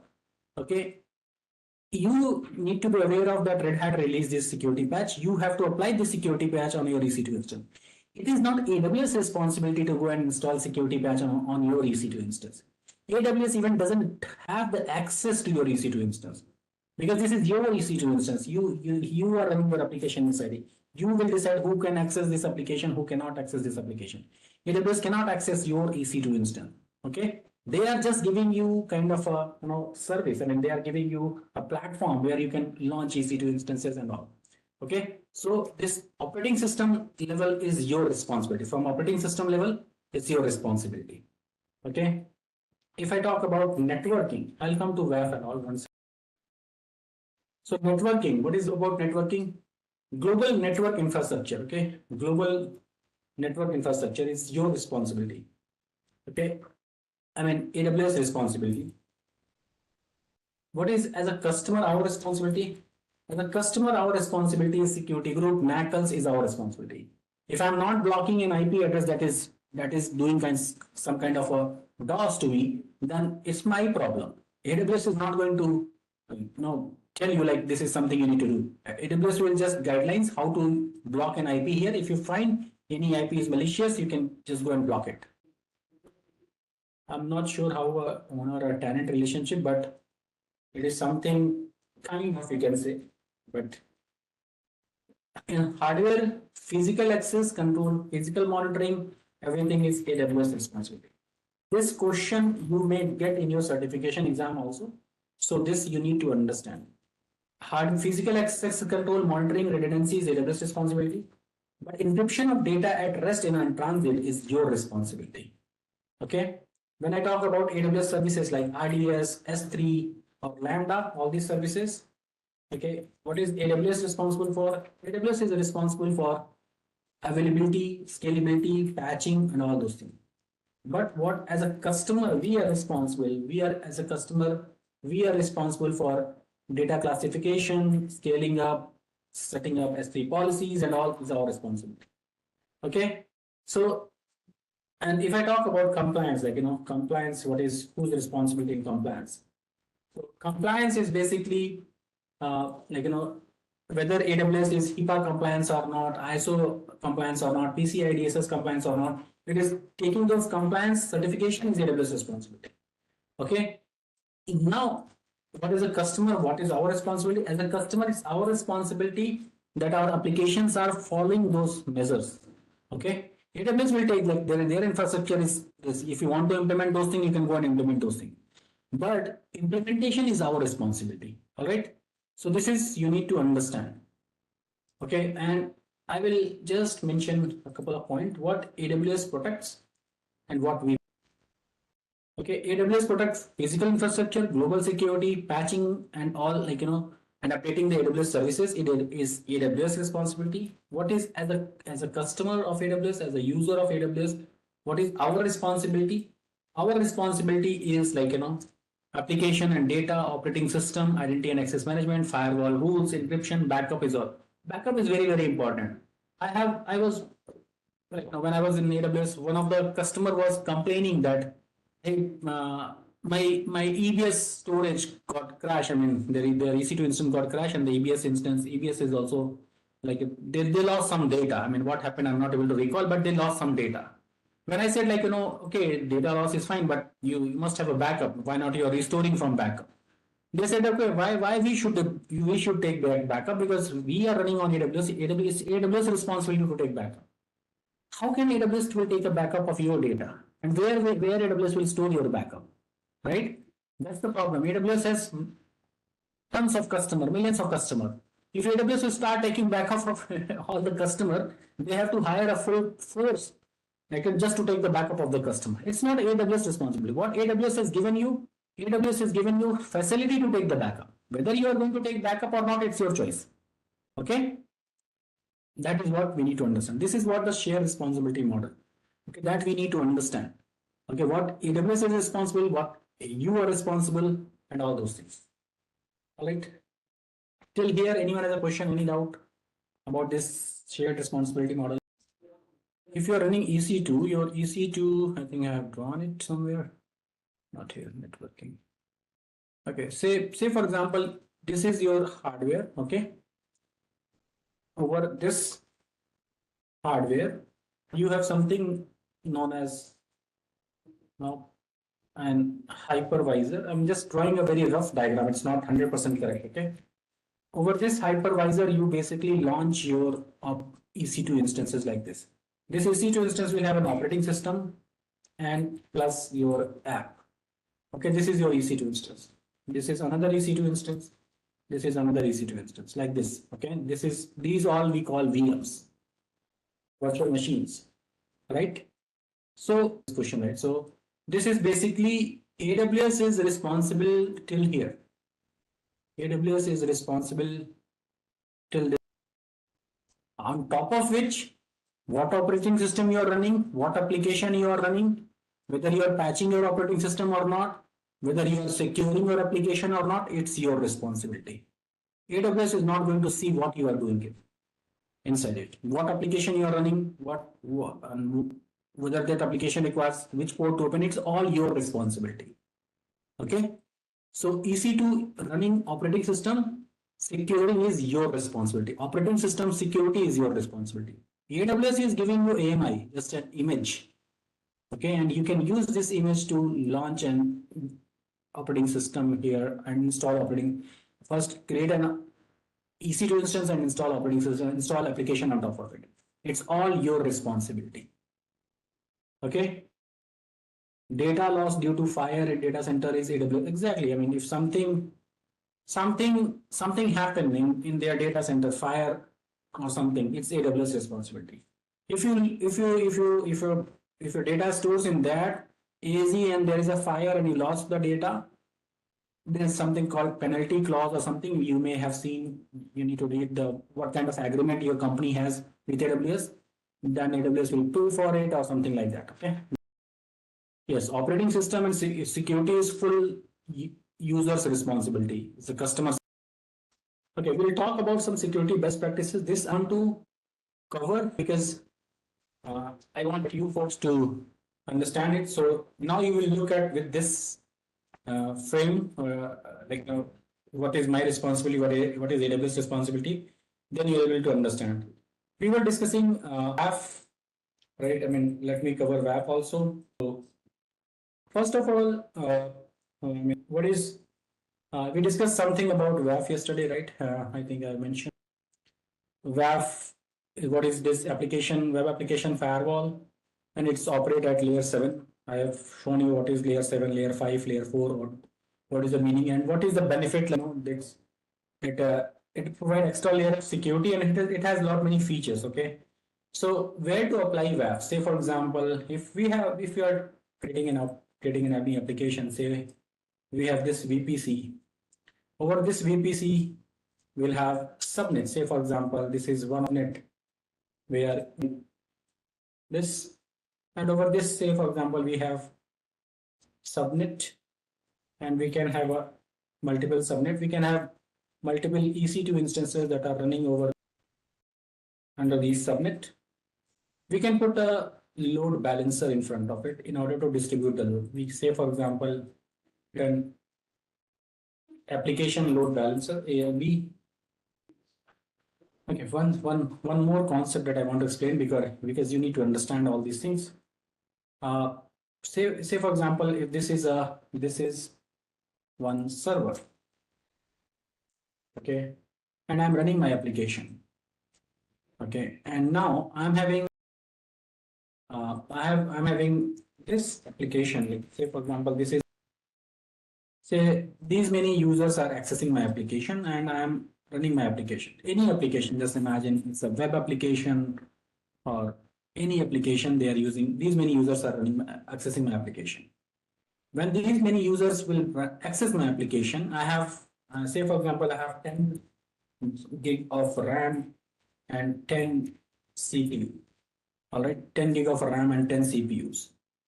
Now, each request, whenever somebody will access my application, each request will consume some amount of memory and some amount of CPU, yes or no?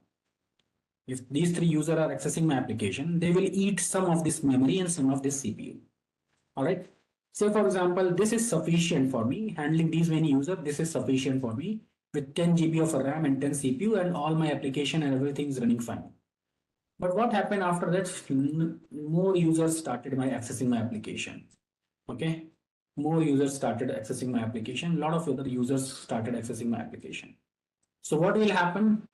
My application will become slow, my server will become slow, and these users will start getting issues, right? I mean, they will say application not accessible or slow response, something like that. In that case, this 10 GB and 10 CPU is not going to sufficient. It's not sufficient for me. So what we can do, we can do two things here. We can move to this, change this server and go to the bigger server, okay, where I have, say, for example, 50 GB of RAM and 50 CPU. This will, if I replace this server with this server with 50 GB of RAM and 50 CPU, my problem will solve. This is known as scaling, but this kind of scaling is known as vertical scaling. Okay, this is known as vertical scaling. We have scaled it vertically. All right. What is another way of solving this problem? Another way of solving this problem, I can launch similar kind of another machine, like one, two, because I need to go to 50.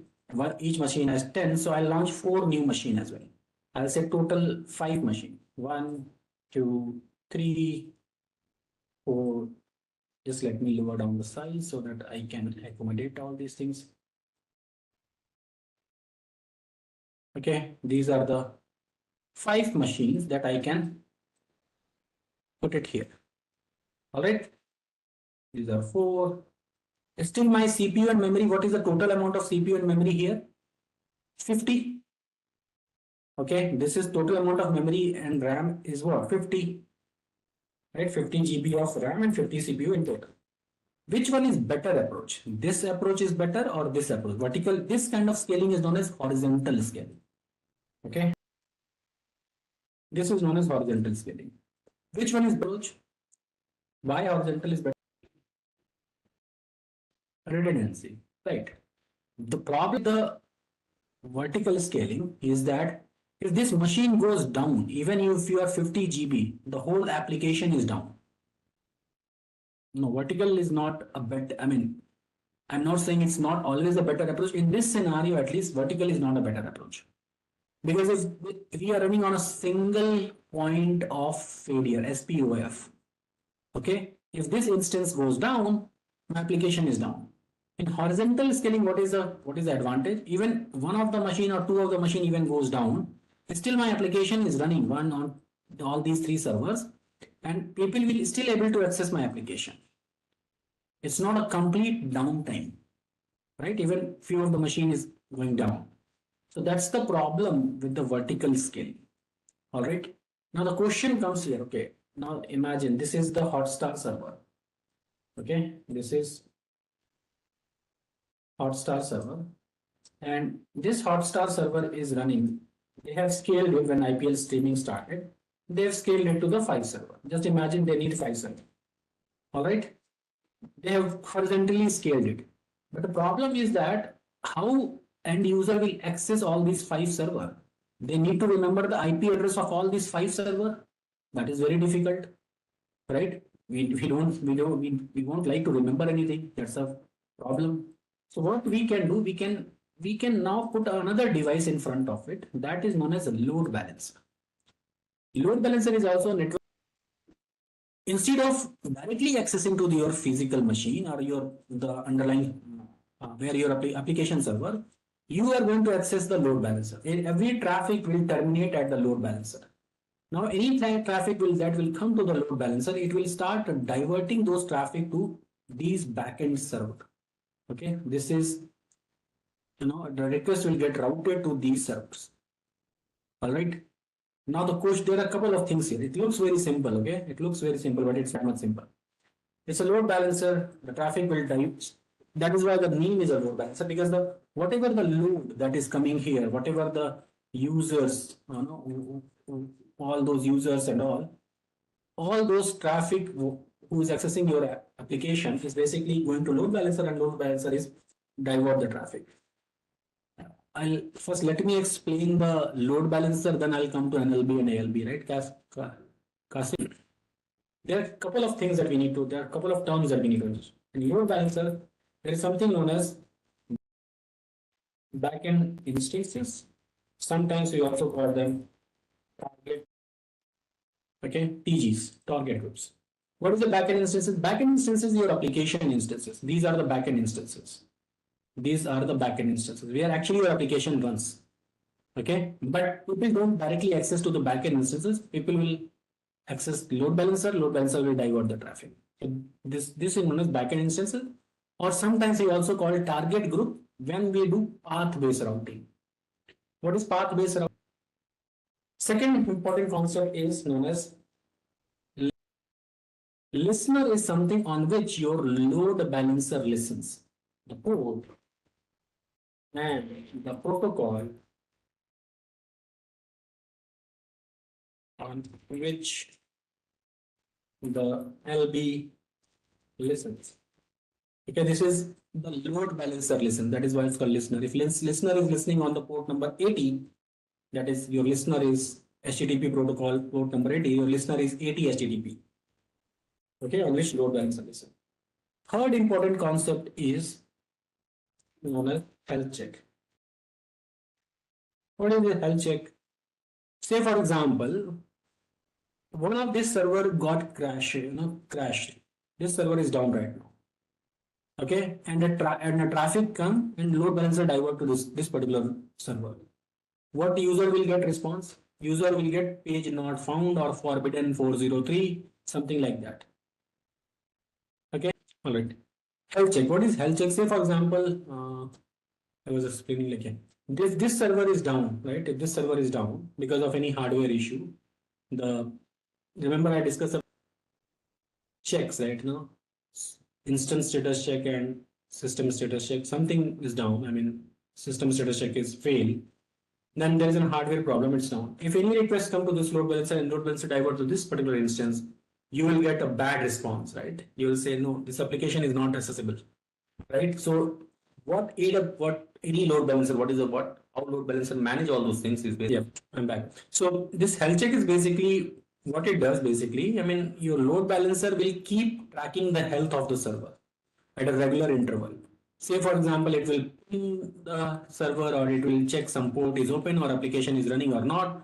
If any of this, we will develop some kind of a mechanism where load balancer will keep monitoring the health of all these server at a regular interval. Okay, at regular interval, it will keep monitoring the health of all the server, whether application is running or not, server is healthy or not, application is listening or not. By any mechanism, it's something like it will keep checking the health of the server at any point of time. When your health check is down, I mean, if health check doesn't pass, what load balancer will do, it will keep this particular, say for example, health check failed, it will keep this server out of the backend list. It is not going to divert any traffic until unless the health check is again passed. So if any traffic will come, it will not send here, it will send here. Okay, then any traffic will, it's not going to send here, it will send here, then here, then here, then the next traffic here, like this. It will keep, it is not going to send the traffic until unless the health check pass. Why? Because if server is down or any problem, the end user will won't be able to access the application. So that's the reason. That mechanism is known as health check. How to configure health check, what to check, what to go and check in the health check, that totally depends upon what you have configured. Okay, if I'm running a web application, I can check like index.html is, I'm able to see the index.html or not. So that is quite okay health check. Okay, that we can configure. Or I can say port number 80 is application listens on the port number 80 or not. Just check it. Every in every 5 minutes, check it twice. And if you are getting 2 consecutive failed response, mark those server as unhealthy, and the load balancer will stop sending the traffic like that. So there are some checks that we follow and we configure the health check. All right. So what is the use of health check? Are you getting it? Because if the server backend server itself is not healthy, even the traffic reaches there, what is the point? The end user will get no response from the application. So if one of the instance load increases, it's generally not possible because it's a responsibility of the load balancer to balance the load evenly. Okay, it follows an algorithm. Maybe most of the time it's round robin to distribute. Okay, if any of the server having any specific issue or something, in that case health check. Okay, so if load increases in out of sorry. So this is about the health check. Okay, so these are the few things that we need to consider before launching any application behind the load balancer. Now the couple of things here. First is target group. What is the meaning of target group? For target group, say for example, if I'm book my show. So this is bookmyshow.com, right? I mean, say for example in Hyderabad, there are a couple of things here, right? I mean, you can see here there's something known as movies, something known as stream, something known as event, something known as play, sports, activities. If the similar thing I have to create on EC2 instance. This application, by the way, running on AWS, and this application is running on AWS, and they are using container. How I know? Because I know in and out of this application.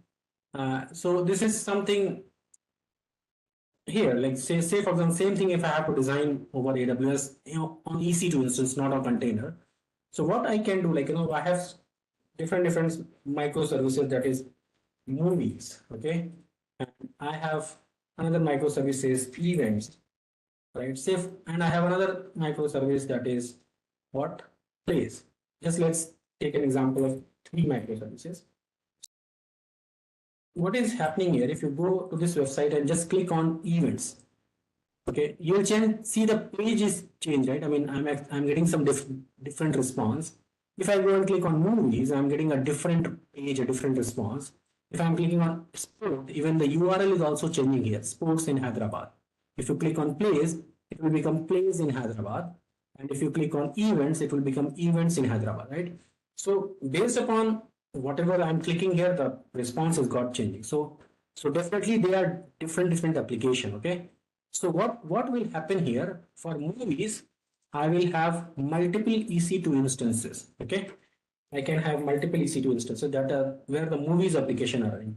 Similarly, for event, I'll have a multiple EC2 instances, and for plays, I will have multiple EC2 instances. Okay. What we can do here, because this is movies, plays, and event, in order to manage movies, I can have one load balancer for movies, EC2 instances. I can have one load balancer for events, I can have one load balancer for plays. But you know what? Load balancer is a costly affair. I mean, it's little expensive device. So instead of running all 3 load balancer, if I have more microservices, maybe if I go to Amazon, right? Amazon has tons of microservices. If I go to Amazon.in, they are like everything here is a kind of a microservice here. Okay, this is one microservice. This is one microservice. This is another microservice. This is another microservice. This home and kitchen is another microservice. They have tons and tons of microservices and tons of container. But say, for example, if I have to design the same thing on an EC2 instance, for each of these microservices, I have to put one load balancer. My application cost will be so much huge. I mean, I have to pay a lot more money for application load balancer or the load balancer. So what they do, I mean, what we do generally, what we put as one single load balancer, okay, and mostly it's an ALB. Why ALB? I'll tell you, because it's a layer 7. Okay, we are directly dealing with the application load balancer. Application load balancer works on layer 7.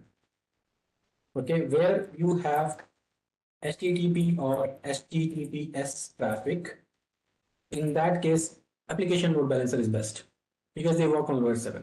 So what will happen? Any traffic that is coming over the internet, hitting the load balancer, you will get a default web page that is coming from a different set of EC2 instance, or you can define something like a default web page. That is what is happening with bookmyshow.com. When you are not exploring anything, you are getting this default web page. But the moment you click on sports, you are getting different. The moment you click on activities, you are getting different response, right? Wonderla. So very fun place to go, right? So this is something. No, what I'm trying to say. So what will happen? The moment somebody will type, no, book my show.com/movies, okay, sorry about spelling, the request will go to these set of server, any of these instances, but request will go to this set of server. This set of server is known as one target group, TG. Movies is one target group. Okay. Similarly, we'll have event will have another target group, and plays will be another target group, and so on and so forth. Okay. When the request will come to bookmyshow.com/move plays, it will go to this any one of these instance to the target group. What is the advantage? Advantage is with one single load balancer, I'm managing whole application instead of having more and more load balancer. We are having more and more load balancer will cost will be huge. So with this is known as something as path based routing. This is something is routing. Path based means whatever the path we are mentioning here, my routing is automatically happening. Okay. So this is what a target group concept is. You may have seen this target group concept in ALB and NLB. Okay. What is difference between ALB and NLB? NLB works on layer 4. Okay. ALB works on layer 7. And if you want to dig more, I have written much more there. Where I have written that. Here I have discussed in detail, okay, what is layer 7, layer on, what are the scenarios they work, because this is something different, okay. I don't want to divert there because our whole discussion will be on, because generally when I teach AWS, we discuss load balancers 1 or 2 days because it's a very important in-depth topic.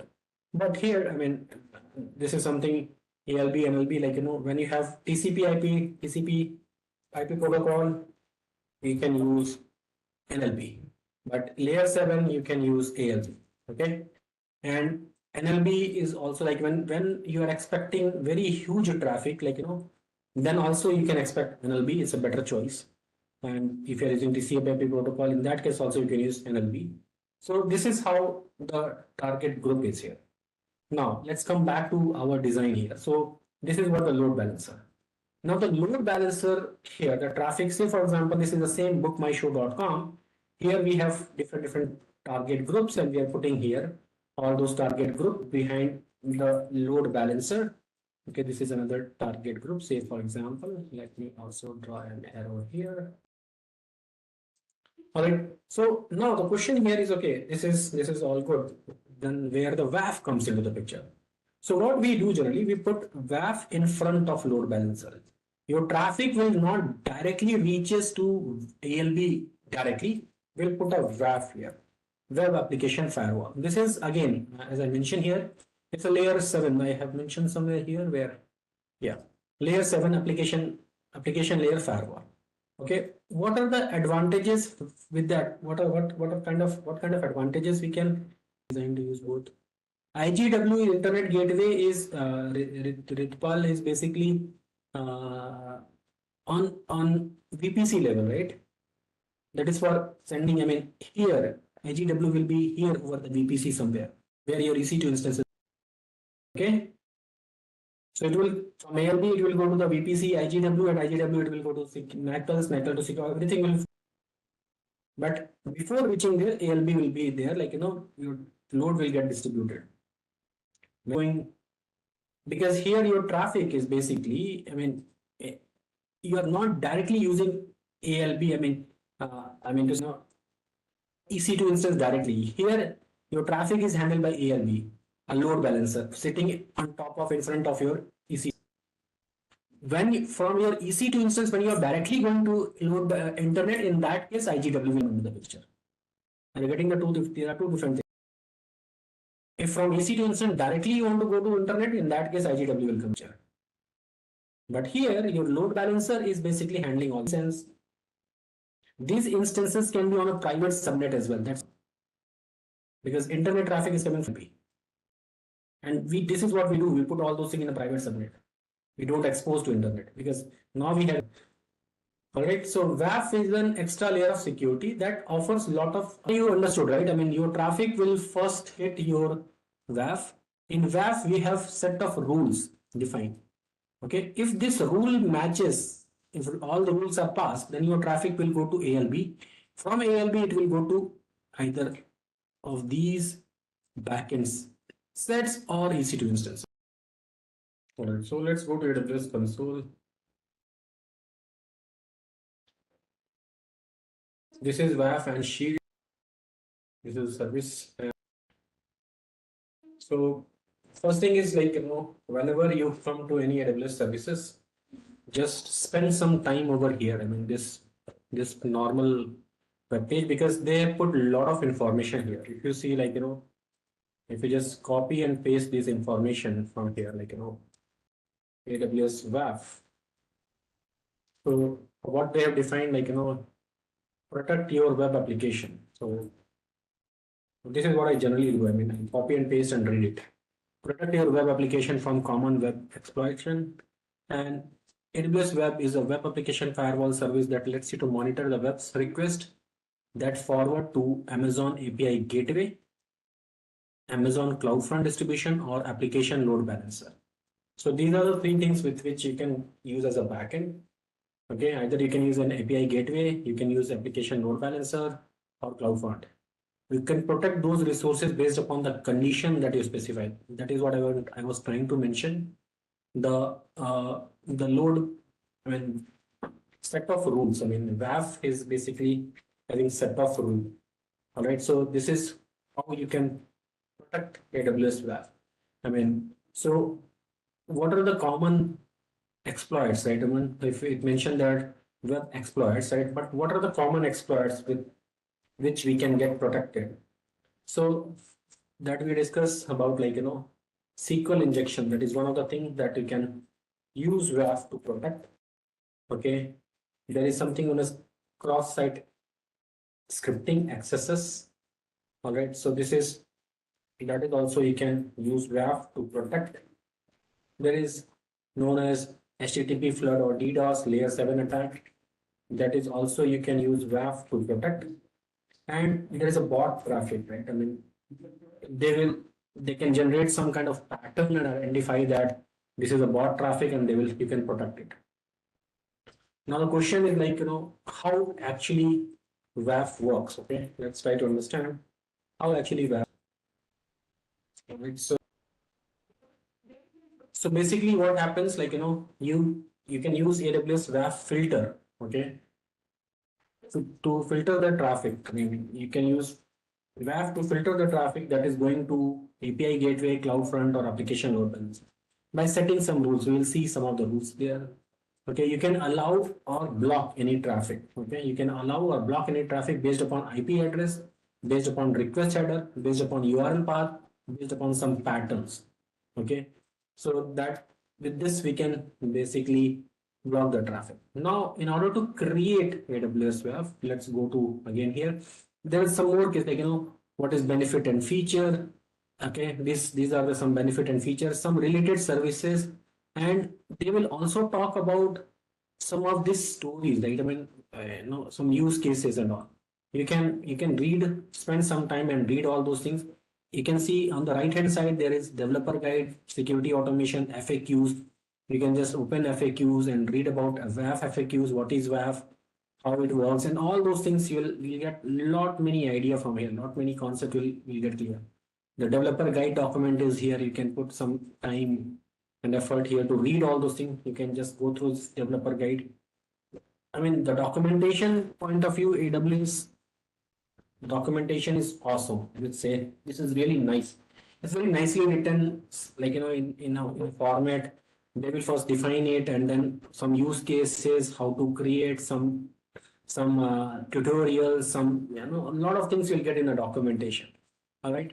So always spend some time. Don't be in a hurry to launch any service, because launching a service is a very trivial thing to do, because without understanding, launching is of no use, right? So you need to spend some time here. Like, this is WAF rules, like, how to create rules and all those things are here. Okay. So once you are here, the second thing is you can create ACLs. What is ACLs? ACLs are like the resources that you can use as a backend. Okay, say protect what you can protect. You can protect CloudFront distribution. You can protect load balancer. You can protect API gateway.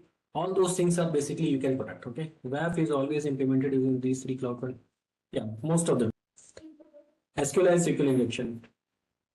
Okay, SQL injection is basically is a type of web security vulnerability that basically allows any attacker that provides an attacker to interface with a query. They can query with your application and and connect to your database. Okay, by injecting malicious SQL code to your application or something like that. So this is what we call SQL injection. Maybe they will try to fetch your username, they will try to fetch the password, something like that. Okay, this we call, this kind of query we call SQL injection. They will trying to kind of unauthorized access or malicious access to your data. All right, so let's create web ACLs. Once you are here, there are a couple of process, right? I mean, these are 4 step of process where first you need to describe who is your backend, and then you need to specify the rules, and then you need to set the priority and all. So for that, I think let's create a load balancer. Otherwise, we won't able to create it. So first, let's go here because we need some backend. I think no backend is running right now. So let's go here and go to. I'll go to EC2. I'll go to Hyderabad.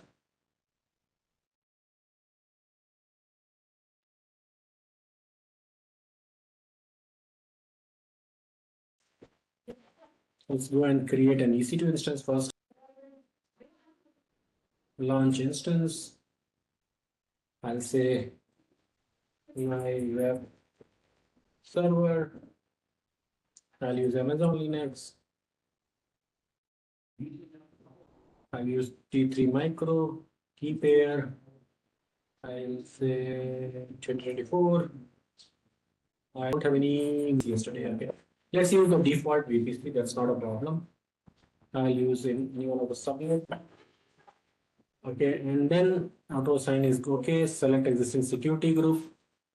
I will select a security group, launch wizard 2. I will use magnetic, that is fine. Launch instance. I'm using default VPC. We can create our own custom VPC as well. That's not a problem. Okay, because I need a public subnet. That is the only one thing. This EC2 instance is running. Let's go and connect to this EC2 instance. Go here. AWS, load it. Change type. You have to just let me verify the key. My December new key. Okay. What was the key that we have chosen? 2024, right? 2024. Open. Network connection timed out. Restart. We were able to connect it. Then do sudo. We'll do yum y install HTTPD. I'm just creating a simple application. What happened? Yesterday process DNF for D. Let me open that up. AWS PMZ install HTTP. I just follow this document, install a web server. You just copy this command, paste it. I need to first. What is happening? Why it's not going? Okay, it's happening. Started. Okay, it's a little slow. Okay, and then we'll do HTTPD. Or let's install the full MariaDB and everything. Now the server is small. Let's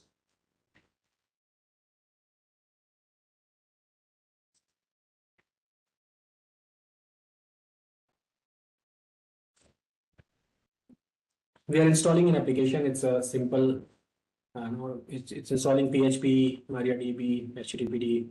I mean, it's a LAMP installation, okay? LAMP server, Linux, Apache, MySQL, and PHP. LAMP server installation, we are installing, starting the services, all right? And what we'll do, we'll say enable it. That is fine. This is not required, this is not required, this is not required. This is okay. Let me access this particular server here. We'll go to EC2 instance, we'll copy the public IP here, we'll paste it here.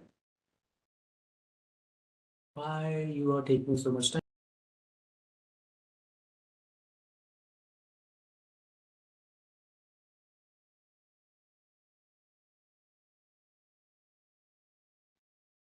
Oh, we have not chosen this one, right? Up. Okay, 1 second, let me just verify it. cd2 slash cd2 slash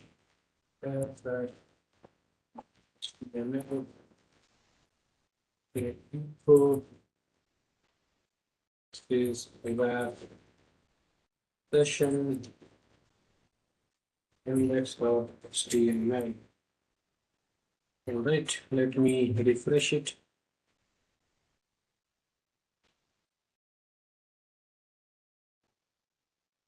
And let me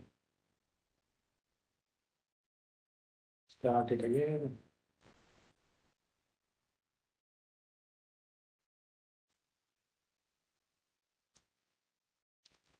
All right, so let me check whether port number 80 is open here or not. Security group, launch wizard 2. We have inbound rule 5080. It is not open. So what I'll do, I'll just delete SSH is there. We'll say HTTP custom save the rules. And now let me go here again. I think whatever I'm doing, we have done multiple times. It's making sense, right? Copy. So this is our application is running. So that is fine. Our application is running. Now what we will do, I mean, we'll go to load balancer here. And before load balancer, we'll create a target group, right? You can see this is a target group because we are going to use a target group here. Application load balancer, we'll go to target group. We'll say create target group. What is a target group type? Instances we are creating. And we'll say, I'll say test target group, test TG. Protocol is ST, fine. IP address is fine. Default VPS is fine. HTTP1 is fine. Health check is fine. Or okay, HTTP slash is fine. I'm just creating a target group saying next. Okay, I think hyphen is not allowed or something. I'll say test underscore maybe not allowed. So I'll say next. Now in this target group, I'm going to add instances, my web server. I'll say select this one, include pending below, and I'll say create target group.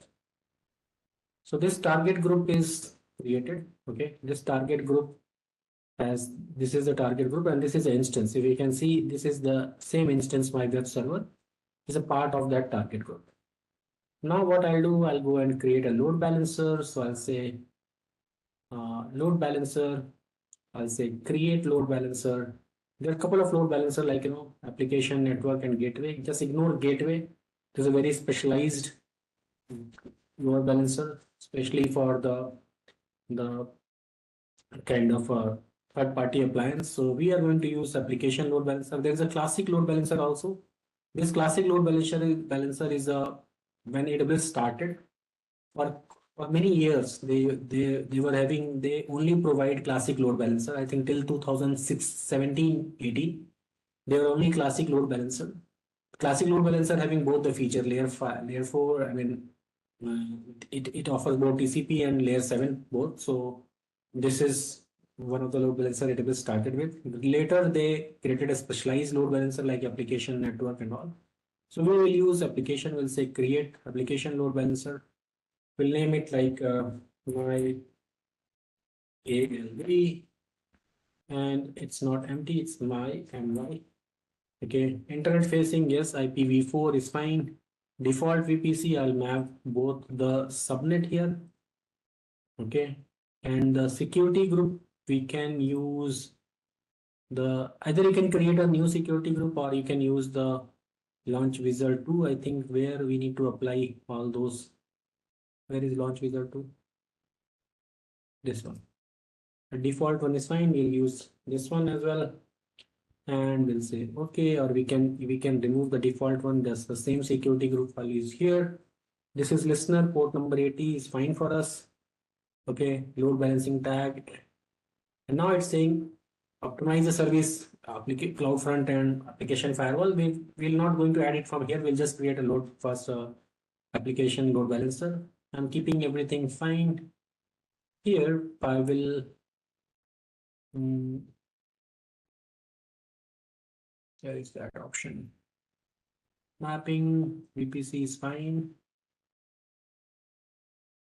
You can also see how load balancer works. It's very nice diagram. They have explained it.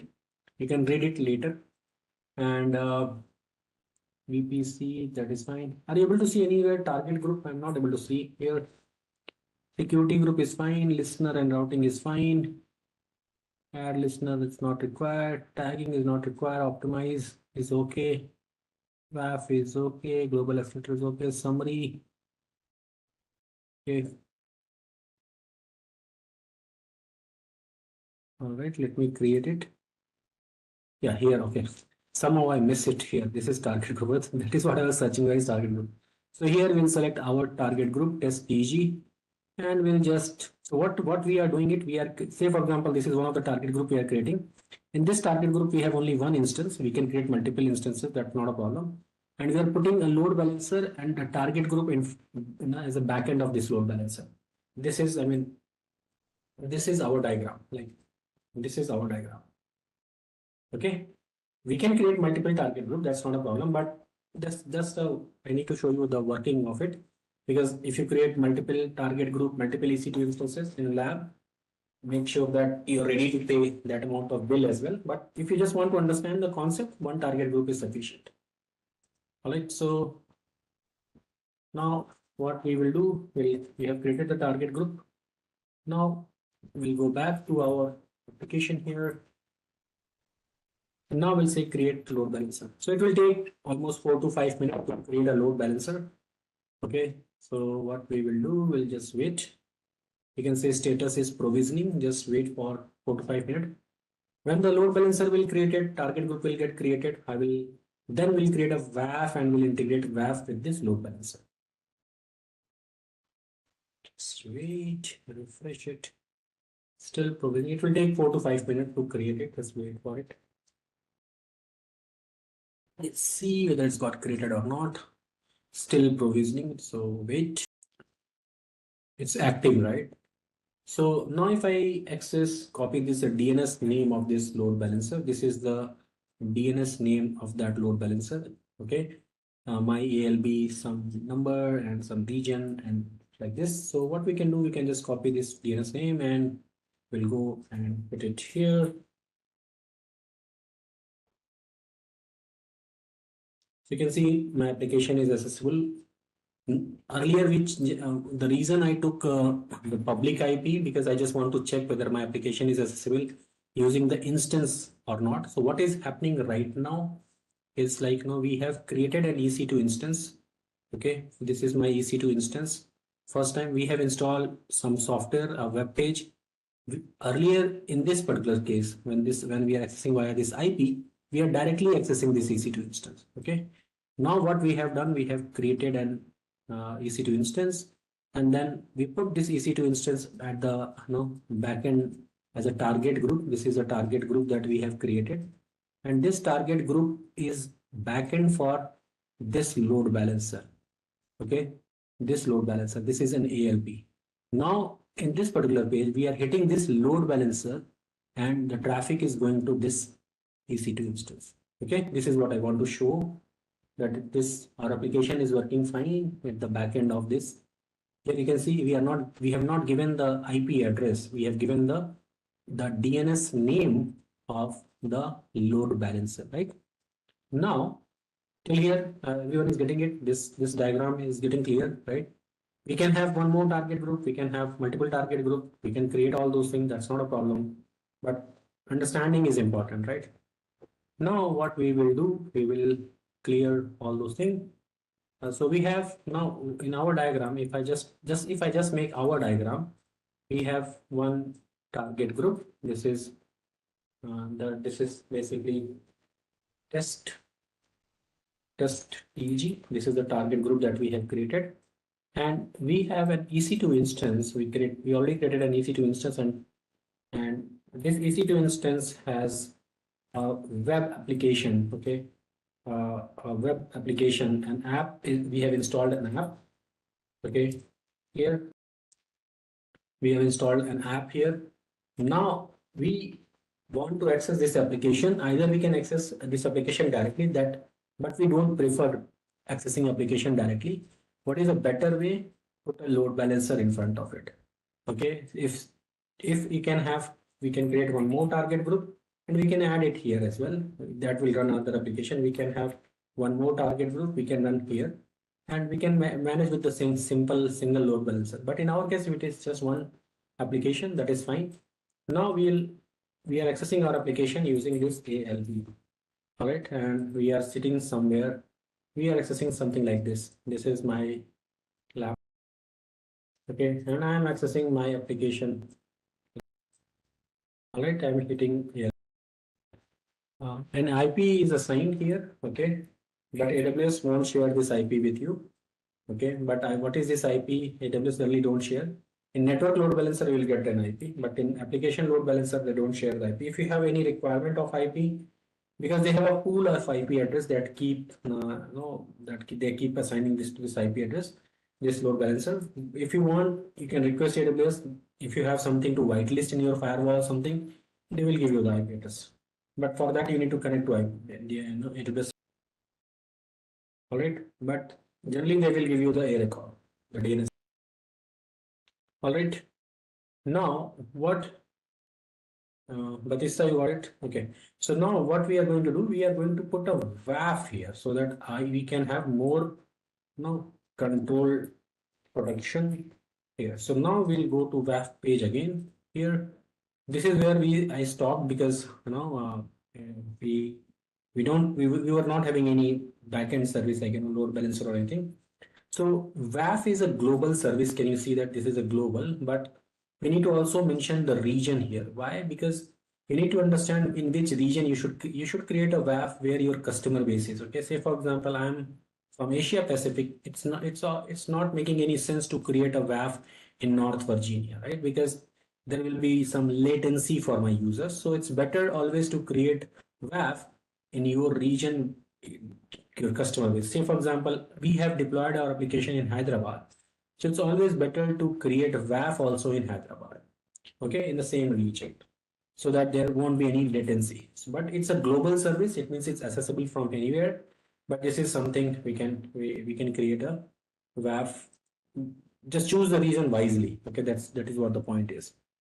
And here you need to select region. Say for example, now it is saying this describe ACL associated with this one.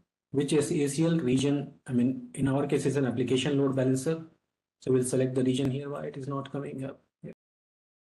1 second. Let me refresh. It's not drop down from drop down arrow. It's nothing is coming here. We'll go back to WAF and say create WAF. Asia Pacific Hyderabad. Now it is appearing here. So we'll give a name. Say for example, I'll give a name as test WAF. Okay, and description also I'll give the same description. CloudWatch matrix name. If you want to see the logs of your WAF, the matrix name is also WAF. This is fine. Now here you need to add AWS resource. If you want to add AWS resource here, you can click here add AWS resource. Now what you want to add, basically I want to add an application load balancer. So I'll say application load balancer. Now, the moment I click on application load balancer, you can see my load balancer is already appeared. My LB is appearing here. I'll say add here. Okay. Now, once you're done till here, we'll say next. Okay. Now here is the time to add rules. Okay. Now the rules writing is an art. Okay, and it is basically now people are getting selected, rejected on their security interview in WAF, like how efficiently they can write rule. So that is something you will learn with your experience and all. I mean, there are some document also that we can follow, but here I would say add rule. Okay, and I'll say add and manage rule group, or just give me a second. Let me duplicate this page and let me go there to WAF. There's no IP set, because I just want to show you a simple thing. There is a concept known as IP set. IP set is like if you want to block or allow any specific IP, you can create an IP set. Say, for example, I'm creating an IP set. I'll say this is my IP address. Okay, and the description is also same as my IP address. Here I want to block my IP address. So in order to get my IP address, what I can say, I can Google and say, what is my IP? So if this is my IP. Okay, so you can go here and create this rule and say /IP for this particular IP, and I'll say create IP set. So my rule IP address, the IP set got created. If I go here, okay, and yes, here I will say add this one. I mean rules. I'll say this one. I'll say come down. I'll say default equals. I'll say allow or block, or I'll say block. I want to block this particular IP, and I'll go here and say next. Okay. That option is not appearing here. Let me just try the previous one. Add rule. Then manage rule ACL. That is fine. Block. I'm blocking it. Tokenizing. Okay, that is fine. I'll say next. And I'll say next. I'm just choosing the default one. Watch matrix. Diff next. So it should create a WAF for me. Let me just create ACL. It will take around 7 to 8 minutes to create a web application firewall. So I just created I've not created any rule. I have just created IP set, that is to block my traffic. Let's see when it get created, what is happening. Edit option is there, Ritupal. Okay. So this test WAF is created. If you click here, test WAF, I just want to make sure that everything is configured correctly. So here you can see this is the rule. I mean, associated resource, check it like, my ELB is associated it with it or not. Okay. And sample reset, CloudWatch login, if you want to see all those things. And rules is basically block, that looks okay to me. Let me just go here and try to access this website one more time. Refresh it. Can you see that I'm getting 403 forbidden? The same IP, I mean, so with the same machine, I was able to access it, but now I have blocked my IP in WAF. I'm not able to access it. You may be, can any one of you try this one and let me know the result? Are you able to access my application? Just click on, you are able to access my application because I have not blocked your IP. IP address is fine. I mean, I'm not saying still IP address is fine because I'm directly connecting to EC2 instance. Just try to understand. This is just directly connecting to EC2 instance. Okay. But 403, I'm getting blocked because I have blocked in WAF.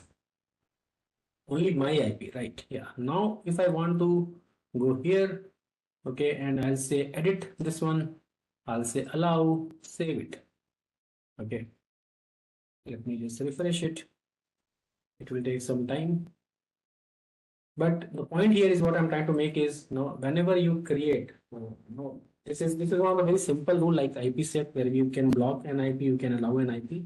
Okay. What we can do, we can go to IP set again. Okay. Here select this IP address, okay, and click this one IP address, okay, edit this one, and here that is fine. We can either select this one and delete this one and mention delete. Okay, so this way we can delete the row. But the point here is, I mean, we are now having one more extra layer of protection at WAF. This is very simple rule that I have created. Okay, and with WAF we can do a lot of fine-grained rule. We can use and or operation to write some more complex rule. So there are a lot of things that we can do with WAF. Okay, if you want to search for a pattern, if you want to block a resider, a lot of things that is possible with WAF. But this I just want to show you where WAF, how to configure WAF, how to integrate WAF with load balancer and all those stuff. Okay, it's blocked for you all. Blocking is not allowed. All right, so let me just check where I have blocked something else. I have blocked somewhere here, right? 1 second. We have rules. That is fine. Allow application. That is fine.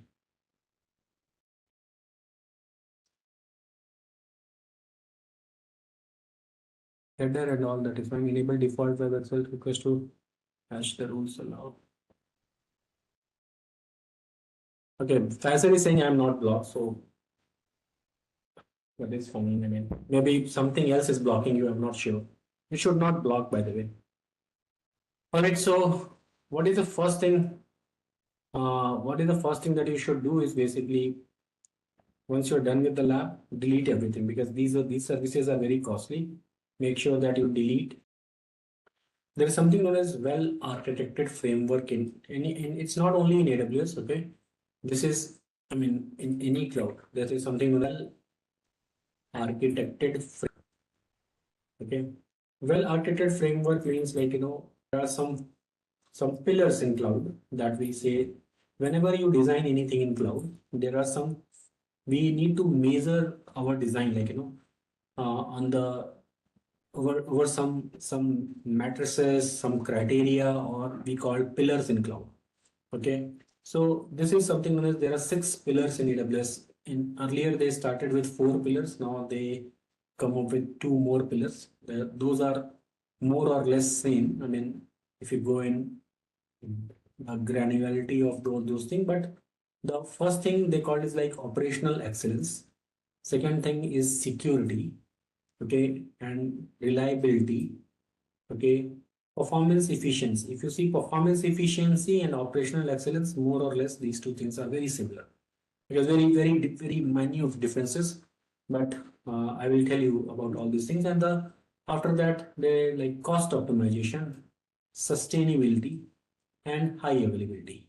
So these are the sustainability and all these are the main important pillars are like whenever you design anything in cloud, it should be we call it as a how is it really well architected or not? That is what like in the cloud we kind of discuss like whether it's really well architected or it's not well architected. That totally depends upon the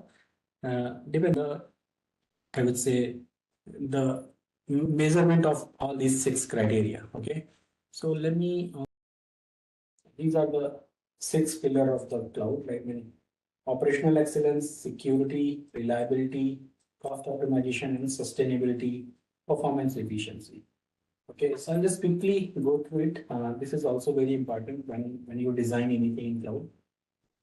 Operational excellence is like focus on running and monitoring systems to deliver business value and continually improve the process and procedure. So, and if you read like as I mentioned, like performance efficiency is also very close to that. Using computing resources efficiently make the system required and stop. So basically, these two things are basically saying whenever you design anything, it should be operationally well oriented and performance wise it's good.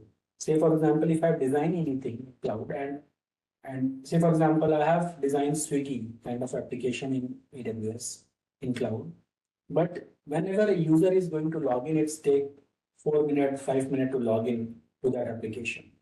Okay, so this is your application is not well designed. I mean, because if the user is taking that much of time to log in, nobody is going to access your application.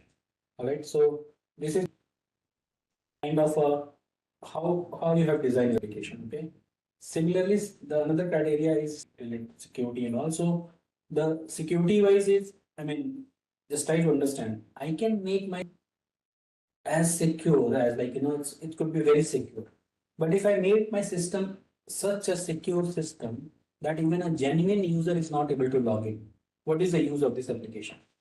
It's of no use, right? So there must be a proper balance of everything. That is what the point is. The second thing is cost optimization. Cost optimization is like, I have created a system, in order to make my system highly available, highly reliable, and fault tolerance, everything. But the cost of my application is, I mean, the infrastructure cost of my application is huge.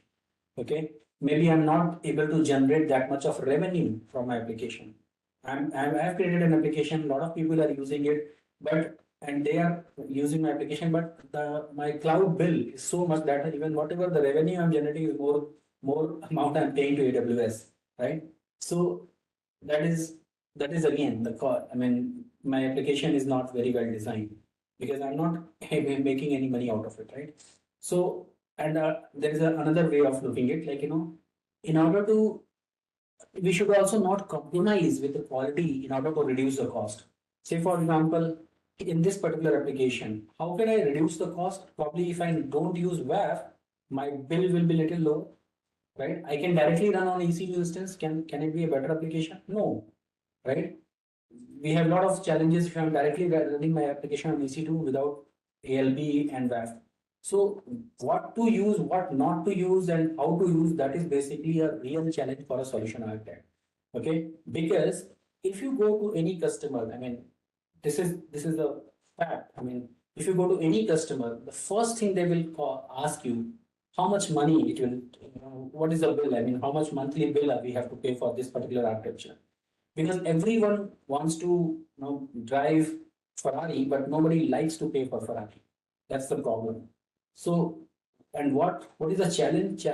Who will face all those heat and consequences? The solution architect, the design team. So you need to be very well, versed with all these things. Like, you need to tell your customer, you need to tell your application team, if this is your requirement, this is what going to be the cost. Are you ready for that? Okay, so you need to maintain proper balance of all these things. Okay, you should not make your application such a secure system that nobody can log in. You should not create an application that performance wise is not able to, it's good. Okay, you should not create an application such a costly application that it's not of worth. Okay, and you should not create such a cheap kind of application where you're, in order to reduce cost, you are compromising with the quality. Okay? That is also not there. Okay. Similarly, sustainability is like, it's a kind of, minimizing the environment impact of running the cloud. It's kind of a fault tolerant application. Okay. If you are making a fault tolerant application, your application should be sustainable. It should not be running any single point of any kind of I can say system failure or anything like that. It should be a fault tolerant application. Okay, and reliability is like ensure the workload performs its intendable function and correctly and personally. So basically, this is as we discussed, like, somebody mentioned that why we should have multiple EC2 instances in the target group, because I want to design a redundant, reliable system. If I'm creating in this particular application, in our case, I have only one EC2 in the target group. This is very bad design because in the real world, I'm saying it's a very bad design, because if this EC2 instance goes down, what is the point of having WAF and ALB and all those things, but you are having one single EC2 instance? So what would be the other way? I can have at least multiple 3 or 4 EC2 instances behind a load balancer, right? What is the point of having just one EC2 instance behind a load balancer? It's of no use. If this EC2 instance goes down, your application is down and you are using WAF and all those things, right? So you have to keep control. I mean, whenever you design anything, come and measure your design on the over the scale of security, cost optimization, and performance, reliability, sustainability. It should be a proper combination, proper balance of each things. Okay, it's kind of whenever you are preparing food or something, it should be good combination of like all those ingredients and everything. Nothing should be little higher, nothing should be less, right? Something like that. You are designing anything, you should come and discuss, like, measure your application on the pillar of these six well. Okay. So this is very, very important whenever you get an interview question and all something designing and all. You should always think like whether my application is reliable. Do I have follow all the security checks? Is my application is cost optimized or not? Is there any further improvement? Can I reduce the cost without compromising with the other quality and all? So all those questions you should ask to yourself. Okay. Now I'll talk about one more service that is known as. So what is AWS Cloud Trail? Cloud Trail is something like governance.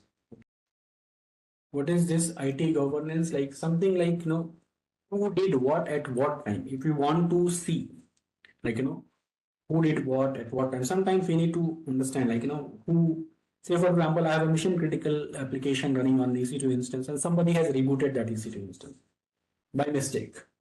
And nobody is coming in, and saying like, this is my, I have done it by mistake, but you want to know like who has rebooted this particular thing. So there is something known as Cloud Trail. What you can do here is, you can go to AWS. Cloud. If you are using your personal account, I would say don't enable Cloud Trail because it's a chargeable service. Okay, but if you are using in your organization or something, you should enable it. So what it says, Cloud Trail, if you just copy and paste, it will tell you about what is Cloud Trail, and this is the best thing, the best way to learn about a service. AWS Cloud Trail, what it says, continuously log your AWS account activity. It will log everything. Where whatever you are doing on your AWS account, it will start logging everything. Okay, you can Cloud Trail, and why this is requirement? Because if you are running any bank, if you are running any financial application or anything that in an organization, we want to monitor each and everything, right? Who is doing what kind of thing. So there you can enable it.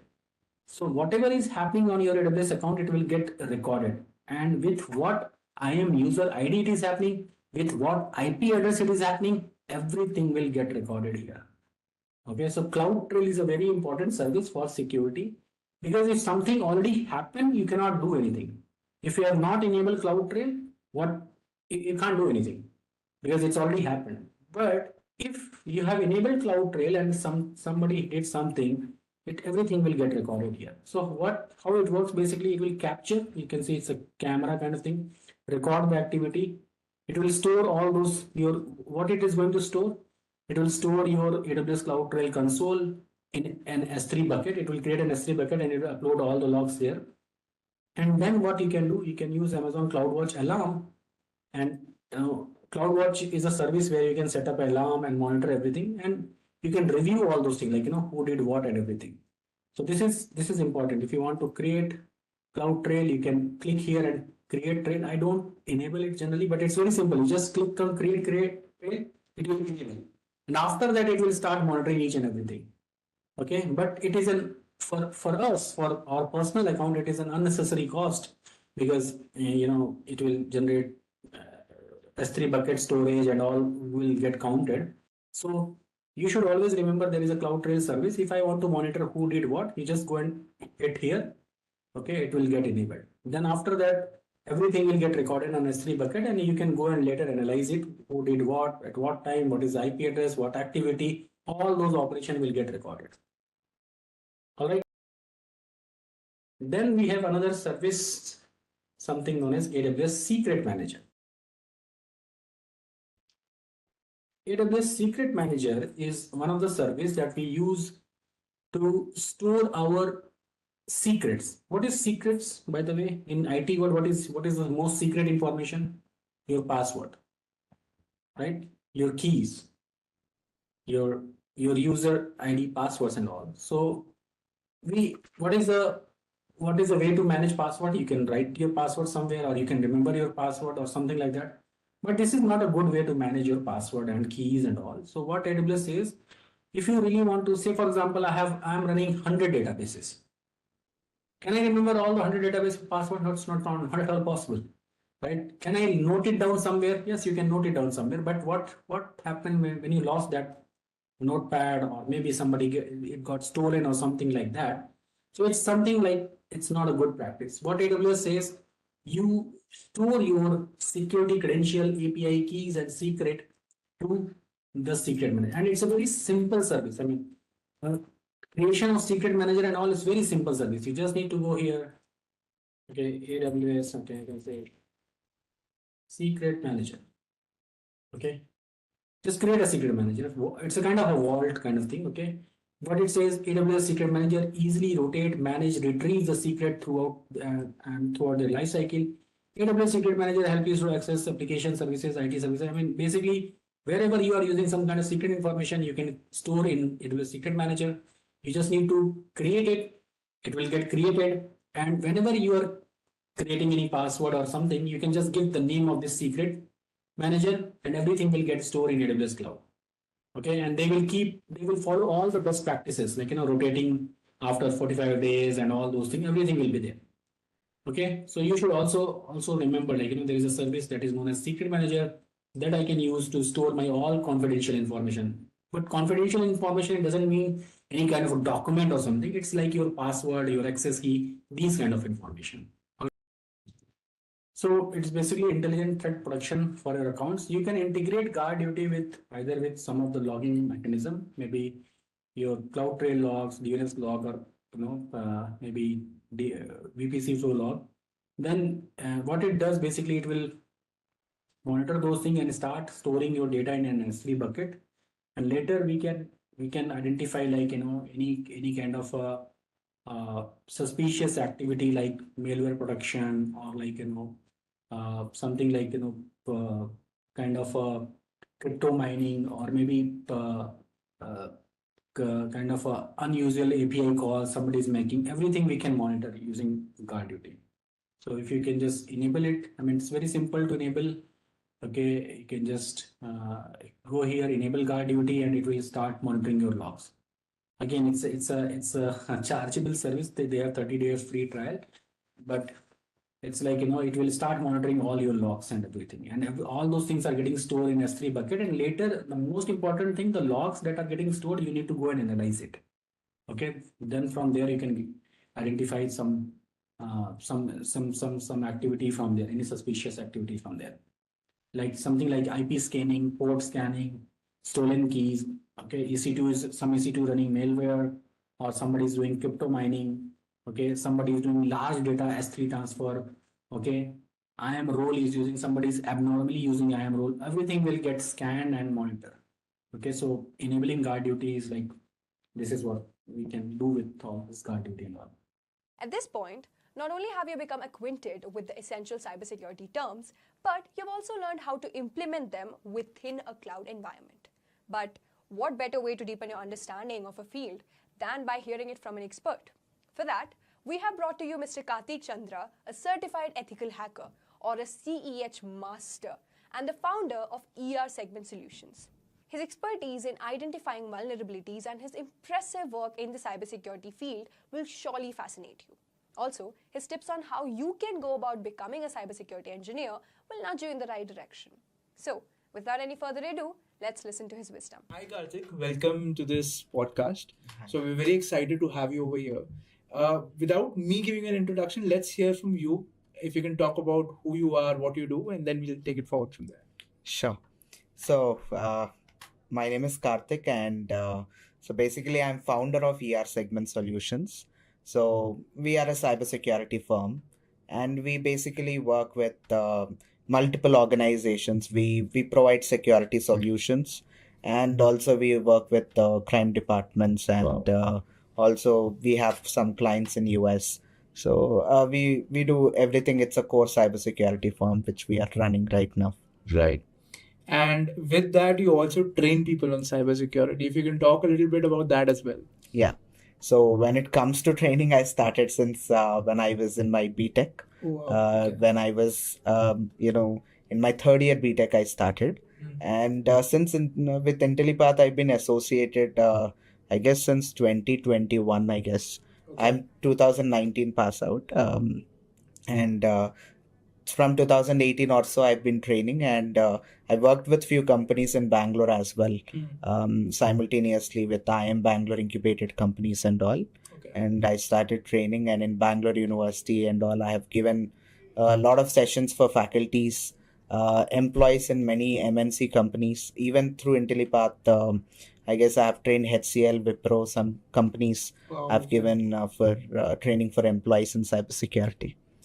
Wow, I mean, you like you said, you passed out in 2019, Yeah. and what you've done, I think, is too much for a normal human to do. So we'll get into that, how you got this interest, how you started. But for our audience, let's set the context. Can you talk about what exactly is cybersecurity? Why is it required in today's age? Let's start from there. Okay, so when it comes to cybersecurity, it's a big ocean to start off with. So, see, cybersecurity, if you dive in, there are many paths in cybersecurity. So, in my case, I'm into offensive side. Cybersecurity also have defensive side of cybersecurity management side. So when you say there are- offensive, what do you mean exactly? So offensive as in we legally break into a network or system or application or a Wi-Fi network or a web, anything. So when you say basically, legally, like, what do you mean by that? we call it, it's called ethical hacking. Okay. We also call it penetration testing. So I'm a pen tester. So basically what we do is, before hacker finding the flaw, we find it and report it. Okay. So that the organization can fix it before hacker finding it. So okay. If you touch web, you have web pen testing, mobile pen testing, Linux system pen testing, network pen testing. Every technology has pen testing in it. Okay. So our job is basically, we have to find the security flaws which could affect the company if hacker gets to know about it. And companies basically pay you to get this done. Yes, we call it bug bounty hunting. We can do freelancing as well. As in, I don't have to work under anyone. There are many platforms where we can find millions of projects. Okay. This is called responsible disclosure program, which many companies has it.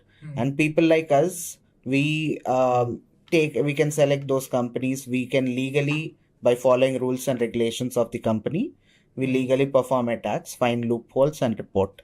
Okay. So I started my journey that way. In bug bounty. Through bug bounty hunting. So I remember when I also was in college, there were a lot of friends of mine who were trying to do, get into bug bounty, but maybe they got into it or did not get into it. But I want to understand from you, let's say I'm a college grad, or maybe I'm studying in college, right? And I remember being a fresher, I used to admire hackers. There was a movie called Social Network, which came out, right? And after that, a lot of people want to become hackers, want to become developers. So can you basically tell us, somebody who wants to get into cybersecurity, how can he assess himself whether he can get into it or not? See, it's all about the mentality the individual is having. So normally in cybersecurity, basically you'll get a lot of challenges. Okay. So if you are a person who wants or who enjoys getting challenged, then this will be the field for them. Okay. And it's not that you need to be a programmer or so to get into cybersecurity. Oh, wow, okay. So we'll also discuss about it. But yeah, ultimately the thing is that mindset, we need to enjoy the challenges which we get, and we have to sit in front of it. Logically, we have to think a lot in this particular domain. So let's say somebody is from a non-technical background, but he's very much interested into getting into cybersecurity. So what is your suggestion for them? Like, before getting into it, should they go ahead and learn something? Or like, how does it work? So definitely, see, nowadays everything is on internet, but self-study is something which, if you ask me whether I would prefer, so at one point, so at times I do to rely on self-study, but even right now, if I want to upgrade, I do take up certain trainings. The reason is, it is much faster than, we picking up each and every topic, and we don't even know, how do we get to that point. We have to keep on searching in internet. So what I have done is also the same. I have took my training first, and I got that guidance, the path, and then later I have continued in the same manner. And I got into that point where I can give trainings. to Interesting. people. So you did engineering, right? I did, yeah. So which stream of engineering did you do? I have done computer science, and for the prior question which you have asked, the thing is there are many people in cybersecurity from non-tech background. So if you ask me, will cybersecurity, give opportunities for people outside technical graduates? Then yes. There are many people from civil background, commerce background, and many other different backgrounds. In fact, my students are there who has done B pharmacy as well, and they have to create an identity in market. Okay. Cybersecurity has lot of unfilled jobs. There are many people in industry or many people outside without jobs. Okay. But just because cybersecurity is having many job opportunities, they are not going to pick up random people. They'll pick people who are having the skill set. So being a non-technical grad, being a non-technical student, so if you have that skill set and if you can prove that you have more skill set than a technical guy, you'll definitely be getting the opportunities. And there are many. Got it. So let's take it a little slow. Let's go step by step. So let's say I'm from a non-technical background, or maybe I'm in the computer science field, but I'm not good at coding. I'm not good at whatever is being taught in colleges. So what is the first step for me? Like, how should I begin? Maybe for people who are in college right now, they want to get into cybersecurity. What is the first step? Like, what should they do? So that I understand eventually you will have to take a course. But in that course also, there must be some prerequisites that you should know, right? So what is something that I should learn first before I get into cybersecurity? Networking is mandatory. Okay. So networking is, obviously it's kind of, people do, whoever are getting in, by learning networking, they get little bored. Right. Because it's not that interesting and maybe it's kind of dry. When I remember, because I also did computer science from my college, there was very less practical oriented things in computer networks, right? Maybe you had a different course. So if, let's say I want to get into networking, how can I practice if I want to go ahead and learn networking? See, cybersecurity and ethical hacking basically, without networking, there is no cybersecurity. Understood, yes. Okay. So now, if I want to get in, I need to be familiar with networking. Okay. But how to learn networking? There are many resources or there are many courses as well outside where people can learn. But if you want to practically implement the, how to set up the devices, how to connect a router, how to, interact with these devices and all, you don't need an infrastructure. Oh, okay. Okay. So, you have Cisco Packet Tracer for an instance. In colleges, obviously, people don't teach us. Right. But Cisco Packet Tracer is one tool where we can arrange all the devices, we can arrange a switch, we can arrange a router, we can connect them. Each and every device will have an IP. We can also access the terminal in each and every device, communicate with other device. We can do everything as such. So the thing is, practically you can implement networking, but it depends on where you are learning and how. So let's say I'm a guy who does not even understand the networking protocols, right? So for me, what is your advice? Like, is there any learning resource that I can refer to? Or maybe is there, are Udemy courses enough for learning networking? So or maybe is there a book that I can go through that if I learn this, or is there an outcome which I can basically measure myself into, that if I do this, then I know networking? Like, how will I know that I know enough networking? So, see, mainly for cybersecurity, we'd be needing OSI model. OSI model is like heart of networking concepts. Okay. So OSI model is one that... Yeah, if any attack which happens in cyber world, it happens in one of the 7 layers of OSI. Okay. So we need to know OSI model, how data flows from one device to other device, and we need to know IPs, MAC address, DNS, DHCP, all these concepts. Sure. We need it. So it's up to which point we want to learn. This is something which we can't answer, because the more you learn, the better it is for you. So if you say how do I learn it, there are many resources online. In YouTube, there are many channels where they make series of CCNA networking videos. Got it. And in cybersecurity, it's not mandatory that we get into routing switching level concepts, but base intermediate level knowledge on it, ports, protocol, services, all these OSI model and all these concepts would be sufficient for you to move forward. Got it. Okay. So networking is a prerequisite. Any other prerequisite that we require before we get into understanding? Computer knowledge, obviously. Okay. Operating a computer. Yeah, basic. Working on Linux. You can learn it eventually. It's not something. It's just not a prerequisite. It's not a prerequisite. Okay. Anyone can do it within a basic. So knowledge. if you have basic knowledge about how computers work and a knowledge about networking, especially OSI model, and I think that is the first thing that we learned when we started computer networks, then you're saying we can think about doing a cybersecurity course. Okay, got it. Now, when we get into cybersecurity, there are so many certifications out there, right? Because anybody who would want to learn cybersecurity, obviously we want to get a job, right? So let's start from there. Like, what are the entry-level jobs which are available in cybersecurity? Or before getting into cybersecurity, is there a job that maybe I should get into where I learn things, how they happen, and then maybe I should get into cyber? How does it work? So, as a fresher, if I want to get into a job, or if you want to get into a job in cybersecurity, so basically you need to decide, like, red teaming, blue teaming. So that is offensive, defensive.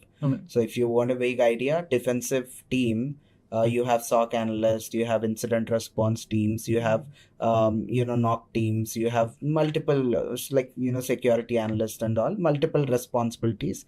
If you see in cybersecurity, there are 60 plus job roles. Okay. So in defensive side, their main agenda is to make sure that the attack will not enter inside the company. Got it. Okay. So when it comes to organizations outside, they have more defensive side opportunities. Yeah.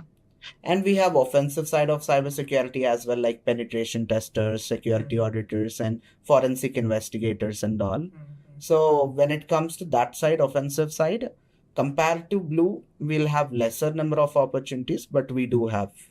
Okay. So you're saying between the blue team and the red team, which is defensive and offensive, it is easier to get into the defensive side because jobs are more. Jobs are more, yeah. Okay.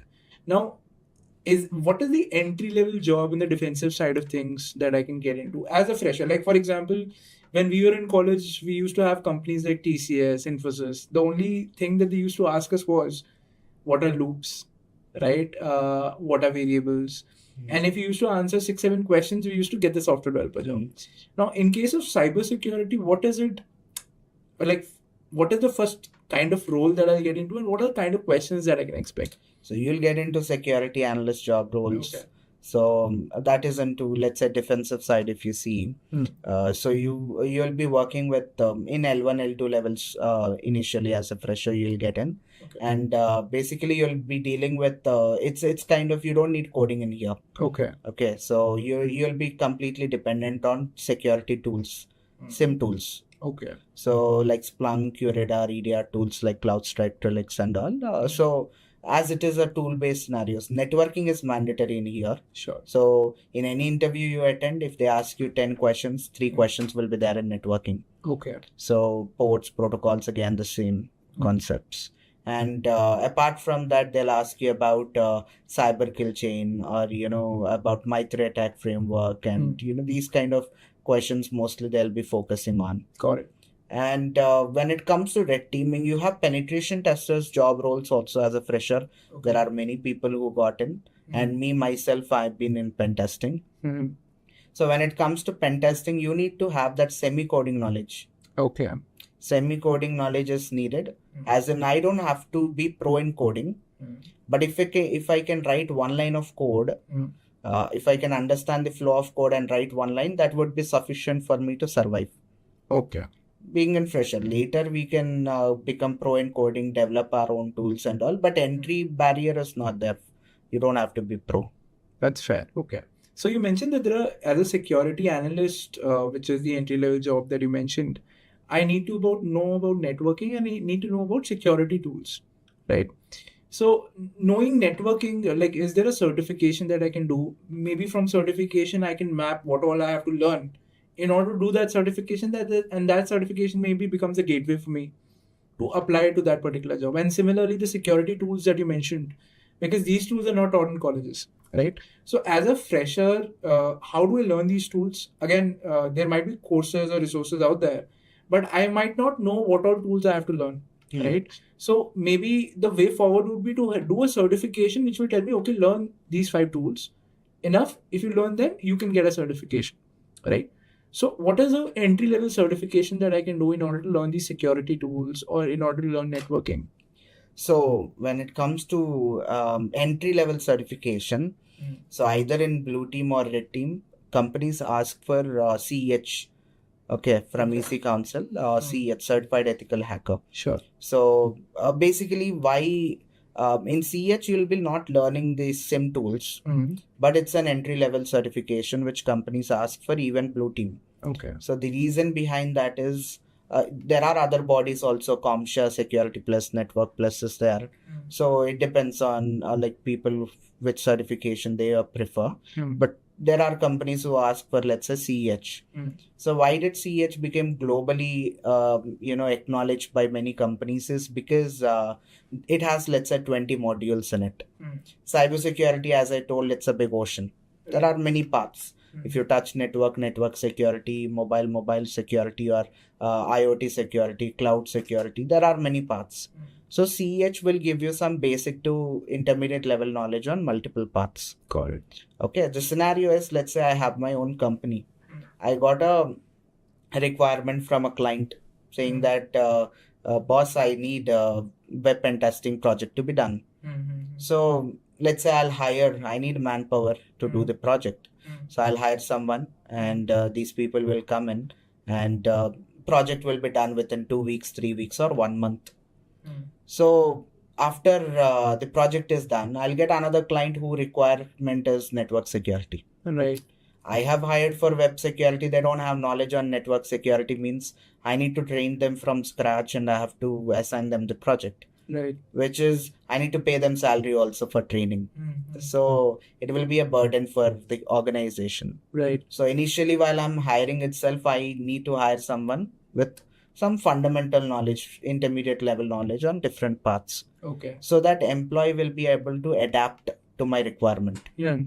So that is why this CEH is designed in such way where it gives you some basic to intermediate level knowledge on multiple paths.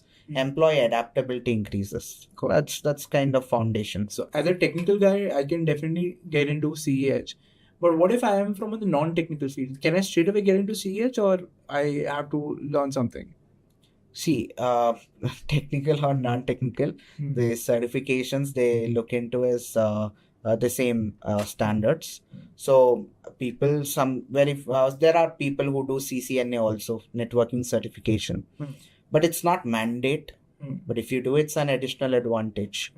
So being in a fresher, okay, how do you create an identity in market is what makes more weightage. So basically, certifications are not just a way to create your identity in market. So there are many other ways in cybersecurity compared to other domains where you can create that identity. So what are those ways exactly then? Okay. So if you ask me how I started off, how I created my identity. So basically, starting off, I started when I was in my second year. Okay. Graduation, 2017, where I was a web developer first. Okay. PHP backend. I was doing internship.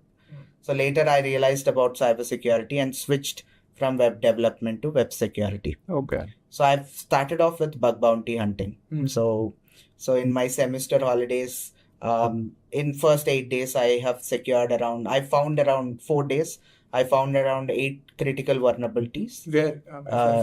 It's NDAs, Okay. non-disclosure, but yeah. So was it a big company or was it a startup? Like medium scales. Okay. So some companies I worked for, and I've targeted a few good companies as well, where 2 companies offered me job. Oh wow! Just because you found a bug. Yeah, I found Okay. and explained them as well. There are a few companies whom I have done internship priorly, and I have explained them that these are the scenarios, and somehow it worked out, and they gave me opportunity. And since my third year, I started working full time. Okay. And basically, this bug bounty hunting, which is there, it is one of the best way to create a weightage in your resume. As in, see, in my case, I had 5 backlogs in my BTech. Okay. Okay, no one cared. I had, I'm not very good in getting percentages. So no one cared or no one asked me about it. Okay. I'm not suggesting that people follow it. But the thing is, I have created my identity in such a way that people care about the skill set. So since then, I've done freelancing, and I've third year onwards, I've almost by fourth year, I worked for around 8 companies. Wow. 2 in Canada, 2 in US, and remaining Bangalore and Hyderabad. So I suggest my students also the same, that bug bounty hunting, let's say, is something which is, you don't have to invest to get a project. You don't have to work under anyone. Being a student, if you can invest around 2 hours, 3 hours per day, and select a project and start working on it, finding security flaws, Then. eventually, let's say at the end of fourth year or at the end of your graduation, if you have it in your resume that you have secured 50 companies or 100 companies, no recruiter will have dared to reject your resume. So you can create that. You don't need any certifications. Doing certification, even I have done it. It's like you to prove yourself that you have that content, and also it will be an additional advantage. Interesting. So let's say I want to do bug bounty, right? So let's take the example of Intellipaat. Now, let's say I want to check what kind of bugs they have in the website. So what is the normal flow? Like, how do I begin understanding, or how do I find a bug?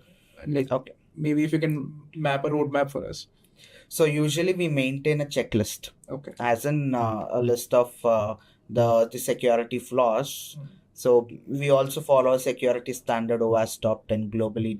People do follow it. No, so my question is, as a fresher, when you did it, right? How did you crack it? Like, how did you now? So you have because you have done a lot, you might be having a process which you might also teach also to people.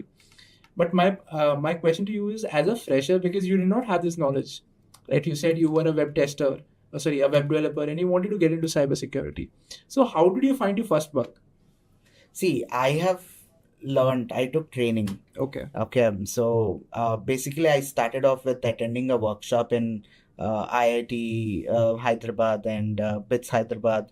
We had 2-day workshops, ethical hacking. I attended, got to know about it, wanted to explore, took training. Okay. So I took training normally from online itself. I started. Later, I took offline trainings. Okay. So, but the thing is, I got that guidance, like, what vulnerabilities are there, what kind of security flaws are there in websites. So I got it. And whatever attacks I know, whatever vulnerabilities I know, I made a list. Understood. And any website which I select, I go through each and every vulnerability, each and every attack I perform. And if it worked, I'll take it. If it didn't work, go for next. Like that, I keep trying all. So whichever vulnerabilities worked out, I make a report and report it to the concerned organization. Amazing. Okay. So it's not try and error. It's basically you have a list, you have a certain process or certain attacks that you know that these are some basic vulnerabilities that most of the websites have. You do that, and from there you start and go. Yeah, OWASP top 10 standards, which I was telling about. Basically, the OWASP is a non-profit organization. Okay. What they do is they do research on what are the most commonly found vulnerabilities in web. Okay. Not only web, it has in cloud, it has an IoT OWASP top 10. But let's say OWASP top 10 in web. So they do research and release those top 10 standards. Okay. So we also follow OWASP top 10. And apart from that, I do follow other vulnerabilities as well. Latest vulnerabilities, they keep on coming in market. Got it. So best part is if you focus on latest vulnerabilities, not many people will upgrade themselves. Okay. So that's a secret. Yeah. Okay.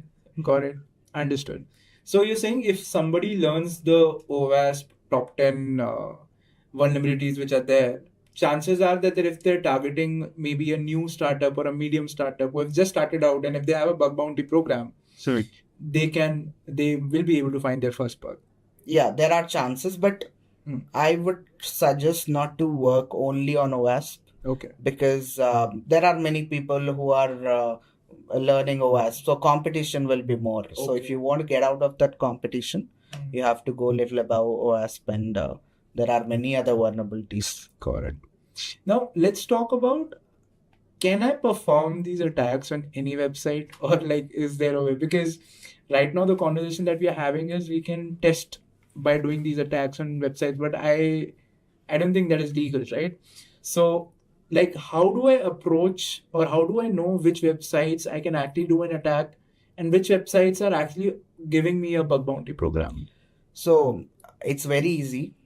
Basically, the scenario is there are companies who are having RVDP program, Responsible Vulnerability Disclosure Program. Okay. MNCs like Apple, Google. Apple pays 1.5 up to $1.5 million. Oh, wow. Depending on the criticality. Google also pays in millions of dollars per vulnerability depending on criticality. So there are many companies as such, depending on their budget they pay. But either way, how do we find them? So if you see Apple, they have a separate sub-page in their website itself for Apple Bug Bounty program. So same way many companies have it. Okay. So how do we find all these companies in one places? There are platforms like Buckroud, HackerOne, Synac, Integrity, 18+. There are many platforms. So the scenario is, let's say I want to select a project. So I can sign up for free in these platforms. Right. I can select any program which is listed, even OpenAI and all. There are many government and private organizations. I select them. They write clear rules and regulations. What is your scope? So what are the rules you have to follow? What are the attacks you should not do? What attacks you can? So like they'll give set of rules and regulations. We have to read it properly, perform the attack. They have report option there itself. Okay. Submit report and they'll respond accordingly. That is for public platforms. Again, there are private programs. Government websites you can do, and you can report it to NCIIPC. So like that there are. So it's not difficult to find. There are millions of projects available. Correct. Now, so what are the legalities of doing this? Because obviously hacking is a term, I'm sure everybody has been through news. There was a very, so Julian Assange was there who got arrested because he did some hacking. So we don't want our audience to do that, right? So how can someone ethically do hacking, and how do, let's say for example, we spoke about maybe learning the 10 vulnerabilities which are there, right? Can I actually go on any website and perform a vulnerability attack for those top 10 vulnerabilities? Is that okay in India? And how does it work outside? See, it is some gray area, okay, at times. But see, if a company, they themselves put their application in a platform and say that we are offering this for these kind of vulnerabilities, they'll tell you priority, that is depending on criticality. So those are for the companies who offer a bug bounty, offer a program, and maybe they mention it on the website. But there are companies who don't mention it, maybe, right? So can we do an attack on those websites? That is kind of a gray area. The thing is, there is a platform, let's say Open Bug Bounty. So usually there are people who do it on companies who don't have RVDP program. It's because they don't even know what RVDP program is. What is cybersecurity? They might not even have an idea. Colleges, if you see, they don't have any idea about it. So there are many startups who don't have idea. So the thing is, at times, let's say I'm traveling somewhere, I saw a company name. So out of curiosity, I want to test it. So in that case, let's say, some attacks like cross-site scripting, SQL injection kind of attacks, let's say I'll perform it on the website. Again, there are attacks like DOS, DDoS and all, which will completely take down. I should not perform even on companies who are having RVDP program or companies who are not. Should not perform certain attacks, which is going to damage their clients, services to their clients. So I'll make sure that I perform, let's say, these kind of attacks. And I'll reach out there are many ways to reach out. I can either call them at times and tell them, please divert the call to your technical team. If they tell that, we don't have such option, in that case, via LinkedIn, there will be multiple people, multiple employees who are registered. I'll just search for that company. I'll get some employee, message them that I found this vulnerability, acknowledge, if you want more information, I'll help you to fix it. Obviously, if they're interested, they'll reach out to me and I'll tell the procedure. Okay. Like that, some or other way we can reach out to them. If they didn't even care about it, there is a platform called Open Bug Bounty Program. That is a platform where there is a team who will reach out on your behalf and help you to get acknowledgement from them. So as such, there are. So let's say I have a company, right? I am not aware about cybersecurity norms. Now I'm doing my work and somebody, some ethical hacker comes and tells me that there's a vulnerability on your website. Now, as an owner, I might think that, hey, why did you attack my website in the first case? Right? So what is the legality in India for these kind of scenarios? So as I told, so the thing is, our approach should be right. Okay.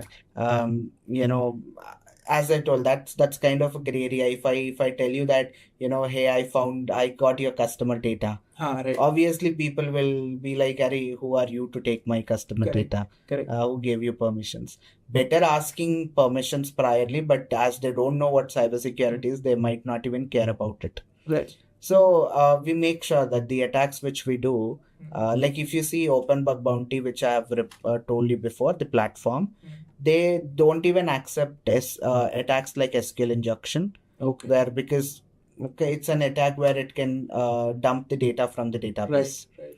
So we don't want to perform any attacks which is going to extract their sensitive data.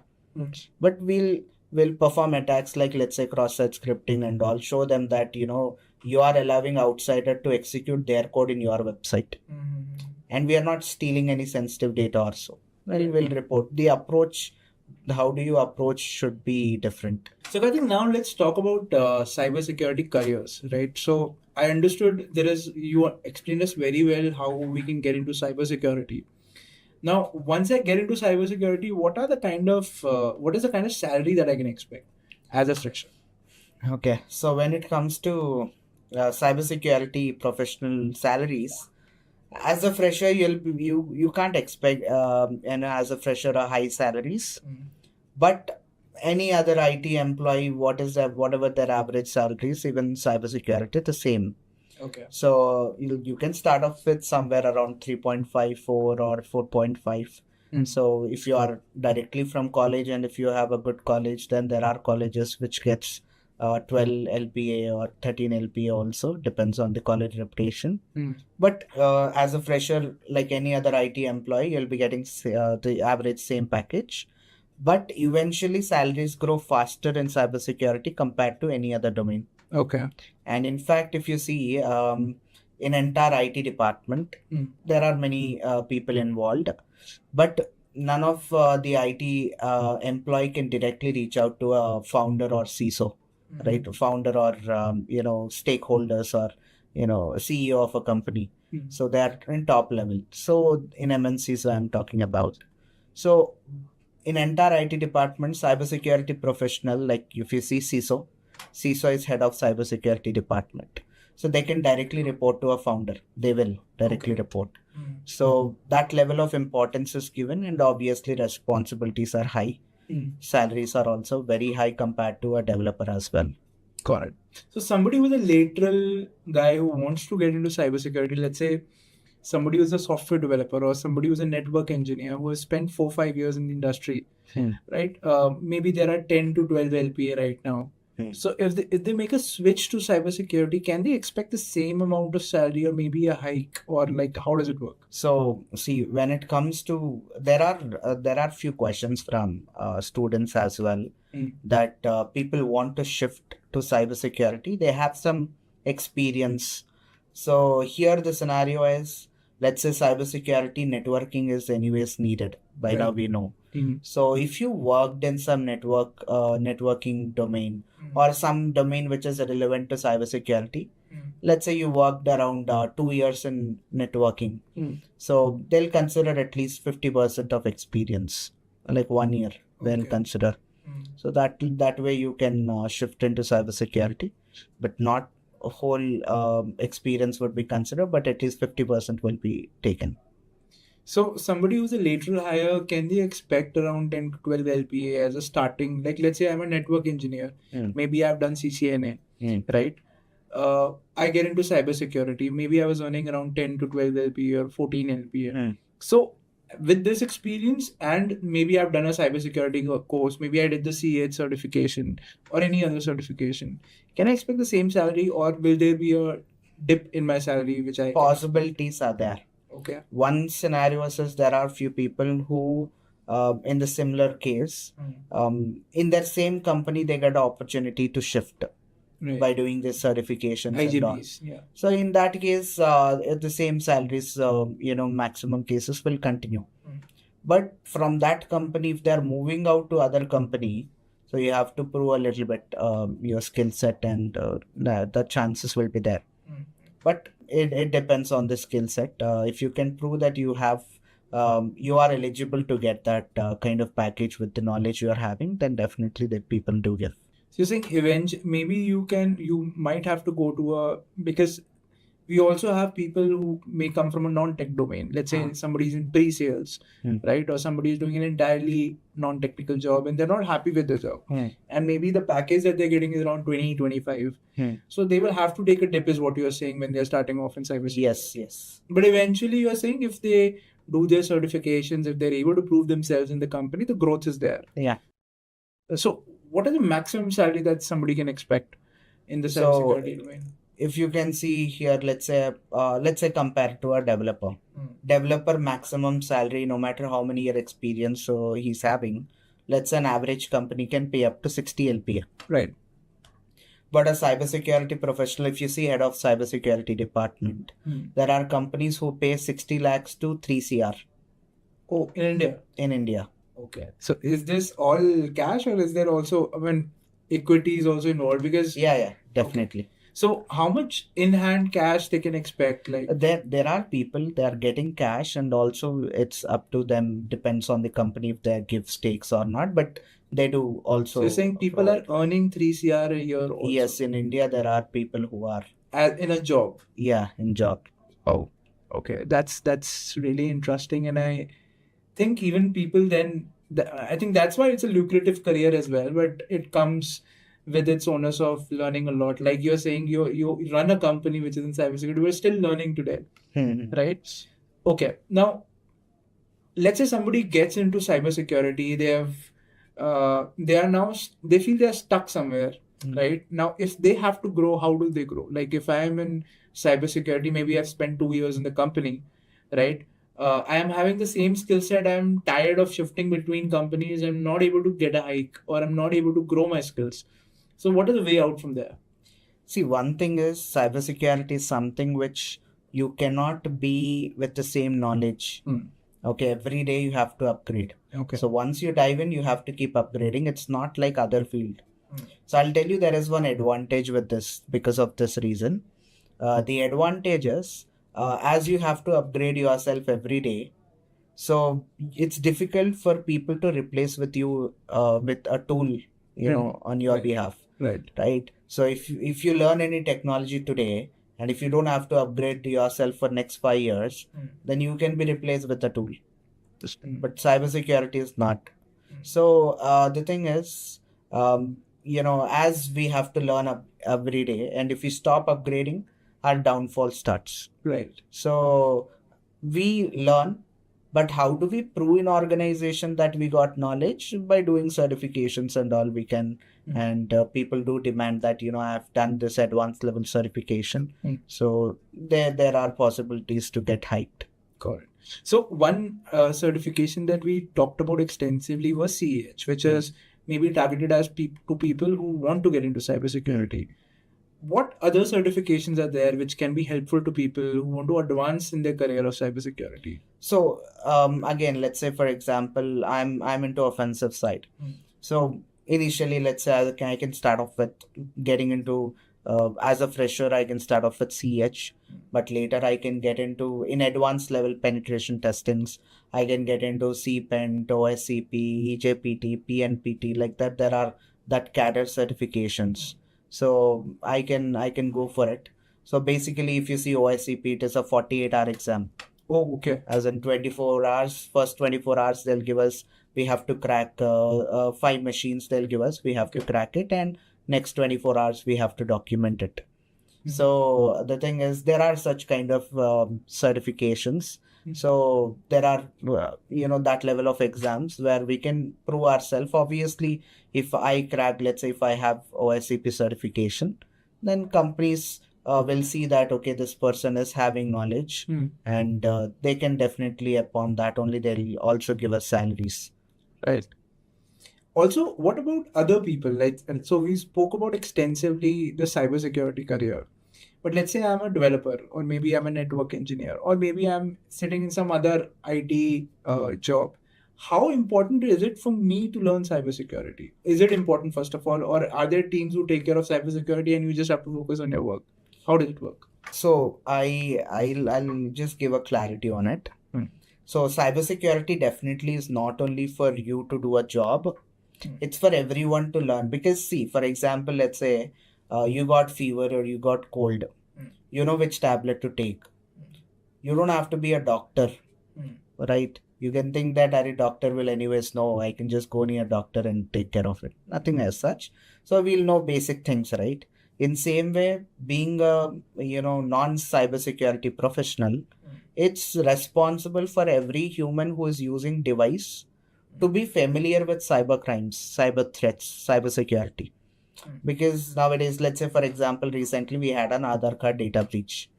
Okay, so being a cybersecurity professional, let's say I keep following this stuff, and I got to know Aadhaar card data breach. And as we also work with certain crime departments, we do get see a lot of cases. So 81 crore data got breached few months back. And since then, Aadhaar enabled payments are happening. As in, without OTP, as your Aadhaar is having a link with your bank, directly money can get debited from your account. Oh, okay. Yeah. So as I know this, so what I do is, for security purpose, I go to my UIDI portal, government portal, and I log in and I disable my biometric authentication.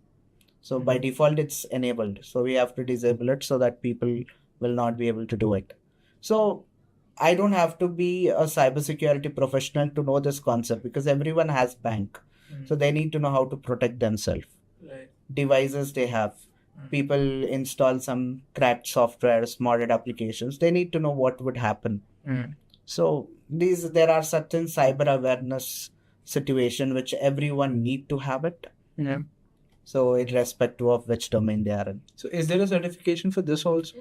Nothing as such certifications, but you have to keep following. There are certain websites which are available where it's a free subscriptions, like a news articles. So there are Hackers News, GB Hackers, or Naked Security. There are many such kind of websites where if you subscribe, they'll send you an email, they'll send you a newsletter, or you can check out in that website. Every day they'll update what are the cyber crimes which are happening. Right. So in a detailed manner also how it is happening. So we spoke about general awareness, but what about professional requirements? Like, for example, there is something called a secure coding, right? So developers, they should write code in a way that it is secure. So does this fall under cybersecurity, or this has to be learned by the developer? Like, how does it work? So if developer learns, it's good. See, cybersecurity is involved everywhere. Right. So see, another advantage is, let's say I learn cybersecurity today. Tomorrow I want to get into AI. So cybersecurity will be helpful in AI. Right. DevOps or developers, everyone needs it. But not many people are aware of it. Yes. So usually what happens is our companies that we provide security solutions. So in their companies, whoever are developing the softwares, before giving it to client, nowadays clients are needing auditing report. Okay. So there are auditing organizations, certain empaneled, okay, cert in India. So basically, there are few companies who are certain empaneled companies, auditing organizations. So basically, what we do is we check that software and we see whatever flaws are there, and even secure coding. We do code reviews.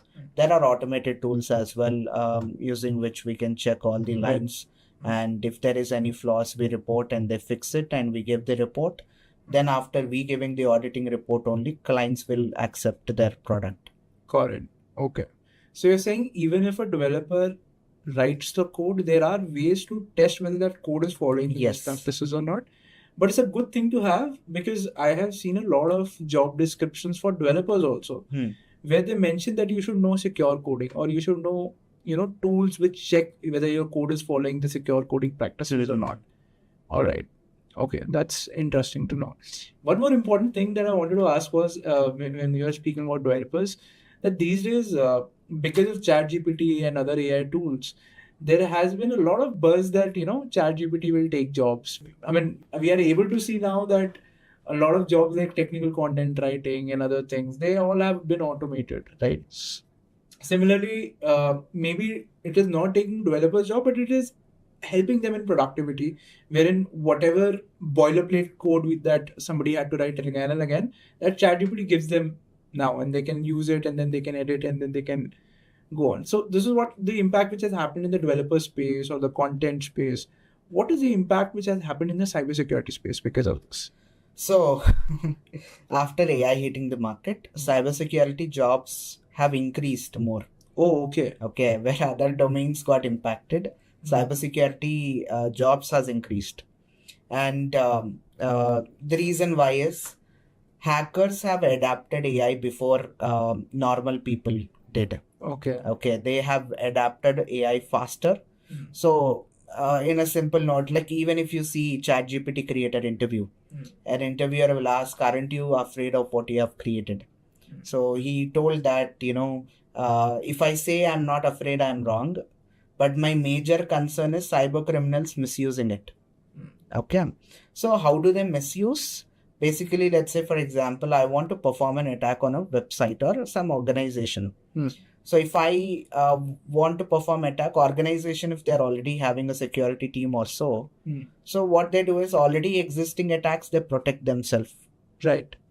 But if I want to create my own attack, so I need to have my own tool. I have to create. In order to create my own tool, I need coding knowledge. Right. But now people are asking AI to create a tool for them. So what is happening is it made easy for hackers to develop tools to, you tell ChatGPT to create a script for you or exploit for you, and it will write it down and exploit and give it to you. So it became easy for hackers nowadays to, one thing is to attack on companies because of AI. And apart from that, non-technical attacks, as in, I can video call someone with your face, deepfakes, right? I can audio call someone with the same voice if you want. I can train an AI with same voice. So it's with your number I can call your, anyone I can call, phone spoofings. So it became easy for me to convince people that I am you and scam them. Right. So AI has made it very easy for people nowadays. And moving forward, AI needs security, and even ChatGPT has announced bug bounty program a few months back. So yeah, it's a good thing, you could say, for cybersecurity professional. But I would summarize that any technology which makes your life easy brings threats. That's a simple story in cybersecurity. Right. Okay. So you're saying AI has now increased the jobs of cybersecurity engineers, or maybe made their life more tough because they have to deal with more attacks. Okay. So this basically boils down to the fact that companies now need to be more aware about cybersecurity and the different kind of attacks which can happen. Like, for example, what attacks do you see on a daily basis which companies face? Like, for example, DDoS attacks are there. I mean, there are a lot of kind of attacks, but what are the different kind of attacks which you see on a daily basis which happen to companies? common DDoS is common. Very common attack is DDoS. And as I told, the worst part is if it is a high volume DDoS attack, there is no complete solution yet. Okay, for some medium scale also we can. So do, for our viewers, can you tell them what is a DDoS attack exactly? DDoS is a distributed denial of service. Okay, DOS is denial of service, DDoS is distributed. So basically what happens is there is a big cybercrime syndicate for it. So where hacker will set up a command and control center, and he'll hire affiliates. Affiliates are there. What they'll do is their job is to either legitimate website, they'll compromise them, or they themselves will create malicious website to attract people visiting it. Okay. Like adult website, torrent websites, all these people do visit daily. So you see at times you click anywhere on the screen, you get redirected to another page. Right. So there are some JavaScript download functions as well. If that script loads, there is possibility that your device gets compromised. So once your device gets compromised, you'll become a bot. Okay. Okay, malware will get loaded and you'll become a bot. So you'll be connected to CNC server of hacker. So like you, there are millions of people across globe who visit these websites. So all these millions of devices are compromised. They become zombies or botnets, we call them. So whenever hacker gets this job, like, probably some company might hire them, a group of hackers, and tell them that I want this website to be down from 9 p.m. to 10 p.m. Okay. So the hacker will send a command.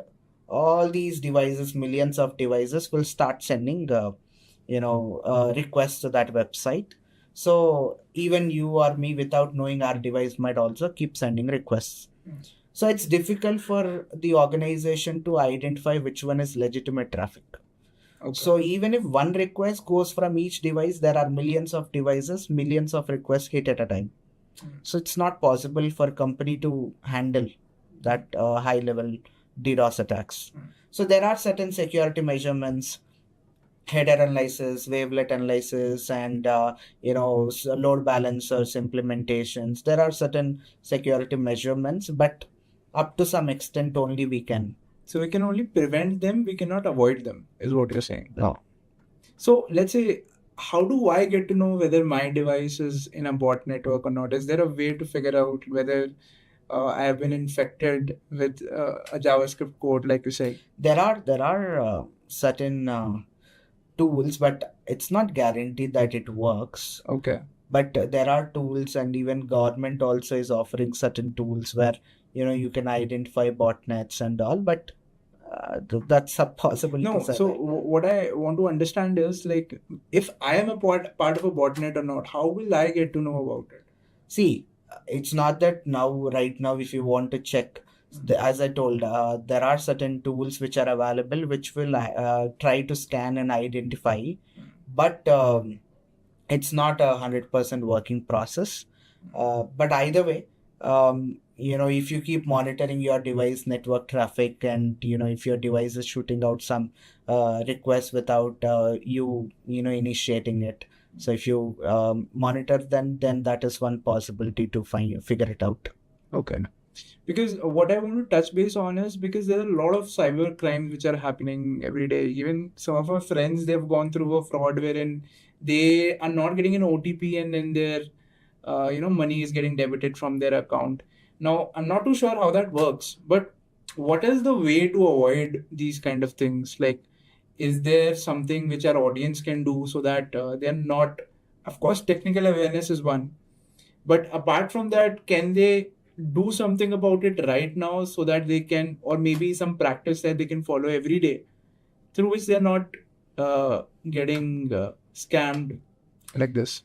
So, see, let's say stealing money from banks for a hacker, there are many ways. So being a, let's say, normal guy, not having some cybersecurity expertise, I should be aware of all the cyber crimes which are happening in the market. And every day it keeps on increasing. Let's say, for example, Aadhaar card is there.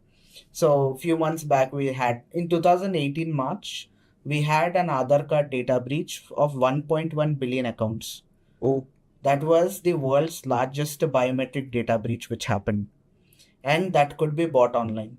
Even in WhatsApp group, they were selling it for few pounds, right? So recently we had an Aadhaar card data breach this year, few months back. And since February onwards, we were getting lot of crimes that money is getting debited from account without OTP. That's because Aadhaar card is linked with your bank. okay. So as Aadhaar card is linked with your bank, so we have a facility Aadhaar enabled payments.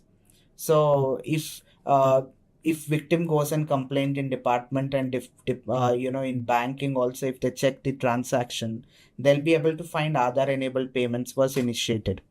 So they're taking around approximately 5,000 or so, not very big amount. So around 5,000 they're taking. So without OTP, money can be debited through Aadhaar enabled payment. How do I secure myself? You can go to that government portal, UIDI portal, and you can log in into your account, and you can disable biometric authentication. So whenever it is needed, if you want, you can again log in and enable it. Whenever it is not, maximum cases switch it off. And apart from that, if you see your credit card, debit card scenarios, okay, that is one way. This credit card, debit card, you have let's say a magnetic strip to your credit card, debit card, which emits certain frequencies. We have devices like Flipper and other devices where even though your card is inside your pocket, so if I go beside you, I can get your card details. Okay. And if you have this NFC enabled, near field communication, tap and pay, so I can just emulate your card using that device of mine, go to any ETC machine and tap and make payment from your card. Okay. Other way is, let's say I got your card details, you don't have tap and pay enabled. So I got your card details. What I can do is, people think that if he has my card details, what is there in it? OTP will come to my mobile if they do transaction. Nothing as such. Basically, there are two types of payment gateway, 2D and 3D. Okay. 2D payment gateway means no OTP. 3D payment gateways, OTP we will get it. Fortunately, India is using most secure payment gateways, 3D payment gateway. So if I get your card details, I'll not do shopping in India. I'll do shopping in, let's say, US has 2D payment gateways, no OTP. So I'll take your card details and do shopping in Amazon.com. Okay. .com is US, .in is India. Right. So I'll do shopping in Amazon.com if international transactions will be enabled up to an extent for your cards. So I'll do shopping in Amazon.com without OTP, money will get debited from your account. Oh my God. So we call this carding. There are many hackers on daily basis. They'll buy your card details from dark web and they do it on daily basis. Around $50 to $100 is what they take up. So that is another story. And if you want, you have to disable your international transactions in your card. All these you can do if you have that awareness, on these crimes. So I understood the monetary part of it. So people do scams to earn money.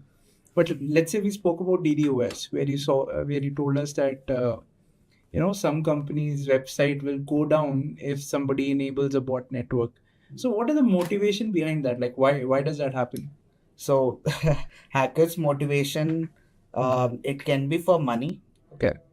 Or it can be for some joy, thrill.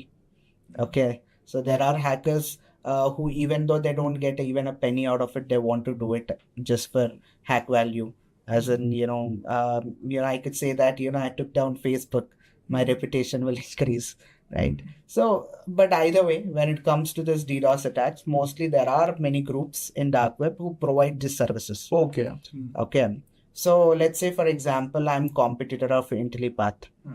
If Intellipaat goes down, I'm the only option for people. Okay.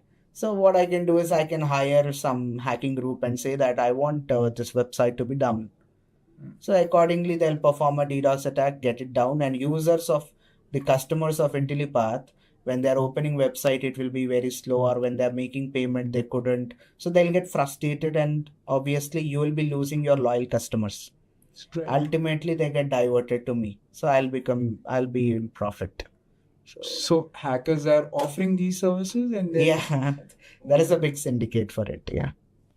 all right, Karthik. So I think let's summarize now. But before we summarize, I have a very important question for you. Yeah. So let's say I get scammed, right? So what is it that I should do now? Like, is there a way that maybe I got scammed, my data got leaked, or I had my money go out from a bank? So is there a way where I can get it back, or what can I do? What is the next course of action? See, if you are a customer of, if you are a subscriber of some company, and that company couldn't maintain, many companies goes through data breaches. And no company is 100% secure. That is clear about it, because every day we keep on getting new attacks. It's not possible for a security team also until and unless they get attacked with a new one. As in, let's say COVID is there. In 2018, we can't predict that 2019 may COVID will hit the market. Right. So in real world, probably once in a decade, we are getting new virus. Cyber world, we are getting it every day, every week, every month. It's not possible for companies to be 100% secure. So you have to be careful enough to give as limited information as possible. Okay, again, it will take a lot of time to discuss all of it. But you have as less amount of information you give in public, the more secure you'll be. That is one thing. But another thing is, every security professional will recommend you that every 15 days, if you are too lazy, at least every 3 months, you have to change your credentials. The passwords. Yeah, passwords. You have to keep changing it. And multi-factor authentication should be switched on. 2-factor, that is OTP, should come to your device. That is okay for data side. But when it comes to financial frauds, if you go through a financial fraud, first of all, you have to avoid them. But let's say you go through a financial fraud, as soon as possible, you have to report it in cybercrime department. And in bank.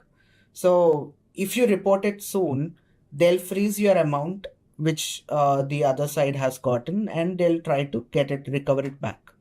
Within 24 hours or so, you have to take action. And you have some toll-free numbers from government where you can directly call department and tell them that I got through this day financial fraud and all. They'll try to help you out.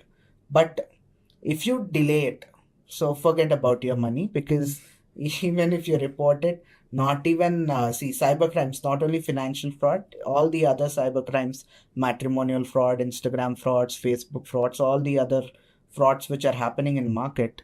So reported frauds, not even single digit, as in not even 9% of cybercrimes are solved, which are reported. Unreported, there are many. Reported itself, not even, it's below 10% which are solved.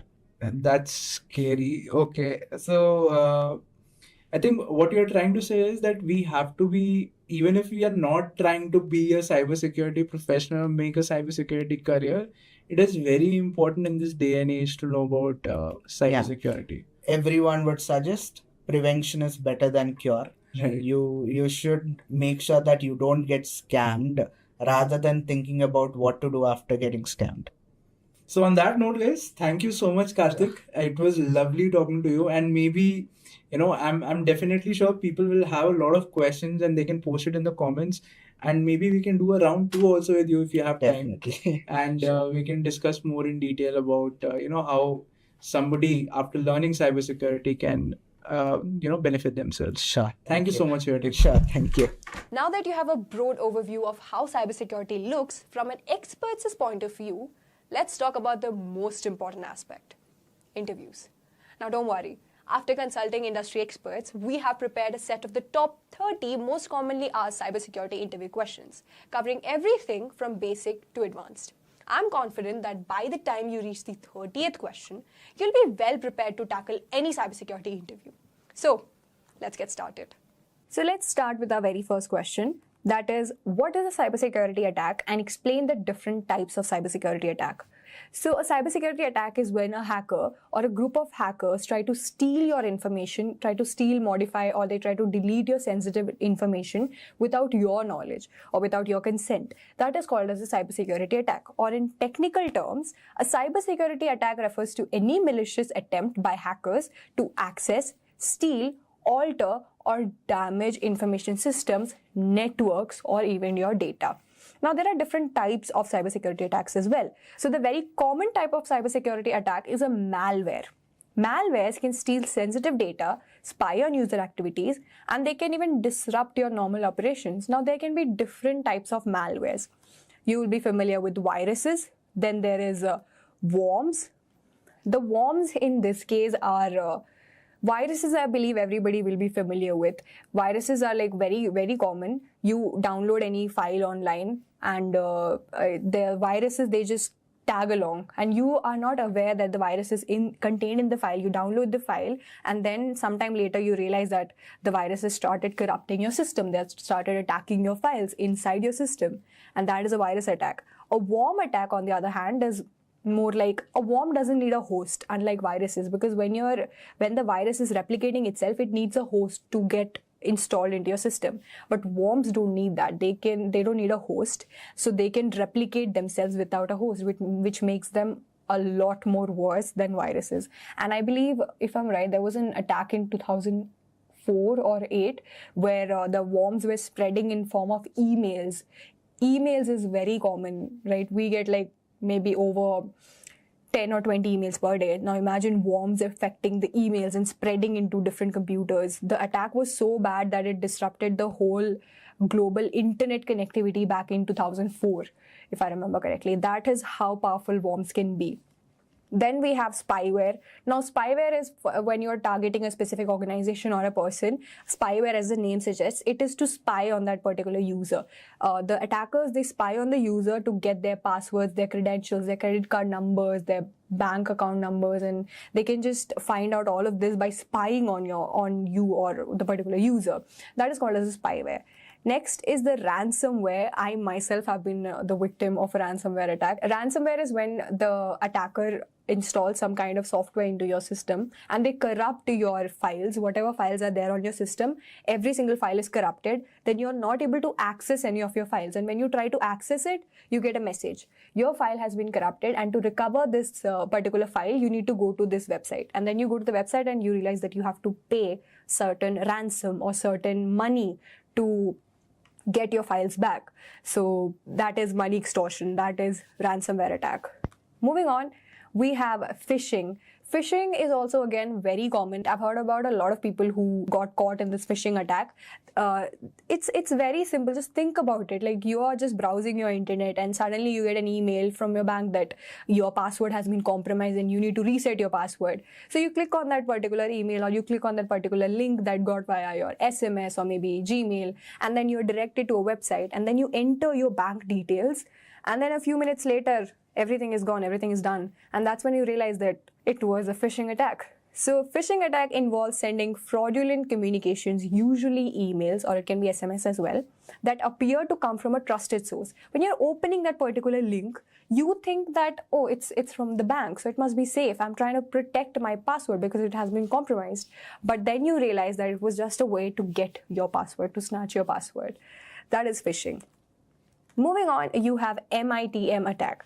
Now, this is man-in-the-middle attack. This is also, again, very common. The attacker secretly intercepts and alters communication between two parties without their knowledge. This you must have also seen whenever you connect to a public Wi-Fi. You go maybe on a railway station or maybe in a cafe, you connect to their Wi-Fi and you get a notification on your phone that you have been connected to public Wi-Fi. So your data is visible to everybody connected to that Wi-Fi. So you have to be very careful, because when maybe you're accessing your bank account or maybe anything private that you don't want to share with the rest of the world, hackers can come in the middle of you and that public Wi-Fi, and whatever data you're sending using the private Wi-Fi, they can cut through the line and they can steal this information of yours. So that is MITM attack.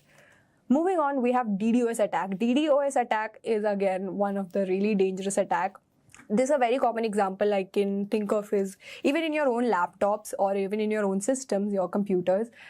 If you open multiple tabs, multiple apps, multiple softwares at the same time, your application, your system, it just hangs. It's just like, I don't know what to do. There's a lot of things going on, so it just freezes, hangs. The same thing can happen to servers as well. So in DDoS attacks, the hackers or the attackers, they send a lot of information to the server. And now the server, it tries to manage all of this data and ends up getting unstable because of the overwhelming amount of traffic it is getting. So that is a DDoS attack. And there is one famous DDoS attack which affected a DNS server. I think it was in 2016 when a popular DNS server, and it was popular because a lot of popular websites like your X, Twitter, Netflix, Amazon, all of these used to depend on this particular DNS server, and some attackers attacked it flooded the DNS server with so much traffic that all of these sites were closed temporarily as long as the site took to recover. So that is why DDoS attack is another powerful cybersecurity attack. Moving on, we have SQL injection. Now, SQL injection is exploiting the vulnerabilities in a database layer by inserting malicious SQL code. Now, this is, say, if you have a database which contains all of your all of your clients' passwords and everything, an attacker can try to access this particular database by inputting SQL codes, by inputting insert, delete, view, modify codes, update code in SQL. They can steal all of this data without your knowledge. Moving on, we have the last, and I believe personally this is really, really dangerous. You know, even in medical terms, there is no official cure for cancer per se, because it's a virus and there is no particular cure for cancer. So it just makes it even more dangerous, even more terrible, right? So it just makes it even more scary.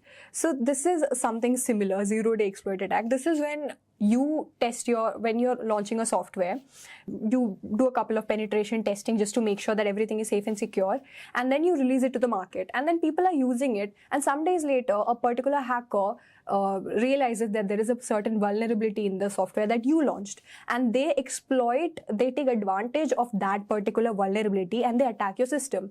Now, you or your team had no idea that this particular threat, this particular vulnerability was in your product. So how would you react to a threat for which you didn't even know that the threat existed in the first place? Then how can you provide aid to the users if you yourself didn't know that the threat existed?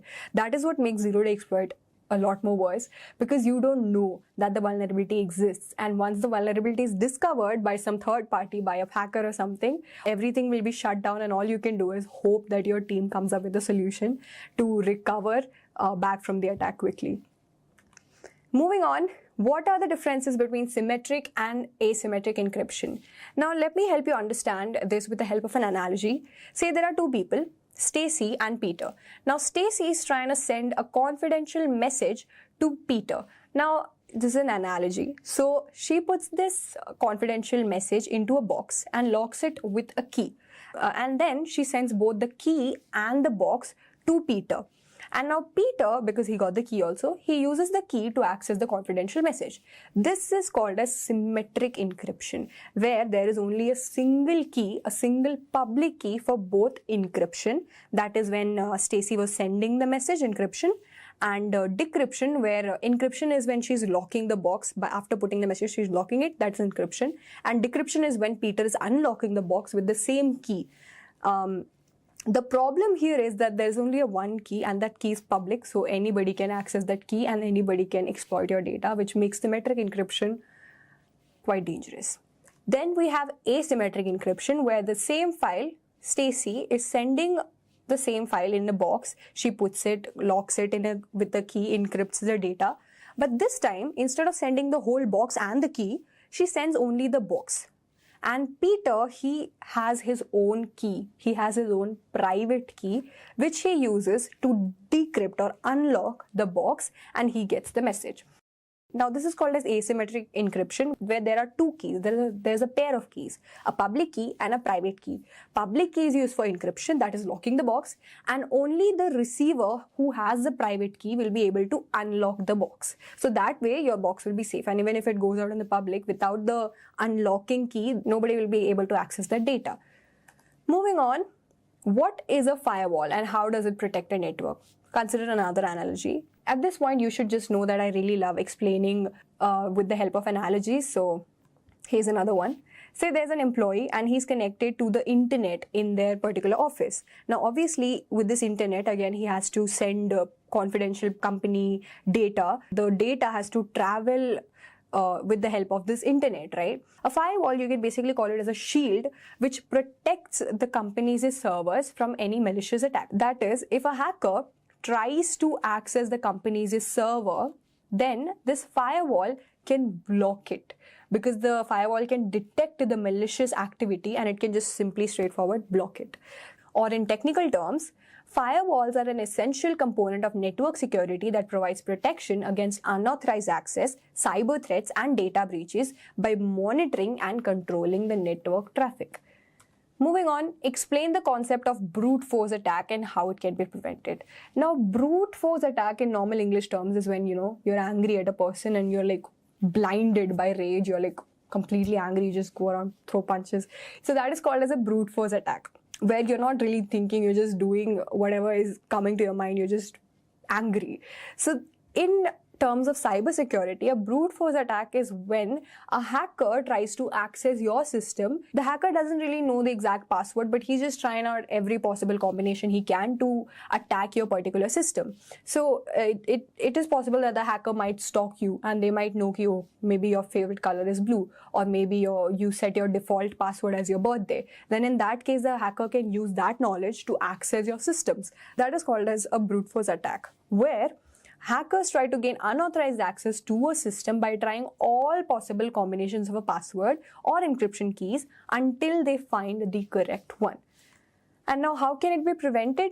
Simple. Use strong password policies. Don't put your birthday or your name as your password. Use some symbols or numbers or special characters, so that even if somebody is trying to access your system, it is not 100% foolproof. Obviously, they can still try out like a lot of combinations to work around your password, but still it is better than putting your birthday or your name as the password. Next, you have account lockout mechanism. Now, this is when you give a person maybe 3 number of tries or 2 number of tries, and after that the system just completely shuts down. That is the account lockout mechanism. After 3 or 4 or however number of trials, the system just completely closes off.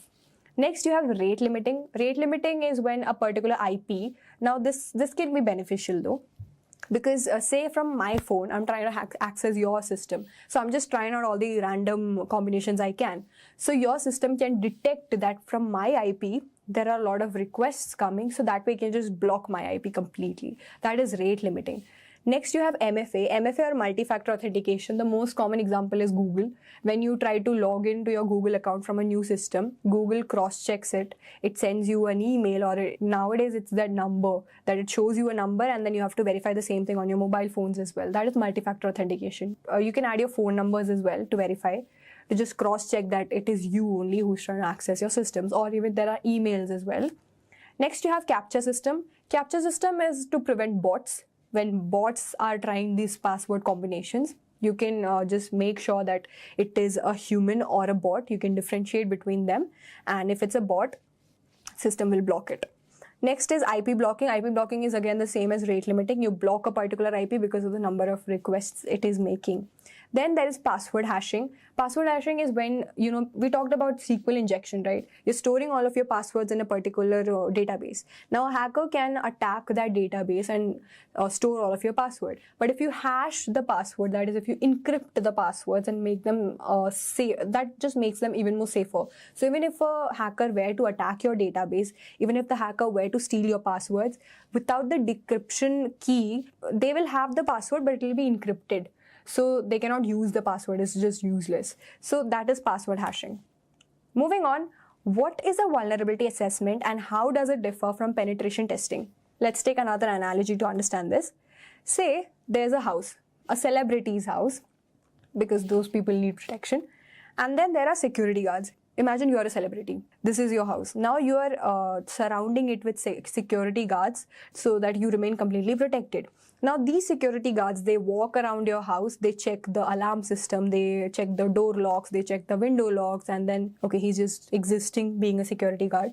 Now, they make sure that everything is secure, and they check for the vulnerabilities. They check, oh, is the windows lock a bit loose? Maybe the doors lock is a bit loose. Maybe the alarm system is not quite good enough. So they let you know the vulnerabilities of your system, of your house. That is, they tell you how vulnerable your house is or your system is to intruders, to attackers. That is a vulnerability assessment. When you just run around your software and you get to know that these are the vulnerabilities that the potential hackers can exploit. Next, you have the penetration testing. Say the same celebrity's house, but this time instead of bringing security guards, you bring thieves. Or security guards who are disguised as thieves. Now, these security guards, they will not just stand there and observe, oh, the alarm system seems it's not good enough. Instead of doing that, they actually attack your house and they see that how strong your house is against these intruders. That is, one guy picks the locks, the one guy tries to climb the windows, one guy is trying to disable the alarms, and the last one is he's still just being a thief. So, instead of just standing there and observing that these are the vulnerabilities, they actually try to break in. They actually try to see how strong your system is against the attack. And then they draft the report. That is, they show you how they got in and what they could have done. They draft a proper report that we could have gotten through this vulnerability and we could have done this. We could have attacked your house in this way. We could have attacked or we could have exploited your software in this particular way. That is called as a penetration testing in the form of a table. So the goal of vulnerability assessment is to identify the potential vulnerabilities, and in penetration is you know the vulnerability, you're exploiting it. Method, automated scans, passive analysis. Penetration is manual, and automated exploitation, you actively keep on testing it. Intrusiveness, it does not, vulnerability is just standing there and be like, there's a vulnerability. And the penetration is attacks the vulnerability. Output, list of vulnerabilities and their severity, proof of concept of exploits, and potential impact of the vulnerabilities. Duration, vulnerability assessment is generally faster because it's automated, but penetration testing can take longer because you're attacking and you're trying out all the different angles, so it will take a lot longer. Moving on to our next question, define a man-in-the-middle attack and how to prevent it. Man-in-the-middle attack we already discussed about, when you're trying to access a public Wi-Fi and somebody interjects that network in the middle and tries to steal your data. Now, again, let's take another analogy. An employee, he's connected to the internet, and now our hacker is trying to steal the data from the middle. They're interjecting that particular connection. So the attacker places themselves in the middle of the communication, eavesdropping or manipulating the data being exchanged, often for malicious purposes such as stealing sensitive information, like login credentials, financial details, or some personal gains. Now, there can be different types of man-in-the-middle attack. So the first one is Wi-Fi eavesdropping, in which the attacker creates a fake unsecured Wi-Fi network and tricks users into connecting to it. And once you're connected to the hacker's Wi-Fi, whatever activity you're doing in your systems, everything will be visible to the hacker, including your sensitive information like your password and your credit card details. Next, we have session hijacking. The attacker steals the session cookies to take over the user's session on a website. Now, this is very common again. If you're using your public Wi-Fi and then say you logged into Amazon, or say whenever you log into a particular website, there is a particular cookies that are created. For so long as you browse through the website, the cookies are there. And when you log out from there, the cookies are also disposed of. But in man-in-the-middle attack, what the hacker uses is they retrieve the cookies and they pretend to be you, and then they try to access the same websites, like say Amazon, and then they can order anything they want to, set their address, and then use your money. That is session hijacking. Lastly, we have DNS spoofing. The attacker redirects the victim to a fake website by manipulating the DNS response. Now, the attacker, what he does is, when the victim is accessing a particular website, there's a DNS response created. So the attacker redirects the victim to a fake website by manipulating the DNS responses. Now, this happens when a single letter or something changes in your particular IP address. You might not notice it, but it's so minute, the detail is very minute that you might not even consider it. And you accidentally click on it, and then you accidentally are redirected to the malicious website. And you don't even realize that you are in the malicious website because it looks the same as the original website is supposed to look. And then you enter your sensitive information into that website, and the next thing you know, all your data is corrupted. Now, how to prevent it? Obviously, these are not again foolproof, but these you can try. Like these can minimize the attack effects. Encrypting your data. Like I said before, when you're storing your passwords in a database, you can hash those passwords so that even if the attacker gets hold of your password, they won't be able to use it. Like it's the same as our Peter and Stacy's case in asymmetric encryption. So even if the attacker were to steal that box which contains the file without the decryption key, they cannot open the box. Don't think about smashing the box and all. I'm talking about normal ways. Opening it with the key, they can't because there is no decryption key. So that is encryption. Then you have avoid unsecured public Wi-Fi. Obviously, don't even when you're using public Wi-Fi, don't access your bank with it. Next, you have use a VPN. Obviously, enable 2FA. 2FA is two-factor authentication. That also helps. Implement encryption protocols. Again, certificate pinning. Okay, only visit the websites which have a certificate there. Certificate pinning. I'll show you a very good example. For example, if you visit SBI, you go right here, you can see that the connection is secure, and if you click on it, you can see there's a certificate. That is the certificate pinning. So only access a particular website if you're inputting your credentials and inputting your sensitive information, then only do that when you have verified that there is a valid certificate. Then you have monitor for suspicious activities, that is observe your systems if there is something suspicious going on. Even when a virus attacks your system, your files start getting changed, the format starts getting changed. That is when you know your PC is under attack. And then DNS security, again use a VPN, protect your IP addresses. Moving on to the next question. So we've already discussed about SQL injections before, but let me just show you how easy it is to manipulate any SQL code. Let me just open my SQL compiler. Okay, we already have a database. I'll have to modify it a little. You can take any editor of your choice. I'm taking programmers here. Now say I want the one in which the first name is say Robert.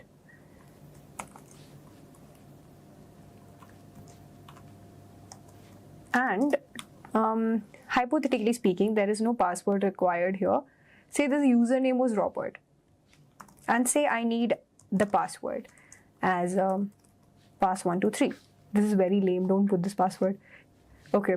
So to access my server, this is the SQL query that I'm putting. That whenever the first name is Robert and the password is pass123, you can access Robert's profile information, right? Now, if a hacker gets hold of this code, all they need to do is, and you don't even need a password anymore. All you need is a username or the first name to access Robert's profile. That is how easy it is. That is how SQL injection works, and that is how easy it is for hackers to attack your server and steal your confidential information. Now, this is the what not to do. Now, let me show you what to do. For that, I need another compiler, say PHP compiler. Okay. Now here, let me create a prepared statement. Let me just write the code first, then I'll show you what is the benefit of doing this.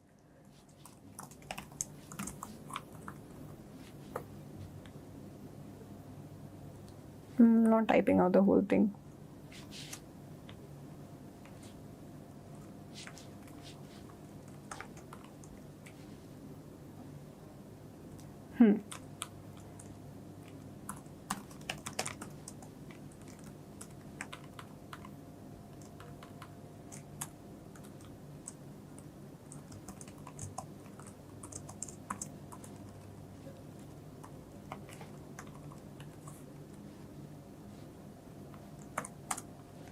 Now this was the what not do part. Now let me show you what to do instead.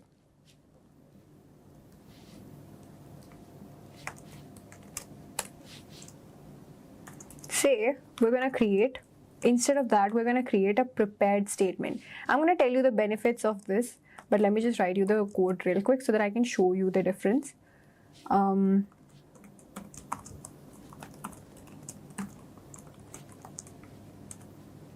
Okay.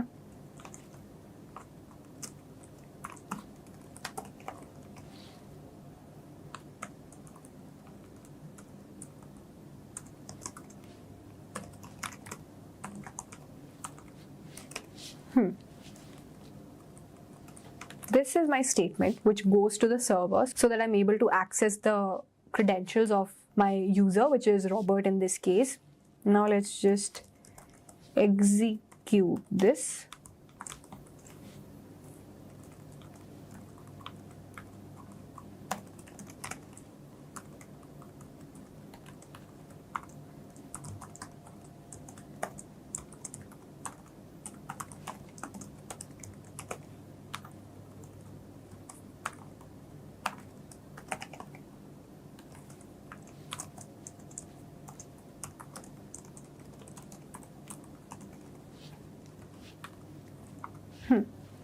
Now you can see in this particular code that I'm only taking the username which the user is inputting and the password that the user is inputting, but I'm not sending my whole statement to the user.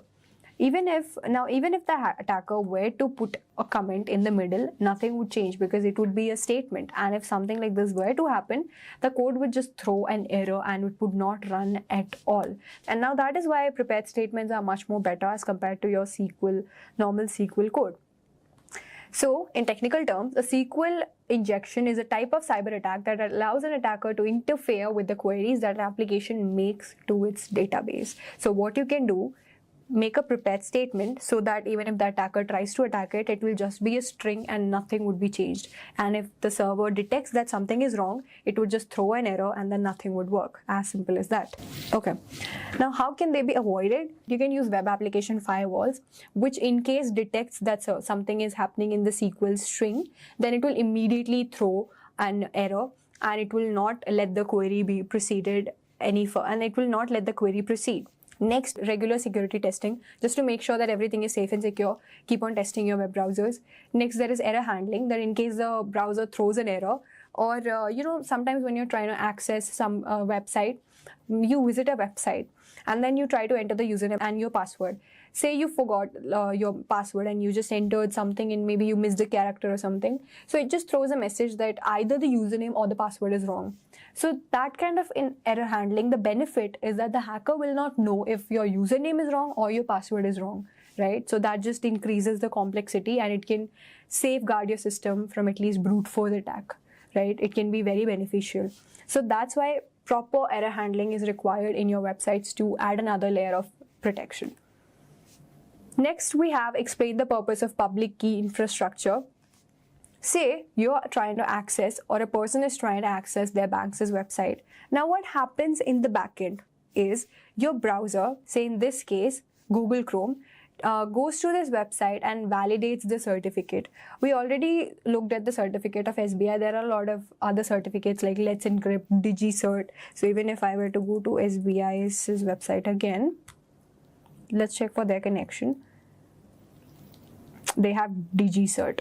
So that's what I'm saying. They have a particular certificate which is validated by your browser. So your browser checks for the website's certificate. And if it's valid enough, then the particular browser generates a public key to encrypt your confidential data. That is, whatever the data you're sending to the website is encrypted using the public key. And now naturally, when this data is sent to your official bank's server, it can only be decrypted with using a private key that the bank contains. This way, with the combination of a public key and a private key, your data remains safe and secure. And that is exactly what you mean by a public key infrastructure. It is a framework that manages public and private key pairs and digital certificates, just to add another layer of protection for your data. Moving on, what is a two-factor authentication? Now, two-factor authentication is very simple. It is a security mechanism that adds an extra layer of protection like a phone number just beyond your username and password. That is, when you're trying to access a website, it asks for email verification or a phone number verification just to be extra sure that it is you. Now, there can be multiple types of two-factor authentication. It can be an SMS code, or it can be an authenticator app like the Microsoft Authenticator app, or it can be a hardware token, or it can be any biometric verification like the fingerprint, which I have here on my laptop. There can be that kind of verifications as well. Moving on, describe different forms of data leakage and their impact on the organization. Now, data leakage refers to an unauthorized access, transfer, or disclosure of sensitive information. It is when there is a sensitive information of your company's data or your data, and that data is accidentally or with purpose is leaked or is shared with the rest of the world or with the rest of the people who it was not supposed to be shared with. It can occur in various forms, and its impact on organizations can be severe. Now, different forms of data leakage. First one is unintentional data leakage. That is, if an employee is handling a sensitive information and humans can make errors. So if some kind of error happens, maybe they were careless or they didn't pay enough attention, or maybe they didn't see, but the data got leaked somehow. That is unintentional data leakage. Then there is malicious insider threats. When a person intentionally leaks the data of, say, a particular organization, then that is called as malicious insider threats. Then you have external breaches. That is when a third party, say a hacker or someone or maybe another organization tries to breach into your data. That is called as external breaches. Then it is data transfer leakage. That is, say if you're transferring your data from one particular place to another, and while the data was getting transferred, again a man-in-the-middle attack happened and your data again got leaked. Then you have social engineering attacks where the third parties, they can blackmail your employees to breach the data. That is social engineering attack.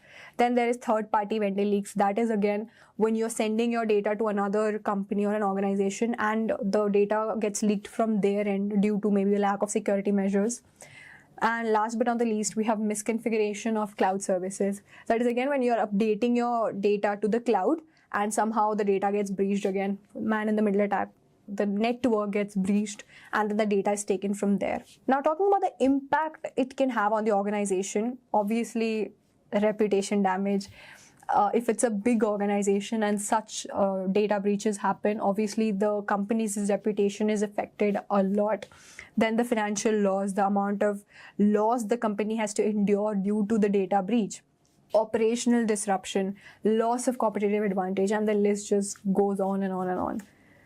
Moving on, what is a rootkit and how can it be detected?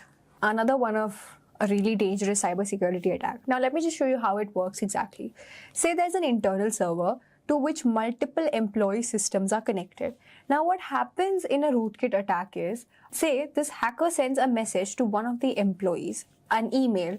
The hacker tries to do an email phishing and sends the message to one of the employees' computers. And now the employee, unaware about such an email attack, clicks on this particular email and the rootkit is installed into that particular employee's computer. Now, what rootkit does is it provides the complete access of this system in which it is affected to the hacker, to whoever installed the rootkit. That is, in our case, it is this hacker who installed the rootkit in our employee's system. Now, the problem with rootkit is that it's embedded in the operating systems of whatever system it gets installed on. So it gets very hard to detect a rootkit attack. Now, another problem with rootkit is that it can multiply. That is, it can hop onto other systems as well, and it can spread throughout the entire employee system, and inevitably it can even attack the main internal server, which can further act as a backdoor to the hacker. So the hacker can get all the main data that is stored in the internal server. So the hacker is just free to access every single confidential data that is happening inside the particular organization. As for the technical definition, a rootkit is a type of malicious software designed to gain unauthorized access to a computer or network while remaining hidden from the user and standard detection method. Like I said before, detecting a rootkit becomes really difficult because it gets embedded into the operating system of the particular system in which it is attacking. The standard detection methods, your anti-malware detection softwares, fail to detect a rootkit installed in your system. Now, detecting it can be difficult, but there are certain precautions that you can keep in mind to make sure that you're increasing your chances of detecting a rootkit if it is in your system. That is a behavioral analysis. Obviously, when a rootkit is installed into your system, your PC's control is in the person who installed the rootkit. They can change whatever they want to in your system. Your PC is under their control. So you can monitor for changes in the behavior, like suddenly the files which would only be accessible to certain people with passwords are open to everyone. You can see such kind of changes within your system. Next is rootkit scanners. There are certain scanners which is basically defined for Linux, I believe, like RK Hunter and CHK Rootkit. These softwares, these scanners are specifically designed to detect rootkit in Linux systems. So those you can use. Then there is system monitoring tools. You can either manually check for the behavioral systems, that is up to you, or you can install certain softwares inside your laptop just to make sure that the systems, if the files are getting changed on their own, if the passwords are getting changed too frequently or the passwords are getting removed on their own, then these system monitoring tools can alert you. They can track this and they can show the report to you that these things got changed without your knowledge. Next, you have anti-malware software again. This doesn't stand a lot of chance, but it's still better to have something. Then manual inspection is only for the ones who have a lot of experience. They can inspect the systems on their own and then they can figure out the rootkit. But for that, you need to have a lot of experience and you need to thoroughly know about your Linux systems, underlying architecture to conduct a manual inspection yourself. Moving on, how does traceroute work in tracking data routes? Now, this traceroute is basically, like the name itself says, traceroute. Traceroute is when a particular package is being sent from one location to the other. Now, traceroute makes sure that every single server it is the package is going on to, it tracks it. That is, traceroute is a network diagnostic tool that tracks the path your data takes from your computer to a specific destination, like a server, by showing all the intermediate point or hops along the way. All the intermediate servers that your data has to travel through before reaching the final destination is called as a traceroute. It's a diagnostic tool. Like say, consider an example. So in the screen, you can see two girls over here. Now, one of them is trying to send a package to the other girl. Now, obviously, when the package gets delivered here, it has to go through a lot of servers in the middle to reach its final destination. Now, let me just show you an overview of how this exactly works. First, the message is sent to the closest server, that is this one here, and it is assigned a particular number, that is the time to live. Time to live is how many hops the package can make. So right now it's just 1. When you're sending the package, initially it's 1. So in the first go, TTL is 1. It went here. First go, exhausted. Now the number is 0. The TTL was 1 and the hop happened here. It went to the first server. TTL was 1, it got 0. Now the time to live has exceeded. So what happens is this package is sent back to the user itself, to the origin server itself, because the time exceeded, because the TTL was 1. Now, traceroute monitors all of this data. It stores all of this data. It keeps the total time it took to reach here and to come back, which is known as the round trip time.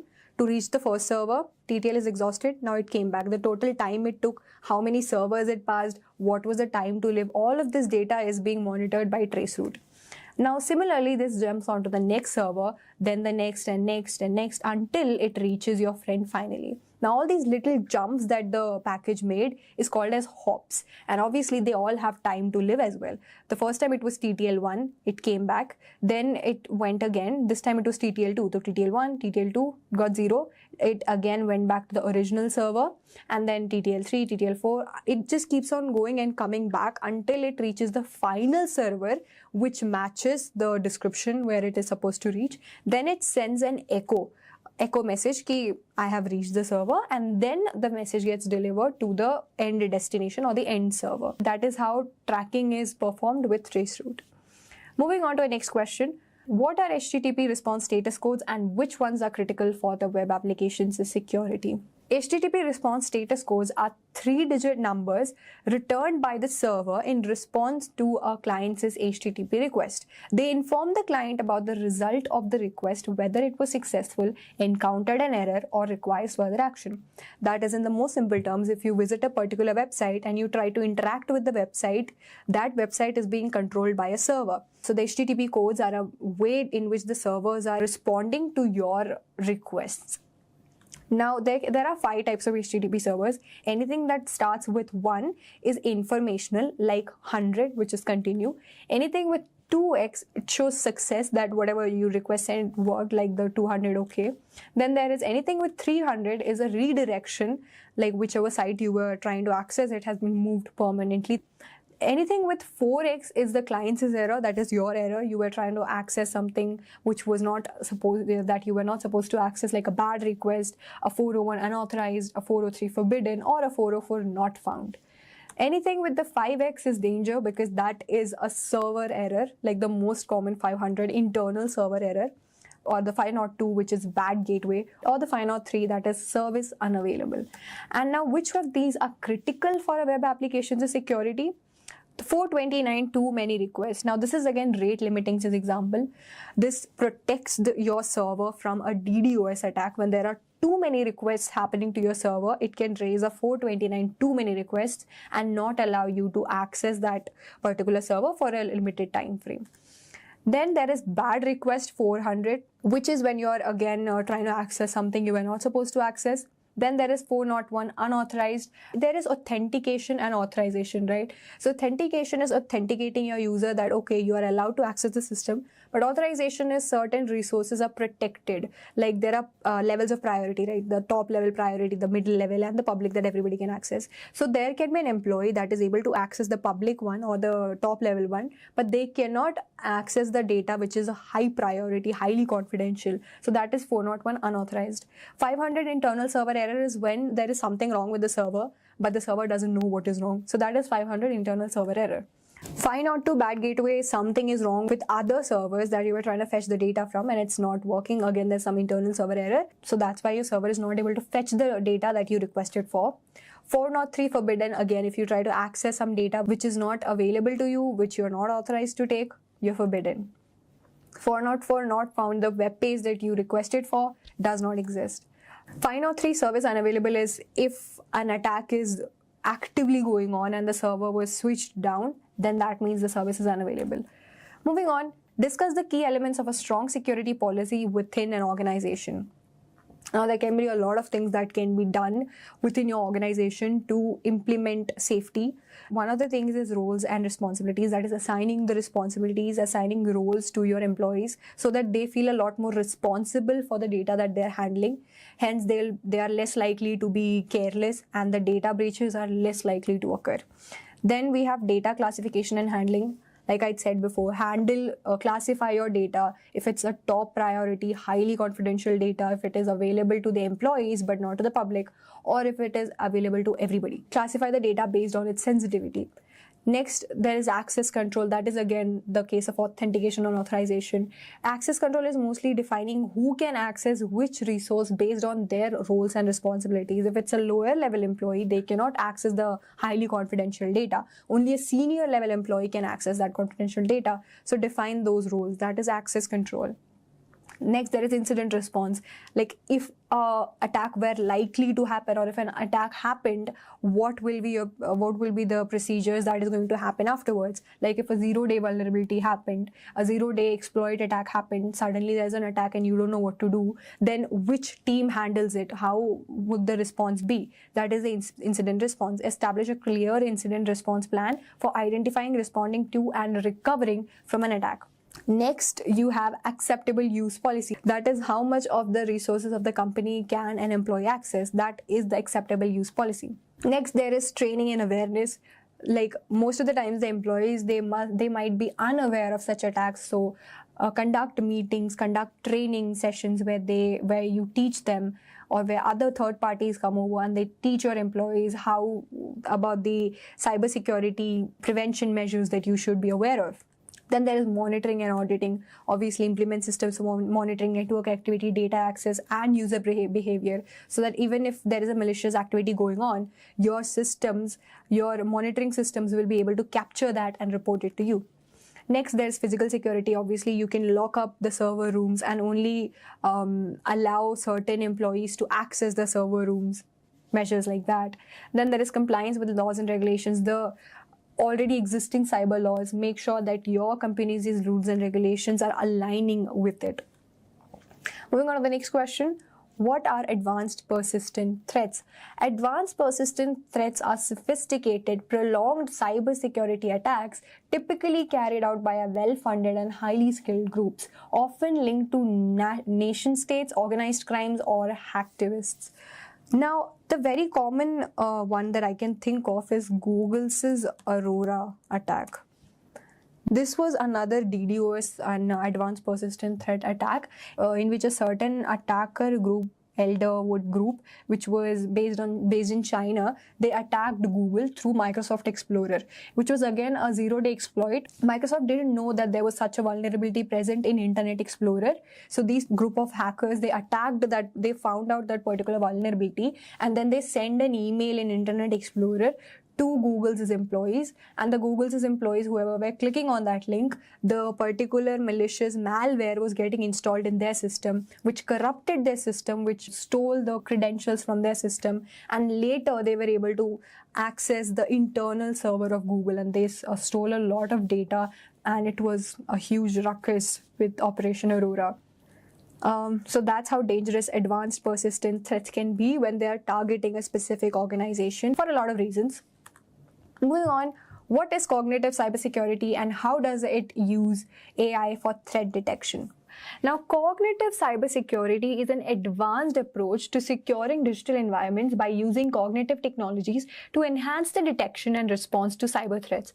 A lot of the times, I've said this before also, humans tend to make errors, but AI, well, considerably, the accuracy of a human and an AI is different. And AI's accuracy is much, much higher as compared to a human's accuracy. So you can train an AI to detect certain patterns or certain repetitive patterns, which can help you prevent or even stop a cyber attack completely at the earlier stages itself. As even if when we discussed about the case of rootkit, if you could have prevented it when the rootkit was being installed in the first employee's server itself, it would never have spread. Or like Google's Aurora, if they could have detected that Internet Explorer's vulnerability initially itself, then the attack would have never happened. So cognitive cybersecurity is a way to leverage AI as your cybersecurity tool. Now, there can be a lot of AI models that you can use, like your artificial intelligence, machine learning, NLP or natural language processing. And now, how does this exactly work? Starting with behavioral analysis. Behavioral analysis is where an AI model can learn the normal behavior of users, systems, and networks over time. Now, this is especially helpful when rootkits and when malwares like rootkits are installed in your system, because AI can monitor the pattern. Although you might not be able to check the reports all the time, maybe the AI can check the reports for you. If the activities are slightly different as compared to your normal everyday activities, then the AI can alert the user or can prevent another cybersecurity attack to your system. Next, we have threat intelligence. Threat intelligence is where the AI systems analyze vast amounts of data from various sources like threat feeds, logs, and historical attack patterns in real time.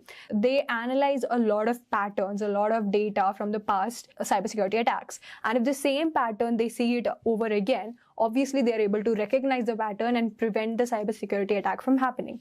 Then we have automated threat hunting.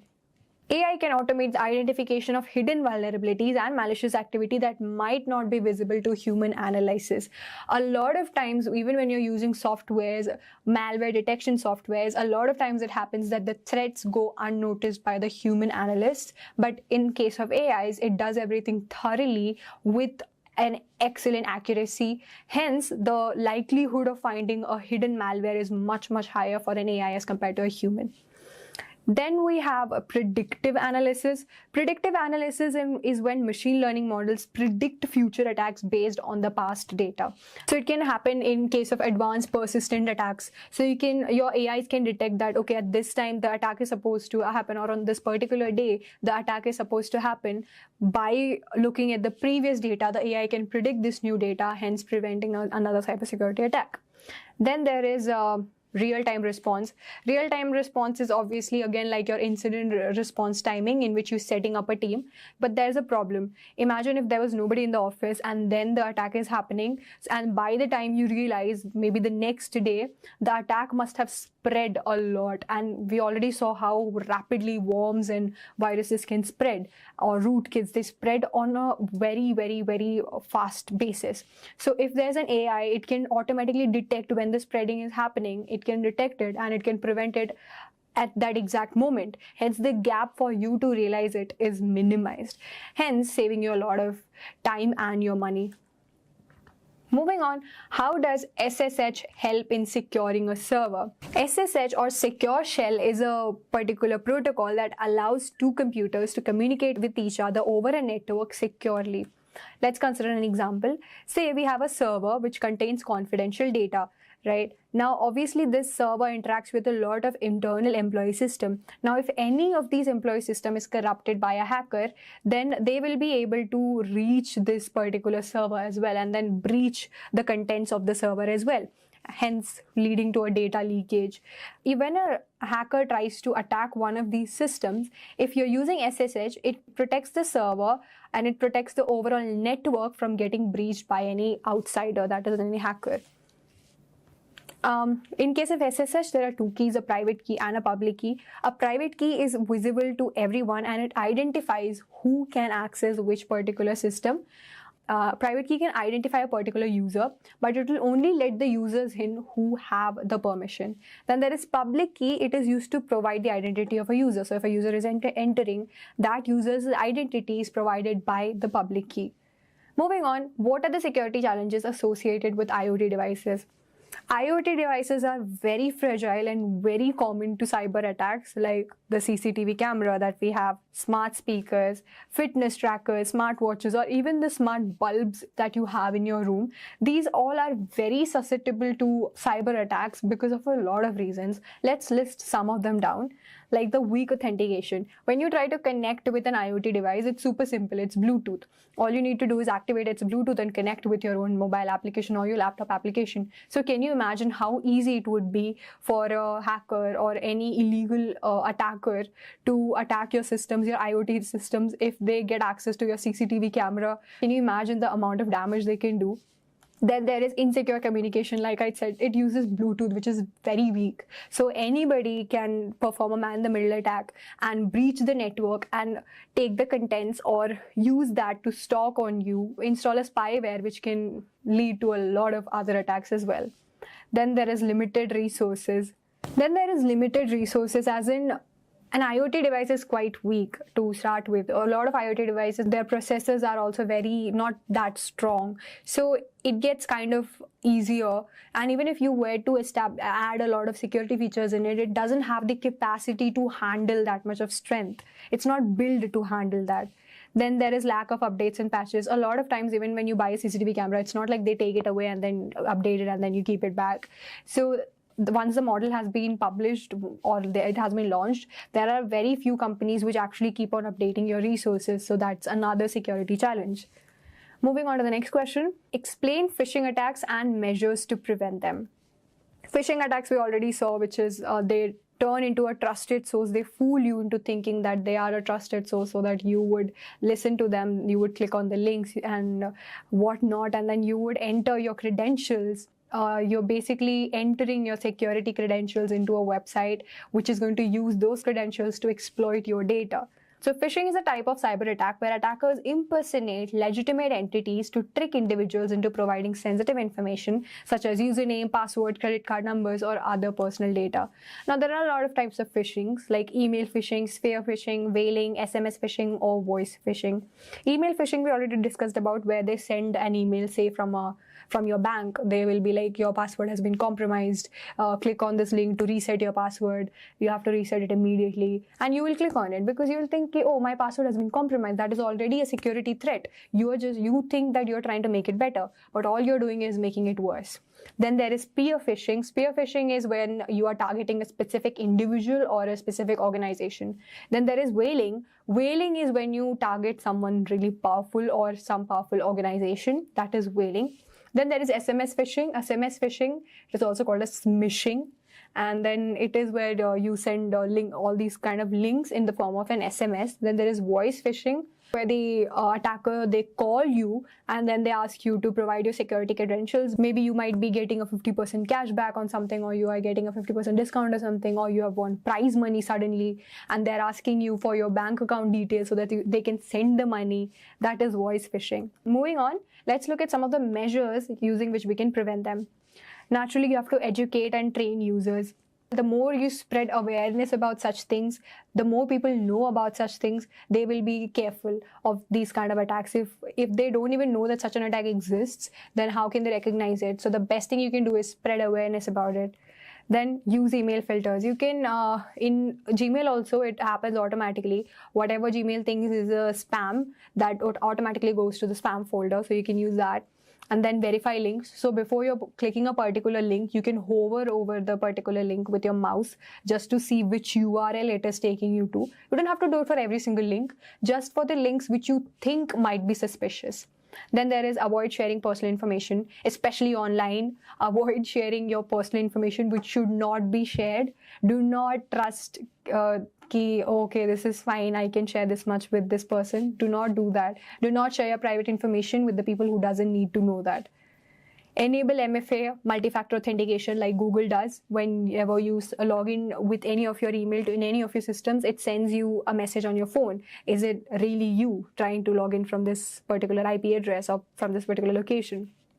Regularly update software. A lot of times when software manufacturers, when they find that there is a particular flaw, they update it, they patch it, and then they release the next version. So make sure that you have also updated in your systems also, so that that particular vulnerability, if there was a vulnerability, cannot be exploited by cybersecurity attackers. Report suspicious activities. If you think there is something wrong or there's a sudden spike in the activities happening in the servers nearby you, report it immediately. Try to contain it, because cyber attacks spread very fast, very quickly. Even before you realize it's happening, it must have spread a lot. It must have spread out of control. So report it as soon as you can. Monitor accounts in which you keep on changing your password on a regular basis, so that even if the hacker is able to get the password, if you keep on changing it, you're more likely to keep your account safe. Moving on, what is data protection in transit versus data protection at rest? Data protection in transit is basically safeguarding the data when it is in motion, that is when it is traveling from one particular server to the other, and data protection at rest is when the data is stored in a particular location, say a database. So data protection in transit refers to the security measures applied when data is being transferred from one location to the other, and data protection at rest involves securing that data is stored in a fixed location, such as a hard drive, a database, or a cloud storage service. Now, why and when do you need to protect the data? So you must have heard of the data life cycle, which starts from data's creation to its storage, to its usage, sharing, archiving, and finally its destruction.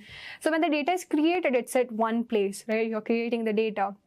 You need to save that data. You're storing the data, again, data protection at rest. When the data is getting used, it's being traveled from one place to the other. So again, data protection at transit, when it's transitioning. Then data sharing. When you're sharing it, obviously the data is in movement. You need to protect the network lines. You need to encrypt your data, so that even if the attacker is able to capture your data, it still stays encrypted. And without the decryption key, it cannot be opened. Then data archiving and data destruction. Now, data protection in transit is a common method used for protection. It includes encryption methods like the TLS and the SSL, which are protocols which safeguard your data when they are in motion. Then data protection at rest. Protection mechanism include encryption, access control, and physical security. Access control, encryption you already know. Access control is who can access the data. And then physical security, you can surround the servers with, say, security guards just to make sure that nobody is able to break in. Then moving on to the next question. What is a zero-day vulnerability and why is it dangerous? Now, consider a particular software that you just newly have launched. Now, the problem here is that a particular hacker notices a certain vulnerability that your testing team failed to notice. Now, the hacker can exploit this particular vulnerability to attack the users who are using your particular software. Now, the problem with this whole zero-day vulnerability is that your developing team has no idea that such a vulnerability exists. And the problem is that since they have no idea about such a vulnerability's existence, they don't have a solution for it either.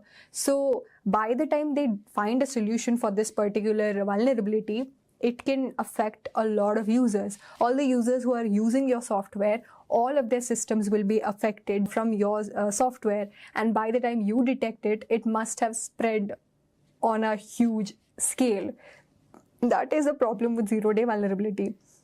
Now, a zero-day vulnerability is a security flaw in a software or hardware that is unknown to the vendor or the developer. Moving on to the next question. How does a VPN differ from a VLAN in terms of network security? A VPN, or a virtual private network, and a VLAN, or a virtual local area network, they are both very different. A VPN is designed primarily to provide secure access to a network from a remote location over the internet. It is for individual use. A VLAN is used to segment a network within a local area within a single office building to improve management and security without additional physical hardware. As in the whole office building, if they're all connected to one particular network, it will be a bit more harder for the attackers to attack the system because they have their own virtual local area network instead of connecting with the public Wi-Fi. Okay, moving on to the next question. What is ethical hacking and what principles does it follow? Ethical hacking is the practice of intentionally probing a computer system, network, or application to identify and fix security vulnerabilities. Ethical hacking, there are even ethical hackers. Ethical hacking is itself a job position in which I've seen a lot of freelancers in this particular position where companies pay you to check for any vulnerabilities, and if you as a hacker are able to detect any vulnerabilities in the system, they pay you for the efforts and time you put in there. So ethical hacking follows a certain set of principles, starting with legality and authorization. Obviously, you can only hack a particular system after you have been officially given the permission that yes, you have the permission to perform a penetration test on this particular software and find the vulnerability. Integrity and confidentiality. Whatever information the hacker finds out during their penetration testing, during the whole ethical hacking, they cannot share it with the rest of the public. There's a full disclosure form. Purpose and scope. Before performing the ethical hacking, the company gives them a particular segment of their whole software to test. It's not like they can do whatever they want to. They are given a particular, their scope is limited to whatever the company wants to check, not the whole application, just certain aspects of the application. Reporting and accountability. Whatever changes or whatever vulnerabilities they find, they have to report it to the company. They cannot keep it to themselves. They cannot disclose it to the outside world. They have to disclose it securely to the company. Non-malicious intent.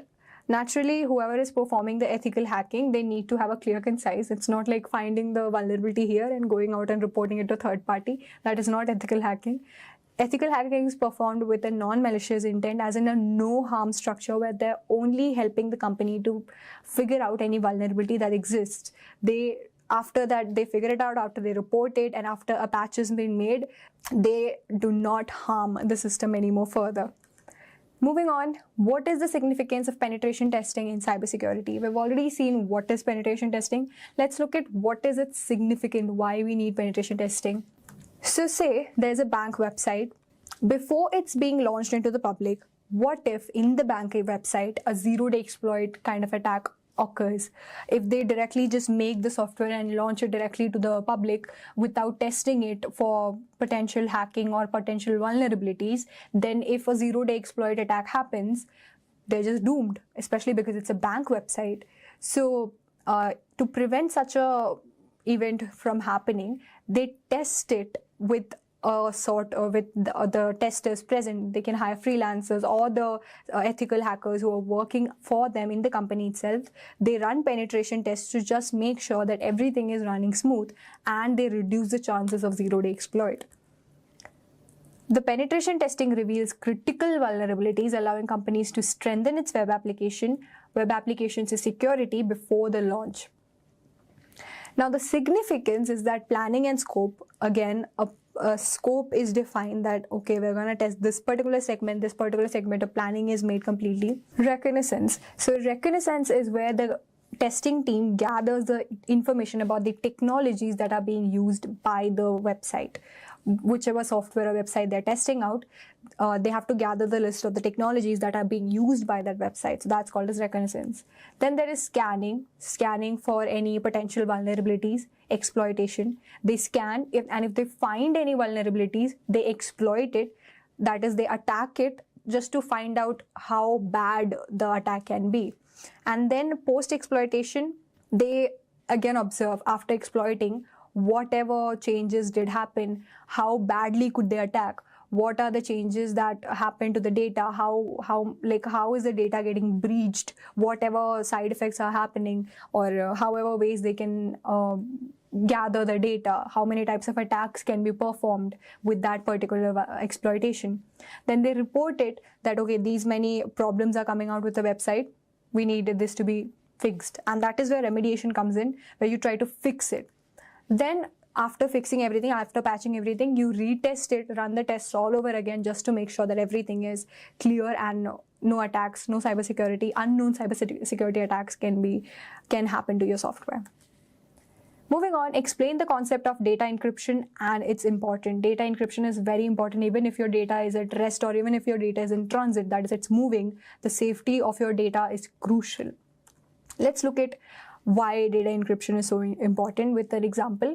You must have all heard of Caesar cipher, which is messing around with the alphabets. So say you have a particular message, hello, and now I'm going to use Caesar cipher to decrypt this. Obviously, this is not used that commonly, but still.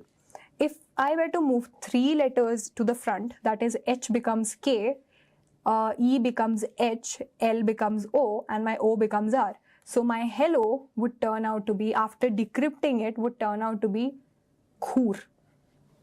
So now anybody who has the decryption key will be able to figure out. If I just send a message Khur, obviously you wouldn't know what that means, right? Only if you know the decryption that, okay, whatever it is, you have to move back 3 letters to get hello, which is the actual message, only then will you be able to know. Now, obviously, this is a bit silly because nobody's going to use Caesar cipher. They're going to use something more complicated like WhatsApp, which uses AES, which is the Advanced Encryption Standard. So in WhatsApp also, when you're sending a message to any of your friends or colleagues or family members, or any person you're sending a message to, your message is encrypted first, so that even if the hacker is able to steal your data, they will not be able to read the data without the decryption key. Moving on, what are the different types of cyber attacks targeting cloud infrastructure? Now, cloud is one of the rapidly growing tech industries in recent days. And naturally, cybersecurity attacks happening in cloud also is fairly common nowadays. Let's look at the types of cyber attacks that can happen. Data breaches, naturally, anything uploading to the cloud, attackers again do the man-in-the-middle attack and they try to breach the data before it reaches the cloud itself. Account hijacking, they can hijack your account and steal your credentials and whatever data you already have in the cloud, they can download their data, they can access their data. DDoS, distributed denial of service, again, they can flood your cloud infrastructure with a lot of traffic, hence making you not even being able to access your own cloud server. MITC attack, now this is man in the cloud attack, again, like man in the middle attack, again, it can breach your network, take your credentials, steal data from your cloud. Malware injection, like your SQL injection, they can maybe in some of the files, they can attach a particular malware like a virus or a Trojan, and then it can just directly go to your cloud, and then like a rootkit I had said before. So it can just directly go to your cloud and provide them access to your cloud's servers. Insecure API, sometimes certain API requests that you make to your cloud can be used by the attacker to make the same request and then steal your data again. Next, we have hyperjacking. Hyperjacking is, every cloud runs, every virtual system runs on a hypervisor. So they can attack that hypervisor, and that's like really dangerous, because at that time they're not just targeting one, they can target all the virtual systems which are attached to that one hypervisor. Cross-cloud attacks, lateral movement of attacks like we saw in rootkit, where it was jumping from one computer to the other and then ended up with the internal server. Again, that can also happen. It can corrupt all the systems and then move to the hypervisor, attack the main hypervisor. Insider threats, sometimes the people working in the software industry itself, they can only sell out your data. Misconfiguration exploits, sometimes you maybe make public storage and that can be exploited. Moving on, how do incident response team manage and mitigate breaches? Let's just understand what incident response team is. So say you have a bank website. Now a hacker tries to attack this particular bank website. They send a particular, say a virus to your bank's website. The employees' system also gets corrupted with this particular virus. And that's when our security information and event management or our incident response team comes into play. they can reset this employee's whole system, hence successfully removing the particular virus from its system. How this whole process takes place? They first start preparing. They observe, okay, this is the problem that has happened, this is what we're supposed to do, and this is how we're supposed to do. So they prepare, they plan what their action, and then detection and analysis. After preparation, they try to detect for further, if any further harm has been done, how much harm has it caused, and how much potential harm can it cause in the future, that is near future, happening right now. That is detection and analysis. Containment. Then they try to stop the spread. You have to first contain it, only then can you stop, only then can you cure it. So they first try to contain it, they see, oh, this is how it's spreading, they contain it first. Then they try to eradicate it. Once they have contained and secured it, then they try to remove the virus. Then they recover the systems, because after a virus attack, especially with ransomware and all, they completely corrupt your files. So you need the files to be recovered. Then post-incident analysis, then they observe why this particular vulnerability occurred. If one vulnerability is there, there is a 90% chance that there is another vulnerability of the same nature. It is there somewhere in the system. So they have to analyze it just to make sure that in the future it never happens. So they document it in order to make sure that the same mistake doesn't happen twice or thrice or ever in the future. Moving on, what is the difference between malware and ransomware? One of the things you need to keep in mind while discussing malware and ransomware is that a ransomware is a malware, but a malware is not a ransomware. Malware, ransomware. Now, let's look at the definition. Malware is a broad term for malicious software designed to harm or exploit systems. We have seen virus, your spyware, worms, your ransomware, everything is part of a malware. Ransomware is a type of malware that encrypts or locks data demanding a ransom, demanding money. If a ransomware is in your system, it corrupts your files and it asks you for money so that they can give you back your files. Purpose of a malware is to disrupt operations, steal data, spy on users, or damage system. Ransomware is simple: extort money from the victims in exchange for restoring access to their data. Behavior varies. Viruses spread, there are spyware monitors, Trojan creates backdoors. Creating backdoor is basically like this Google's Aurora attack, where Google's servers were compromised, and then they created a backdoor, as in nobody, consider a house, there's a backdoor, and then you don't know that the backdoor is open, the lock to the backdoor is open. So the attackers can just bring in whatever softwares, even more malicious softwares, they can bring in through the backdoor and corrupt your system, make your system even worse. Ransomware encrypts files or locks the system, then demands ransom for decryption. Types include viruses, Trojan, worms, spyware, adware, ransomware, and others. Specific type within the malware category. Example is a Trojan that steals financial information without the user's knowledge. The example of our ransomware is WannaCry, which encrypted files and demanded payment for decryption keys. Impact can cause data theft, system damage, privacy invasion, or loss of control. Impact of ransomware is it directly leads to a data loss or unavailability unless ransom is paid. Motivation varies: theft, sabotage, surveillance, or financial gain. The motivation behind a ransomware attack is to primarily gain money through extortion. Moving on, what are the best practices for securing mobile devices? First one, enable strong authentication. Use stronger passwords. I've said this before also. Don't use your birthday or your name or your favorite pet's name or your favorite parent's name as a password, because that can be easily guessed by a person who's just stalking you. It's very easy for them. So use strong passwords, PINs, or biometric authentication to prevent unauthorized access. Face ID, I'm not so sure of, but fingerprint, yes. Then keep your software updated. Like I said, softwares, they tend to, they keep on, even if they detect a certain vulnerability, if you don't update it, then obviously that vulnerability is present in your system. So make sure to update your softwares regularly, to update the patches regularly, so that your system is less susceptible to a cybersecurity attack. Then use MDM. MDM or mobile device management solutions allow remote management of security setting, data access, and application control, especially important for work devices. Then we have enable device encryption. Device encryption is so important. I cannot emphasize this enough, because even if your data gets stolen, if you have protected your device, if the encryption is strong enough, then even if they have the data, they cannot exploit it because you have encrypted it securely and safely. Then we have avoid using public Wi-Fi's. Public Wi-Fi, as I've already said, a lot of issues are there with the man-in-the-middle attack. So the less you can use public Wi-Fi, the better. And even if you are using it, make sure to enable a VPN just to protect data when connecting through public or insecure networks.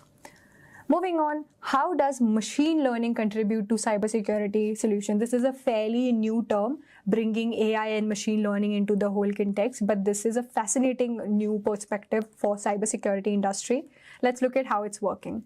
Threat detection. ML algorithms can analyze vast amount of data in real time to detect unusual patterns, behaviors, or anomalies that may indicate security threats like malware, phishing attacks, or insider threats.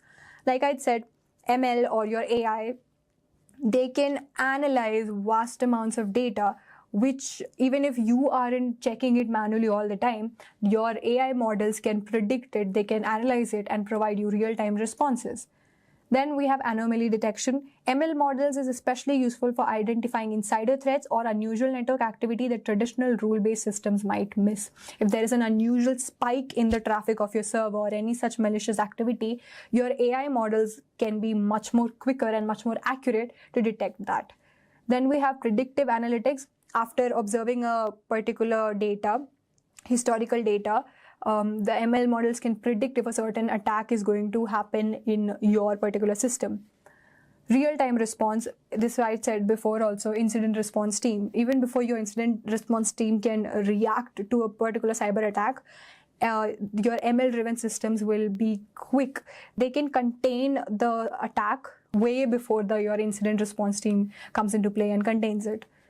Next, we have fraud detection. In areas like banking, ML algorithms track user behavior and flag potentially fraudulent transactions or activities, protecting both users and institutions. ML models can analyze the data frequencies, the way the data transmission is happening, and based on that, they can detect malicious activities happening in the backend that the humans might miss to notice. Next, we have behavioral metrics.